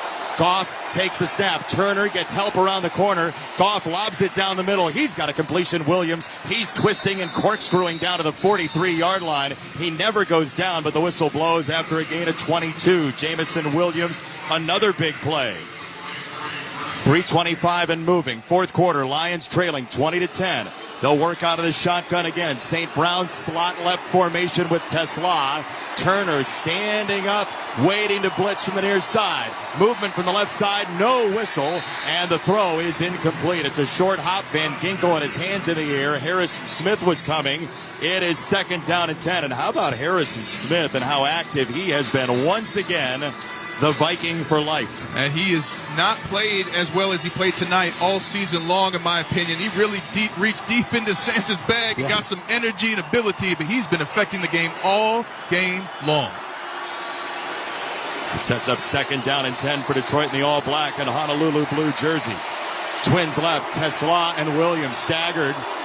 7 at the line for Minnesota. Snap to Goff. Pressure coming down the middle. He throws incomplete. Past the outstretched arms of Amon-Ra St. Brown. He falls at the two-tone 25-yard line in purple and white. And it's 3rd down and 10 Detroit. Javon Hargrave getting in there, putting a hit on Goff as he threw the ball, which made the ball short to Amon-Ra St. Brown. And you're in 4th-down territory now, though, if you're the Lions. You have an ability here. You want something short to set up a 4th down. That's fine. But you've got multiple lives here if you're the Lions. Here come the white towels. The crowd swells, holding those towels. Trips left, including Zylstra, the native of Minnesota. 3rd down and 10 from the Vikings 43. Smith scrambles back. The snap is down on the ground and covered up by Van Ginkel for Minnesota. Goff tried to roll on top of it. Let's see what the signal is at 2:59 to go. Goff thought he had it.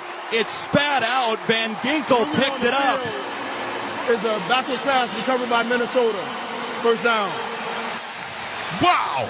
6 Christmas turnovers. Whoever is manning the oven should get time and a half. Well, a center is in for Detroit in Kingsley Igwalkin, and his snap was like a sidearm baseball pitch. It went left to right, and Goff just barely put his hands on it. Now, the question is whether or not Goff had control on the ground when Van Ginkel got him. We're watching the replay. I think it's going to be hard to call it the other way now that it's been called a fumble, because Jared Goff only had one arm on it. The backwards pass recovered by Minnesota has been confirmed. 1st down, Minnesota. Confirmed. Turnover number 6 for Detroit. 2:54 to go. and those last pellets of sand in the Lions' 2025 hourglass are falling quickly. It might not be just the Lions. It might be Jared Goff. It might be Dan Campbell. I mean, this is a tough season for a team that had championship aspirations against a Vikings team that has nothing to play for but heart. Hey, look, the human spirit can do a lot, especially on these holidays. Minnesota football from the 45. Ball hash mark left. Jones, the tailback. 3 timeouts for Detroit. They'll have to spend them. Hand off to Jones, and he rumbles forward for 2, head first into Jack Campbell. 3:01 to play with the first timeout for Detroit. 15-2 last year, playoffs the year before. It's been a very aggressive Dan Campbell, and he's had the best success in a 3-year span, you could argue, of any Lions head coach. So, I think there's a lot of aspiration of this team, especially at the skill positions. St. Brown, Gibbs, Jamison Williams, Penei Sewell, that the injuries certainly are a piece of this for the Lions, you'd have to say. Perhaps, but it's a piece of it for every team. And I'll tell you what, all those players you mentioned played today. And you're not going to get a team with better skill position players all around. It's not going to happen. You have an all-star running back, all-star receiver, 2 of them with Williams and Amon-Ra St. Brown. There's not much more you can do to succeed if you're the Lions offensively. Off the motion from the tight end, Jurasic snapping a handoff once again, and they'll trudge forward for 2 more yards with Jones. It's a timeout called by Detroit. Rodriguez the tackle, 2:57 to play. Minnesota 20, Detroit 10. From the pitch to the boardroom. Dive into strategy and the stories behind U.S. Soccer's national teams. Catch the official U.S. Soccer podcast wherever you get your podcasts. Last time the Lions committed 6 turnovers in a game, it was 3 weeks prior to Christmas against Drew Brees and the New Orleans Saints back in 2011, 14 years ago. And this has been a 3-car pileup in a lot of ways for the Lions today against an offense from Minnesota that spent most of the afternoon under 100 yards of offense. Under 50 yards of offense. I mean, it was just anemic for the Vikings, except their best offense has been their defense. And now it looks like they are going to win the game. 3rd down and 5. 20-10 Minnesota. 6 seconds to snap it. Brosmer under center. Jones the tailback. Snap. Play action fake. Brosmer steps up. Whips it left. He's got a catch. Juggling for Jefferson down at the 30-yard line in front of Rock Yassin. The one throw Brosmer had to have is his 9th completion and maybe the dagger. What an effort by Justin Jefferson. He turned inside on a curl route, thought he'd get the football. Instead of stopping, went outside, and a leaping, diving, juggling catch for the first down. Great receivers say, put it in the area, put it in my zip code, and I'm going to deliver. And that's exactly what Justin Jefferson just did. With his production today, he has the most yards in NFL history through the air in his first 6 seasons, despite the quarterback carousel. 2:10 to play. Snap and a handoff for Jones running inside left. He's taken down by Rodriguez again. They've been without Anzalone for a chunk of this half. And we move down to 2 minutes flat left in the Vikings. Looks like death knell to the Lions postseason. We've reached the 2-minute warning. The score, Minnesota 20, Detroit 10. You're listening to the NFL on Westwood One. Guys, thanks for helping me carry my Christmas tree. Zoe, this thing weighs a ton. Drewski, lift with your legs, man. Santa! Did you get my letter? He's talking to you, Bridges. I'm not that. Of course he did. Right, Santa? You know, my elf Drewski here, he handles the nice list. An elf? I'm 6'3". What everyone wants is iPhone 17. And at T-Mobile, you can get it on them. That center stage front camera is amazing for group selfies. Right, Mrs. Claus? I'm Mrs. Claus's much younger sister. And at T-Mobile, there's no trade-in needed when you switch. So you can keep your old phone. Or give it as a gift. And the best part, you can make the switch to T-Mobile from your phone in just 15 minutes. Guys, my side of the tree is slipping. Timber! The holidays are better at T-Mobile. Switch in just 15 minutes and get iPhone 17 on us with no trade-in needed. With 24 monthly bill credits for well-qualified customers plus tax and $35 device connection charge. Credits end and balance due if you pay off early or cancel. Finance agreement, 256 gigs, $830. Eligible port in a new line. $100 plus a month plan with auto pay plus taxes and fees required. Check out in 15 minutes or less per line. Visit T-Mobile.com. Back in 60. Are you really eating during the commercial break? You bet. These Factor meals keep my head in the game. Oh, yeah? So what do you got there? This here's filet mignon and creamy Parmesan shrimp. With Factor, I get chef-prepared, dietitian-approved meals delivered weekly. Perfect for pros like us. Oh, so you're a pro now, too? Box says Factor, eat like a pro. So, yeah. I think it's time for you to share a bite like a pro. No. Get your own at factormeals.com. Factor, eat like a pro. We know exactly what you're not thinking about right now. Wiper blades. But now that you are, take a moment to think about how Rain-X is the #1 brand of wiper blades in America. Why? Because Rain-X thinks about wiper blades all the time. We obsess, so you don't have to. Simply install our blades and then think about literally anything else. So choose Rain-X, America's #1 wiper blades, and then go back to not thinking about wiper blades. Rain-X. Outsmart the elements. With Ryan Harris, Jason Benetti, our entire marvelous crew here on Christmas Day, Minnesota may have just taken the final air out of the Lions' balloon. 2 minutes to go, 2-minute warning here in Minneapolis. 20-10, the Vikings with the lead over the Lions. 2nd down and 9 for Minnesota. 1 timeout left for Detroit, Ryan. And if you're Detroit, everybody's got their heads down, shoulders sunken. If you're the Vikings, you're thrilled at this opportunity to walk out of here with a victory against a division foe in a game that you had nothing to play for. Would be the first sweep of the Lions in 2020. Handoff to Jones, trying outside right, and he's shoved back into the play by Daniel Thomas and driven down. So timeout Detroit. 1:55 to play here in the 4th quarter. And with the Westwood One Sports app, you can stream every Westwood One broadcast live right from your phone for free. NFL, college football, NCAA March Madness, and more. It's all on the Westwood One Sports app. Download now for iOS and Android, and take the game with you wherever you go. 1:55 to play. 3rd down and 9 for Minnesota in the all-white jerseys and pants. Ball at the 29. It's an interesting choice here. Detroit is out of timeouts. You really do have 2 plays to get 9 yards, Ryan. You run the ball here. You take a timeout before the clock, the play clock runs out. You kick a field goal. You add some points to this cushiony lead. They'll work under center. Jones, the tailback. Snap, handed off for Jones, running straight ahead behind Ham. And he'll pinball around for a couple yards, keep his feet, and then drive and surge to the 24. Aiden Hutchinson made the stop, but that's a gain of 5. It's 4th down and 4. The clock moving from 1:38. They're going to have to call that timeout right around 1:06 to go. Kevin O'Connell's right next to the referee. Also want to illuminate something for the fans. Aaron Jones, member of the broadcast boot camp this past year for the NFL, soon to be on the airwaves with you whenever his illustrious career is over. We're really impressed with Aaron Jones as a future broadcaster as well. He just cleared 30. You trying to retire him? Hey, 30's 80 in the NFL now. Hey, Phillip Rivers only 44. Does he look like it? No. Hey, geriatric. Phil was slinging it around. He still got it. Timeout called by Minnesota. 1:08 upon the timeout. It's 4th down and 4. This is an interesting call sheet right now for Kevin O'Connell. 4th and 4, you could argue that the field goal, you take a 13-point lead. You might as well go for this puppy. The game of football will punish you for making less than intelligent decisions. And the decision right here is to increase your lead and continue to bury your division opponent. Yeah, if you can end the game, though. I mean, the game's ended. All right, there's a lot of Vikings fans leaving, trying to get ahead of the parking, but you're playing into the hands of the Lions.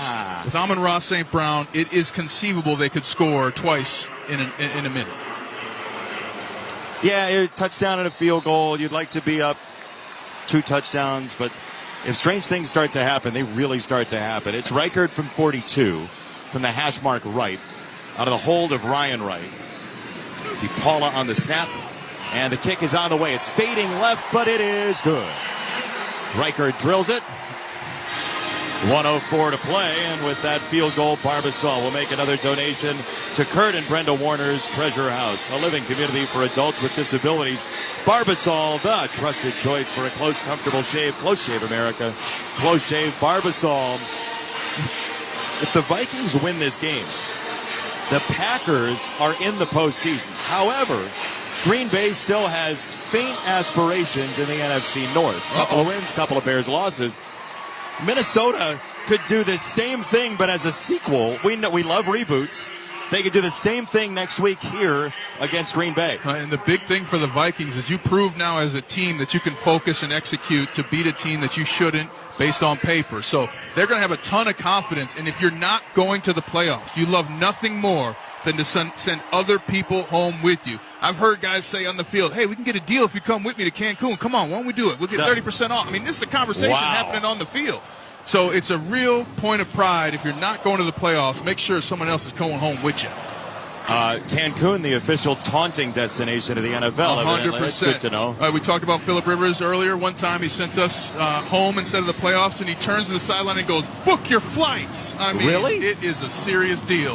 Wait, sitcom dad, coach? No swearing. No. That's why we heard it, because we were like, who speaks like that on the Oh, it's Phillip Rivers. Kickoff goes into the end zone. It's a touchback. Detroit will have it from the 35. I was going to say, Danny Tanner told you to go home? I tell you what, man, when a grown man tells you to book your flight, it doesn't feel good. It doesn't. I'm going to book my flight when I want to, Phillip. No. There's no good comeback to book your flight. It's pretty nasty. I mean, pretty salty. The Vikings are saying it right now to the Lions. Minute 4 to go. Detroit trailing 23-10. The Lions break the huddle from the 35. Gibbs to the right of Jared Goff. St. Brown wide to the left. They need a quick score in a big way. 64 seconds to go. Minnesota loads up the line, backs off 2. They'll rush 4. The throw down to the right side. It's caught by Tesla. Up the number is 50, and he'll surge into Minnesota territory. Down at the 47. Cashman again, nearing 20 tackles. 50 seconds to go. First down and 10. Detroit called at the 48-yard line. Twins left, including Tesla, down to 43 seconds to go. 2-score game. Snap and a throw wide left. It's juggled and incomplete.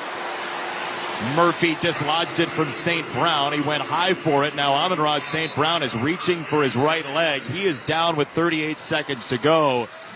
He's dealt with leg-knee issues since that Thanksgiving Day game that he had to leave early against Green Bay. This one's a back issue. Murphy hit him as he was crouching forward to retrieve the ball and just got smoked right between the shoulders. I'm really impressed with Tesla as well, making the play before. He is an elite speed receiver with excellent hands, great focus. Young player is going to do big things in the NFL. A good find in the 3rd round, former D2 player who transferred by way of Arkansas. St. Brown is down. He is seated. 38 seconds to go. Since it was an incompletion, there is no runoff, which is good news for the Lions, but they are short on good news at this point. They're trailing 23-10. Minnesota got a 65-yard touchdown run. That was the final stake in the Lions, as the story will go. But the turnover number is really the story today, 6 of them. For a Lions team that came in, I'm just for some perspective here, as St. Brown's going to walk all the way to the far sideline, so we have a half second. The Lions' most turnovers in a season before this year was 15. They came in with 2 games left with 8 turnovers. All year, of all the things that have been potholes and landmines, turnovers were last on the list. Finally, that one hurt them and ended them. And that tells you that the coaching staff is not drilling the fundamentals. I mean, how many times you hear from Bill Belichick, from all the great coaches, hey, fundamentals. Every single week at the Pittsburgh Steelers, Mike Tomlin says, when you carry that football, you're carrying the hopes and dreams of this team. Take care of it. He says it every day, every week. And when big details like that get mismatched and all of a sudden you're in a gotta-win-it game and you have 6 turnovers, that means you were not coaching the fundamentals. Yeah, it's a wild turn. I mean, it's just a total whipsaw for the Lions this week. 2nd down and 10. Goff will clap his hands to break the huddle. He'll send Zylstra slot left. Raymond checks into the ball game wide right with St. Brown out. 38 seconds to go. 2nd down and 10. Gibbs standing tall, the tailback to the right of Goff. Cashman showing pressure with his 16 tackles. They'll back off. 4-man rush. Snap to Goff. He'll lob it down the middle. Caught by Gibbs. Angling right. Doubling back into Wilson across the 40 to the 35 and a scrum down there and a first down. 27 seconds to go. Clock moving. The end of the line for Detroit is nigh. 20 seconds left. It's a gain of 13, but the Lions who won the 1 seed against the Vikings in the final week last year, will see the end of their playoff hopes today. Goff whistles it wide left. It's caught there at the 30-yard line, and a toss out of bounds of Raymond. Wind the clock, says Fabian Moreau, and he is right off the tackle to give Minnesota a 23-10 Christmas upset over the Lions to finish off the Lions' playoff hopes and dreams here on the Christmas holiday 2025. What an effort by Brian Flores and the Minnesota defense once again, Ryan. You took the words out of my mouth. This is a huge nod to Brian Flores. He needs to be atop of the head coaching conversations. I don't think I've seen a defensive performance like that when it was needed more than tonight for the Vikings. With that, Green Bay is in the postseason. The Packers still could win the North with 2 wins and some help. But Detroit is done, and they will miss the playoffs for the first time in 3 years. Minnesota a win, 23-10. 6 turnovers. Eventually get Max Brosmer his first career win as a starting quarterback for the Minnesota Vikings. We are now joined by Aaron Jones downstairs. Man, first of all, Merry Christmas to you and yours. You're playing through pain down there, and you crash in for the first touchdown in a season that you're not going to the playoffs. Where does that come from inside of you? It comes from the heart. I'm a true competitor. You line it up. If it's a game, I want to win. And the guys around me are the same way. And we're here to play Reaper. Spoil some other people's chances of getting into the playoffs. Or, we still got a lot to play for. We're building here. This is going to lead us into next year. Foundational steps. And I always say good teams, early on they learn how to win, and that's what we kind of went through early on. Take us inside the huddle there, Aaron, and what was it like in that fourth quarter before that 60-yard run for a touchdown? What was the conversation in the huddle? We're just going to have to finish this on the ground. The game's in our hands pretty much. 4 minute. Let's not put our defense back out there. This is all on us, and they made a great play call at the perfect time, and Jordan Addison made the most of it and took it to the house. You got to send a division foe home. Did you offer a discount on the Cancun flights? What was it like to send your division foe, who you've known for a while, out of the playoffs? No discounts. We taxing over here. They got to get it at the same price we got it at. We might have got it a little cheaper since we got sent home early, but they're going to be right there with us. Where does this rank in your best Christmases? Right up there. I would probably say number 1. This is my first time playing on Christmas as a kid. You grew up watching these games. You dream about it. And to actually be blessed to be able to play on this day, this is God's day. So being able to play on this day and share with so many special people who support you, it's everything. So definitely blessed and a lot of gratitude today. Love you, my boy. Aaron, congratulations. Thank you. Thank you.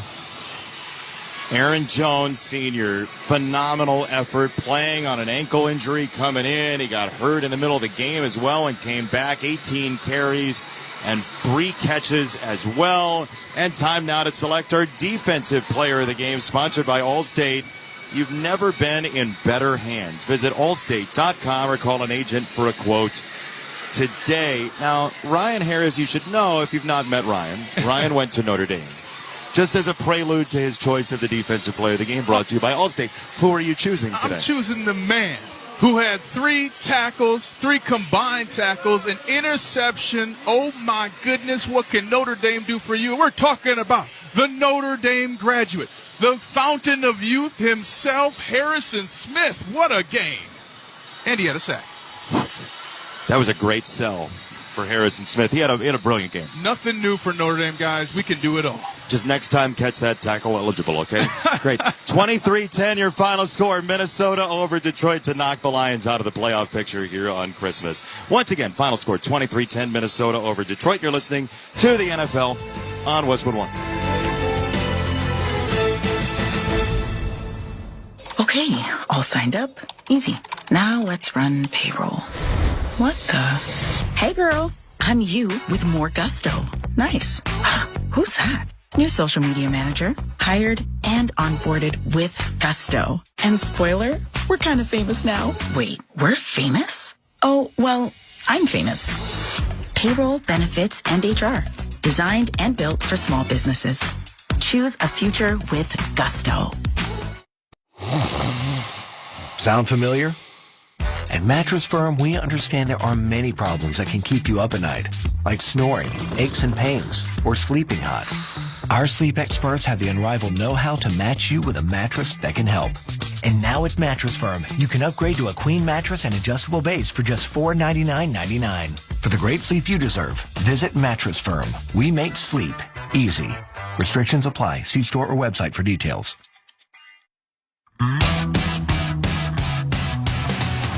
Welcome back to the NFL on Westwood One. It's time for the T-Mobile Call of the Game. Second down, Minnesota's got -6 pass yards as they motion Addison to the slot left. Snap, handoff, Addison off the motion, 35-40, outside the numbers, 45-50, on the gas pedal, down the sideline, 15-10, push toward the pylon. He is. No signal yet. Daniel Thomas pushed him in. Touchdown. A late signal, but a fruitful one for Minnesota. That's our T-Mobile call to the game. If you're 55 and up, T-Mobile has plans built just for you. Right now, you can save big with T-Mobile's phone and home internet bundle. Visit your local store to learn more. All it took was one play, Ryan Harris, to make the Vikings offense feel real good today on Christmas. It was a fantastic play call at the right time. Jordan Addison absolutely turned on the burners. We mentioned in the broadcast, got up to over 21 miles per hour. Some of y'all can't even ride bikes that fast. So it was a gritty performance by the Vikings, and everything positive you can say about the Vikings was void for the Lions. They did not pay attention to the details. They did not execute in key situations, and going for it on fourth down in the first half always comes back to bite them. Perhaps that's a part of the culture too. Yeah, they kicked the field goal late, got within 3, didn't have a field goal to add to it, and then Minnesota scores that touchdown for Addison. So final score goes Minnesota's way, 23-10, and we check the final stats. They're sponsored by GoodRx. For simple, smart savings on your prescriptions, check GoodRx. Go to goodrx.com or download the free GoodRx app. Detroit had the ball for more than 32 minutes. They had 5 more first downs than Minnesota. They outgained Minnesota by 70 yards. They ran 13 more plays than Minnesota. However, 6 turnovers in neon pop off the stat sheet like nobody's business. The Lions, again, they don't turn the ball over. They were the best turnover team in the NFL for the balance of the year. They now have 14 of them because 6 of them were the end of the road in their 2025 season. I mean, there have been patterns to Lions losses this year. This one has not been part of the pattern, but it happened today, Ryan. And the biggest thing now for the Lions is you have an opportunity to wash this taste out of your mouth, go beat the Bears next week, and really shake up your division. But at the end of the day, if you're the Lions and I'm in that front office, we got some big questions about key players, and we need to make some changes. Yeah, the injury again to Sam Laporta doesn't help. The 2 safeties, but again, Amon-Ra St. Brown played, Jameson Williams played, Jared Goff played, Montgomery Gibbs, right? The skill players were there. Penei Sewell came back.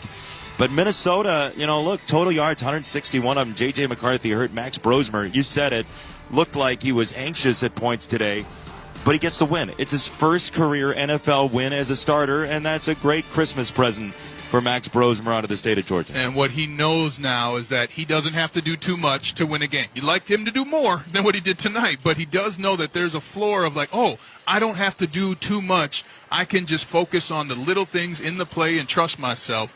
So he's got a future in front of him. Of course, the Vikings have questions at quarterback too. I mean, do you go back with J.J. McCarthy? Do you draft somebody? But these are all questions that will come down later on, because tonight you and Santa are laughing all the way home, and you're bringing some extra gifts, one of them being a W, back to your family. Yeah, one of the gifts is there's a tie for third in the NFC North now. There you go. Suddenly the Vikings, who had lost 4 straight, have won 4 straight.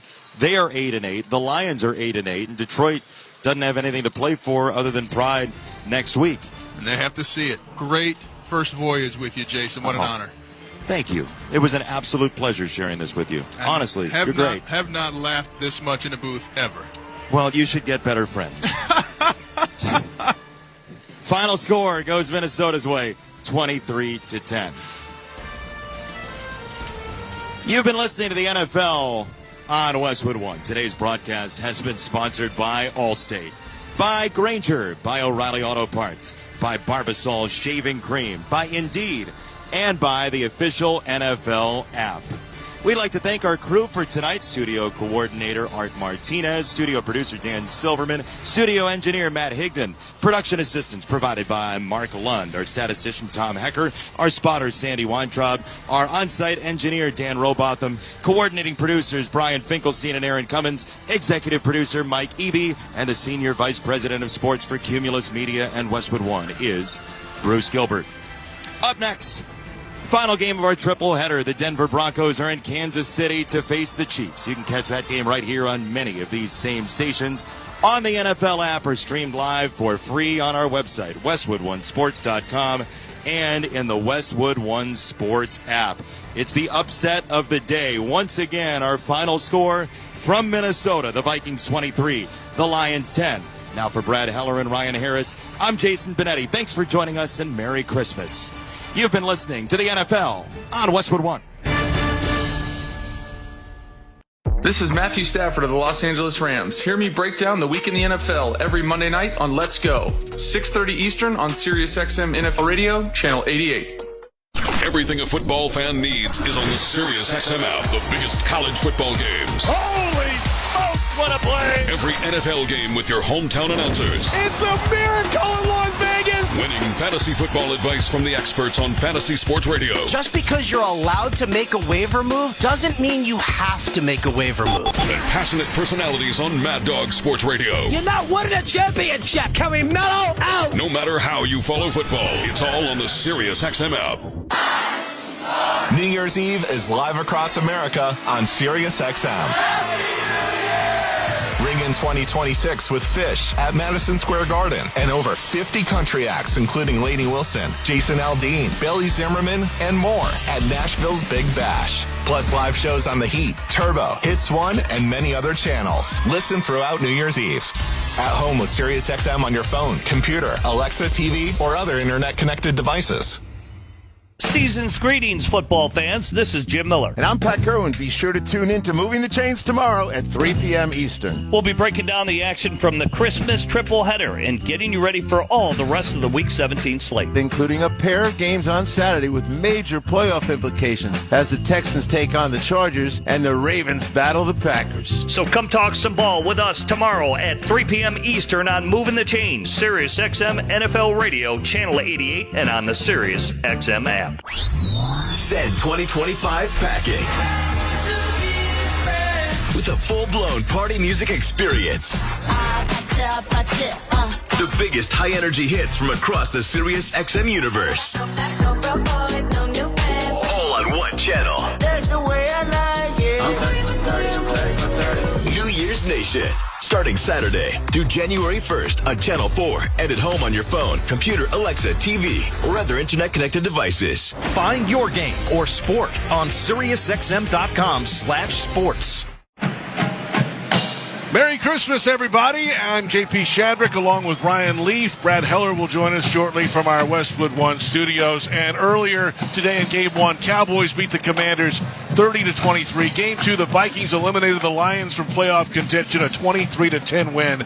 And now this Christmas nightcap. And it's an AFC West battle between the Broncos and Chiefs. The result tonight matters greatly. The teams vying for the number one seed in the AFC playoff race. The Broncos are still there at the top, even after they snapped an 11-game win streak last week with a home loss to the Jacksonville Jaguars. The Patriots at 12-3, Jaguars, Chargers, Bills 11-4 on their heels. There's no room for error for the Broncos. So how does quarterback Bo Nix and this dominant defense finish the job this season? Well, they just get back to work. It really is. You know, you don't win every single week in this league, and that's what they were doing. You know, they were finding ways to get it done. They ran into a buzzsaw, a team that really was playing really well offensively, took apart some of their top 10 rated defensive stuff, especially in situational moments, and they go back to work. And I was just down on the field speaking with Bo Nix a little bit, and that's where they're at. They went right back to work. They understand they have still everything right in front of them, and they want the opportunity. And the fact that they get to take on a Chiefs team, a team they haven't been able to beat here in some time, to go and get an opportunity like that, that's a big deal for this team. And then quickly for the Chiefs, this is far from normal in Kansas City. They're out of the playoffs, first time in a decade. Where do they go from here?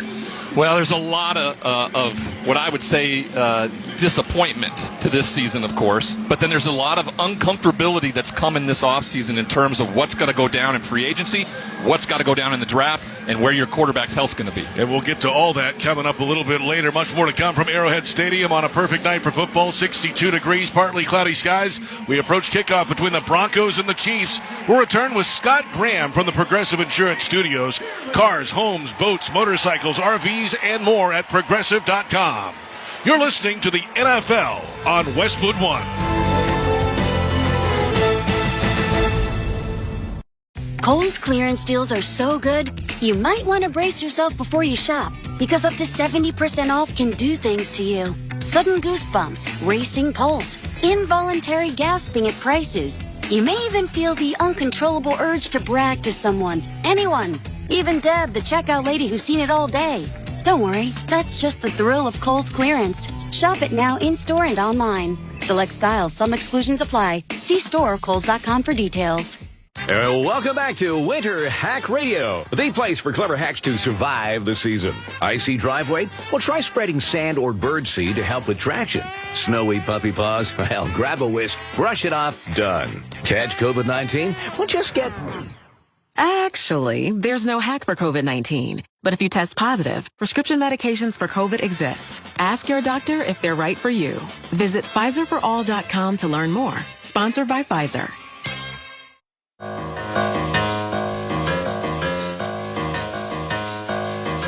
The title of the song is Linus and Lucy. Welcome back to Westwood One's coverage of the NFL from the Progressive Insurance Studios. I'm Scott Graham. Progressive offers auto, home, and commercial auto insurance, plus a variety of business insurance options. Visit Progressive.com today. Yep, it's Vince Guaraldi. It's from A Charlie Brown Christmas. Merry Christmas, everyone. Thanks for joining us here on the final game of our triple header on Christmas, and a game that the schedule makers looked at and thought might be for a whole lot. As it turns out, it is not, because Kansas City, as you know, eliminated from playoff contention after Week 15, losers of 6 of their last 7 games. This is their final home game of the season, and with speculation swirling around the future of Travis Kelce, Andy Reid asked this week about the possibility that this could be Travis's final game as a Chief at Arrowhead Stadium. I don't know if it is or not. I haven't talked to him, but yeah, I think his numbers and personality and the person, I think speak for themselves. Phenomenal person, great for the community, has been great for the community. So he's everything you want from a player representing an organization. For the Denver Broncos coming into this game, an opportunity to sweep the Chiefs for the first time since the 2014 season, and the bigger opportunity, which would be to be the number 1 seed in the AFC. They still have that opportunity in front of them if they win out, despite the fact that they took one on the chin from the Jacksonville Jaguars, a loss that is puzzling for some in that locker room and more for linebacker Alex Singleton. That's a good football team. They played really well, and, there's a reason they have 10 wins on this season. But am I mad at the mistakes that we made on our side of the ball? Yes. I think we could have controlled a lot of that. I think there's, a couple penalties that were on us, stuff that, I think that the hitting the quarterback when he's, the ball's not snapped, that we're off the field there. That's a touchdown drive. There's another one. We have stuff that we need to get out of our own way to win these football games that are this crucial at this time of the year. Had a great conversation with Alex this week. Join us for that conversation this weekend on NFL Insider on your Westwood One affiliate or at WestwoodOneSports.com. Denver Broncos going to try to get after it once again tonight against an inexperienced quarterback. Remember, they lead the league in sacks and are just 10 shy of breaking the single-season record set by the 1984 Bears. Coming up next, we'll take a look back at what happened earlier today, the first 2 games of our Christmas triple header. This is Westwood One's coverage of the National Football League. Hi, Hi, it's me, Katie Nolan, host of Casuals with Katie Nolan. It's holiday season, which means it's the perfect time to curl up on the couch with a nice mug of hot chocolate and watch a bunch of elite athletes stir up juicy in-game drama for your viewing pleasure. Sports are the ultimate comfort watch to get you through the cold months. So whether you're a diehard sports fan or just an intrigued channel flipper, listen to Casuals to keep up to date with all the latest in-game and online drama. You can find Casuals on the SiriusXM app, Pandora, or wherever you get your podcasts. And don't forget to follow the show so you never miss an episode. Love you, mean it.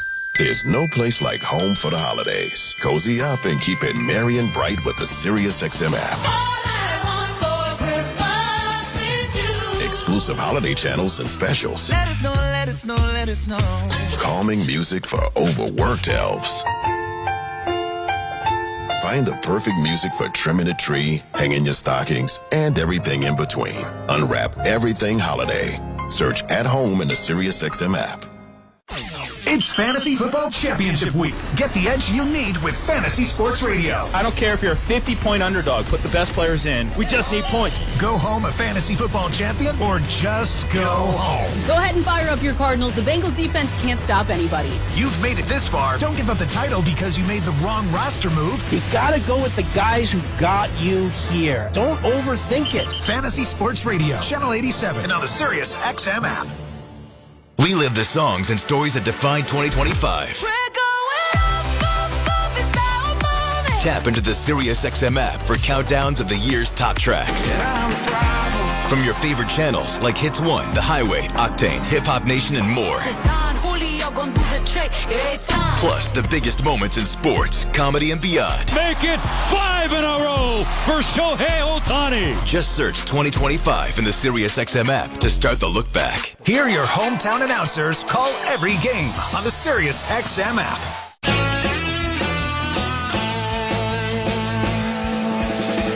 Welcome back to the pregame shows. We get you ready for the Denver Broncos and Kansas City Chiefs. Let's take a look back at what happened earlier today in the National Football League. First game of our triple header. Dallas Cowboys just too much for the Washington Commanders. They ran out to a 21-3 lead. They win it 30-23 the final. Dak Prescott throws for 307 yards and a couple of touchdowns as Dallas takes care of their rivals, the Washington Commanders, 30-23. The second game, a stunner. The Detroit Lions watched their season get away with 6 turnovers and a big-time run with under 4 minutes to play that basically put it away for the Vikings in Minnesota. Second down, Minnesota's got -6 pass yards as they motion Addison to the slot left. Snap, handoff, Addison off the motion, 35-40, outside the numbers, 45-50, on the gas pedal, down the sideline, 15-10, push toward the pylon. He is, no signal yet. Daniel Thomas pushed him in. Touchdown. Jason Benetti, the call right here on Westwood One. Jordan Addison, his only run of the game. It was a 65-yard touchdown. It basically put it away as the Vikings beat the Detroit Lions 23-10. More importantly, Detroit is eliminated from playoff contention with their 6-turnover game on Christmas Day, and the Green Bay Packers are in. Coming up next, we'll get you back to Arrowhead Stadium. JP and Ryan. You're listening to the NFL on Westwood One.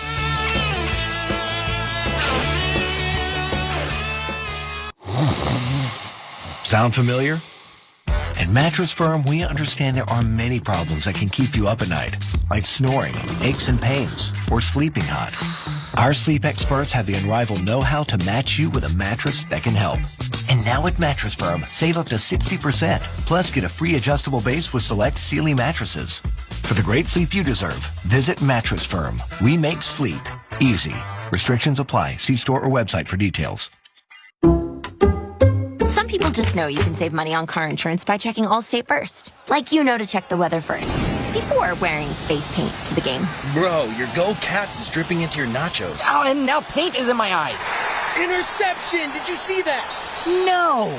Yeah, checking first is smart. So check Allstate first and see what you could save. You're in good hands with Allstate. Potential savings vary, including based on how you buy, subject to terms, conditions, and availability. Allstate North American Insurance Company and affiliates, Northbrook, Illinois.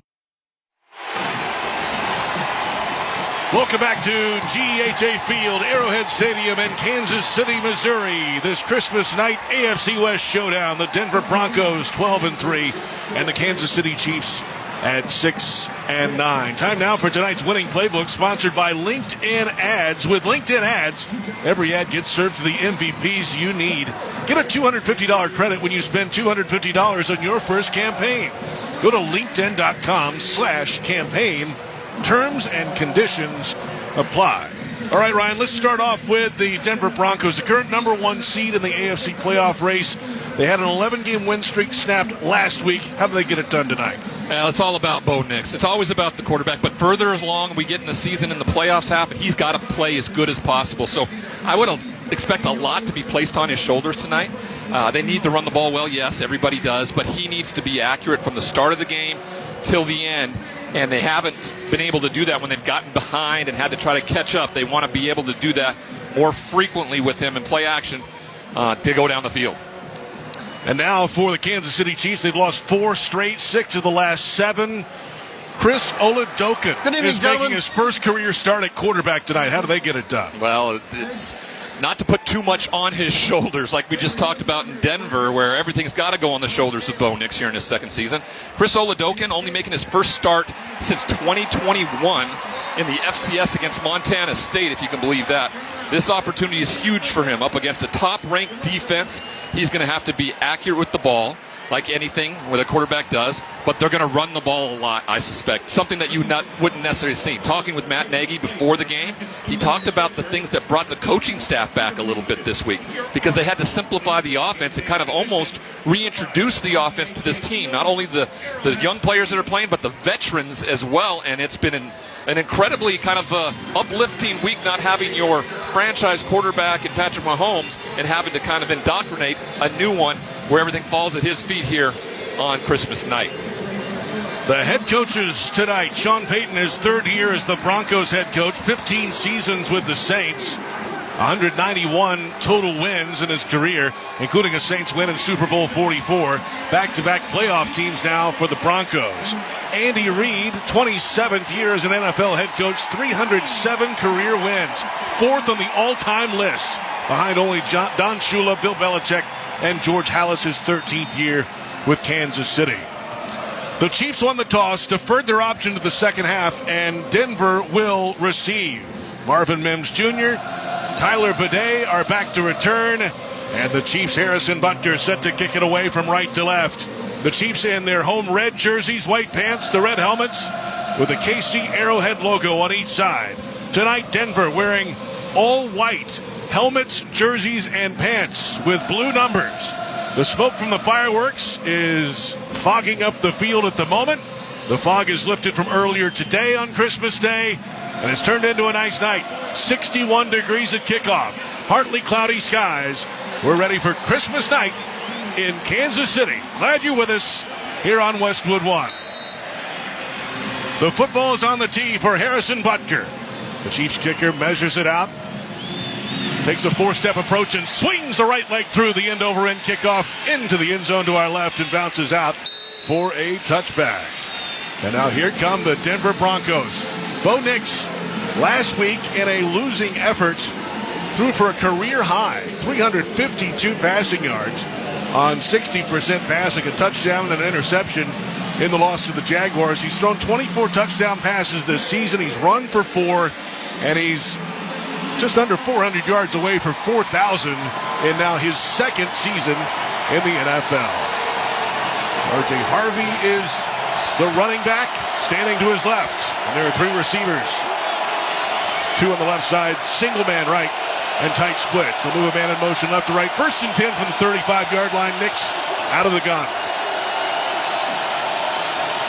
Has the snap, number high, back to throw. Chiefs are bringing 4. It's picked up for the moment. Stepping up in the pocket, dumps it down straight ahead between the hash marks, caught at the 40, turning upfield. Nick Bolton made the tackle. The gain was 9. It was the running back, R.J. Harvey, who snuck out of the backfield.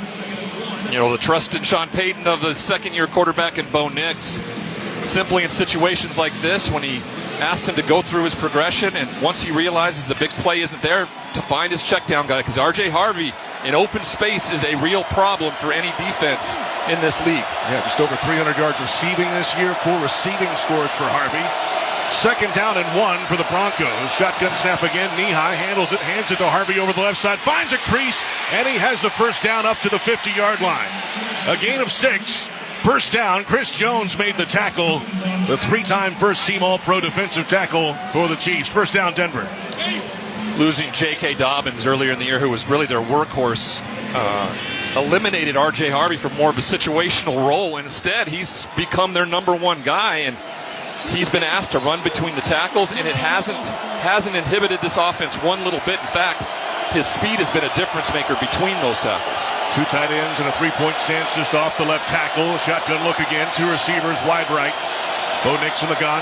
He has the knee-high snap. Back to throw. Clean pocket. Throws right side. Caught on an out at the 45 of Kansas City and then run out of bounds. Michael Bandy, elevated from the practice squad today, made the catch. He's out of bounds after a gain of 7. Jamari Connor pushed him out. You know, the ability of Bo Nix just to survey the field pre-snap, and you see that one-on-one opportunity with the slot receiver and Michael Bandy, and it's just a simple out route that he puts perfectly in stride so he can pick up almost 9 yards on that first down play. With officially 8, 2nd down and 2, I formation. Adam Prentice is the fullback. Harvey, hands on his knees, gets the handoff over the left side of the line, wrapped up around the lower leg and brought down in the backfield. From the defensive right, Christian Fulton came in, the cornerback, to make the play. No gain. Yeah, Christian Fulton, it's an interesting story. You know, former first-round pick to the Tennessee Titans, has bounced around. He's had to sit behind Trent McDuffie, but what a great person to sit behind and learn from. There was an example of him just coming right down the line of scrimmage and being the first one in the backfield to get his hands around the legs of R.J. Harvey before he could pick up a first down. It is 3rd down and 2 for the Denver Broncos.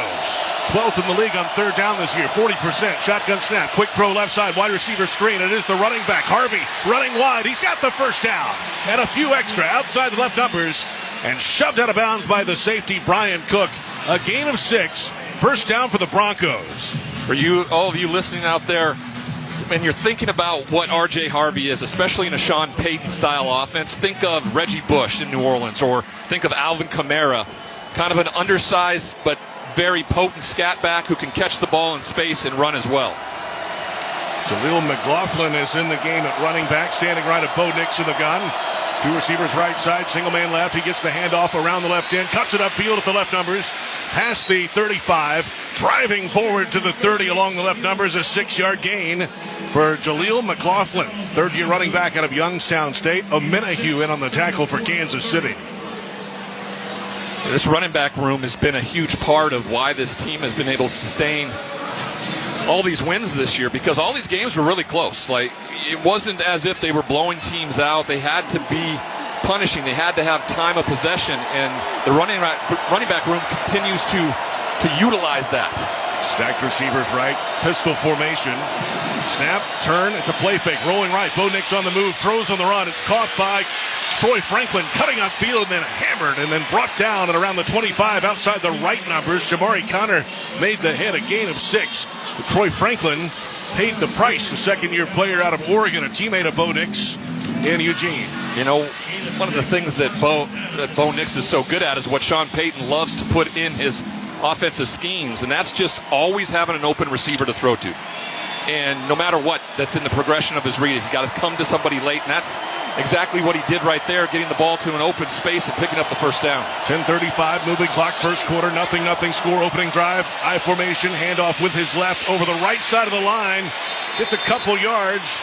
R.J. Harvey, the running back with a carry. Brian Cook came up from the safety spot, maybe 2 yards outside the right tackle. Yeah, boy, did he. From his safety spot, he gets all the way down underneath the linebackers, and he's the one that meets him in the gap and hits him head on. Great form tackle, lifts him from his legs and deposits him right on his derriere there, setting up a big 2nd down here, trying to get into the red zone. After a 3-yard gain, 2nd down and 7. Bo Nix in the gun, running back to his right is Harvey. 3 receivers in the formation and a tight end. 2 receivers and that tight end standing up left on the wide side. Shotgun snap. Nix back to throw. Right-hander throws left side numbers. Caught past the 20. Diving ahead close to the first down marker. The initial mark calls him short. They'll give him 6. Lil Jordan Humphrey made the catch, 7th-year receiver out of Texas. And Nick Bolton dragged him down maybe a half yard short. Just playing zone coverage and Sean Payton has seen this so many times, and when he calls these plays, he just staggers his wide receivers in the gaps of that zone, and they aren't able to close fast enough before they pick up a big game. This is the 10th play of the drive for Denver. Under center, Nix, quarterback keeper, diving forward. He's got enough. Needed a half yard. They'll give him a full yard. Move the sticks. Denver with another first down and a third down conversion. Nice when you have a quarterback that is willing to get his hands dirty a bit, if you'd say, and just throw his body into harm's way and dive over the pile. He's not exactly the biggest guy, 6'2", 217. It's about that's the size of the quarterbacks these days. You have to have a little bit of size to you in terms of being able to take some punishment, but you have to be able to be quick and nimble to get out of the pocket and make some plays on the perimeter as well. Single back behind him, Harvey under center snap. Harvey gets the handoff, tries to cut it out to the right, but pursuit from the backside. Drew Tranquil, the linebacker, the first in, and the Broncos are in the KFC red zone. The people demanded. KFC, listen. Wings and wedges are back by obsessive demand at KFC. Short gain, maybe one, second down, and 9 to go for Denver. The ball at the 13-yard line. Bo Nix works out of the gun. He's 5 of 5 passing on the opening drive for 35 yards. Stomps has the snap, back to throw. Clean pocket, throwing to the right boundary. Caught at the 10, driving through a tackler. Brought out of bounds at about the 8-yard line. Evan Ingram, the tight end, the veteran, former first-round pick of the Giants, has a 4-yard gain and was pushed out by Noel Williams in the game tonight at defensive back. I think that Bo Nix wanted to go to his left side, but the snap was a little bit to his right, and so he brought him back over to the right side, and of course Chris Jones in that huge presence was right at his feet, and he had to let the ball go to his outlet, Ingram, there on the sideline. 6 straight completions for Nix, and now a third down. 6 to go at the 9-yard line. 2 receivers left, single man right on the numbers. Back to throw Nix, right-hander, clean pocket, throwing left boundary, out of the hands of the receiver, incomplete. Lil Jordan Humphrey, the intended receiver, was pretty close to the first down marker. Connor in on coverage with a field goal team coming out for the Broncos. What I would have liked to see Lil Jordan Humphrey do is it turns to man coverage, and instead of pulling his defender all the way inside and then coming back out, which is where Bo Nix threw it, he stood his path like it was zone coverage, and the ball went harmlessly off his fingertips to the sideline. Will Lutz, 22 of 26 for the season at field goals. This is a 27-yarder from the right hash mark. The snap a bit high, they get the hold down, and the kick is up and good. The Denver Broncos are on the board. A reminder, for every made field goal, Barbasol will make a donation to Kurt and Brenda Warner's Treasure House, a living community for adults with disabilities. Barbasol Shaving Cream, an American original for over 100 years. Close Shave America, Close Shave Barbasol. 6:58 to play, first quarter at Arrowhead. The new score, Broncos 3, Chiefs nothing, and this is Westwood One's coverage of the National Football League. Hi, it's me, Katie Nolan, host of Casuals with Katie Nolan. It's holiday season, which means it's the perfect time to curl up on the couch with a nice mug of hot chocolate and watch a bunch of elite athletes stir up juicy in-game drama for your viewing pleasure. Sports are the ultimate comfort watch to get you through the cold months. So whether you're a diehard sports fan or just an intrigued channel flipper, listen to Casuals to keep up to date with all the latest in-game and online drama. You can find Casuals on the SiriusXM app, Pandora, or wherever you get your podcasts. And don't forget to follow the show so you never miss an episode. Love you, mean it. There's no place like home for the holidays. Cozy up and keep it merry and bright with the SiriusXM app. Exclusive holiday channels and specials. Let us know, let us know, let us know. Calming music for overworked elves. Find the perfect music for trimming a tree, hanging your stockings, and everything in between. Unwrap everything holiday. Search At Home in the SiriusXM app. It's Fantasy Football Championship Week. Get the edge you need with Fantasy Sports Radio. I don't care if you're a 50-point underdog. Put the best players in. We just need points. Go home a fantasy football champion or just go home. Go ahead and fire up your Cardinals. The Bengals defense can't stop anybody. You've made it this far. Don't give up the title because you made the wrong roster move. You gotta go with the guys who got you here. Don't overthink it. Fantasy Sports Radio, Channel 87, and on the SiriusXM app. Relive the songs and stories that defined 2025. Tap into the SiriusXM app for countdowns of the year's top tracks. From your favorite channels like Hits 1, The Highway, Octane, Hip Hop Nation, and more. Plus, the biggest moments in sports, comedy, and beyond. Make it 5 in a row for Shohei Ohtani. Just search 2025 in the SiriusXM app to start the look back. Hear your hometown announcers call every game on the SiriusXM app. JP Shadrick and Ryan Leaf here in the Grainger broadcast booth in Kansas City, Missouri. At work every day is game day. Give your crew an edge with Grainger. You'll find supplies and solutions for every industry when you call, click Grainger.com, or just stop by. Broncos with 14 play, 56-yard drive, just over 8 minutes on the opening possession, 3-0 Denver. Kansas City's just going to try to keep everybody in front of them and make Bo Nix go on those long drives. Kick away from left to right, running up towards it. It is Brashard Smith for Kansas City, trying to angle back to the left towards the middle of the field and then wrapped up in between the hash marks and around the 25-yard line. That's where the Kansas City Chiefs will take over. It's not Patrick Mahomes. It's not Gardner Minshew at quarterback. It's Chris Oladokun. First career start. He spent 3 years on the practice squad here in Kansas City. He was a 7th-round pick of the Steelers in 2022 out of South Dakota State. Tonight, his first career start in the NFL. He's under center. Isaiah Pacheco, the single back behind him. The snap, a turn and a handoff. Pacheco stutters in the backfield with some penetration from Denver and breaks ahead for maybe one over the right hash marks. Alex Singleton, the great inside linebacker for Denver, made the tackle. You know, when you look at him on the field, where's number 19? There's a definite comparison of him and Patrick Mahomes, the way they kind of carry themselves. And I feel like anybody who comes in and is the backup quarterback to Patrick Mahomes is going to do that because he's one of the greatest ones to ever play the game. Your mannerisms are going to start to kind of become his, and you see it when he walks onto the field.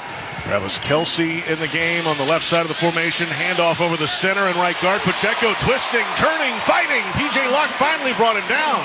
But the extra effort gets him about 8 yards on the play, and he's a yard shy of a first down. Gardner Minshew went out of the game relatively early in it, and only 16 attempts by Oladokun last week against the Tennessee Titans. I would have expected in this game plan you're going to see a ton of runs. You're going to see a ton of gives to Kareem Hunt and Isaiah Pacheco, but you're going to ask him to do a little bit more than maybe he did last week, and that's because he's had a full week as the starting quarterback. 2 tight ends, extra linemen in as well. Kareem Hunt in at running back, gets the handoff straight ahead, powering forward into the awaiting arms of a defender, but 4 yards down the field, brought down by Zach Allen and others. It's a first down, Kansas City. Kareem Hunt. He's been the first down maker for them when it's been short yardage all year long, and just continues to use as a battering ram for Coach Reed, and they get a first down. This is a big thing for this Kansas City Chiefs. They cannot afford to get 3 and outs and give the ball back and have their defense out there all night long against that high-powered Bo Nix, Sean Payton style offense. Travis Kelce lines up 2-point stance just off the left tackle. The snap, turn, handoff with his left over the right side of the line. Pacheco wrapped up around the waist. DJ Jones, a nose tackle. Maybe a yard, maybe a half yard or so. Pro-level nutrition delivered to your door, ready when you are. Factor. Eat like a pro. Did you eat like a pro today? Yes. Certainly yesterday. Kansas City barbecue. Yes. Christmas Eve. Celebrating. Good time of year for that. Cooked smoked meats. Yep. Absolutely. Not many cities do it better. Second down and 9 from the 41 for Kansas City. Shotgun snap. Oladokun back to throw. Pressure rolling out to the left. Looking downfield. Left numbers. Lets it fly to the left boundary. And it's out of bounds. Incomplete.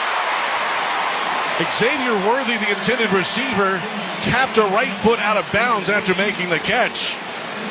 And an incomplete pass. 4 straight runs to start the game, and now finally through the air.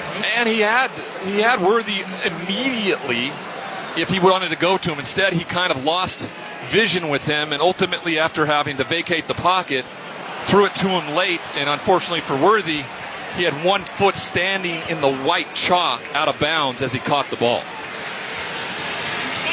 3rd down and 9 for Kansas City. Middle of the pack this year on 3rd downs, 15th in the league. Back to throw. Oladokin, pressure from his right. Lets it fly deep down the right side and incomplete. He's on his backside. Had pressure Jonathan Cooper. The strong side linebacker made the contact as he let it fly, and it flutters incomplete about 40 yards down the field. It's a good job by the defensive line, and that's was being said all year long about this Denver Broncos team.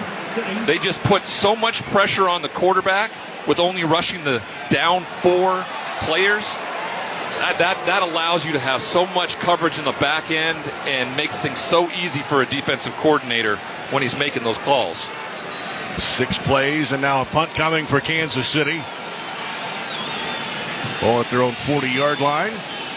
And Matt Ariza is on. Has the number high snap. Swings a left leg through it. The high spiral. Fluttering underneath it now at the 12-yard line. It's Mims going to the left side. Breaks out of a tackle. Cuts it back middle of the field. Past the hash marks. Needs one more block. He has to cut it back in. Just shy of the right numbers, where he's wrapped up and brought down just short of the 20. About the 19-yard line. 48-yard punt. 8 yards on the return, though he took the scenic route to do it. 3:46 to go, first quarter. Broncos 3, Chiefs nothing. You're listening to the NFL on Westwood One. Kohl's clearance deals are so good, you might want to brace yourself before you shop, because up to 70% off can do things to you. Sudden goosebumps, racing pulse, involuntary gasping at prices. You may even feel the uncontrollable urge to brag to someone, anyone, even Deb, the checkout lady who's seen it all day. Don't worry, that's just the thrill of Kohl's clearance. Shop it now in-store and online. Select styles, some exclusions apply. See store or Kohls.com for details.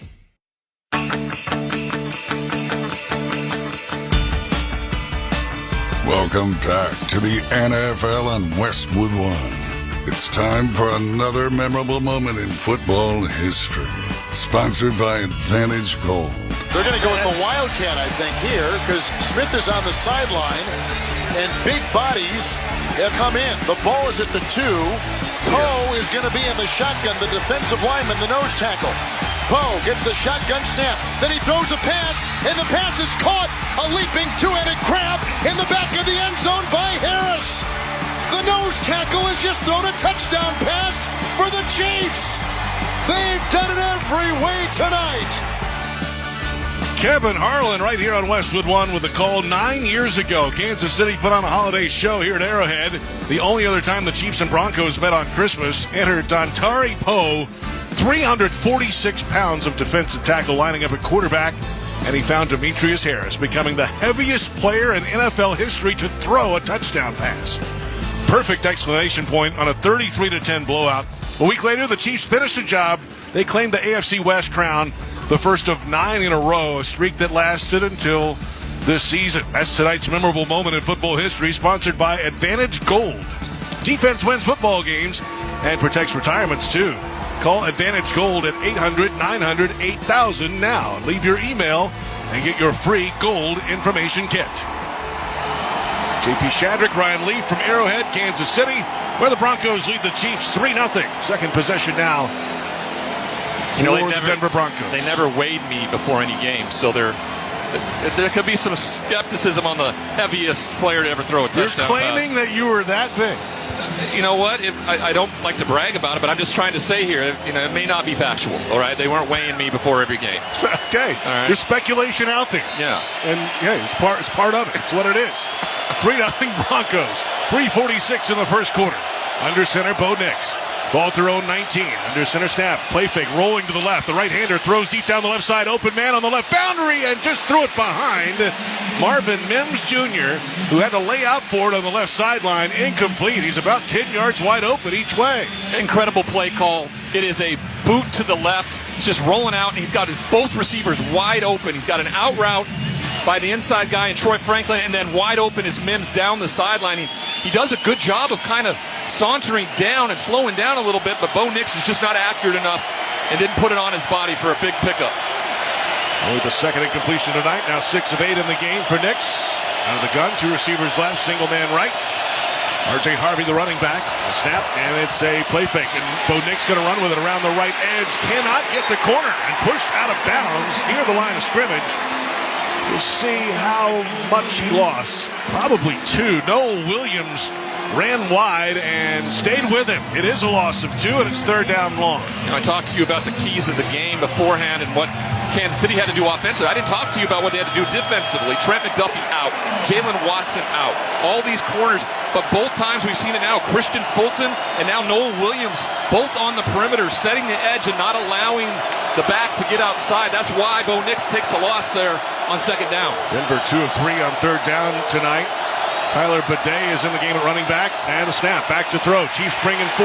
Rolling to the left out of the pressure. Left numbers lets it fly down the left side. Knocked away and tipped and nearly intercepted on the sideline. Here comes the call. It is an interception. Unbelievable. Fulton had the tip. Nick Bolton had the pick. It carried him backwards.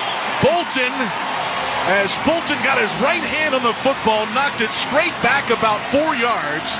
And then here comes Nick Bolton along the boundary. And for the moment, it looks like he got his knee in as he made the catch, diving towards the ground and held onto the football. His knee and his elbow as he rolled over.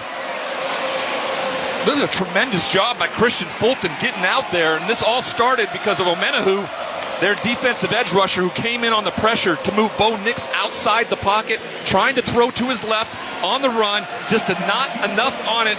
And Christian Fulton knocks it right back into Bolton for a huge play by this defense. For Bolton, his first interception of the season. The interception was confirmed. 1st down, Kansas City. Confirmed. First pick of the year for Bolton, only the 5th in his career, now his 5th year out of Missouri. And it's 1st and 10 Kansas City at the 35 going in. Trailing at 3-0 to Denver. Pacheco is the running back, single back behind Oludokin, who has the snap and hands it over the right tackle. And pushing into the pile, twisting and turning and fighting and turning those legs. He's got a couple of yards between the right hash marks and numbers. Wazarike in on the tackle for the Broncos. You know, the biggest thing that I had trouble with this week, Jay, was finding a statistic where they weren't in the top 10 somewhere defensively. I mean, I had to look around, and it was fumbles recovered, I guess, tied for 30th. So they haven't been able to recover a lot of fumbles. KC, they haven't fumbled it at all this year. So there's their only kind of meet in the middle type of mentality. 2-yard gain, 2nd down and 8. Quick release right side, caught outside the right numbers, trying to twist out of a tackle. And not much doing for Noah Gray after the short catch. Maybe up to about the 31-yard line. P.J. Locke on the tackle, 2-yard gain. This day and age with football at the NFL level, the average pass is thrown -2.5 or +2.5 yards of the line of scrimmage. So that's where the ball is majority of the time is thrown, and that's fitting with what they're going with right now in terms of getting the ball out of Oludokin's hands. 3rd and 6. Travis Kelce one-on-one coverage at the right, outside the right numbers. Denver showing pressure. The snap, and they're going to back out of it, bringing 4. And they'll roll to the right, looking downfield, throwing. Kelce has it. Past the 25. Outside the right numbers. Twisted up and brought down by Pat Surtain. It's an 11-yard gain.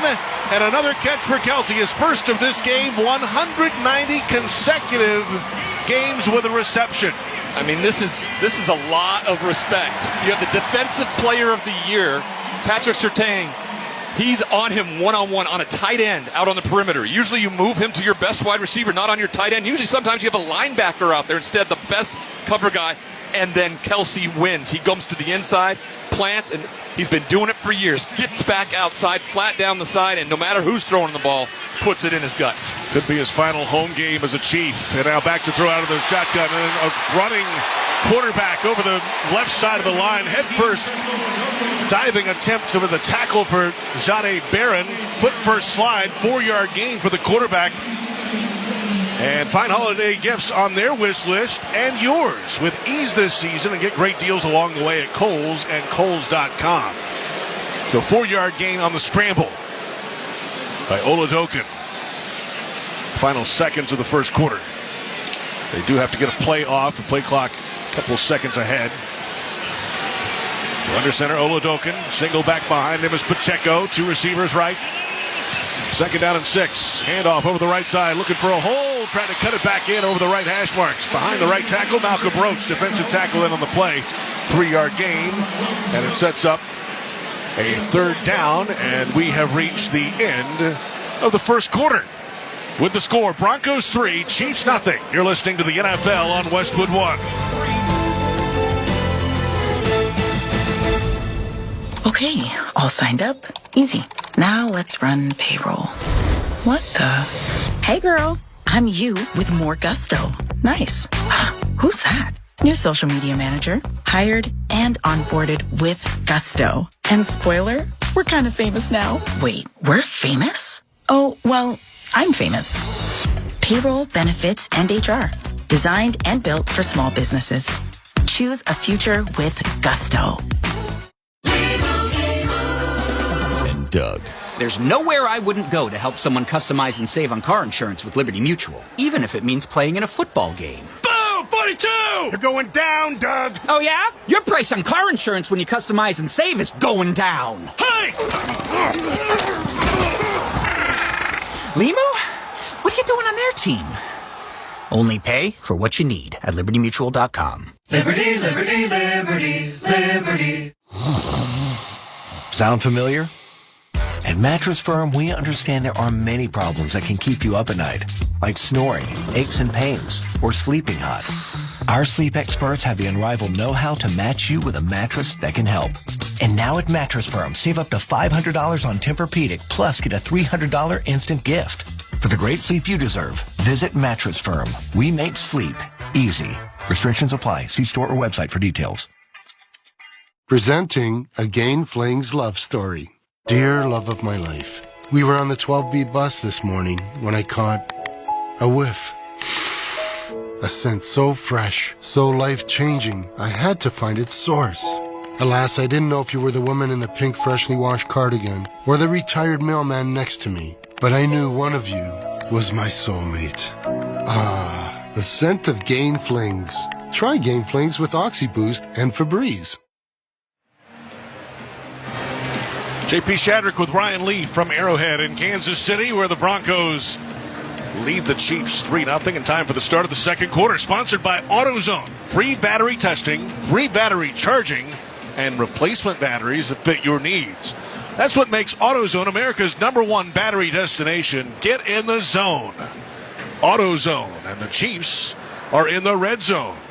They were in the red zone once just last week against Tennessee and had to settle for a field goal.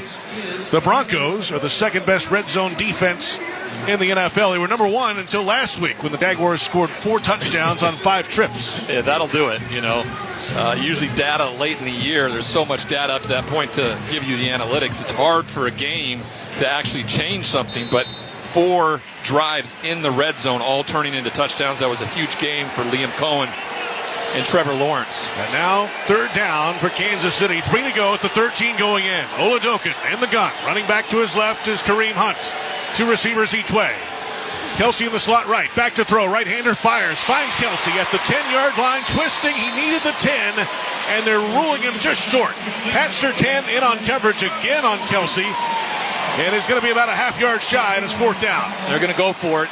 Usually when Travis Kelsey catches the football, his momentum, no matter what, seemingly always feels like he falls forward. This time, his forward motion was stopped immediately. I don't necessarily know if I like the spot. I thought he was a little bit closer to the 10-yard line. They give him a full yard to make here on 4th down. Now, out of a pistol. Extra tight end, extra lineman in as well. Oladokin waiting for the snap. He has it belt high, turns, hands it off. Kareem Hunt has the first down and more. And then brought down around the 7. About a 4-yard gain. Hufanga in on the tackle, but it's a first down. A 4th down conversion for Kansas City. Number 1 4th down offense in the NFL. You know, that extra tackle that came in is the big reason why they lead with Travis Kelce actually is the puller in the hole, and he knocks out Justin Strand, and there he goes. The guy that kicks up the first downs no matter what on short yardage situations, Kareem Hunt. Under center, Oladokin. Xavier Worthy is in the game at running back. Behind him, play action fake. Rolling right, Oladokin tries to get past the defender. Throws to the right side of the end zone and into the stands in the front row. Jonah Ellis, the outside linebacker, had the pressure, was in the face of Oladokin. Couldn't shake him too much and finally just had to throw it away. It's a great decision on his part because he kind of slips. He gets to the right perimeter, the defender's in his face. As he slips, throws the left hand out as a little bit of a stiff arm and then tosses it far enough out of bounds so they can live to fight another day. Pacheco back in at running back. Oladokin is in the gun. 2 receivers tight on the right. It's a handoff. Pacheco cuts it back over the left tackle into the stack and wrapped up around the 5-yard line. DJ Jones part of that group for Denver, and maybe a yard just outside the 5. You know, I'd love to see them now after they've run the ball a few times, especially from that pistol shotgun look, is use the legs of Oladokin with a zone read, because on that last play he was wide open as he boot out to the 3 receiver side. He really put an onus on that defender to make a decision. They go empty here on 3rd down, bring the back in. Kansas City 28th in the league in goal-to-go situations. This is 3rd and goal at the 5. Back to throw. Oladokin stands, clean pocket, thrown right side, caught at the 5. Angling outside, breaks 2 tackles, and he's in for a touchdown. It's the running back, Brashard Smith, the rookie out of SMU, and a 5-yard touchdown for Kansas City. The Chiefs lead 6-3 early in the 2nd. First career touchdown pass for Chris Oladokin. It almost wasn't, because that rookie Brashard Smith, I don't know what's going on here. He's running flat, and when he catches the ball, it's behind him. He tries to kind of go upfield instead of run to all that open grass. Luckily, he sneaks his way in between 2 Broncos defenders, gives Oladokin his first touchdown, Smith's as well, and away this Chiefs team goes. First Kansas City touchdown, and get this, 20 possessions.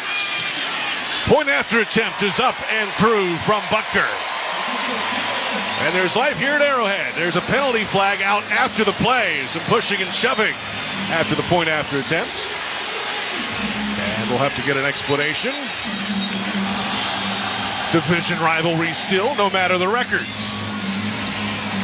But they've cleared out both sides, but now we'll have a conversation with our referee tonight, Bill Vinovich.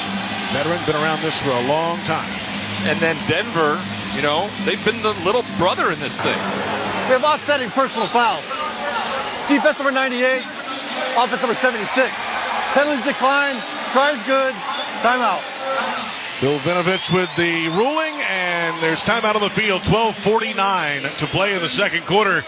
The Chiefs lead the Broncos 7-3, and this is Westwood One's coverage of the National Football League. Season's greetings, football fans. This is Jim Miller. And I'm Pat Kerwin. Be sure to tune in to Moving the Chains tomorrow at 3 p.m. Eastern. We'll be breaking down the action from the Christmas triple header and getting you ready for all the rest of the Week 17 slate. Including a pair of games on Saturday with major playoff implications as the Texans take on the Chargers and the Ravens battle the Packers. So come talk some ball with us tomorrow at 3 p.m. Eastern on Moving the Chains, SiriusXM NFL Radio, Channel 88, and on the SiriusXM app.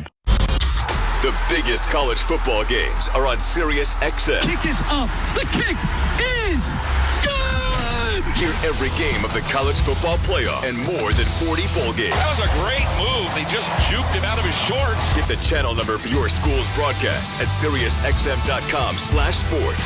6 sacks, scores. Or search college football on the SiriusXM app. And he's into the end zone. And for expert analysis, check out College Sports Radio, Channel 84.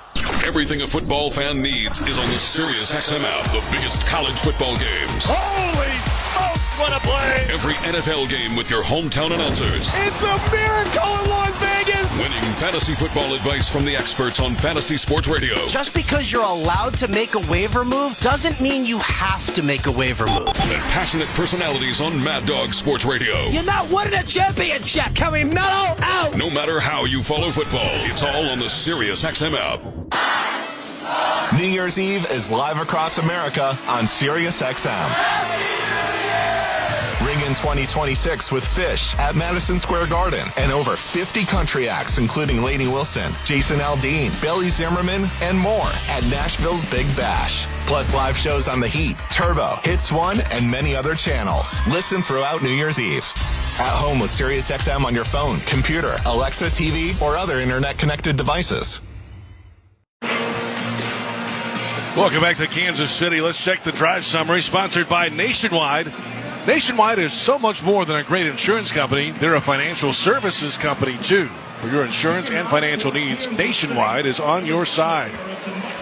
After the interception, 10 plays, 35 yards, 5 minutes, 4 seconds on the drive.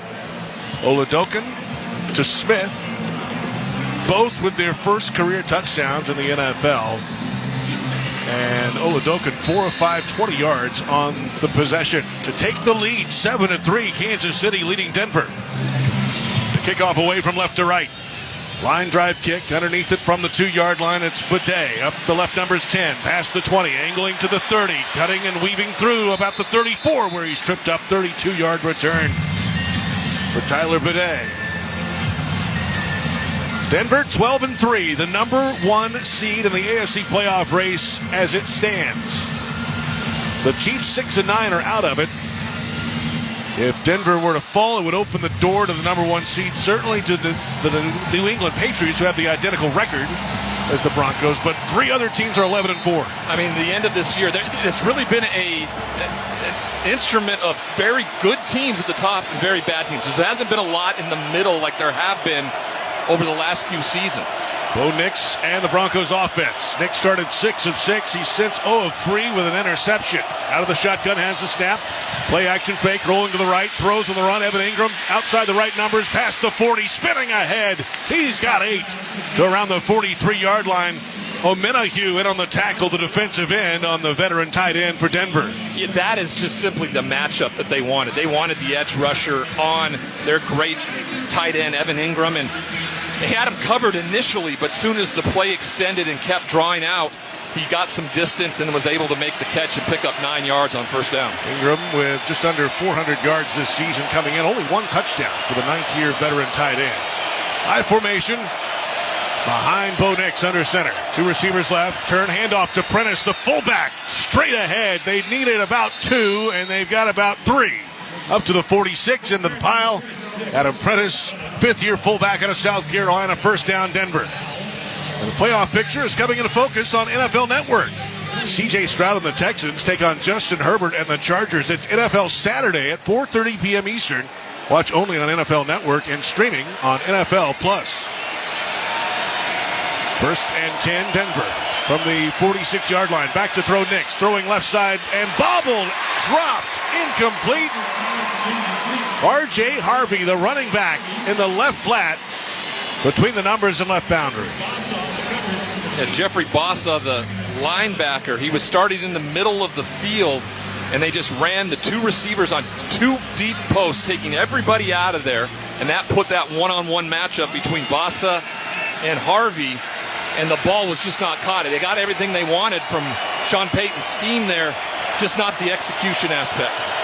2nd down and 10 for the Broncos at the 46, moving right to left. Belt high snap, handoff for Harvey, cutting outside, and runs into contact with the line of scrimmage, keeps his feet, and heads towards the right sideline, and runs out of bounds. Brian Cook was in on the play. It's a 2-yard gain.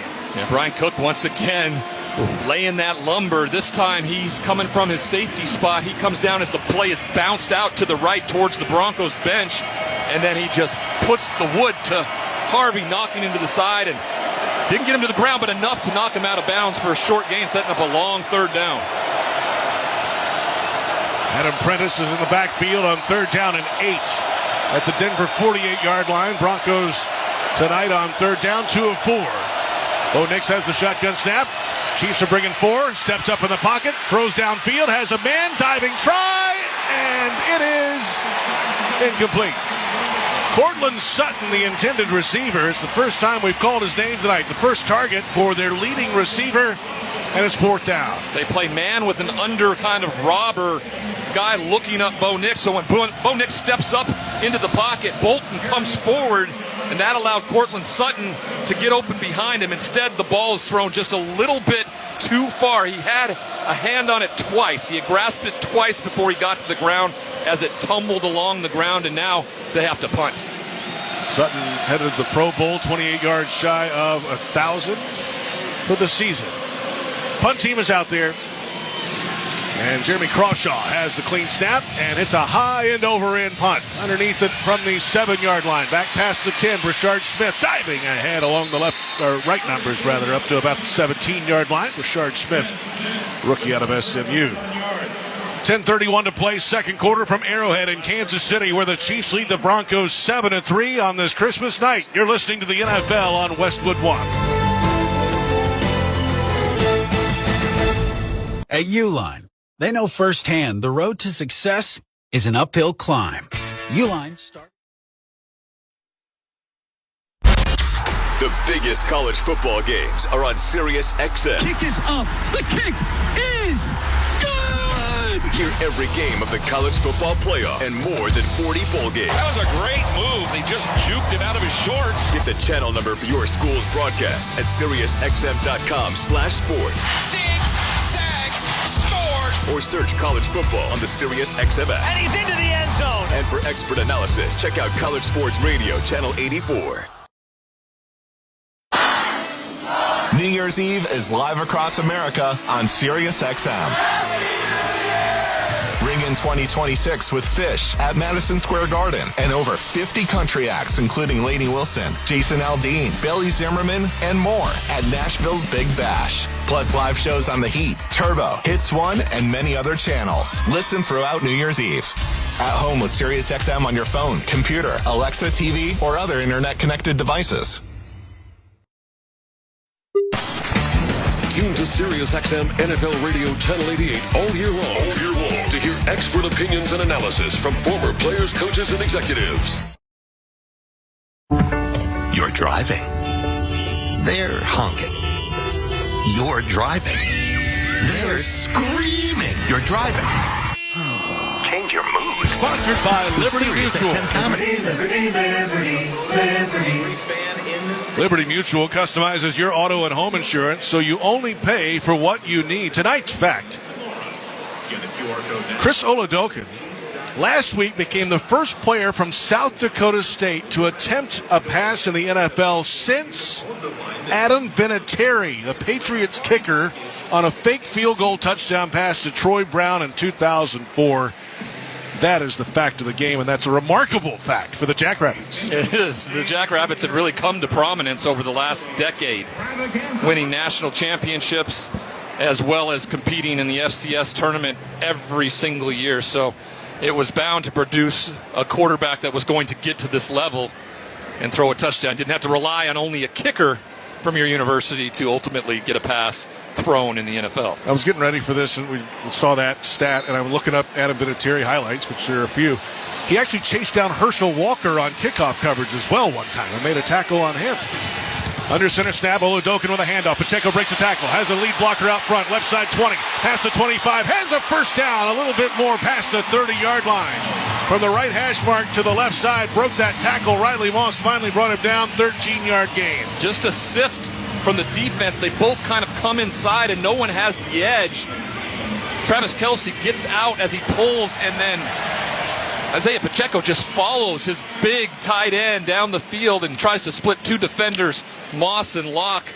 He does exactly that and picks up a first down. Ofonga was in the backfield and whiffed on the tackle, and it's a first down for Kansas City at the 31, moving left to right, under center. Oladokun, handoff over the left guard into a pile, twisted up, Pacheco brought down. Nothing doing. DJ Jones pushed the pocket. Let's pause 10 seconds for station identification. This is Westwood One, your home for the National Football League. Interact with our stable of former players, coaches, and executives all day long on SiriusXM NFL Radio Channel 88 and the SiriusXM app.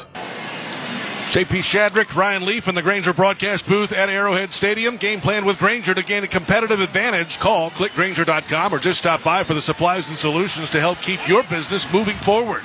Shotgun snap, quick release right side, dropped. An absolute drop by Xavier Worthy on a wide receiver screen outside the right numbers. He had a couple blockers and a little bit of green grass.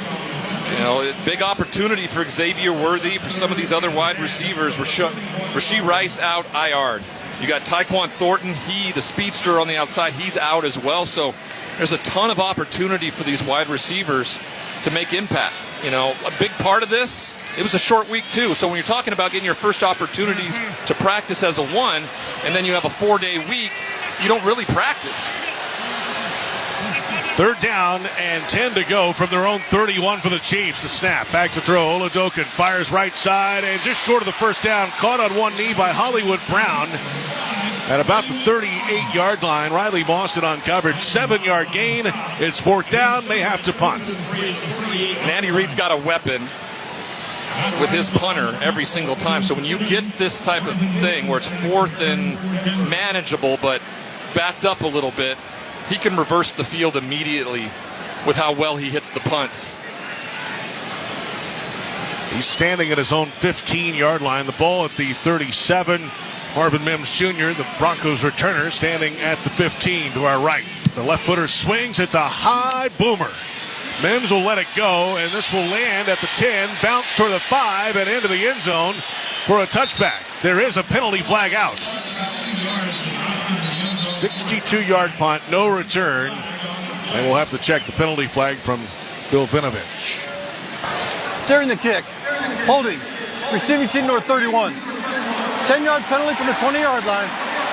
1st down, timeout. 8:23 to play until halftime at Arrowhead in Kansas City on Christmas night. The Chiefs lead the Broncos 7-3. You're listening to the NFL on Westwood One.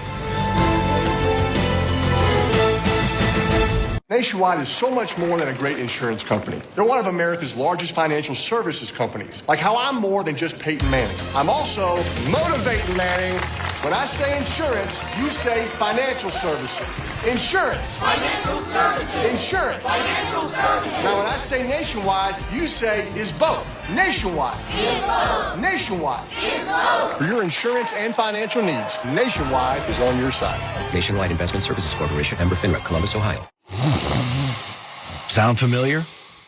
At Mattress Firm, we understand there are many problems that can keep you up at night, like snoring, aches and pains, or sleeping hot.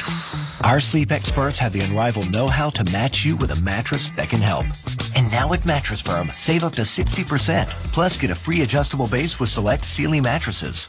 For the great sleep you deserve, visit Mattress Firm. We make sleep easy. Restrictions apply. See store or website for details. Life getting in the way of the game? No matter the occasion, with NFL Plus Premium, you can keep the NFL in reach with live local and primetime games on mobile. Plus, watch every touchdown every Sunday afternoon during the regular season on NFL Red Zone. Stream 24/7 NFL Network, including 7 exclusive live games this season. And catch full and condensed replays anytime, anywhere. Sign up today at plus.nfl.com/radio. Terms and conditions apply.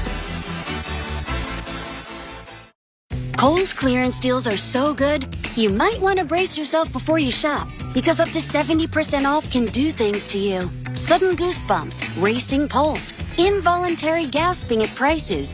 You may even feel the uncontrollable urge to brag to someone, anyone, even Deb, the checkout lady who's seen it all day. Don't worry, that's just the thrill of Kohl's clearance. Shop it now in-store and online. Select styles, some exclusions apply. See store or kohls.com for details.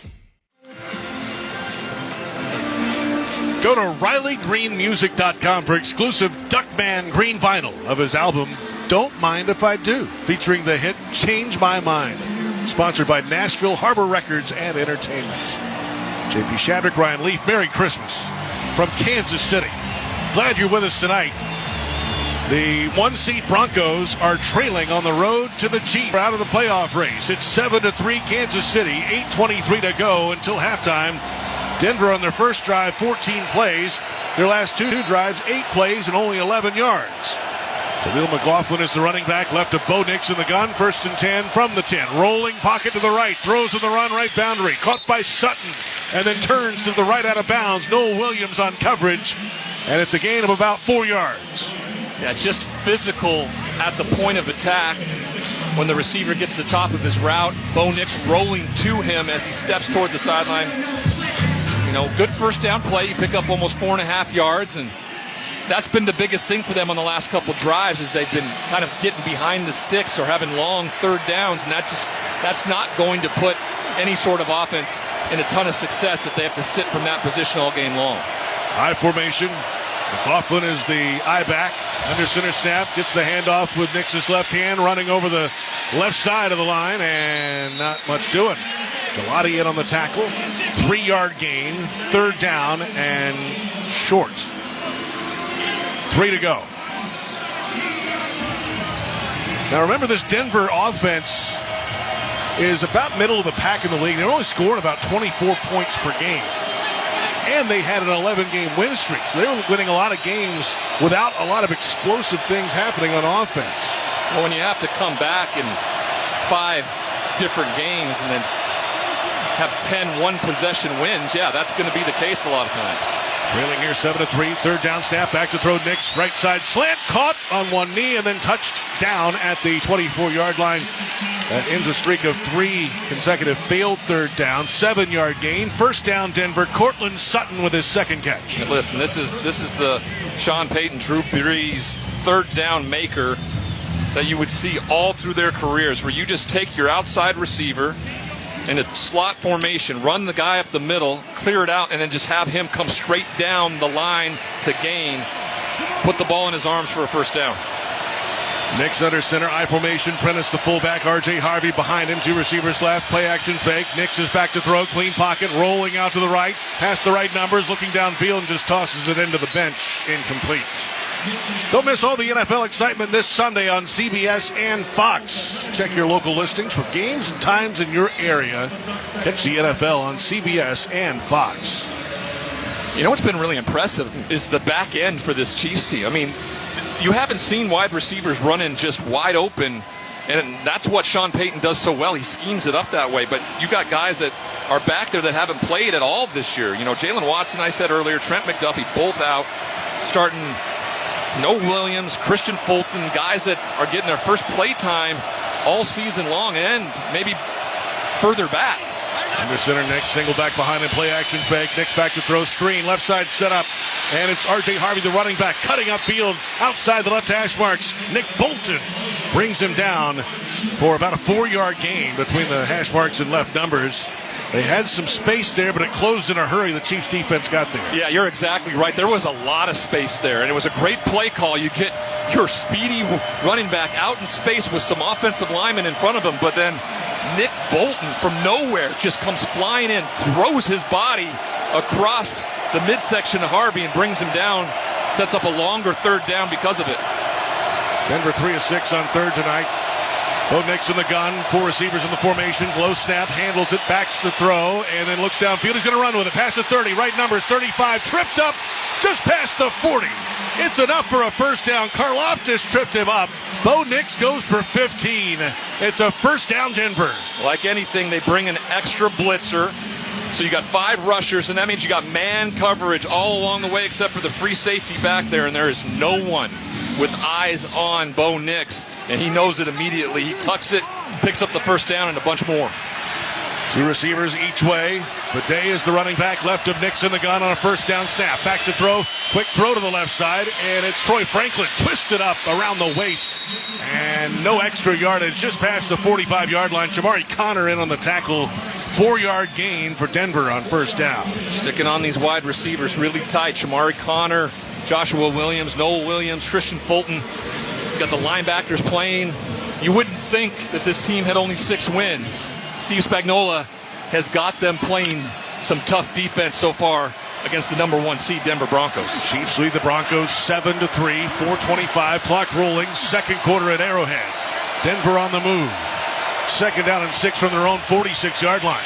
Throw to the left side. Gets a block. Outside the left numbers. Past the 50 and then scampers out of bounds. It's Marvin Mims Jr. on a quick release throw to the wide side left. And it should be enough for a first down. 8-yard gain for Denver. A little bit of orchestra here. Just kind of, the conductor picking which side he wants to go with the ball. You have a lead blocker. Troutman, a big guy out there in front of him, and Mims just does the rest like a returning of a punt. He steps inside and then picks up the first down. First down and 10 at the Kansas City 47 for Denver. Bo Nix, 12 of 18 passing for 73 yards tonight. And an interception and movement before the snap. Jerry Tillery jumped through the line, but who started it?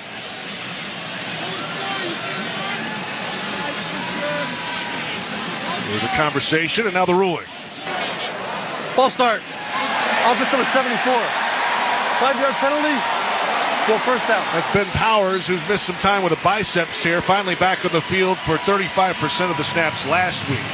Nitsa reminds you to not get flagged, whether you get pulled over or get into a crash. Drinking and driving will change your whole world. Drive sober or get pulled over. Paid for by Nitsa. Second false start of the year, third penalty overall this year for Ben Powers. And now, after the 5-yard penalty, first down and 15 from their own 48, moving right to left. 7-3, Chiefs with the lead over the Broncos. Nick stomps his right foot in the gun. Arms outstretched, has the belt high snap, play action fake, rolling to the right, near the right numbers.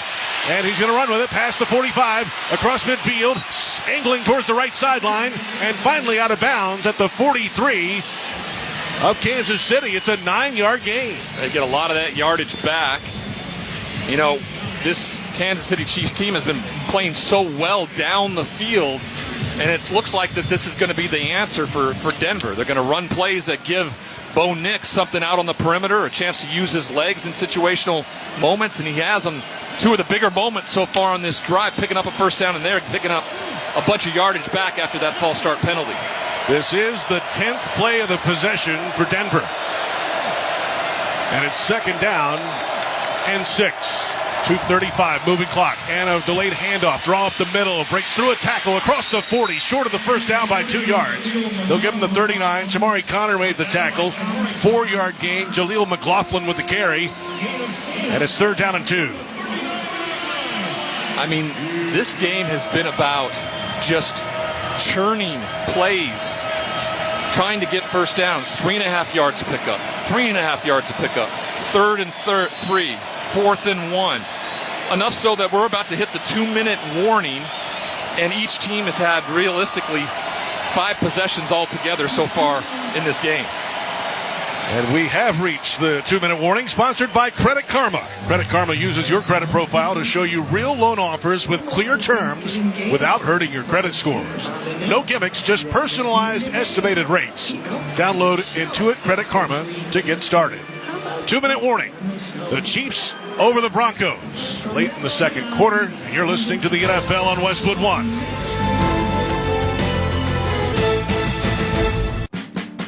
You think you're picking out your favorite track. Then, out of nowhere, you get hit with the worst cover you've ever heard. Kind of like when you're shopping for a loan and that great rate switches to a not-so-great rate during the application process. Thankfully, you can count on Credit Karma to help you find more accurate rates. Because Credit Karma uses your credit profile to show you real offers with clear terms without hurting your credit scores. No bait and switch, just personalized rates. Download Intuit Credit Karma to get started. Drinking and driving will change your whole world. The next time you're out with your friends, consider what would happen if you got pulled over after drinking. Like the legal fees, or the time in court, or a DUI on your record. Your decision to drink and drive could change someone else's world, too, if you hurt or kill them in a crash. Instead, what if your decision to call a sober ride changed your world for the better? Drive sober, or get pulled over. Paid for by NHTSA. What would you say was the biggest factor in getting that win tonight? I mean, you said it. I think that was it for me. Factor. I was feeling strong. Had plenty in the tank for overtime. Wait, Factor, like the meals? Yeah, Factor meals. I've been getting Factor high protein meals delivered all month. I get all the power I need. They taste great, and they're ready to eat in 2 minutes. Okay, I need to get on that. For real. Go to factormeals.com. It's the easiest way to eat like a pro. You can stream the NFL on Westwood One for free, sponsored by LinkedIn Ads. With LinkedIn Ads, every ad gets served to the MVPs you need. Get a $250 credit when you spend $250 on your first campaign. Go to linkedin.com/campaign. Terms and conditions apply. And fans, a reminder, you can listen on WestwoodOneSports.com or by downloading the Westwood One Sports app today. JP Shadrick, Ryan Leaf from Arrowhead, where the Chiefs lead the Broncos 7-3. In the past decade, that wouldn't be such a big deal. But with the way these teams have played this year, the Broncos the number 1 seed, 12-3. The Chiefs are headed to Cancun in a couple weeks. It's a big deal. It is a big deal, and it's a big deal for this Broncos team because they have to stay pace with the others. This opens up the door, if they were to lose, for the Chargers to take the lead on Saturday versus the Texans. Shotgun snap, Bo Nix handoff over the left side of the line. Finds a hole, it's McLaughlin. Past the 30. Cuts it back inside. Across the 25. Down to the 24. Ashton Gelati wrapped him up after a gain of 15 for a first down. Denver at the 24. And if Gelati doesn't peel back from the opposite side of where this play is being run, McLaughlin probably scores. This is a touchdown-saving tackle on the first play after the 2-minute timeout. It's the longest play of the game so far, 15 yards, and first down for Denver at the 24. Go again, trailing it 7-3. 1:20 moving clock in this second quarter. Both teams with all 3 timeouts. Shotgun snap, Bo Nix pumps to the right in the flat, throws deeper down the right side, sliding try, and it is a catch at about the 11-yard line. What a play by Adam Troutman. Foot first sliding. Somehow made the catch with Noel Williams draped all over him. 13 yards. I don't think he had a choice here. I think that Bo Nix threw this ball so hard and so perfectly into his stomach that either Troutman was to catch it because he knew he was going to get unloaded on as he was in between the safety and the linebacker. And he does exactly that. Slides for the first down, makes the catch along the Broncos sideline. Officially at the 11-yard line, 1st and 10. Back to throw Nix. Clean pocket. Throws to the left side out of his hands. Nearly intercepted. Oh, it was Cortland Sutton, the intended receiver on the left side. Christian Fulton in the area. They nearly had a deflected interception. You know, as I just talked about Bo Nix and that arm strength and how he put it in the body of Troutman, this one could have had a little less zip on it, a little more touch, and he probably walks into the end zone for a touchdown. Fulton about a foot away from a 95-yard pick six. Frank Crum is in the game as an extra lineman for the Broncos on 2nd down and 10 at the Kansas City 11. 33 seconds until halftime. Chiefs up 7-3. Nix under center. Play action fake. Back to throw. Pressure from his right. Rolling out to the right side. Throwing back right corner of the end zone. Diving try by Sutton. He made the catch, but his feet were out of bounds. Incomplete. It's a heck of a throw and catch. You're exactly right. He hits the back pylon in the right corner of the end zone. Can't quite tell if his feet were able to drag. I think he would have probably been a little more outrageous with his claims if he thought he got his feet in. Another 3rd down for Denver. 3rd and 10 at the 11. 26 seconds left until halftime. He empties the backfield. Nix stands in the gun, stomps his foot twice. Has the snap. 4 coming from Kansas City. Thrown over the middle to the end zone. Diving. Try, and it falls incomplete. Cortland Sutton, the intended receiver, had his hands on it. Could not complete the catch. Brian Cook in on coverage for Kansas City. Both Brian Cook and, again, Christian Fulton in the trail position. This is good coverage. Just a better throw. Hits him right in stride. He pulls it in, but as he falls to the ground, it just kind of fumbles out of his body after being hit by Cook on his way to the ground. Just drops harmlessly for this Kansas City Chiefs team. Lutz last time out against Kansas City, 5 for 5 on field goals, including 3 in the 4th quarter. Today, 1 of 1. This is from 30 yards, right hash mark. The snap and the spot and the kick are all good. And the Denver Broncos are on the scoreboard again, and with that field goal, Barbasol will make another donation to Kurt and Brenda Warner's Treasure House, a living community for adults with disabilities. Barbasol, the trusted choice for a close, comfortable shave. Close Shave America, Close Shave Barbasol. 19 seconds left until halftime. The new score, Chiefs 7, Broncos 6. You're listening to the NFL on Westwood One. What's up, football fans? Picture this. You bet on your favorite player to score the first touchdown in the game, but his teammate scores instead. If this happens, BetMGM wants to give you another chance at the end zone. With BetMGM's second chance promotion, you'll get your stake back if your first touchdown scorer scores second instead. That's right. Bet on any pro football player to score the first touchdown of the game. If you're right, you win.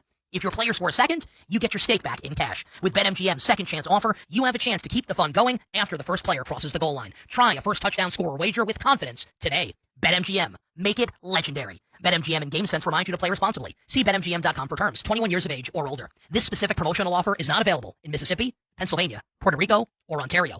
Gambling problem? Call 1-800-GAMBLER. Available in the U.S. 877-8-HOPE-NY or text HOPE-NY 467-369 in New York. In Arizona, 1-800-NEXT-STEP. In Massachusetts, 1-800-327-5050. 1-800-BETS-OFF in Iowa. 1-800-981-0023 in Puerto Rico. Existing customer offer. Subject to eligibility requirements. Rewards paid back in unrestricted withdrawable funds. In partnership with Kansas Crossing Casino and Hotel. As players fight to avoid mistakes on the field, remember to make smart choices off the field this holiday season. If you decide to drink and drive, you could get a DUI or worse.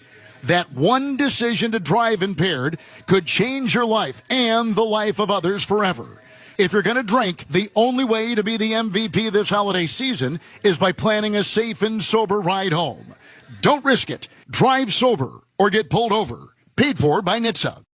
Kohl's clearance deals are so good, you might want to brace yourself before you shop, because up to 70% off can do things to you. Sudden goosebumps, racing pulse, involuntary gasping at prices. You may even feel the uncontrollable urge to brag to someone, anyone, even Deb, the checkout lady who's seen it all day.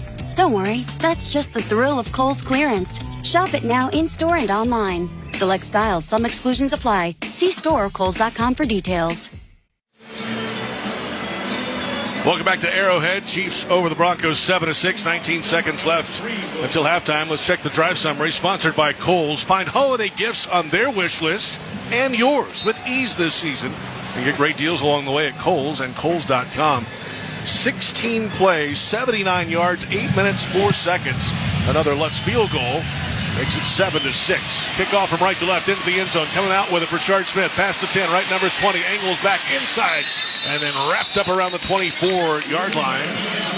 And 14 seconds to go until the break. A reminder to stay tuned for the halftime report with Scott Graham. Scott will recap the first two games of our Christmas triple header. That's coming up at the half in 14 seconds. Well, Kansas City, best of both worlds there. They get them and hold them to a field goal. And then they know they're going to get the ball to open up the second half. Is a huge win for them. Kareem Hunt is the running back. Oladokin is the quarterback, has the snap, hands off to Hunt over the right side of the line, looking for a crease past the 30, falls ahead, close to the first down. Clock running, 5 seconds, and they'll just let it burn away. Final seconds tick off the clock here at Arrowhead, and we have reached halftime at GEHA Field at Arrowhead Stadium. Under the lights in Kansas City on Christmas night, the Chiefs lead the Broncos 7-6. The Broncos 12-3 coming in. The Chiefs 6-9. First career start for Oladokin at quarterback for Kansas City. The Broncos have mustered only 2 field goals, right? This is a good opportunity for Sean Payton to have his, let's come to Jesus conversation in the locker room to see what he can get from this team, because they have to come out with a better showing in the second half, or they're going to be looking up at a lot of teams and having to go on the road, most likely, something in the playoffs they don't want to do. It's a baby Jesus. It's Christmas, right? Yes, of course. It's Christmas night. Baby Jesus. Of course. Yes. That's the end of the first half. With the score, Chiefs 7, Broncos 6. We'll return with Scott Graham rejoining us from our Progressive Insurance studios with the halftime report. Protect the stuff you love with Renter's Insurance. Visit Progressive.com. You're listening to the NFL on Westwood One. Nationwide is so much more than a great insurance company. They're one of America's largest financial services companies. Like how I'm more than just Peyton Manning. I'm also motivating Manning When I say insurance, you say financial services. Insurance. Financial services. Insurance. Financial services. Now, when I say nationwide, you say is both. Nationwide. Is both. Nationwide. Is both. For your insurance and financial needs, Nationwide is on your side. Nationwide Investment Services Corporation, member FINRA, Columbus, Ohio. Kohl's clearance deals are so good, you might want to brace yourself before you shop, because up to 70% off can do things to you. Sudden goosebumps, racing pulse, involuntary gasping at prices. You may even feel the uncontrollable urge to brag to someone, anyone, even Deb, the checkout lady who's seen it all day. Don't worry, that's just the thrill of Kohl's clearance. Shop it now in-store and online. Select styles, some exclusions apply. See store or kohls.com for details.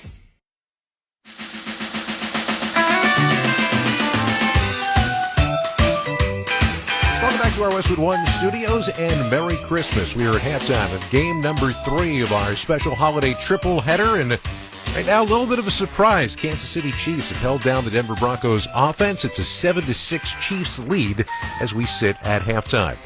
What happened earlier today? Well, there was a game that did have an impact on the playoff races, a negative impact for one team, as the Detroit Lions went to Minnesota to take on the Vikings. The Lions needing a victory and needing help to keep their playoff hopes alive. The problem for the Lions today, playing a stout Minnesota Vikings defense, was they just could not get anything going offensively.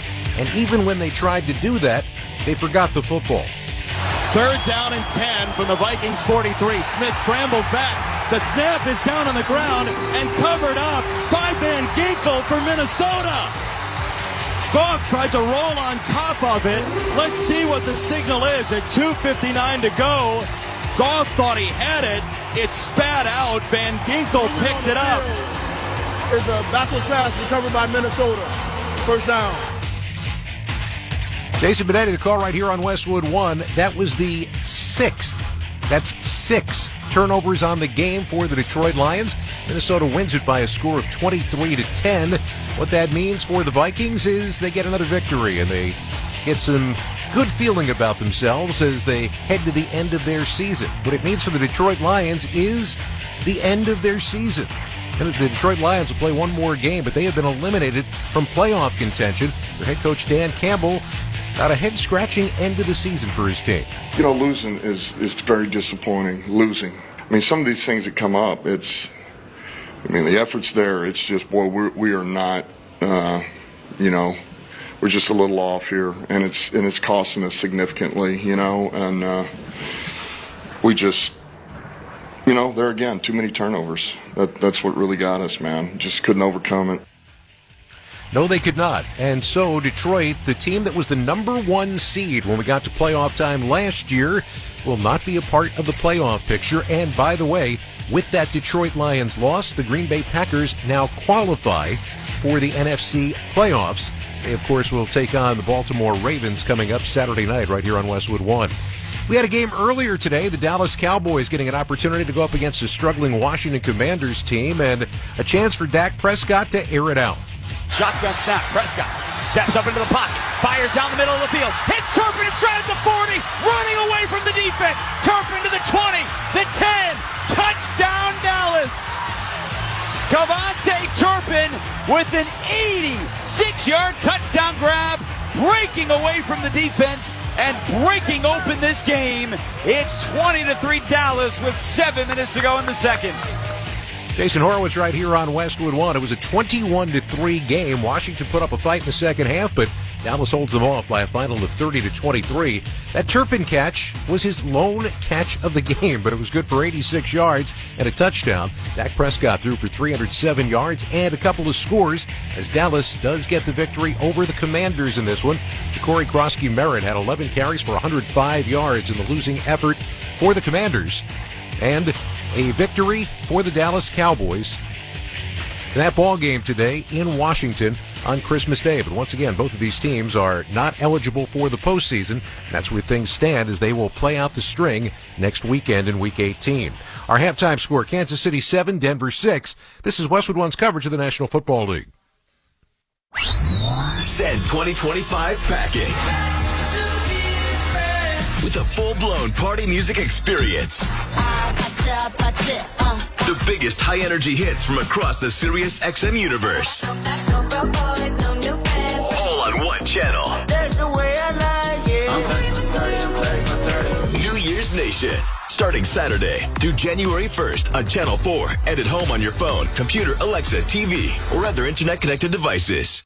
Your home for the biggest stories in the league is SiriusXM NFL Radio. This is Solomon Wilcox from the opening drive. Week 17 is here, and some teams have already given their fans the gift of the postseason. I think the media decided not to talk about San Francisco. It's kind of like the Rams. Oh, yeah, Seattle could battle them. San Francisco has a lot of key wins. Purdy, he runs left, and he's in for a 49ers touchdown. SiriusXM NFL Radio Channel 88 and the SiriusXM app. There's no place like home for the holidays. Cozy up and keep it merry and bright with the SiriusXM app. Exclusive holiday channels and specials. Let us know, let us know, let us know. Calming music for overworked elves. Find the perfect music for trimming the tree, hanging your stockings, and everything in between. Unwrap everything holiday. Search At Home in the SiriusXM app. Hi, it's me, Katie Nolan, host of Casuals with Katie Nolan. It's holiday season, which means it's the perfect time to curl up on the couch with a nice mug of hot chocolate and watch a bunch of elite athletes stir up juicy in-game drama for your viewing pleasure. Sports are the ultimate comfort watch to get you through the cold months. So whether you're a diehard sports fan or just an intrigued channel flipper, listen to Casuals to keep up to date with all the latest in-game and online drama. You can find Casuals on the SiriusXM app, Pandora, or wherever you get your podcasts. And don't forget to follow the show so you never miss an episode. Love you, mean it. SiriusXM Sports. Your team plays here. City 28th in the league in goal-to-go situations. This is 3rd and goal at the 5. Back to throw. Oladokin stands, clean pocket, thrown right side, caught at the 5. Angling outside, breaks 2 tackles, and he's in for a touchdown. It's the running back, Brashard Smith, the rookie out of SMU, and a 5-yard touchdown for Kansas City. The Chiefs lead 6-3 early in the second. The lone touchdown of the first half of this ball game at Arrowhead Stadium. Welcome back to Westwood One's coverage of the NFL from the Progressive Insurance Studios. I'm Scott Graham. Progressive offers auto, home, and commercial auto insurance, plus a variety of business insurance options. Visit Progressive.com today. Chiefs with a lead despite having just 79 yards of offense, being outgained 151-79 in that first half of play. For Denver, this obviously is an important ballgame, trying to get that number 1 seed if possible, and it's in their hands should they win out in the AFC. Let's check the current standings and see what teams need to do to stay alive. Sponsored by Lionsgate.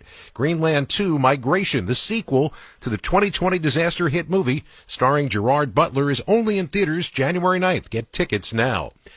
The next game that has major implications will be part of our Saturday doubleheader. In fact, both of them do. The Chargers hosting the Houston Texans, both teams trying to figure out where they fit. Houston trying to play their way in.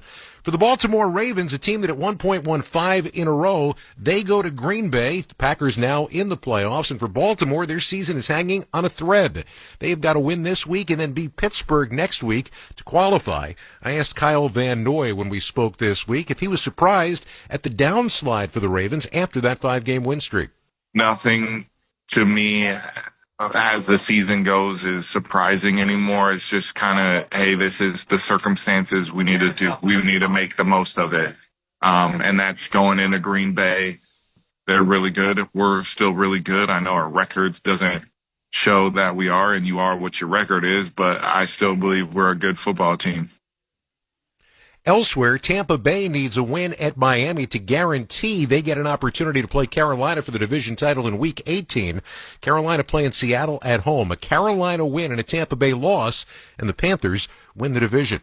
And another reminder to join us for Sunday Night Football. We've got a pair of 11-4 teams meeting as the San Francisco 49ers host the Chicago Bears. Ryan Ratke and Mike Golick have all the action right here on most of these same Westwood One stations, on the Westwood One Sports app, or online on our website, westwoodonesports.com. That's another story. The 49ers, for all of their injuries and difficulties this year, if they win their last 2, they are the number 1 seed in the NFC. Our halftime score right now at Arrowhead Stadium. Kansas City 7, Denver 6. When we return, J.P. Shadrick and Ryan Leaf have the second half kickoff. You're listening to the NFL on Westwood One. Nugget Bells, nuggets all the way. Hi, I'm Kylie. I'm John. And I'm Garrison. And a little thing we love about the 30-count Chick-fil-A nuggets is sharing them when we cut down the Christmas tree. We will pack the car with gifts. And of course, we go and pick up our family's favorite nuggets. Every nugget is tasty times quadrillion. And we get all the sides. Yeah, the ooey gooey mac and cheese is a big hit. Share the nuggets, share the joy. Order the 30-count Chick-fil-A nuggets on the Chick-fil-A app. Real guests paid for their testimonials. At Straight Talk, we know the holidays are your time to say yes. So why put up with a wireless company that makes you say out of data? Or no service here? Switch to Straight Talk and say yes to real unlimited data on a reliable 5G network covered by Verizon. And with a free 5G phone when you activate select plans, someone else in your family can say yes! Available at straighttalk.com and Walmart. Based on Root Metrics State of 5G Report United States 1H 2025. Experiences may vary. Not an endorsement of Verizon. For network management practices, visit straighttalk.com.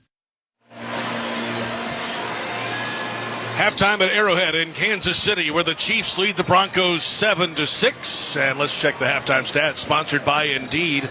Ready to find the right candidates for your job posting? Indeed's Sponsored Jobs helps connect you with talent that actually matches what you're looking for. Start at Indeed.com/credit.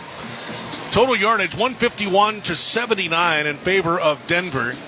Rushing yardage 65-52 in favor of the Broncos. Passing net yards 86-27. Denver with 10 first downs. Kansas City with 5. Broncos 5 of 9 on third. Kansas City 3 of 6. The Denver Broncos held the ball for 19 minutes and 17 seconds in the first half. Oladokin 5 of 9 through the air, 27 yards and a touchdown pass, his first. Bo Nix 13 of 22, 86 yards and an interception. A couple of Will Lutz field goals, and there you have it, 7-6. Yeah, the biggest stat differential is just the turnover margin, right? The Kansas City Chiefs get that big interception that turns into a touchdown, and they've limited. Now, both of these defenses have gone into this football game anticipating one of the young quarterbacks aren't going to stay patient, aren't going to take the checkdowns, aren't going to do the things that everything's been kept in front of them, and that's why the first half was played in 1 hour. There was nothing to get you out of the ordinary, no big plays, no punts and everything. It was just long drives that you had to churn 3-yard, 4-yard gains every time, and the teams have been willing to do so. Kansas City 4-2 and leading at the half this year. Denver 4-2 and trailing at the half this year. The 1-seed Broncos on the road on Christmas night, 12-3 record, facing the division rival Kansas City Chiefs, who are out of the playoff race with a 6-9 record coming in and starting their third quarterback of the season. Denver lost last week, snapped an 11-game win streak. Still holding on to that number 1 seed. A win tonight and next week, they would secure it no matter what happens. If they lose tonight's game, it gets real interesting in the AFC. Short approach, swing of the right leg from right to left. The Chiefs will get the football from the 6-yard line. Brashard Smith, right number is 20, angling back inside to the 30. Has a little room past the 35. And then written down around the 36 on the left hash marks. 30-yard return for Brashard Smith for the Chiefs, who get the football. Oladokin had the touchdown on the short field. They got the interception, and he cashed it in. They haven't been able to sustain much of anything else. Not much. They've been in tough situations on third down, though they're 3 for 6. They've run the ball well. They need to continue to lean on that. And then, they have to find a way to get Xavier Worthy the ball. They've tried him with 3 targets so far in the first half. No completions because of it. There are other ways to get him the ball. They just need to find a way to do it. Under center, Oladokin has the snap, turns, hands off with his left over the right side of the line. It's Pacheco pushing the pile, and they're still moving forward. The scrum carries him to about the 40. It's a 4-yard gain for Pacheco. Wazarike was in on the tackle for Denver.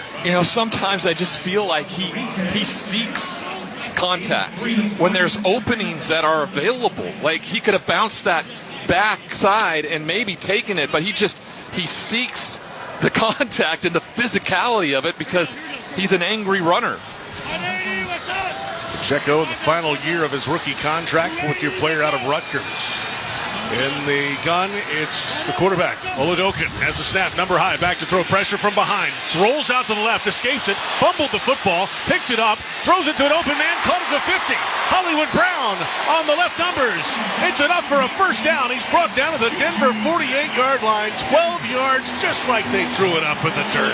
I was going to say, this was how it was thrown up by Andy Reid, stepping up in the pocket, moves out to his left.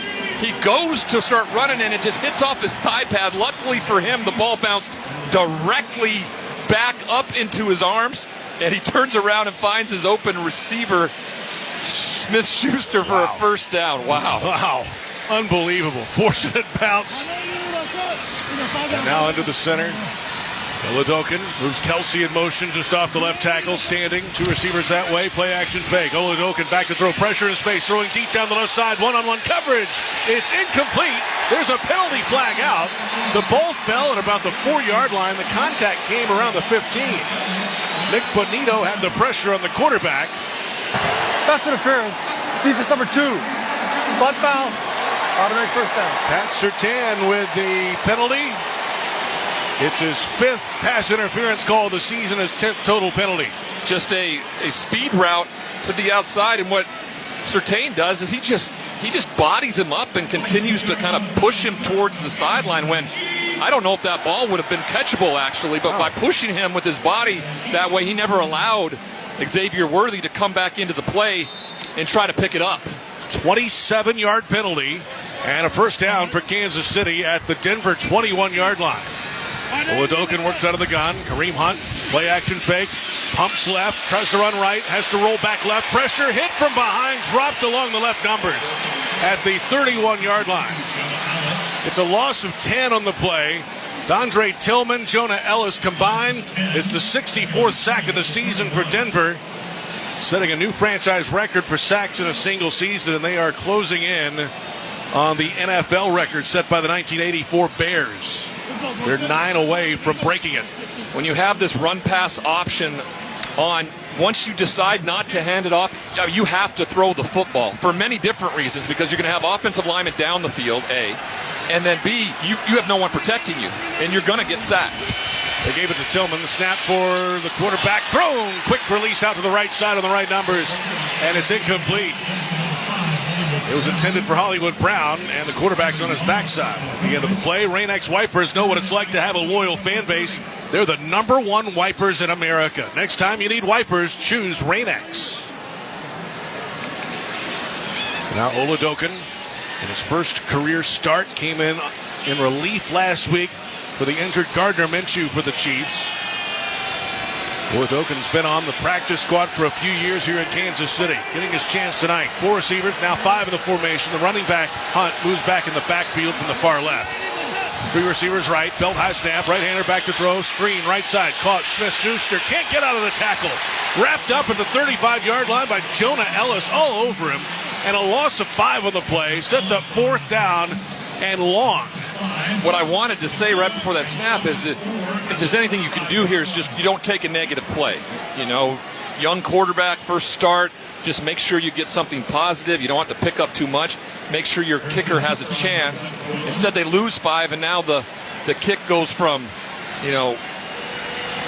47 yards to 53 yards. And from the right hash mark, Harrison Butker, NFL leading 9 missed kicks this year, including 5 field goals. Snap a little high, they get it down, the kick clears the line, the end over end boot is on the way, and this is good. Butker adds 3, 11:42 to play in the third quarter at Arrowhead. And the new score, Chiefs 10, Broncos 6. This is Westwood One's coverage of the National Football League. Relive the songs and stories that define 2025. Tap into the SiriusXM app for countdowns of the year's top tracks. From your favorite channels like Hits 1, The Highway, Octane, Hip Hop Nation, and more. Plus, the biggest moments in sports, comedy, and beyond. Make it 5 in a row for Shohei Ohtani. Just search 2025 in the SiriusXM app to start the look back. It's Fantasy Football Championship Week. Get the edge you need with Fantasy Sports Radio. I don't care if you're a 50-point underdog. Put the best players in. We just need points. Go home a Fantasy Football champion or just go home. Go ahead and fire up your Cardinals. The Bengals defense can't stop anybody. You've made it this far. Don't give up the title because you made the wrong roster move. You gotta go with the guys who got you here. Don't overthink it. Fantasy Sports Radio, Channel 87, and on the SiriusXM app. The biggest college football games are on SiriusXM. Kick is up. The kick is good. Hear every game of the college football playoff and more than 40 bowl games. That was a great move. They just juked him out of his shorts. Get the channel number for your school's broadcast at SiriusXM.com/sports. 6 sacks, scores. Or search college football on the SiriusXM app. And he's into the end zone. And for expert analysis, check out College Sports Radio, Channel 84. The weather outside is frightful, but the soccer is so delightful. We have the biggest games. Congratulations for subscribing. So when you've got no place to go, tune in to SiriusXM FC for all the biggest matches. Put it for Haaland. The fighting stars showing for Liverpool. Oh my word, Bukayo Saka. Manchester United may just have won it. Enjoy a feast of English football this holiday season on SiriusXM FC 157 and the SiriusXM app. JP Shadrick and Ryan Leaf here in the Grainger broadcast booth in Kansas City, Missouri. Game changers count on Grainger for professional-grade products, fast delivery, and free technical support. Call clickgrainger.com or just stop by to get what you need. 11:42 to play in the third quarter. Under the lights at Arrowhead on Christmas night, the Chiefs lead the Broncos 10-6. Broncos 12-3 coming in, the number one seed in the AFC. The Chiefs have been eliminated from playoff contention already. They dropped 4 straight games and may have a 6-9 record. The kick from left to right is away. Denver getting the football from the 1. Back across the 10. Bidet, the running back, past the 20, angling outside 25, twisting out of a tackle, and then finally double teamed out of bounds. And around the 28 on the far sideline, 27-yard return for the running back by trade, Bidet. Bo Nix tonight, 13-22 for 86 yards and an interception. How does he jumpstart the Broncos?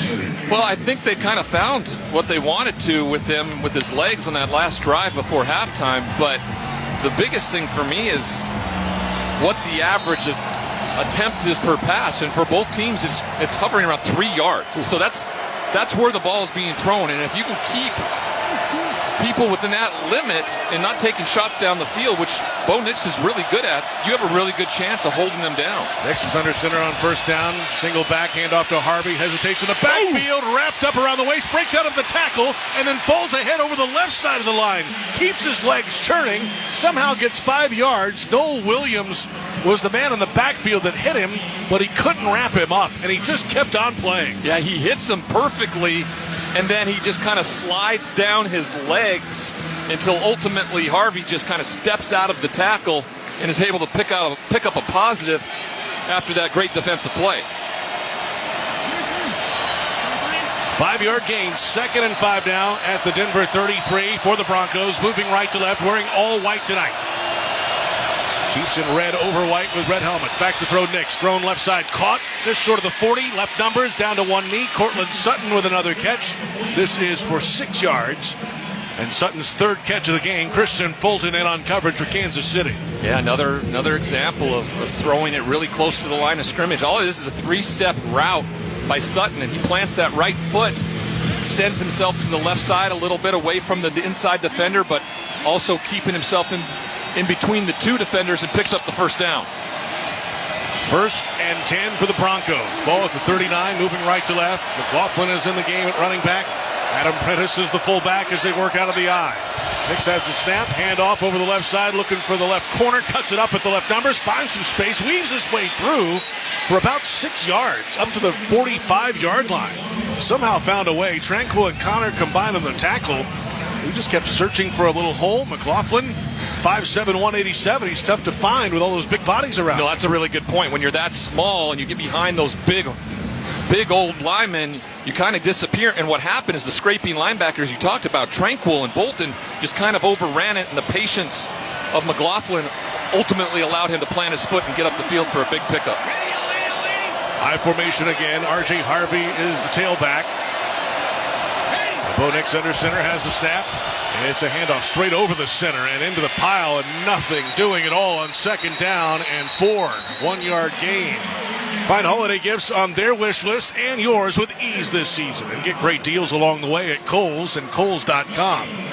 We're seeing the rotation of Harvey and McLaughlin at running back for Denver because J.K. Dobbins was placed on injured reserve back in Week 10 with a Liz Frank foot injury. It is now 3rd down and 3 at the Denver 46. Broncos moving right to left tonight. They are 5 of 9 on 3rd down. Trailing at 10-6. 8:45 to go. Shotgun snap. Back to throw Nix. Clean pocket. Throws over the middle. Caught. First down. Hit immediately. Brought down in Chiefs territory at the 43-yard line. Adam Troutman has another catch. And it's an 11-yard gain. A conversion for Denver. Yeah, just a little dagger route. They run crossers across the field, and then they take the tight end and run him right to the middle of the field. And what you ultimately have is, like in the old Chicago Bulls day, a triangle offense, and the ball is thrown to the open guy who was right in the middle of the field, right on top of the KC Arrowhead logo.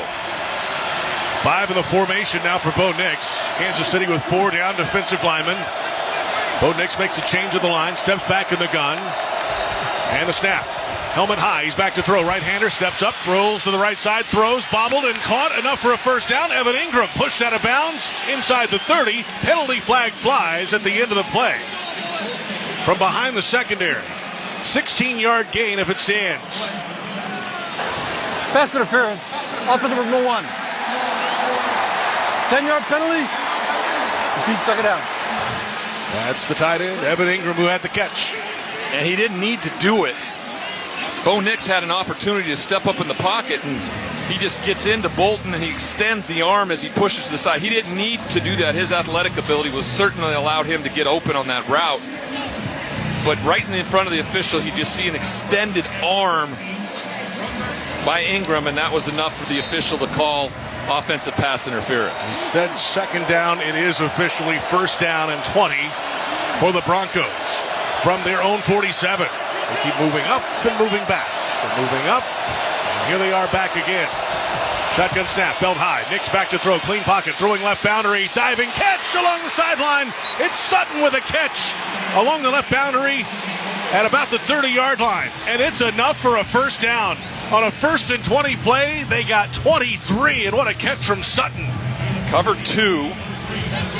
They rolled to it too late as they started in a one-high look, and that allows for that little pocket that there's always there in a cover 2 look where you have a corner low and a safety over the top. There's a little pocket about 18 to 20 yards down the field. Well, that one was thrown to exactly 20. He stumbles forward for 3 more for a 23-yard pickup. Sutton over 1,000 yards this season, receiving for the 2nd straight year, 3rd time in his career. Toss to the right side. Harvey on first down, wrapped up in the backfield.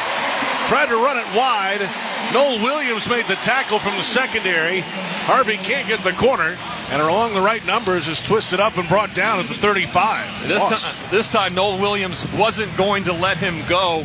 He sheds Troutman, steps inside, and then pulls him down by one leg for a 5-yard tackle for loss. Like you said, forward and back and forward and back. 2nd and 15 now.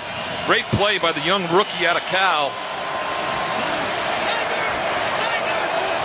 After the loss in the play, 2nd down and 15 for the Broncos at the Kansas City 35. Stomp in the snap for Nix. Back to pass. 5-step drop. Throws left side. It is caught by the running back Harvey. Shakes a man. 33-yard line. Goes to the boundary. Past the 30. Past the 25. Down to the 23. What a run by Harvey after the catch. Drew Tranquil ushered him out of bounds. But a really tough 13-yard gain. You know, talking with Bo Nix before the game, and this is one of the things he said. He said, I've got such a dynamic player when he gets into space. And this was an example. R.J. Harvey comes all the way across the field. He's probably his 3rd guy, possibly 4th guy in his progression. Hits him in space, and the tackle can't be made. And he almost gets back and picks up the first down himself. Denver 6 of 10 on 3rd down.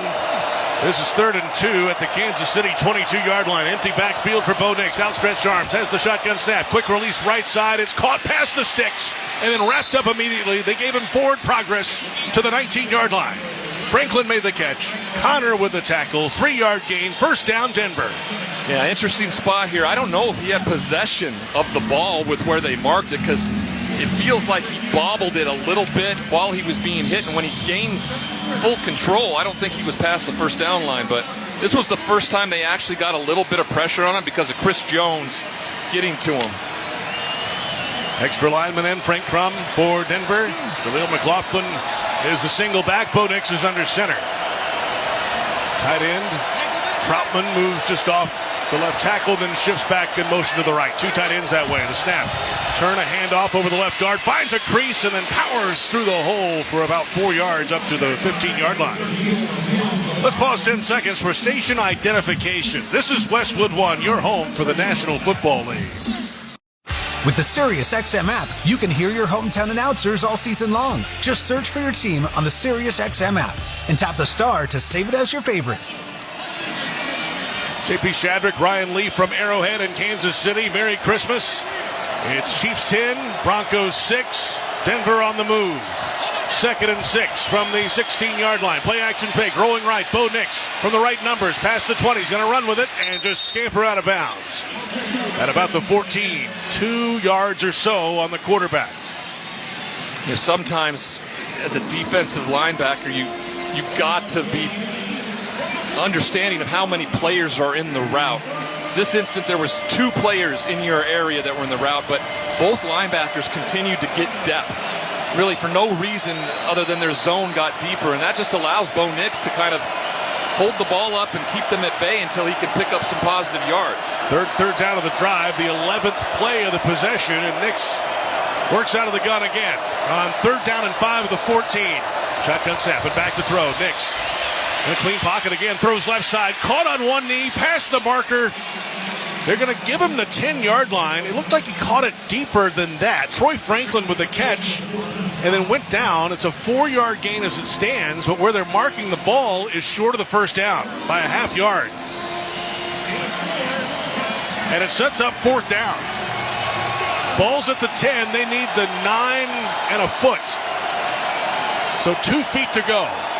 Franklin just tosses Jamari Connor. No official sees that, and then he looks like he has the first down. First charge, timeout. Denver. All right, timeout for the Broncos. See if Sean Payton wants to challenge here or take a look at it. I mean, the ball is thrown. His knee is down. He's well past the line to gain.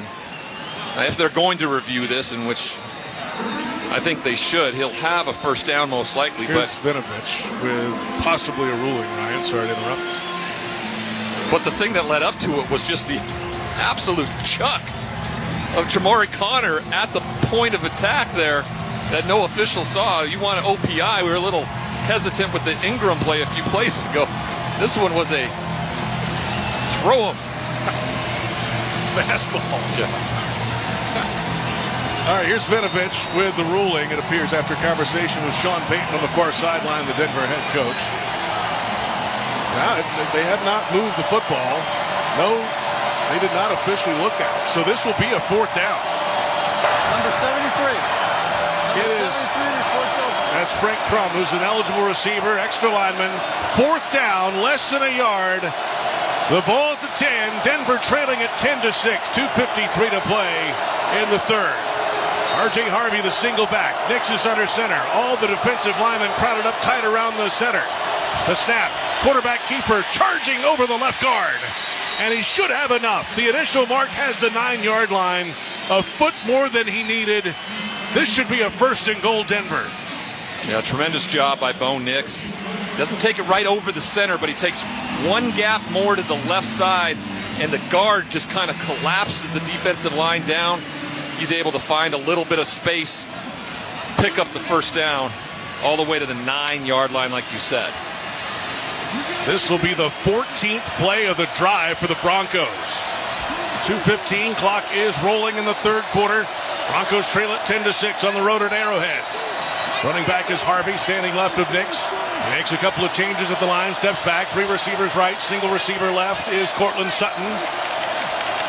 Clapping for the football, has it belt high. Right-hander steps up, looking for a hole to run. Runs to the 10, to the 5, headlong dive through a tackle and into the end zone for a touchdown, Denver. Bo Nix found a way. He weaved over the left side of the Chiefs defense and then ran through the contact for a 9-yard touchdown to take the lead. It's Broncos 12, Chiefs 10, 1:55 in the third. This is an example of what Sean Payton has been talking about, having Drew Brees and Bo Nix. When the play clock is falling apart, falling down, a lot of times he said this. With Drew Brees, I wouldn't call a timeout. He's going to figure out a way to get it done.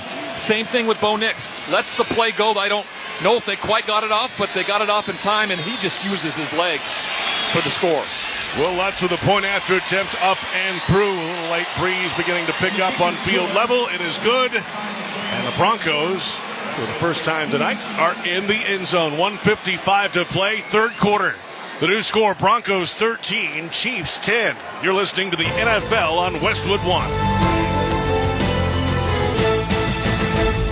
What's up, football fans? Picture this. You bet on your favorite player to score the first touchdown in the game, but his teammate scores instead. If this happens, BetMGM wants to give you another chance at the end zone. With BetMGM's second chance promotion, you'll get your stake back if your first touchdown scorer scores second instead. That's right. Bet on any pro football player to score the first touchdown of the game. If you're right, you win. If your player scores second, you get your stake back in cash. With BetMGM's second chance offer, you have a chance to keep the fun going after the first player crosses the goal line. Try a first touchdown scorer wager with confidence today. BetMGM. Make it legendary. BetMGM and GameSense remind you to play responsibly. See BetMGM.com for terms. 21 years of age or older. This specific promotional offer is not available in Mississippi, Pennsylvania, Puerto Rico, or Ontario. Gambling problem? Call 1-800-GAMBLER. Available in the U.S. 877-8-HOPE-NY or text HOPE-NY 467-369 in New York. In Arizona, 1-800-NEXT-STEP. In Massachusetts, 1-800-327-5050. 1-800-BETS-OFF in Iowa. 1-800-981-0023 in Puerto Rico. Existing customer offer. Subject to eligibility requirements. Rewards paid back in unrestricted withdrawable funds. In partnership with Kansas Crossing Casino and Hotel. According to the stories, Colonel Sanders invented fiery, crispy wings unlike the world had ever seen. He knew his perfected wings needed a perfect counterpart, so he invented the potato and turned it into soft and fluffy wedges. The world obsessed over his wings and wedges. People couldn't comprehend a flavor pairing so perfect, and neither could menus, so the Colonel took them away. But the world is always changing, so he brought them back. KFC wings and wedges are back by obsessive demand, so get them while you can. The Colonel lived so we could chicken. Wow, wings. Welcome back to Arrowhead in Kansas City under the lights on Christmas night, where the Denver Broncos have regained the lead on the Kansas City Chiefs 13-10. Let's take the drive summary, sponsored by O'Reilly Auto Parts. Think O'Reilly Auto Parts for all your car care needs. Get the parts and service you need fast from the professional parts people at O'Reilly Auto Parts. 13 plays, 72 yards, 9 minutes, 47 seconds off the clock. Nix with a 9-yard touchdown run, and he was 6 of 6 on the drive for 60 yards through the year. Third drive of over 8 minutes tonight for Denver, who have now scored a touchdown in their opening drive of the second half in 5 of the last 6 games. I mean, they really do make the adjustments they need to at halftime. There really wasn't too many adjustments to be made simply because of what the Chiefs are doing defensively. It's a picket fence back there, and they're just saying, we're not going to let anybody get deep. You have to make the right decisions, and so far, Bo Nix is making the right decisions, clearly. 100% completion on that drive, and they picked up all the first downs they needed to get them in the end zone. Perfect night for football, and seasonably warm here in Kansas City, around 60 degrees, light breeze, and the swing of the right leg from Will Lutz. The end-over-end kick into the end zone to our left, and this one will fall for a touchback. With the Westwood One Sports app, you can stream every Westwood One broadcast live right from your phone for free. NFL, college football, NCAA, March Madness, and more. It's all in the Westwood One Sports app. Download now for iOS and Android and take the game with you wherever you go.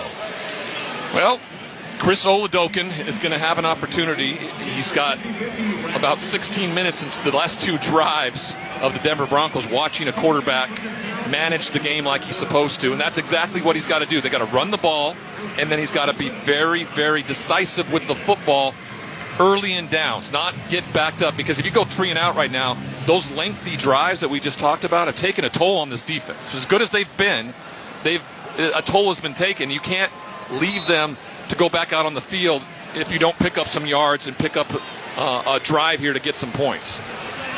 Under center, Oladokun, and his first career NFL start. at quarterback for the Chiefs. Kareem Hunt single back behind him. Snap, jet sweep handoff. Running around the right end. It's Xavier Worthy wrapped up in the line of scrimmage and brought down outside the right numbers. Pat Surtain, the all-pro corner, makes the play. You know, a lot of corners aren't willing to kind of go up and be physical. You know, it's a big part of, not only is he the best coverage corner in all of football, like he was right there on the edge to set it and bring the shoulder pads to a speedster and Xavier Worthy for no gain. 2nd down and 10 for Kansas City. Travis Kelce set up on the wide right. He's had 2 catches tonight for 13 yards. They'll move a man in motion outside of him. The snap.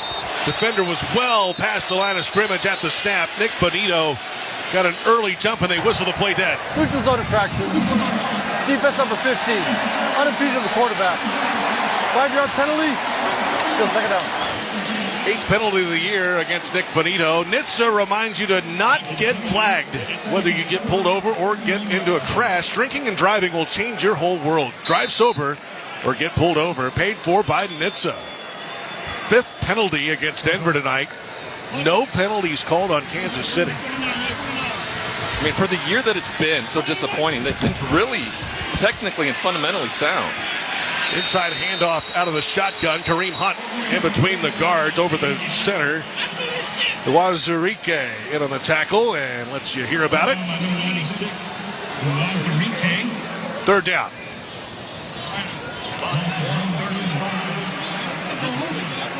Now it's 3rd and 4 officially. What are you calling here on 3rd and 4 from the 41? The way he has used his legs in that first half, I would do something here with maybe like a zone read, maybe get him outside the pocket, Kelce on the move. Kelce in motion in the slot to the left, outside the left hash marks. Oladokin in the gun, has the knee high snap back to throw, looks right, caught by the running back, Rashard Smith, but he's wrapped up immediately and brought down by P.J. Locke, the safety. It's a loss of 2 on the play. And the Chiefs have to punt. I mean, it's the last thing that I thought they would do is that they would put up a real one-on-one situation in that moment rather than to give him a couple options. It was really limited for him, and now they're going to have to punt. And we have reached the end of the 3rd quarter in Kansas City on Christmas night. With the score, Broncos 13, Chiefs 10. You're listening to the NFL on Westwood One. Welcome back to Winter Hack Radio, the place for clever hacks to survive the season. Icy driveway? Well, try spreading sand or birdseed to help with traction. Snowy puppy paws? Well, grab a whisk, brush it off, done. Catch COVID-19? Well, just get... Actually, there's no hack for COVID-19. But if you test positive, prescription medications for COVID exist. Ask your doctor if they're right for you. Visit PfizerForAll.com to learn more. Sponsored by Pfizer. Rain-X wipers are the #1 wiper blades in America. That means all kinds of drivers choose Rain-X. Big drivers in small cars choose Rain-X. Small drivers in big cars choose Rain-X. Drivers with long hair and short commutes choose Rain-X.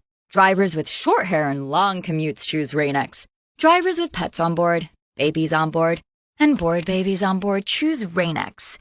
Basically, drivers who love a clear view of the road all choose Rain-X wipers, the #1 wiper blades in America.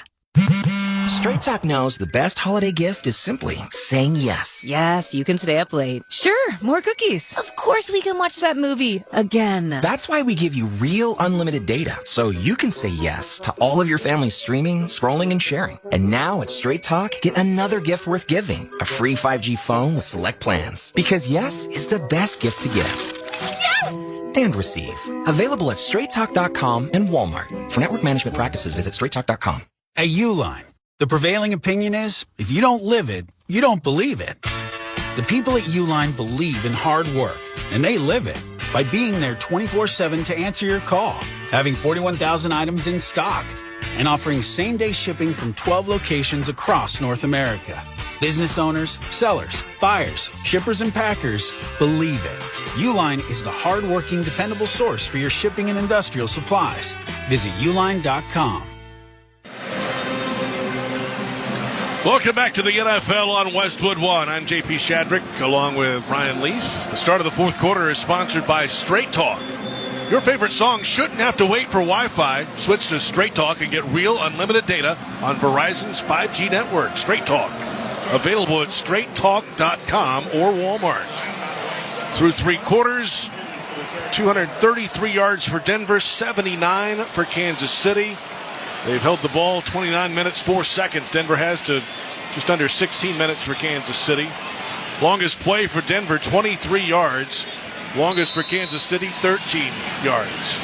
It's 13-10. Broncos with the lead, and they're about to get the football back.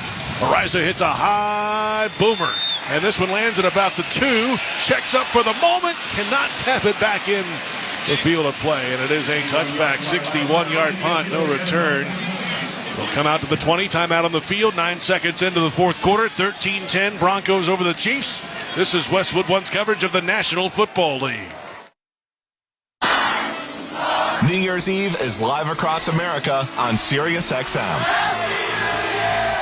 Ring in 2026 with Fish at Madison Square Garden and over 50 country acts, including Lainey Wilson, Jason Aldean, Billy Zimmerman, and more at Nashville's Big Bash. Plus live shows on The Heat, Turbo, Hits One, and many other channels. Listen throughout New Year's Eve. At home with SiriusXM on your phone, computer, Alexa, TV, or other internet-connected devices. Everything a football fan needs is on the SiriusXM app. The biggest college football games. Holy smokes, what a play! Every NFL game with your hometown announcers. It's a miracle in Las Vegas! Winning fantasy football advice from the experts on Fantasy Sports Radio. Just because you're allowed to make a waiver move doesn't mean you have to make a waiver move. And passionate personalities on Mad Dog Sports Radio. You're not winning a championship. Can we mellow out? No matter how you follow football, it's all on the SiriusXM app. Season's greetings, football fans. This is Jim Miller. And I'm Pat Kerwin. Be sure to tune in to Moving the Chains tomorrow at 3 p.m. Eastern. We'll be breaking down the action from the Christmas triple header and getting you ready for all the rest of the Week 17 slate. Including a pair of games on Saturday with major playoff implications as the Texans take on the Chargers and the Ravens battle the Packers. So come talk some ball with us tomorrow at 3 p.m. Eastern on Moving the Chains, SiriusXM NFL Radio, Channel 88, and on the SiriusXM app. Your home for the biggest stories in the league is SiriusXM NFL Radio. This is Solomon Wilcox from the opening drive. Week 17 is here, and some teams have already given their fans the gift of the postseason. I think the media decided not to talk about San Francisco. It's kind of like the Rams. Oh, yeah, and Seattle could battle them. San Francisco has a lot of key wins. Purdy, he runs left, and he's in for a 49ers touchdown. SiriusXM NFL Radio, Channel 88, and the SiriusXM app. JP Shadrick and Ryan Leaf here in the Grainger broadcast booth at Arrowhead Stadium, Kansas City. Throw up a winning play with Grainger, offering supplies and solutions for every industry. Grainger will help your business cross the goal line. Call clickgrainger.com or just stop by. The Chiefs announced this week their deal to build a new dome stadium across the state line in Kansas, some 25 miles from here. And it will open in 2031. This grand venue is the third oldest here at Arrowhead in the National Football League.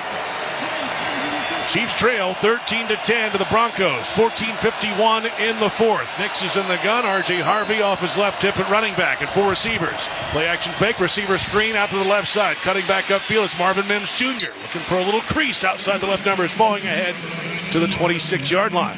6-yard gain on first down. Bolton and Cook with the tackle. Defensive coordinator Steve Spagnuolo is going to have to start to kind of come out of that picket fence shell, because they can't afford to have them go on another 8, 9, 10-minute drive and get some sort of points. They have to force the issue a little bit, make Bo Nix do something he may be a little uncomfortable with, and try to get another turnover. 2nd down and 4. Shotgun snap. Nix flat-footed in the pocket, throwing left boundary, one-on-one coverage, some contact, clean field, no penalty flag, and it falls incomplete. Sutton, the intended receiver. Christian Fulton was there for Kansas City. Just really impressed with the performance of Christian Fulton. He's been firmly behind Trent McDuffie at that corner position, and with the opening of McDuffie going on IR, boy, Christian Fulton has stepped up to the task tonight, up against Cortland Sutton a ton.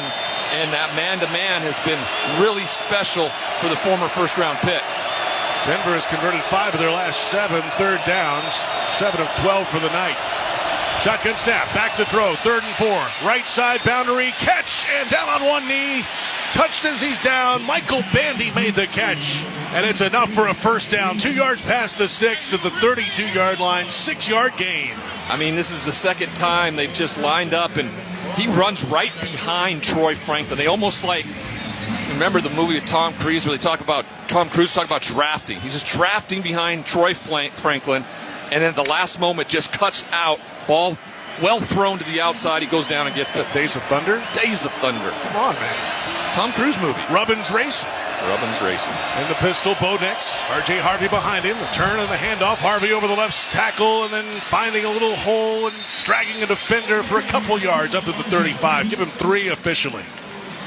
I mean, you're going to be able to go back at this all 22 tomorrow or whenever. If you're analyzing this game, you're going to look at it as perfectly schemed in that you are watching what Kansas City's doing. They're just playing, like I said, this picket fence where they're just not letting anything get past them 5-6 yards down the field. But this young quarterback, only in his second year as a starter, has been more than willing to take the 3-yard completion, to run the ball for 4 yards, to pick up a 3rd and 5 on 3rd down. It's been a really impressive performance so far by the second-year quarterback out of Oregon. 4-down lineman for the Chiefs. High formation handoff. McLaughlin, the running back, over the right side, twisting out of a tackle, trying to bounce it out to the left, out of the stack.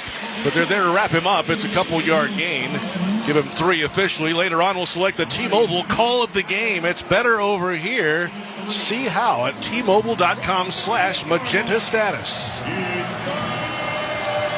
Yet another 3rd down for Denver. This is a big play for Kansas City. They need to get the ball back to their offense with some time, because outside of that turnover in the first half, they have not had a short field. This would be the most advantageous. Tight coverage for the corners. 2 receivers left, single man right. Adam Prentice, the fullback, is the back beside Nix in the gun. Shotgun snap on 3rd and 4. Pressure, gets home, and they sack him. It's Chris Jones, the All-Pro defensive tackle, with his 5th sack of the season. And it's a big one on 3rd down, a loss of 7. Yeah, the defensive tackle, well, they shift him outside and put him on the edge against right tackle Mike McGlinchey, and he just bull rushes him. He just puts him right back into Bo Nix's chest. And when Bo tries to spin out and get away, Chris Jones won't let him go anywhere. What a stop on 3rd down for the Chiefs. Jeremy Crawshaw on to punt for Denver. Rashard Smith back to return for the Chiefs, standing at his own 15. Awaiting the snap. It's helmet high. He handles it and then hits a line drive spiral. Underneath it, Rashard Smith from the 12. Left numbers 15, past the 20, finding space, 25, left boundary, past the 35, tiptoeing the sidelines, 40, across midfield, and then brought down from behind at the 45 of the Broncos. What a return from Rashard Smith. The longest of the season for him. It's 44 yards on the return. And he sets it up perfectly. He gets back to the inside, and then when he gets back out to the outside, he's got a wall of blockers for him to get up the field.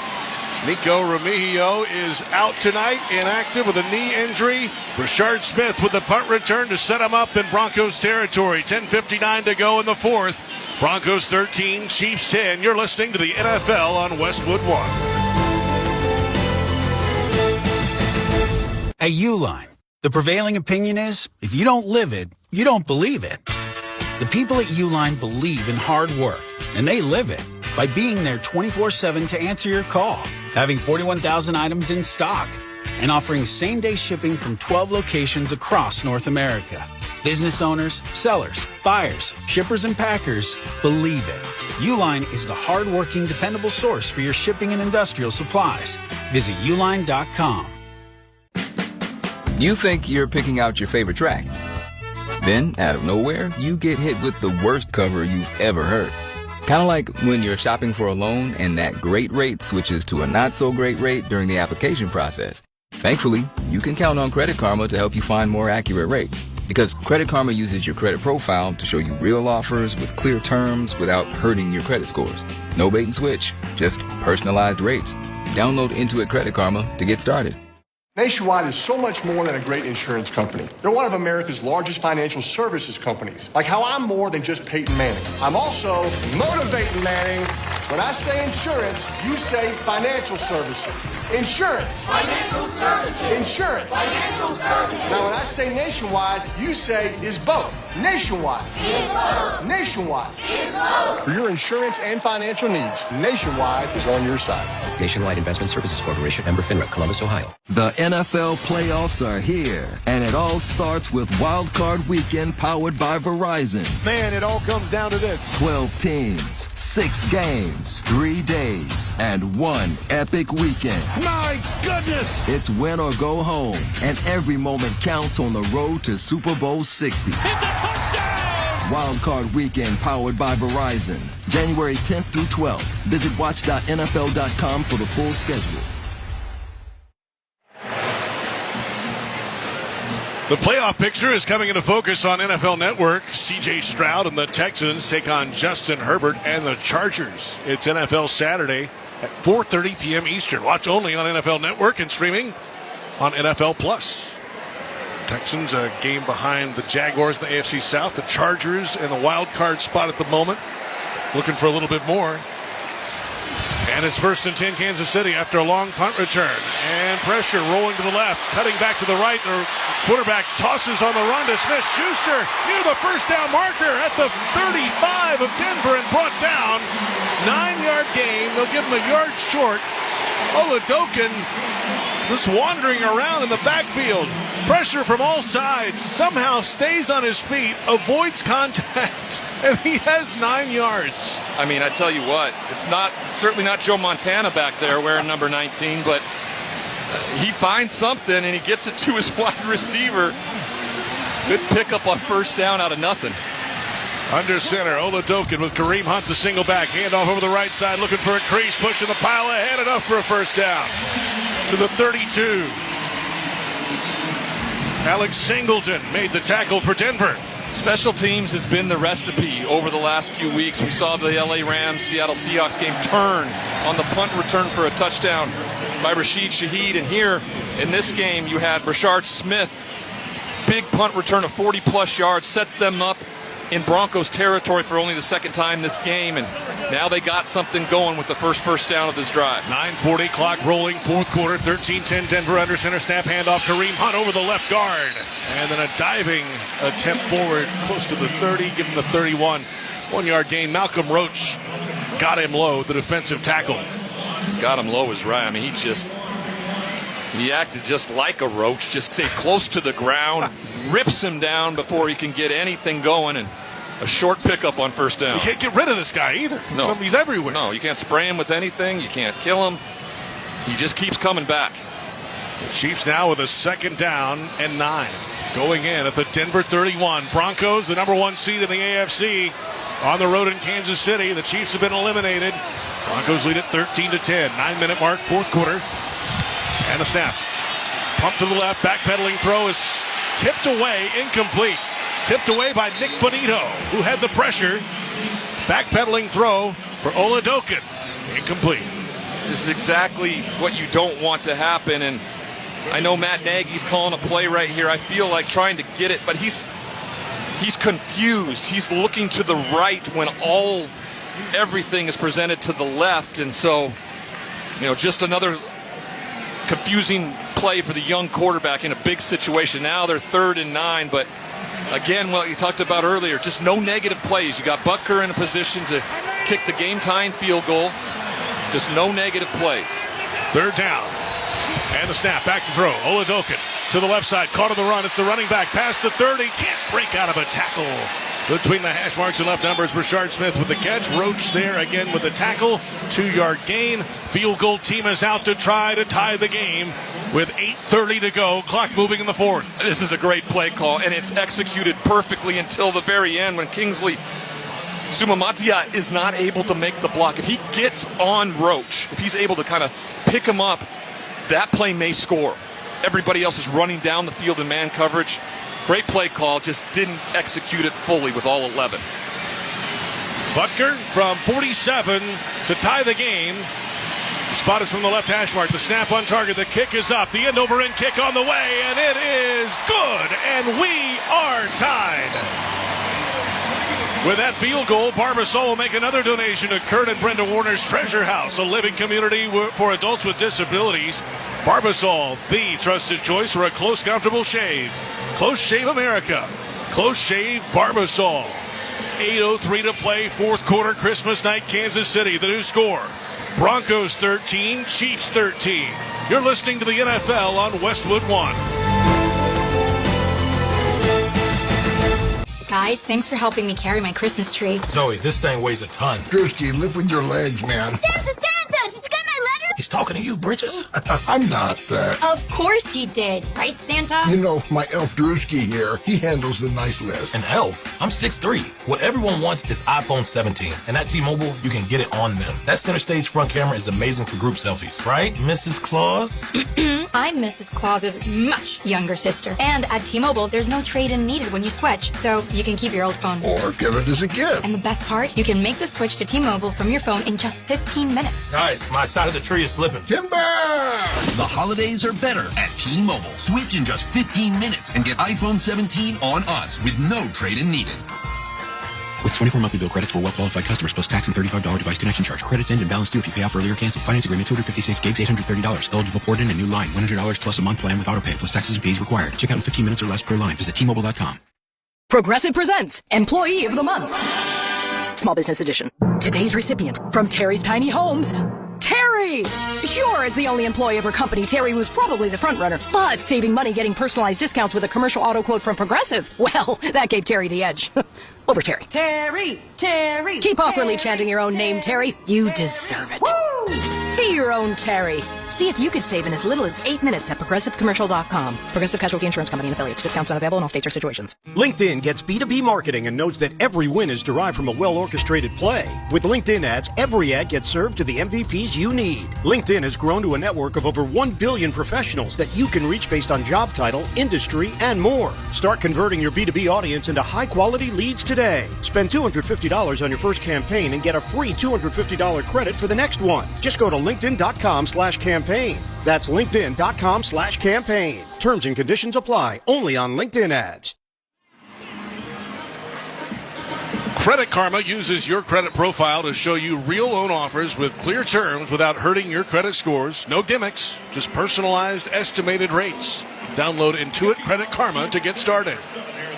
JP Shadrick, Ryan Lee from Arrowhead in Kansas City under the lights on Christmas night. And it's a tie game with 8:03 to play in the fourth quarter. Broncos 13, Chiefs 13. Chiefs booted away from right to left. And Butker's kick lands in the end zone on the F in red paint in the end zone to our left. It is a touchback. Timeout on the field. 8:03 to go in the fourth. In a tie game, 13-13. You're listening to the NFL on Westwood One. LinkedIn gets B2B marketing and knows that every win is derived from a well-orchestrated play. With LinkedIn ads, every ad gets served to the MVPs you need. LinkedIn has grown to a network of over 1 billion professionals that you can reach based on job title, industry, and more. Start converting your B2B audience into high-quality leads today. Spend $250 on your first campaign and get a free $250 credit for the next one. Just go to LinkedIn.com/campaign. That's LinkedIn.com/campaign. Terms and conditions apply. Only on LinkedIn ads. 8:03 to play, fourth quarter, 13-13 game. Broncos at the Chiefs. Denver with the football, and it's first down and 10 from their own 35, moving left to right. Bo Nix, the quarterback, 21 of 31. Play action fake, back to throw, steps up in the pocket, throws in the run. Evan Ingram with the catch, the tight end, cuts up the left numbers, past the 40 to the 41, a 6-yard gain for the tight end. Drew Tranquill made the tackle for Kansas City. Great play call. Evan Ingram just kind of hides in the shuffle of the offensive line until you have everybody run by, and when you have that vacated zone, he just kind of replaces. Simple little play, but enough that will pick you up positive yards. Keeps everything in front of the Kansas City Chiefs defense, but picks up yards. Harvey, the running back, hands on his knees, right of Bo Nix in the gun. Knee-high snap. Hand off Harvey, left side, cuts up with the numbers, past the 40, into contact, short of the first down marker. 3-yard gain. This will be a third down and one play coming up. Nick Bolton made the tackle from the linebacker spot. Yeah, 5'8", but 205 pounds, kind of a bowling ball type. He does not go to the ground easy. Nick Bolton blasts him going to the right side of the field, and his forward progress was stopped, so the whistle comes, but he never goes down. Extra lineman in for Denver. Frank Crum. Third down and one. The ball from their own 44-yard line in a tie game. 6:50 to play in the fourth. Under center next. Single back is Harvey behind him. Bunch of tight ends. Toss left. Harvey, left numbers. Runs into contact. Finds a hole. Breaks through another tackle. He's got the first down and much more. Past the 50. Close to the 45 where he's wrapped up. It's an 11-yard gain for Harvey running wide on the Chiefs defense. Brian Cook made the tackle. I mean, they have 6 guys almost to the right of the center.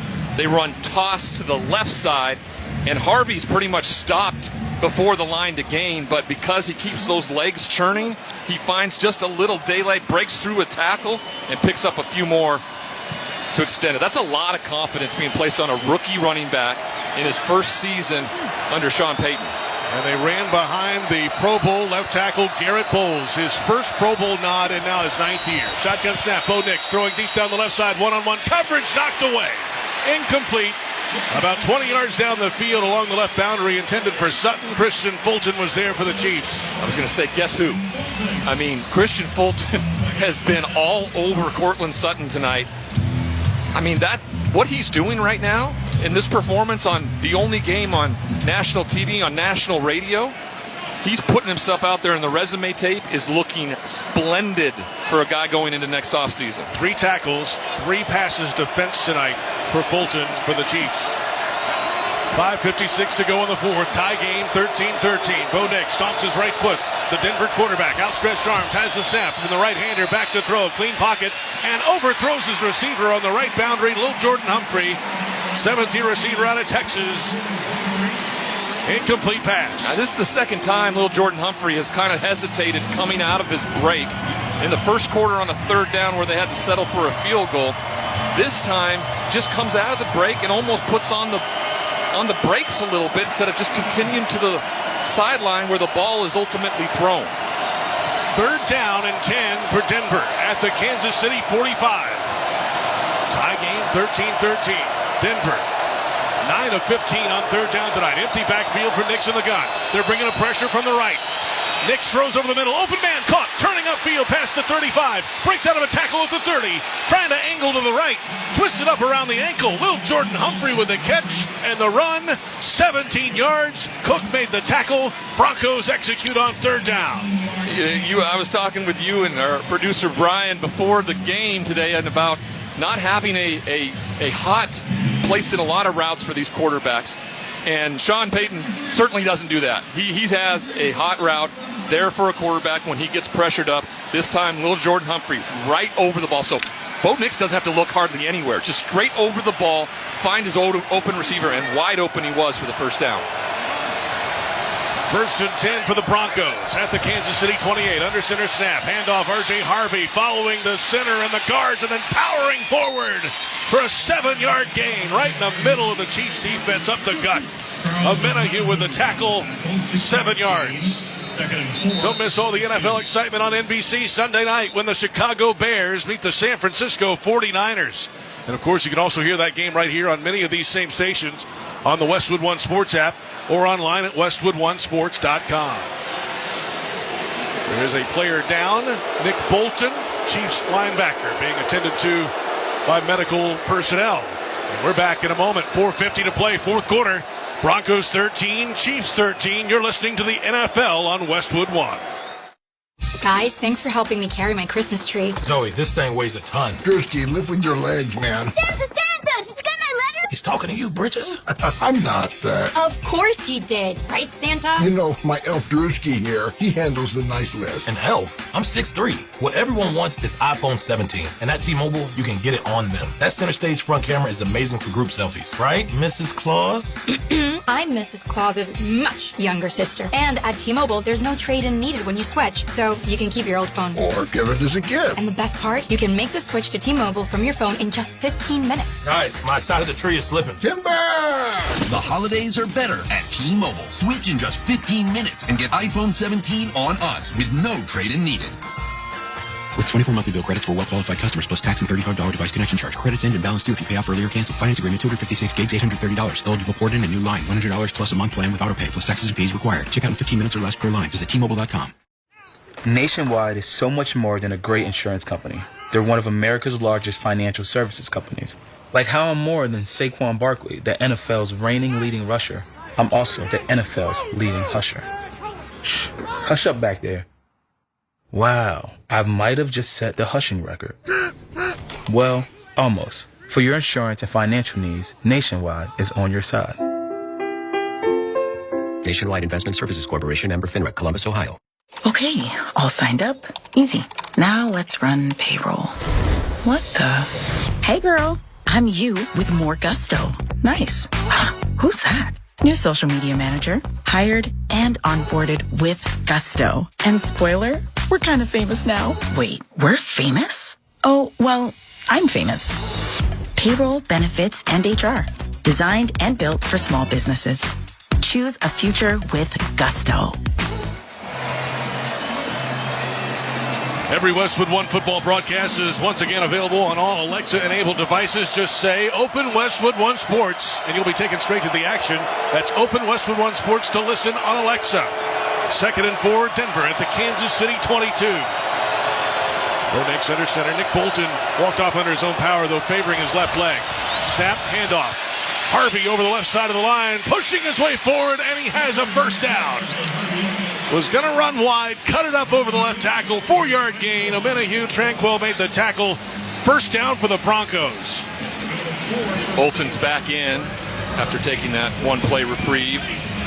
That's just another example, though, of the Denver Broncos just executing on the downs they need to, and they just keep churning. I talked to you about they can't have another 8-9 minute drive or the game's over. And sure enough, we are at the 4-minute mark of this football game now. Chiefs are going to have to think about starting to use their timeouts. And now Denver, I think, had to call a timeout. Bo Nix. Second charge timeout. Denver. Timeout on the field, and from the pitch to the boardroom, dive into strategy and the stories behind U.S. Soccer's national teams. Catch the official U.S. Soccer podcast wherever you get your podcasts. 3:54 to play, fourth quarter. Broncos 13, Chiefs 13. Broncos 12-3, the number one seed in the AFC. If they win tonight and next week, they control their own fate for the number one seed. If they lose tonight and the Chiefs win, it opens the possibility of the number one seed going elsewhere in the AFC. The Patriots have the same record right now. The Jaguars, the Chargers, the Bills are lurking a game back as well. And, hey, guess what? The Broncos have not clinched the division either. The Chargers are right there behind them. So they could clinch with a win tonight and a Chargers loss this weekend. A lot of the line in these final 3:54 for the Denver Broncos. After the timeout, their second of the half. Bo Nix brings his offense back out with R.J. Harvey, the running back, off his right hip. Tight splits for four receivers, two each way. Kansas City with four down linemen defensively. Nix stomps his right foot. He has the number high snap. Quick throw right side. Wide receiver screen. Can't get wide. Wrapped up. Gets some help. Down he goes. Marvin Mims Jr., a loss of 3. Noel Williams made the play. Well, Noel Williams and Christian Fulton both playing corner tonight for the first time all year, really, and he takes the outside shoulder of Lil Jordan Humphrey and just shoves him back into the receiver and dumps him on the ground for a loss.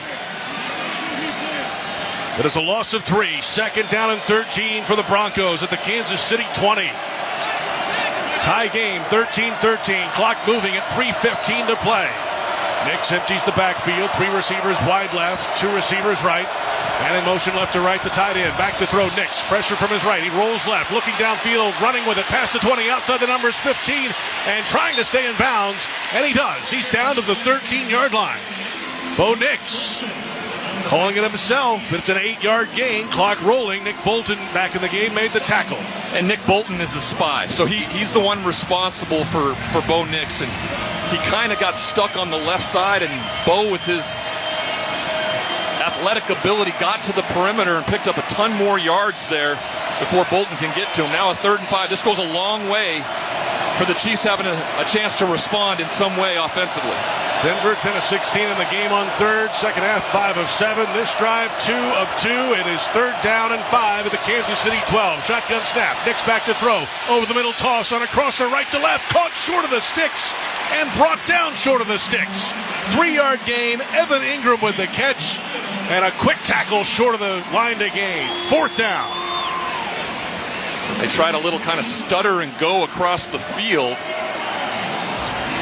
It's a good pass, but immediately the defender for the Kansas City Chiefs is right there to hold him short. 2-minute warning. What a game on Christmas night. What a nightcap of a fantastic NFL Christmas day. 2 minutes to go. We've reached the 2-minute warning. It's Broncos 13, Chiefs 13. You're listening to the NFL on Westwood One. Time now for the opening kickoff. From kickoff to the final whistle, hear Westwood One's exclusive play-by-play of every primetime NFL game. Great job pushing for the first down. That is a first down. First and goal at the 3. NFL play-by-play lives on Westwood One. In overtime, 4-man front, receiver in motion, low snap, he runs and he throws, caught, touchdown, it's caught. Westwood One, the home of NFL play-by-play. 30, the 20, far side 10, touchdown. Listen live on the Westwood One Sports app. LinkedIn gets B2B marketing and knows that every win is derived from a well-orchestrated play. With LinkedIn ads, every ad gets served to the MVPs you need. LinkedIn has grown to a network of over 1 billion professionals that you can reach based on job title, industry, and more. Start converting your B2B audience into high-quality leads today. Spend $250 on your first campaign and get a free $250 credit for the next one. Just go to linkedin.com/campaign. That's linkedin.com/campaign. Terms and conditions apply. Only on LinkedIn ads. The copyright of tonight's broadcast on Westwood One is owned by the NFL on behalf of its member clubs. All rights to this broadcast are reserved, and any rebroadcast, recording, retransmission, or any other use of this broadcast without the express written permission of the National Football League is strictly prohibited. Welcome back to Kansas City. 2-minute warning, 13-13 score, Broncos, Chiefs, and you can stream the NFL on Westwood One for free. Sponsored by LinkedIn Ads. With LinkedIn Ads, every ad gets served to the MVPs you need. Get a $250 credit when you spend $250 on your first campaign. Go to linkedin.com/campaign. Terms and conditions apply. And a reminder, you can listen on westwoodonesports.com or by downloading the Westwood One Sports app today. 2-minute warning, 4th down and 2 for Denver at the Kansas City 9-yard line. Tonight, Denver has converted their only 4th down try. The Chiefs trying to stop them with a chance with 2 minutes. It's interesting here, but I understand the decision by Sean Payton. You get the first down here, you force them to use all 3 of their timeouts. You may absolutely evaporate this clock and still win it with the field goal attempt with no time remaining. 4th and 2, 12th play of the drive for Denver. Extra lineman in the game is Crop. Prentice is on the field at fullback. R.J. Harvey in the game as well at running back. Bo Nix, the quarterback. Broncos in the huddle. Appearing to be going for it on 4th and 2. Quick out of the huddle and over the ball. It's a Wildcat. R.J. Harvey is behind the center. And a false start. Or did the defense jump? The right guard, Quinn Miners, fired off the ball. No snap came. And now a conversation about it. Here's Vinovich. Offside. Defense number 95. Half distance to goal. Will for the first down. And it is Chris Jones. 10th-year defensive lineman out of Mississippi State. He's back, though. He's back on sides before that guy moves. First penalty of the night for Kansas City. And it's a 1st and goal to go for the Denver Broncos. Now, if you're Kansas City here, I feel like you can use your timeouts and try to force them into a field goal, or you just open the gate and allow your offense at least a chance. This, again, is just a soul-sucking drive by the Denver Broncos once again. Now the 12th play of the drive. Nick's under center. Harvey is the single back. Turn and a handoff over the center, looking for a hole, pushing the pile close to the goal line. And he's down at the 1, 3-yard gain. Timeout on the field. 1:55 to play in the fourth quarter. Timeout for the Chiefs. 13-13 score, Broncos and Chiefs. And you're listening to the NFL on Westwood One.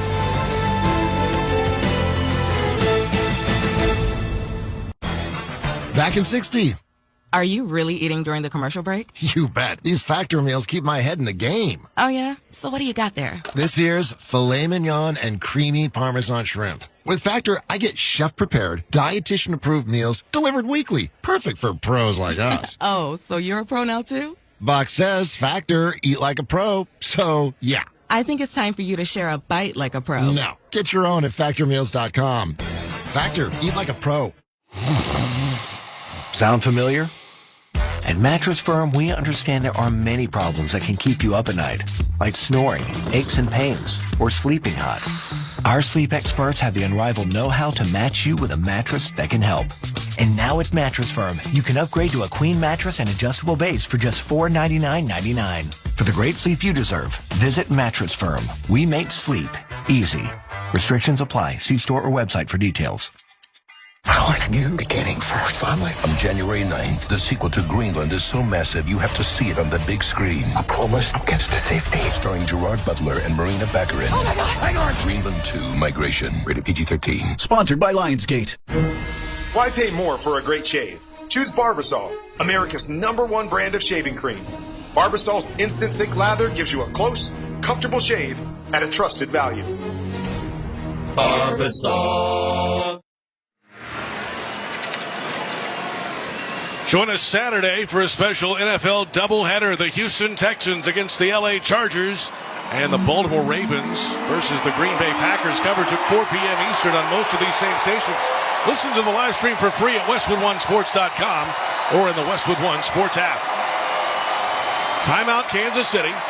They have 2 remaining with 1:55 to play in the fourth quarter. Denver 13, Kansas City 13. And the Broncos have the football, 2nd and goal at the 1-yard line. What happens here? I give it to your back. Whoever's back there, RJ Harvey, and just let him do what he's been doing this entire drive and pound the rock into the end zone. 7 points goes a long way here. If they hold him to 3, that's a different story, but with 2 timeouts left, the Broncos would like nothing more than to maybe just almost kind of take a knee here, but try to score, I guess. It's a cat and mouse thing, trying to remove as much time as possible, but still win the football game. Frank Crum is in the game as an extra lineman, an eligible receiver. Broncos ready to break the huddle, and 2nd and goal at the 1-yard line. In a tie game, 13-13, the #1 seed in the AFC. In a fight here in Kansas City. 2 backs, side by side, and they'll move Harvey in a tight end spot. Under center, Nix. And the snap. Give to Prentice, the fullback, straight ahead, and he is short. He's down inside the 1. Adam Prentice got the handoff after Harvey shifted off left. Timeout Kansas City with 1:49 to play. 3rd and goal. Great job of submarining the offensive line. Everybody gets lower pad. Chris Jones just mauls somebody on the offensive line. I can't quite see the number, but the linebackers finish it up and get Prentice stopped before the goal line, and that will set up a 3rd down for the game. Still got Prentice out there. Mercedes Lewis called up off the practice squad today in his 20th year. Was on the field for the moment. Now he's running off at tight end. They bring in 3 receivers. Troutman is the tight end as well. And now the Chiefs change personnel on the 14th play of the drive for Denver. 3rd down and goal at the 1. 1:50 to play in the 4th quarter in a tie game, 13-13. Harvey is the single back behind Nix under center. All the Chiefs pressed up tight on the line. Tight end in motion to the left. The snap. Play action fake. Rolling to the right. Bo Nix looking to throw. Throws to the back of the end zone. Caught and a touchdown. R.J. Harvey has it. The running back for Denver. And the Broncos have the lead. It's a 1-yard touchdown. 1:45 to play in the 4th quarter. The Broncos lead the Chiefs 19-13. This is unbelievable simply because it's a great play call, and R.J. Harvey's open at the beginning, at the snap. You have Bo Nix rolling to him, and instead of throwing it to him when he's open, I don't know why he doesn't let it go with all that space. Maybe undercut a little bit by Cook, but then he just keeps on going, and Cook is trailing R.J. Harvey to the back of the end zone, and he directs him with his hand signals until he turns around and fires a missile right into the number 12 at the back of the end zone for a touchdown. Harvey's 5th consecutive game with a touchdown. The point after attempt is up and good. 1:45 to go. 4th quarter from Arrowhead in Kansas City. The new score, Broncos 20, Chiefs 13. You're listening to the NFL on Westwood One. Nugget Bells, Nuggets all the way. Hi, I'm Kylie. I'm John. And I'm Garrison. And a little thing we love about the 30-count Chick-fil-A nuggets is sharing them when we cut down the Christmas tree. We will pack the car with gifts. And of course, we go and pick up our family's favorite nuggets. Every nugget is tasty times quadrillion. And we get all the sides. Yeah, the ooey gooey mac and cheese is a big hit. Share the nuggets, share the joy. Order the 30-count Chick-fil-A nuggets on the Chick-fil-A app. Real guests paid for their testimonials. Sound familiar? At Mattress Firm, we understand there are many problems that can keep you up at night, like snoring, aches and pains, or sleeping hot. Our sleep experts have the unrivaled know-how to match you with a mattress that can help. And now at Mattress Firm, save up to 60%, plus get a free adjustable base with select Sealy mattresses. For the great sleep you deserve, visit Mattress Firm. We make sleep easy. Restrictions apply. See store or website for details. I want a new beginning for our family. On January 9th, the sequel to Greenland is so massive you have to see it on the big screen. I promise I'll get us to safety. Starring Gerard Butler and Marina Baccarin. Oh my God, hang on! Greenland 2 Migration, rated PG-13. Sponsored by Lionsgate. Try Barbasol 1919 Classic Shaving Cream. This modern-day non-aerosol formula features enhanced ingredients, an exceptional glide, and crisp fragrance for a shave experience like no other. Learn more at Barbasol.com. Barbasol. Welcome back to Kansas City. 1:45 to play in the 4th on Christmas night. The Denver Broncos lead the Kansas City Chiefs 20-13. J.P. Shadrick, Ryan Lee, 14 plays, 65 yards, 6 minutes, 18 seconds. Next to Harvey, 1-yard touchdown pass. 4th drive of at least 14 plays for Denver in this game.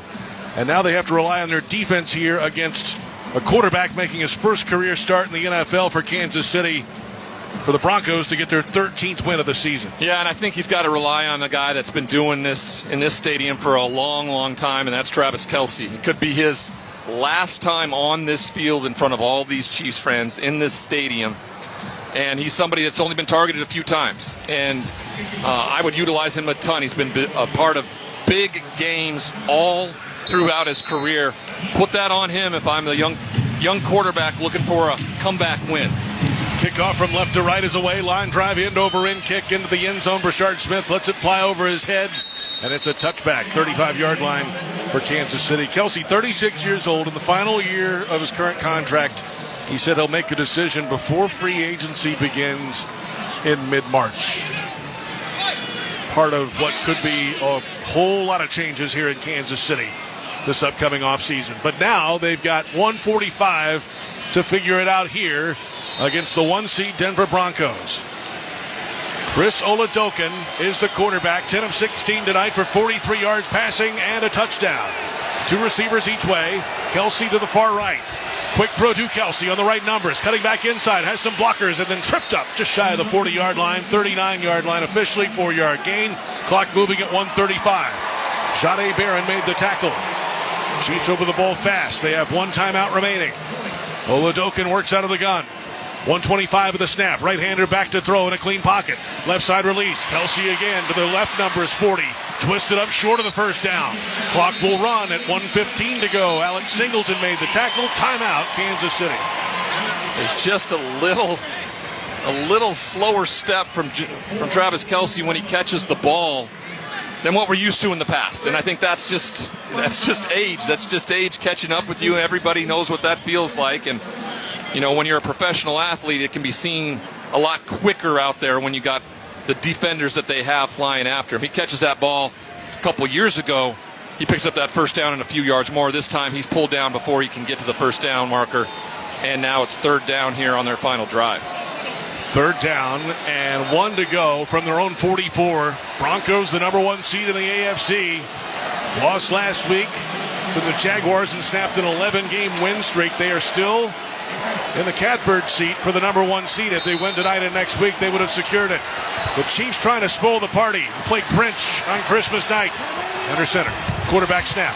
Handoff left side. Kareem Hunt has the first down. Cuts past the 50. Breaks out of a tackle. Stiff arming a man just shy of the 40-yard line where he's brought down. It's a 14-yard gain for Kareem Hunt. P.J. Locke with the tackle. Clock moving at 1:04. Injury timeout. Denver man is down at the 40. A break for Kansas City as he's up quickly. Hufanga was the man slow in getting up. And the clock stops for the Chiefs. That's a big deal for the Chiefs.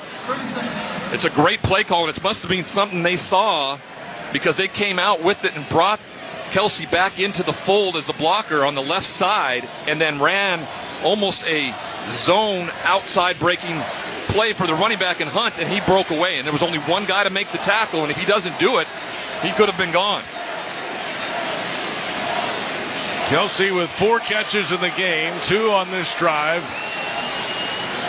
And the fans here at Arrowhead are chanting his last name in what could be his last game at Arrowhead.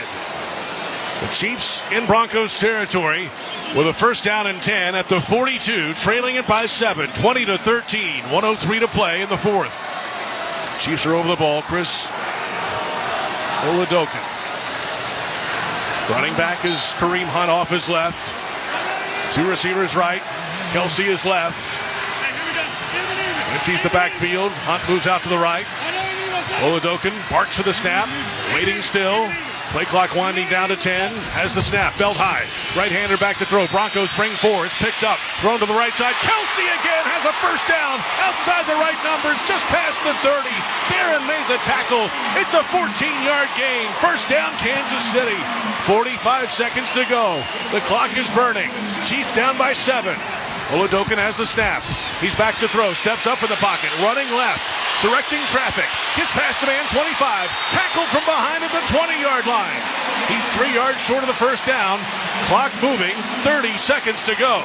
Chiefs are over the ball after a 7-yard gain. Oladokin spikes it and stops the clock with 25 seconds to play. I don't know about the spiking there. You picked up a big play. You can run and you can throw a ball on a second down and can stop the clock just as quick if you're trying to make a play and pick up a first down. So I'm sure he was being told from the sideline to spike it.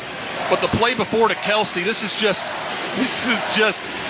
fundamental Travis Kelsey from all the years. Just a crossing pattern that outdoes the defender down the field ultimately. Jahdae Barron tried to stay with him and couldn't. Kelsey makes his 3rd catch on the drive. Only 2 catches so far in the game.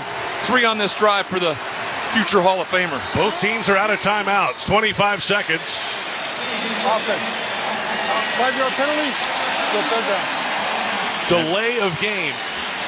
And here's that inexperience at quarterback, the decision to spike it. And then coming out of that, they thought it was a timeout or something. The play clock starts right back up because the play was over. You have to go back to work immediately. Instead, they get a 5-yard penalty. Now it's 3rd and 8. Ball back to the 26-yard line. Broncos 20, Chiefs 13, 25 seconds to play. Both teams are out of timeouts. 2 receivers right, 2 tight ends left, including Kelsey wide. Back to throw. Oladokin backpedaling, throwing left side, looking for a man, diving try. Intended for Kelsey. It's incomplete. Pat Surtain in on coverage again. on Kelsey. And it's 4th down and 8 for the Chiefs. He had a chance. It's a long developing play. Kelsey spends a little time going to the inside of the field, back towards the hash mark, and then pivots back to the pylon.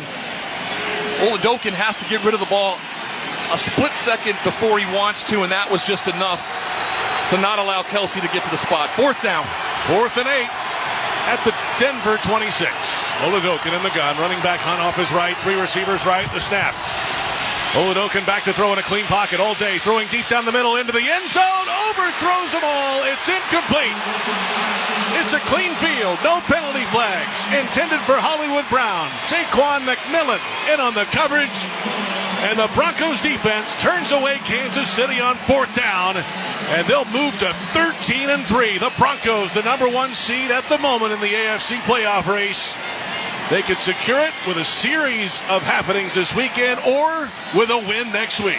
This is what they wanted. They got a one-on-one matchup in the back of the end zone, and the throw, unfortunately, pulls Hollywood Brown back. If he would have led him across the end zone, across the Chiefs logo back there, he would have had a chance, but I don't think Hollywood Brown thought this ball was going to get to him, because he just goes up to try to make a grab, and it's not enough as the Broncos find a way to pull it off here in Arrowhead.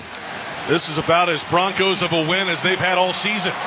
Feels familiar to Denver. They've had all these close games, comeback wins, low-scoring wins. They find a way in a gritty, grimy Christmas night game in Kansas City to get the job done. Final score, Broncos 20, Chiefs 13. With a Chargers loss this weekend on Saturday, the Broncos would secure the AFC West title. With a series of losses by other teams, they could secure the number 1 seed this weekend, but all they have to do is win next week in Week 18, and they'll be the number 1 seed with home field throughout the playoffs. There's a lot into that. You talked about it. If the Chargers are able to get by the Texans on Saturday, it's an all up for grabs for the AFC West and the number 1 seed as well. So, you know, I think you wouldn't like it any other way if you're a competitor. I know that you would want to have a week off. That will help your body heal after 18 weeks of football. And then you have a chance to see who you would play. You know, you'd watch them play, get ready for all of that. So there's a lot to play for the Denver Broncos. They got what they needed to get done tonight on Christmas night. Now they can sit back and watch everybody else have to compete over the weekend to see where they stand. This was a gritty game. They had some trouble on offense early in the game, had to settle for a couple of early field goals.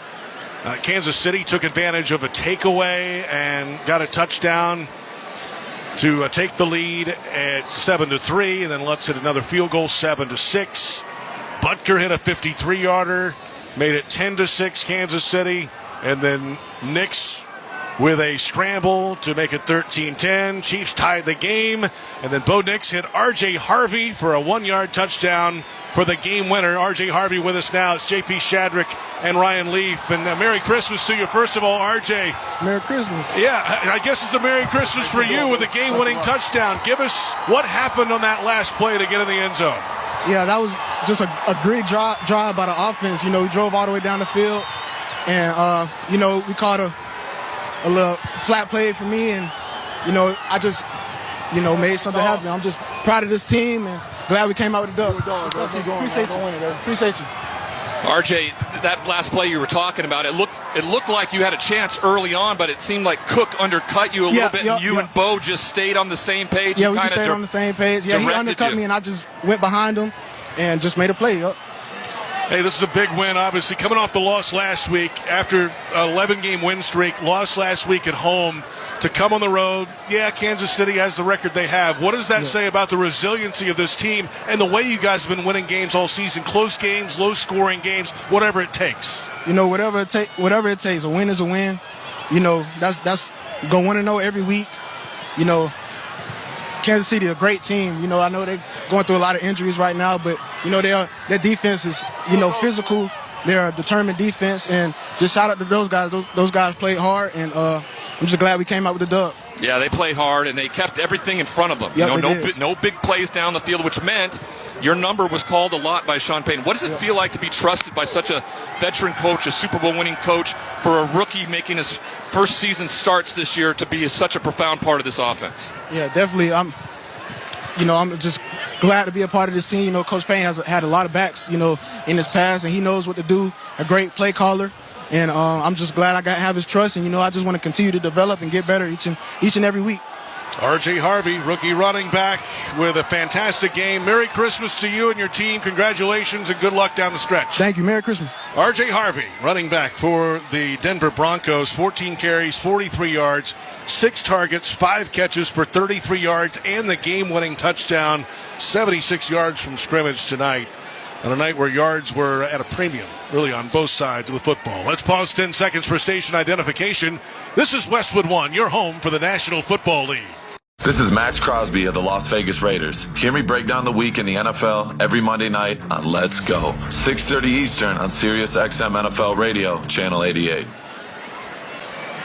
Our final score from Arrowhead in Kansas City on Christmas night, Broncos 20, Chiefs 13. When we return, Scott Graham joins us from our studios with the postgame show. You're listening to the NFL on Westwood One.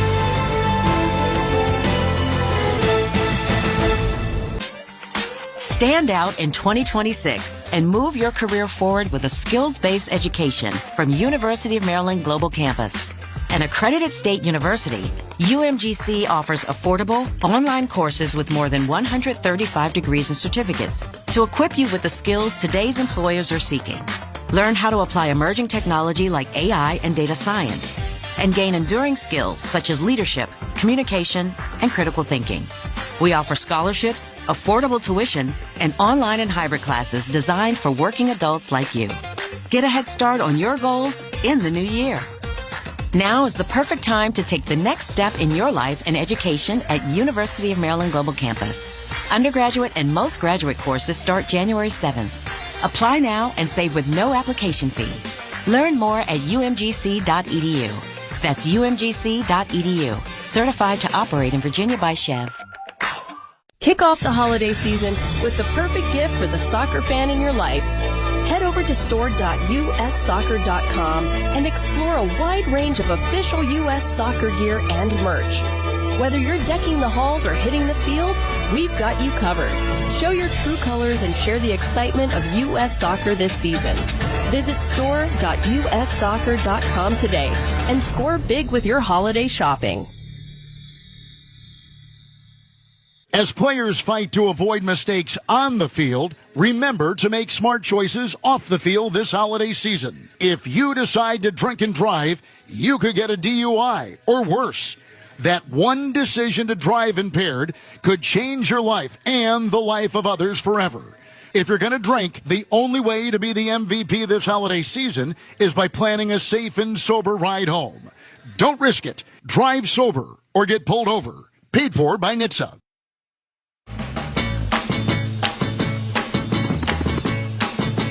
Welcome back to our Westwood One studios. Merry Christmas as we wrap up a special holiday triple header with final game on the slate tonight at Arrowhead Stadium in Kansas City. A Chiefs team already eliminated from playoff competition. Denver Broncos with an opportunity to wrap up a division title this weekend and with an eye on the even bigger prize of potentially being the number 1 overall seed in the AFC. This was going to be a tight, tough, physical ball game, and it really was all night long. Now, Denver took a lead on a Will Lutz 27-yard field goal of their first drive of the ball game. That drive was 14 plays, 8 minutes off the clock. Denver had the ball for almost 40 full minutes in this game, and they had 4 drives of a minimum of 14 plays. 3-0 lead held until early in the second quarter. Late in the first, Nick Bolton, the key interception that set up Kansas City, who was offensively challenged tonight at the Denver 35-yard line. Took the Chiefs 10 plays to go those 35 yards, but they got there. Kansas City 28th in the league in goal-to-go situations. This is 3rd and goal at the 5. Back to throw. Oladokin stands, clean pocket, thrown right side, caught at the 5, angling outside, breaks 2 tackles, and he's in for a touchdown. It's the running back, Brashard Smith, the rookie out of SMU, and a 5-yard touchdown for Kansas City. The Chiefs lead 6-3 early in the second. Butker extra point made it a 7-3 ball game. Denver got the final points of the first half at the end of a, get this, 16-play, 79-yard, 8-minute, and 4-second drive. Broncos couldn't push it in, though. Will Lutz hitting a 30-yard field goal, and that was our score at halftime. Kansas City 7 and Denver 6. When Butker added a 53-yard field goal early in the third, Kansas City was up by a 10-6 score, but the Broncos had another long drive in them. This one a 14-play drive that took almost 10 minutes off the clock. It was amazing. It also included a fourth down conversion after Denver got a bad spot on a ball caught inside the 10-yard line. Now, it was upheld that that was the spot of the football, but replay showed that it clearly should have been a first down. As it was, they went for it on fourth down and converted. When it was time to get to the end zone, the quarterback decided to take matters into his own hands. Clapping for the football, has it belt high. Right-hander steps up, looking for a hole to run, runs to the 10, to the 5, headlong dive, through a tackle and into the end zone for a touchdown, Denver! Bo Nix bound away. He weaved over the left side of the Chiefs defense and then ran through the contact for a 9-yard touchdown to take the lead. It's Broncos 12, Chiefs 10, 1:55 in the third. Huge payoff to a big drive. The extra point made it 13-10. Broncos on top. There's just under 2 minutes to go in that third quarter. It was still 13-10 early in the fourth quarter when the Broncos punted. And a Kansas City team that was challenged, as we said all night. They only had 139 yards of total offense for the game. They needed another way to see if they could jumpstart things and get themselves back in the ballgame. Waiting the snap. It's helmet high, handles it, and then hits a line drive spiral. Underneath it, Brashard Smith from the 12. Left numbers 15, past the 20, finding space, 25, left boundary, past the 35, tiptoeing the sidelines, 40, across midfield, and then brought down from behind at the 45 of the Broncos. What a return from Brashard Smith. The longest of the season for him. It's 44 yards on the return. And it helped set up Harrison Butker's 47-yard field goal at the 8:03 mark of the fourth quarter. We were tied again at 13. But as Ryan Leaf talked about, there could be another long drive in there for the Broncos, and that might be the ballgame. As it turned out, that was almost the case. Another 14-play march that took more than 6 minutes off the clock. Interestingly, there was another fourth down that Denver was faced in this situation. However, Chris Jones jumped offside on fourth down and inches, giving the Broncos a first down. It was the first penalty called on Kansas City for the entire of the ballgame. By the time we got to third down, Broncos were within a yard of the end zone, and rather than try to bang it home for a third time, they decided to go to the air. Time now for our T-Mobile call of the game. Harvey is the single back behind Nix under center. All the Chiefs pressed up tight on the line. Tight end in motion to the left. The snap. Play action fake. Rolling to the right. Bo Nix looking to throw. Throws to the back of the end zone. Caught and a touchdown. R.J. Harvey has it. The running back for Denver. And the Broncos have the lead. It's a 1-yard touchdown. 1:45 to play in the fourth quarter. The Broncos lead the Chiefs 19-13.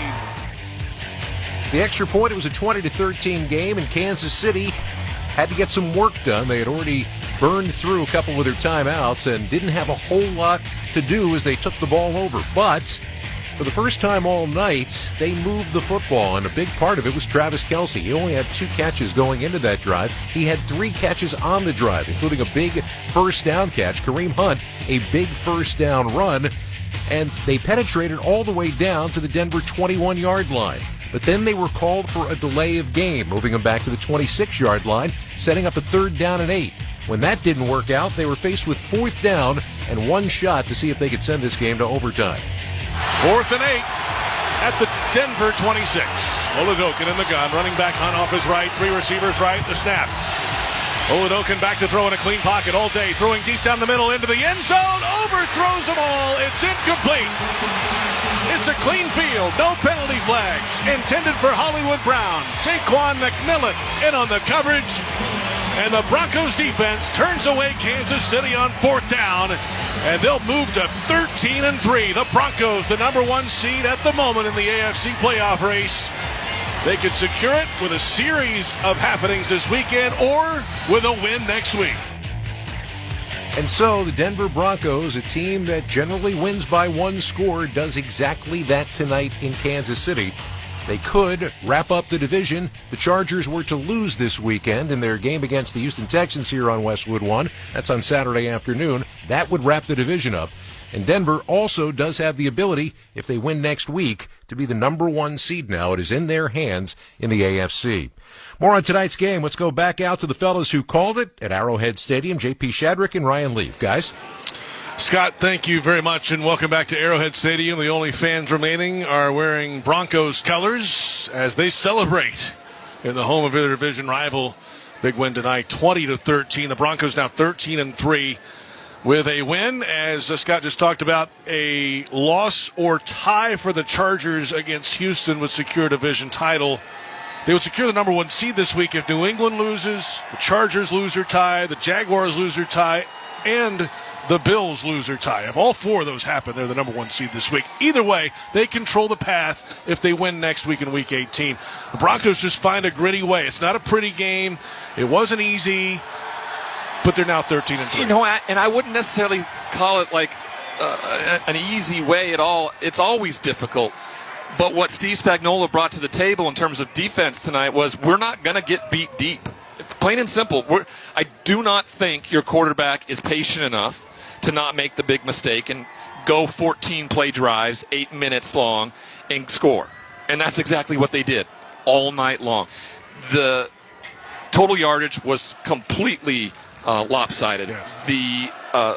Everything was lopsided in terms of what went down. The difference is those first two drives, when they got inside the red zone, they ended up having to attempt field goals than getting in the end zone. Green Bay Packers certainly know about that, what we saw a week ago against the Bears. So that's the biggest part in this. You have to be better in the red zone, but when they needed the touchdown, in the biggest moments in the second half, they got 2 touchdowns ultimately to close this one out. And then on the Chiefs' perspective, their defense got a takeaway, set up a short field, set up the touchdown, and then the punt return flipped the field and gave them a chance later in the game. So 3-phase game gave the Chiefs at least an opportunity in this one tonight. Let's check the final stats, sponsored by GoodRx. For simple, smart savings in your prescriptions, check GoodRx. Go to GoodRx.com or download the free GoodRx app.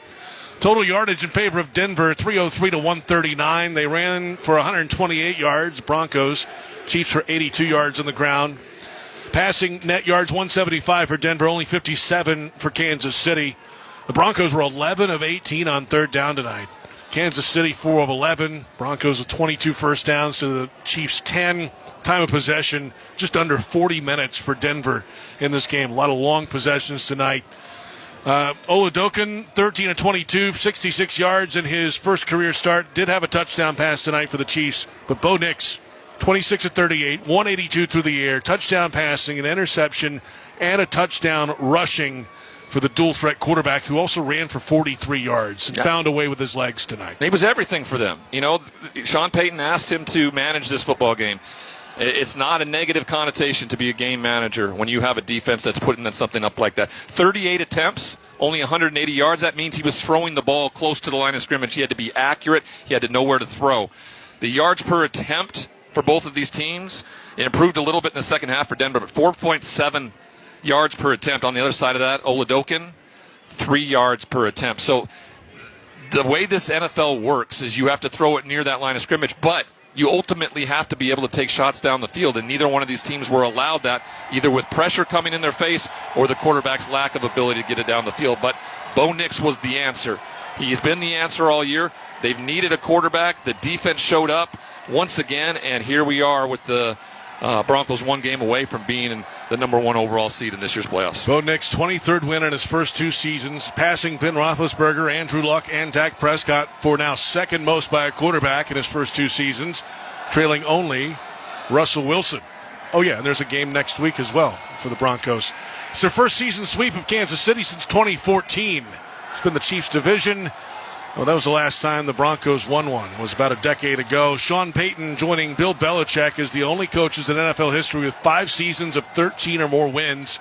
Belichick had 7 of those. So the Broncos in command of the number 1 seed in the AFC at the moment. Still some business to attend to. We'll get to the Chiefs and their future coming up. Let's select the defensive player of the game, sponsored by Allstate. You've never been in better hands. Visit Allstate.com or call an agent for a quote today. Who do you like? I like Malcolm Roach. We talked about it. Tough to kill. Stays low to the ground. The 6'3", 300-pounder out of Texas. He was all over the place. 5 total tackles, which tied for the team best tonight with Jones and Surtain. And the longest play that Kansas City had on the night, 14 yards. They were dominant defensively. When they had to get to the quarterback and prevent problems, they did that, and when they had to shore up the running game and make stops on big plays, Malcolm Roach was the center of that. He is the defensive player of the game. Now to the Kansas City Chiefs. They've now lost 5 in a row, longest losing streak since 2015. There's a lot going on here, of course. The quarterback is injured, knee injury, 7 to 9 months at least. 2 ligaments in his knee are torn. The backup quarterback was hurt. That's why the third quarterback is playing tonight. There's injuries, guys on IR on both sides of the football. Andy Reid has a contract through 2029. There were some murmurs earlier of him maybe retiring at some point. He said he's coming back next year. They're $35 million over the salary cap next year already. They're announcing they're moving to Kansas in 2031. There's a lot going on around this organization. How do they steady the ship here again? Well, listen, when you're winning Super Bowls, there's a lot going on. So it's not like it's any different. It's noise. But this time it's uncomfortable noise. And that's something they really haven't been a part of. Having had a losing season, having gone through the things that they're going to go through this offseason. The biggest thing for me is the quarterback because he's the franchise player. He has kind of come back to the fold a little bit in the last year. The injury now is going to limit probably his immediacy of coming back when the season starts a year from now. What does that look like? And then the Travis Kelce conversation, right? The Pro Football Hall of Fame tight end may have made his last appearance here in Arrowhead Stadium, targeted a bunch on that final drive, made some big plays down the stretch, but wasn't enough. I was telling one of the coaches before the game, I don't know if there's been more of a player on a roster that has exemplified what an NFL player should and could be, and I think it's a big reason why he was nominated as the Walter Payton Man of the Year for the team, and wouldn't surprise me one bit if he's the recipient at the Super Bowl this year in Santa Clara.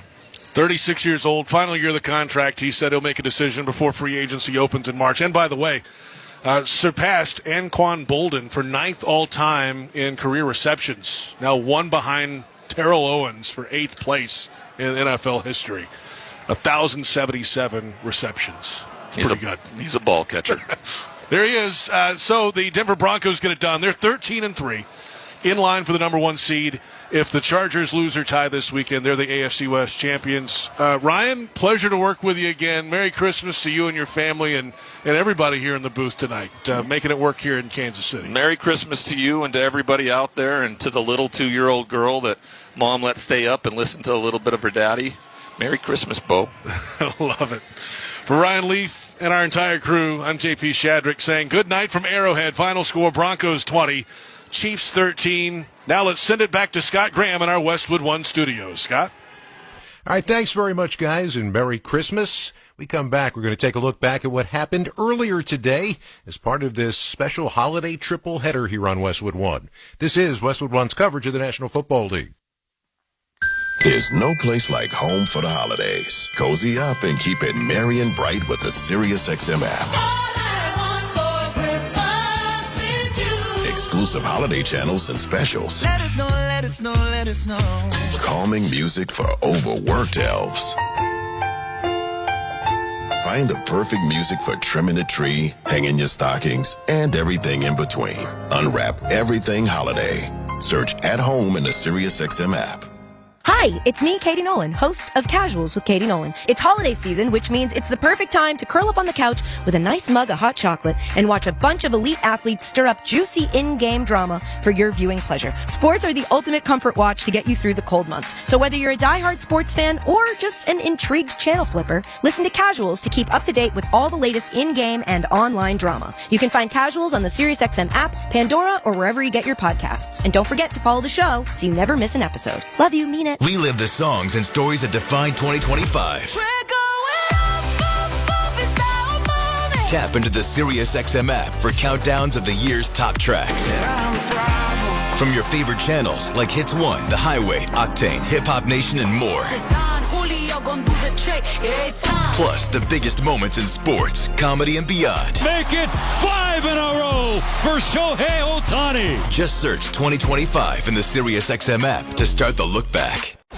It's Fantasy Football Championship Week. Get the edge you need with Fantasy Sports Radio. I don't care if you're a 50-point underdog. Put the best players in. We just need points. Go home a fantasy football champion or just go home. Go ahead and fire up your Cardinals. The Bengals defense can't stop anybody. You've made it this far. Don't give up the title because you made the wrong roster move. You gotta go with the guys who got you here. Don't overthink it. Fantasy Sports Radio, Channel 87, and on the SiriusXM app.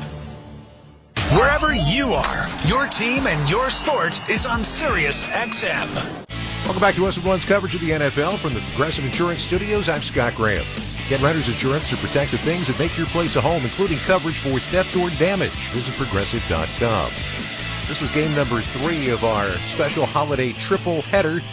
Game number 2 was one that is going to be remembered for a long time, I would imagine, in the Motor City. The Detroit Lions, Minnesota Vikings getting together. Remember, this is 2 teams that combined to win 29 games in the regular season last year. The Vikings already eliminated from the playoffs, and today trying to eliminate the Detroit Lions.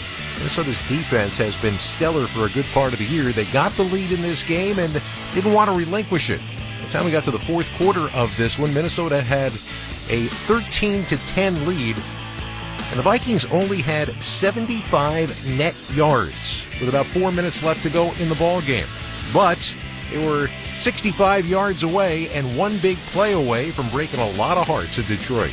Second down, Minnesota's got -6 pass yards as they motion Addison to the slot left. Snap, handoff, Addison off the motion, 35-40, outside the numbers, 45-50, on the gas pedal, down the sideline, 15-10, push toward the pylon. He is, no signal yet.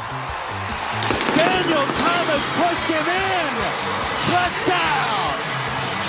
A late signal, but a fruitful one for Minnesota. Jet sweep to the stars, Jordan Addison, a 65-yard run, and Minnesota may have just sunk the Lions. Jason Benetti right here on Westwood One with the call. That indeed did sink the Lions. Minnesota wins it by a score of 23-10. If you look back at why, well, we talked about the Minnesota defense. Not only were they making life miserable for Jared Goff as he went back to throw, they sacked him 5 times. They forced 6 turnovers in the game, and Goff had a hand in 5 of those turnovers. So, Minnesota gets the victory, Detroit takes the loss, and the Lions are eliminated from postseason competition. More on that part in a moment. After the game, Ryan Harris and Jason Benetti caught up with the guy who scored the other touchdown in the ball game for the Vikings, Aaron Jones. What was it like in that fourth quarter before that 60-yard run for a touchdown? What was the conversation in the huddle?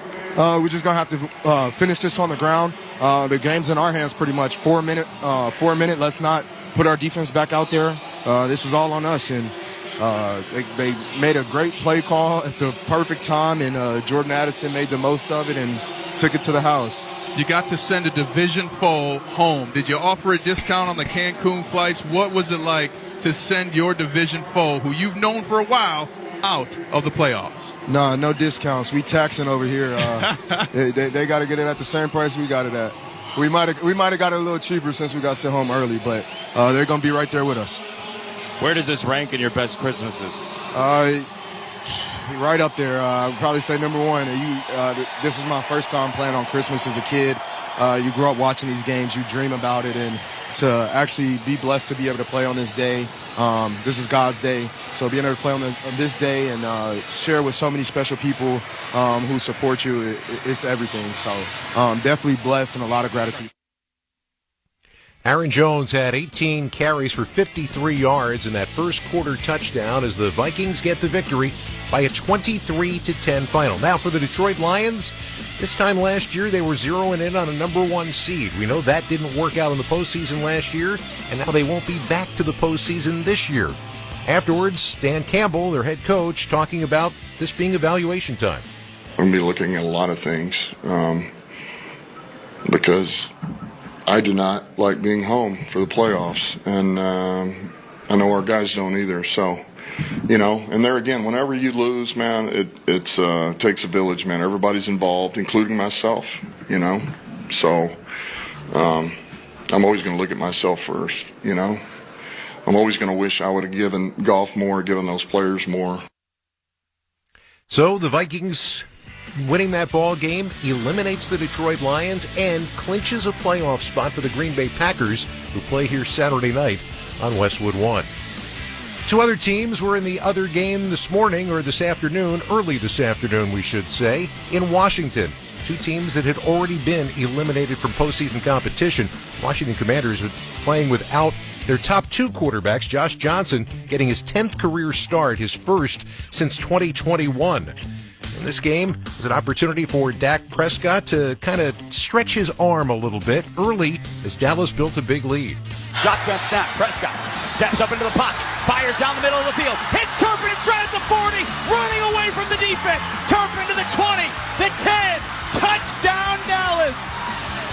Cavante Turpin with an 86-yard touchdown grab, breaking away from the defense and breaking open this game. It's 20-3 Dallas with 7 minutes to go in the second. Jason Horowitz right here on Westwood One, a 21-3 lead at the midway point of the second quarter, and that really was the ball game. It became a field goal game in the second half, but Dallas ran 87 offensive plays to 41 for Washington. Dallas Cowboys win it by a score of 30-23 today. For Prescott, 307 yards passing, couple of touchdowns in the ballgame. For Josh Johnson, 15 out of 23 for $198, no touchdowns, no interceptions. 87 plays to 41 in the game. Washington has now lost 10 out of 11 games. Dallas Cowboys get the victory in Game 1. We're going to wrap things up when we return. You're listening to the NFL on Westwood One.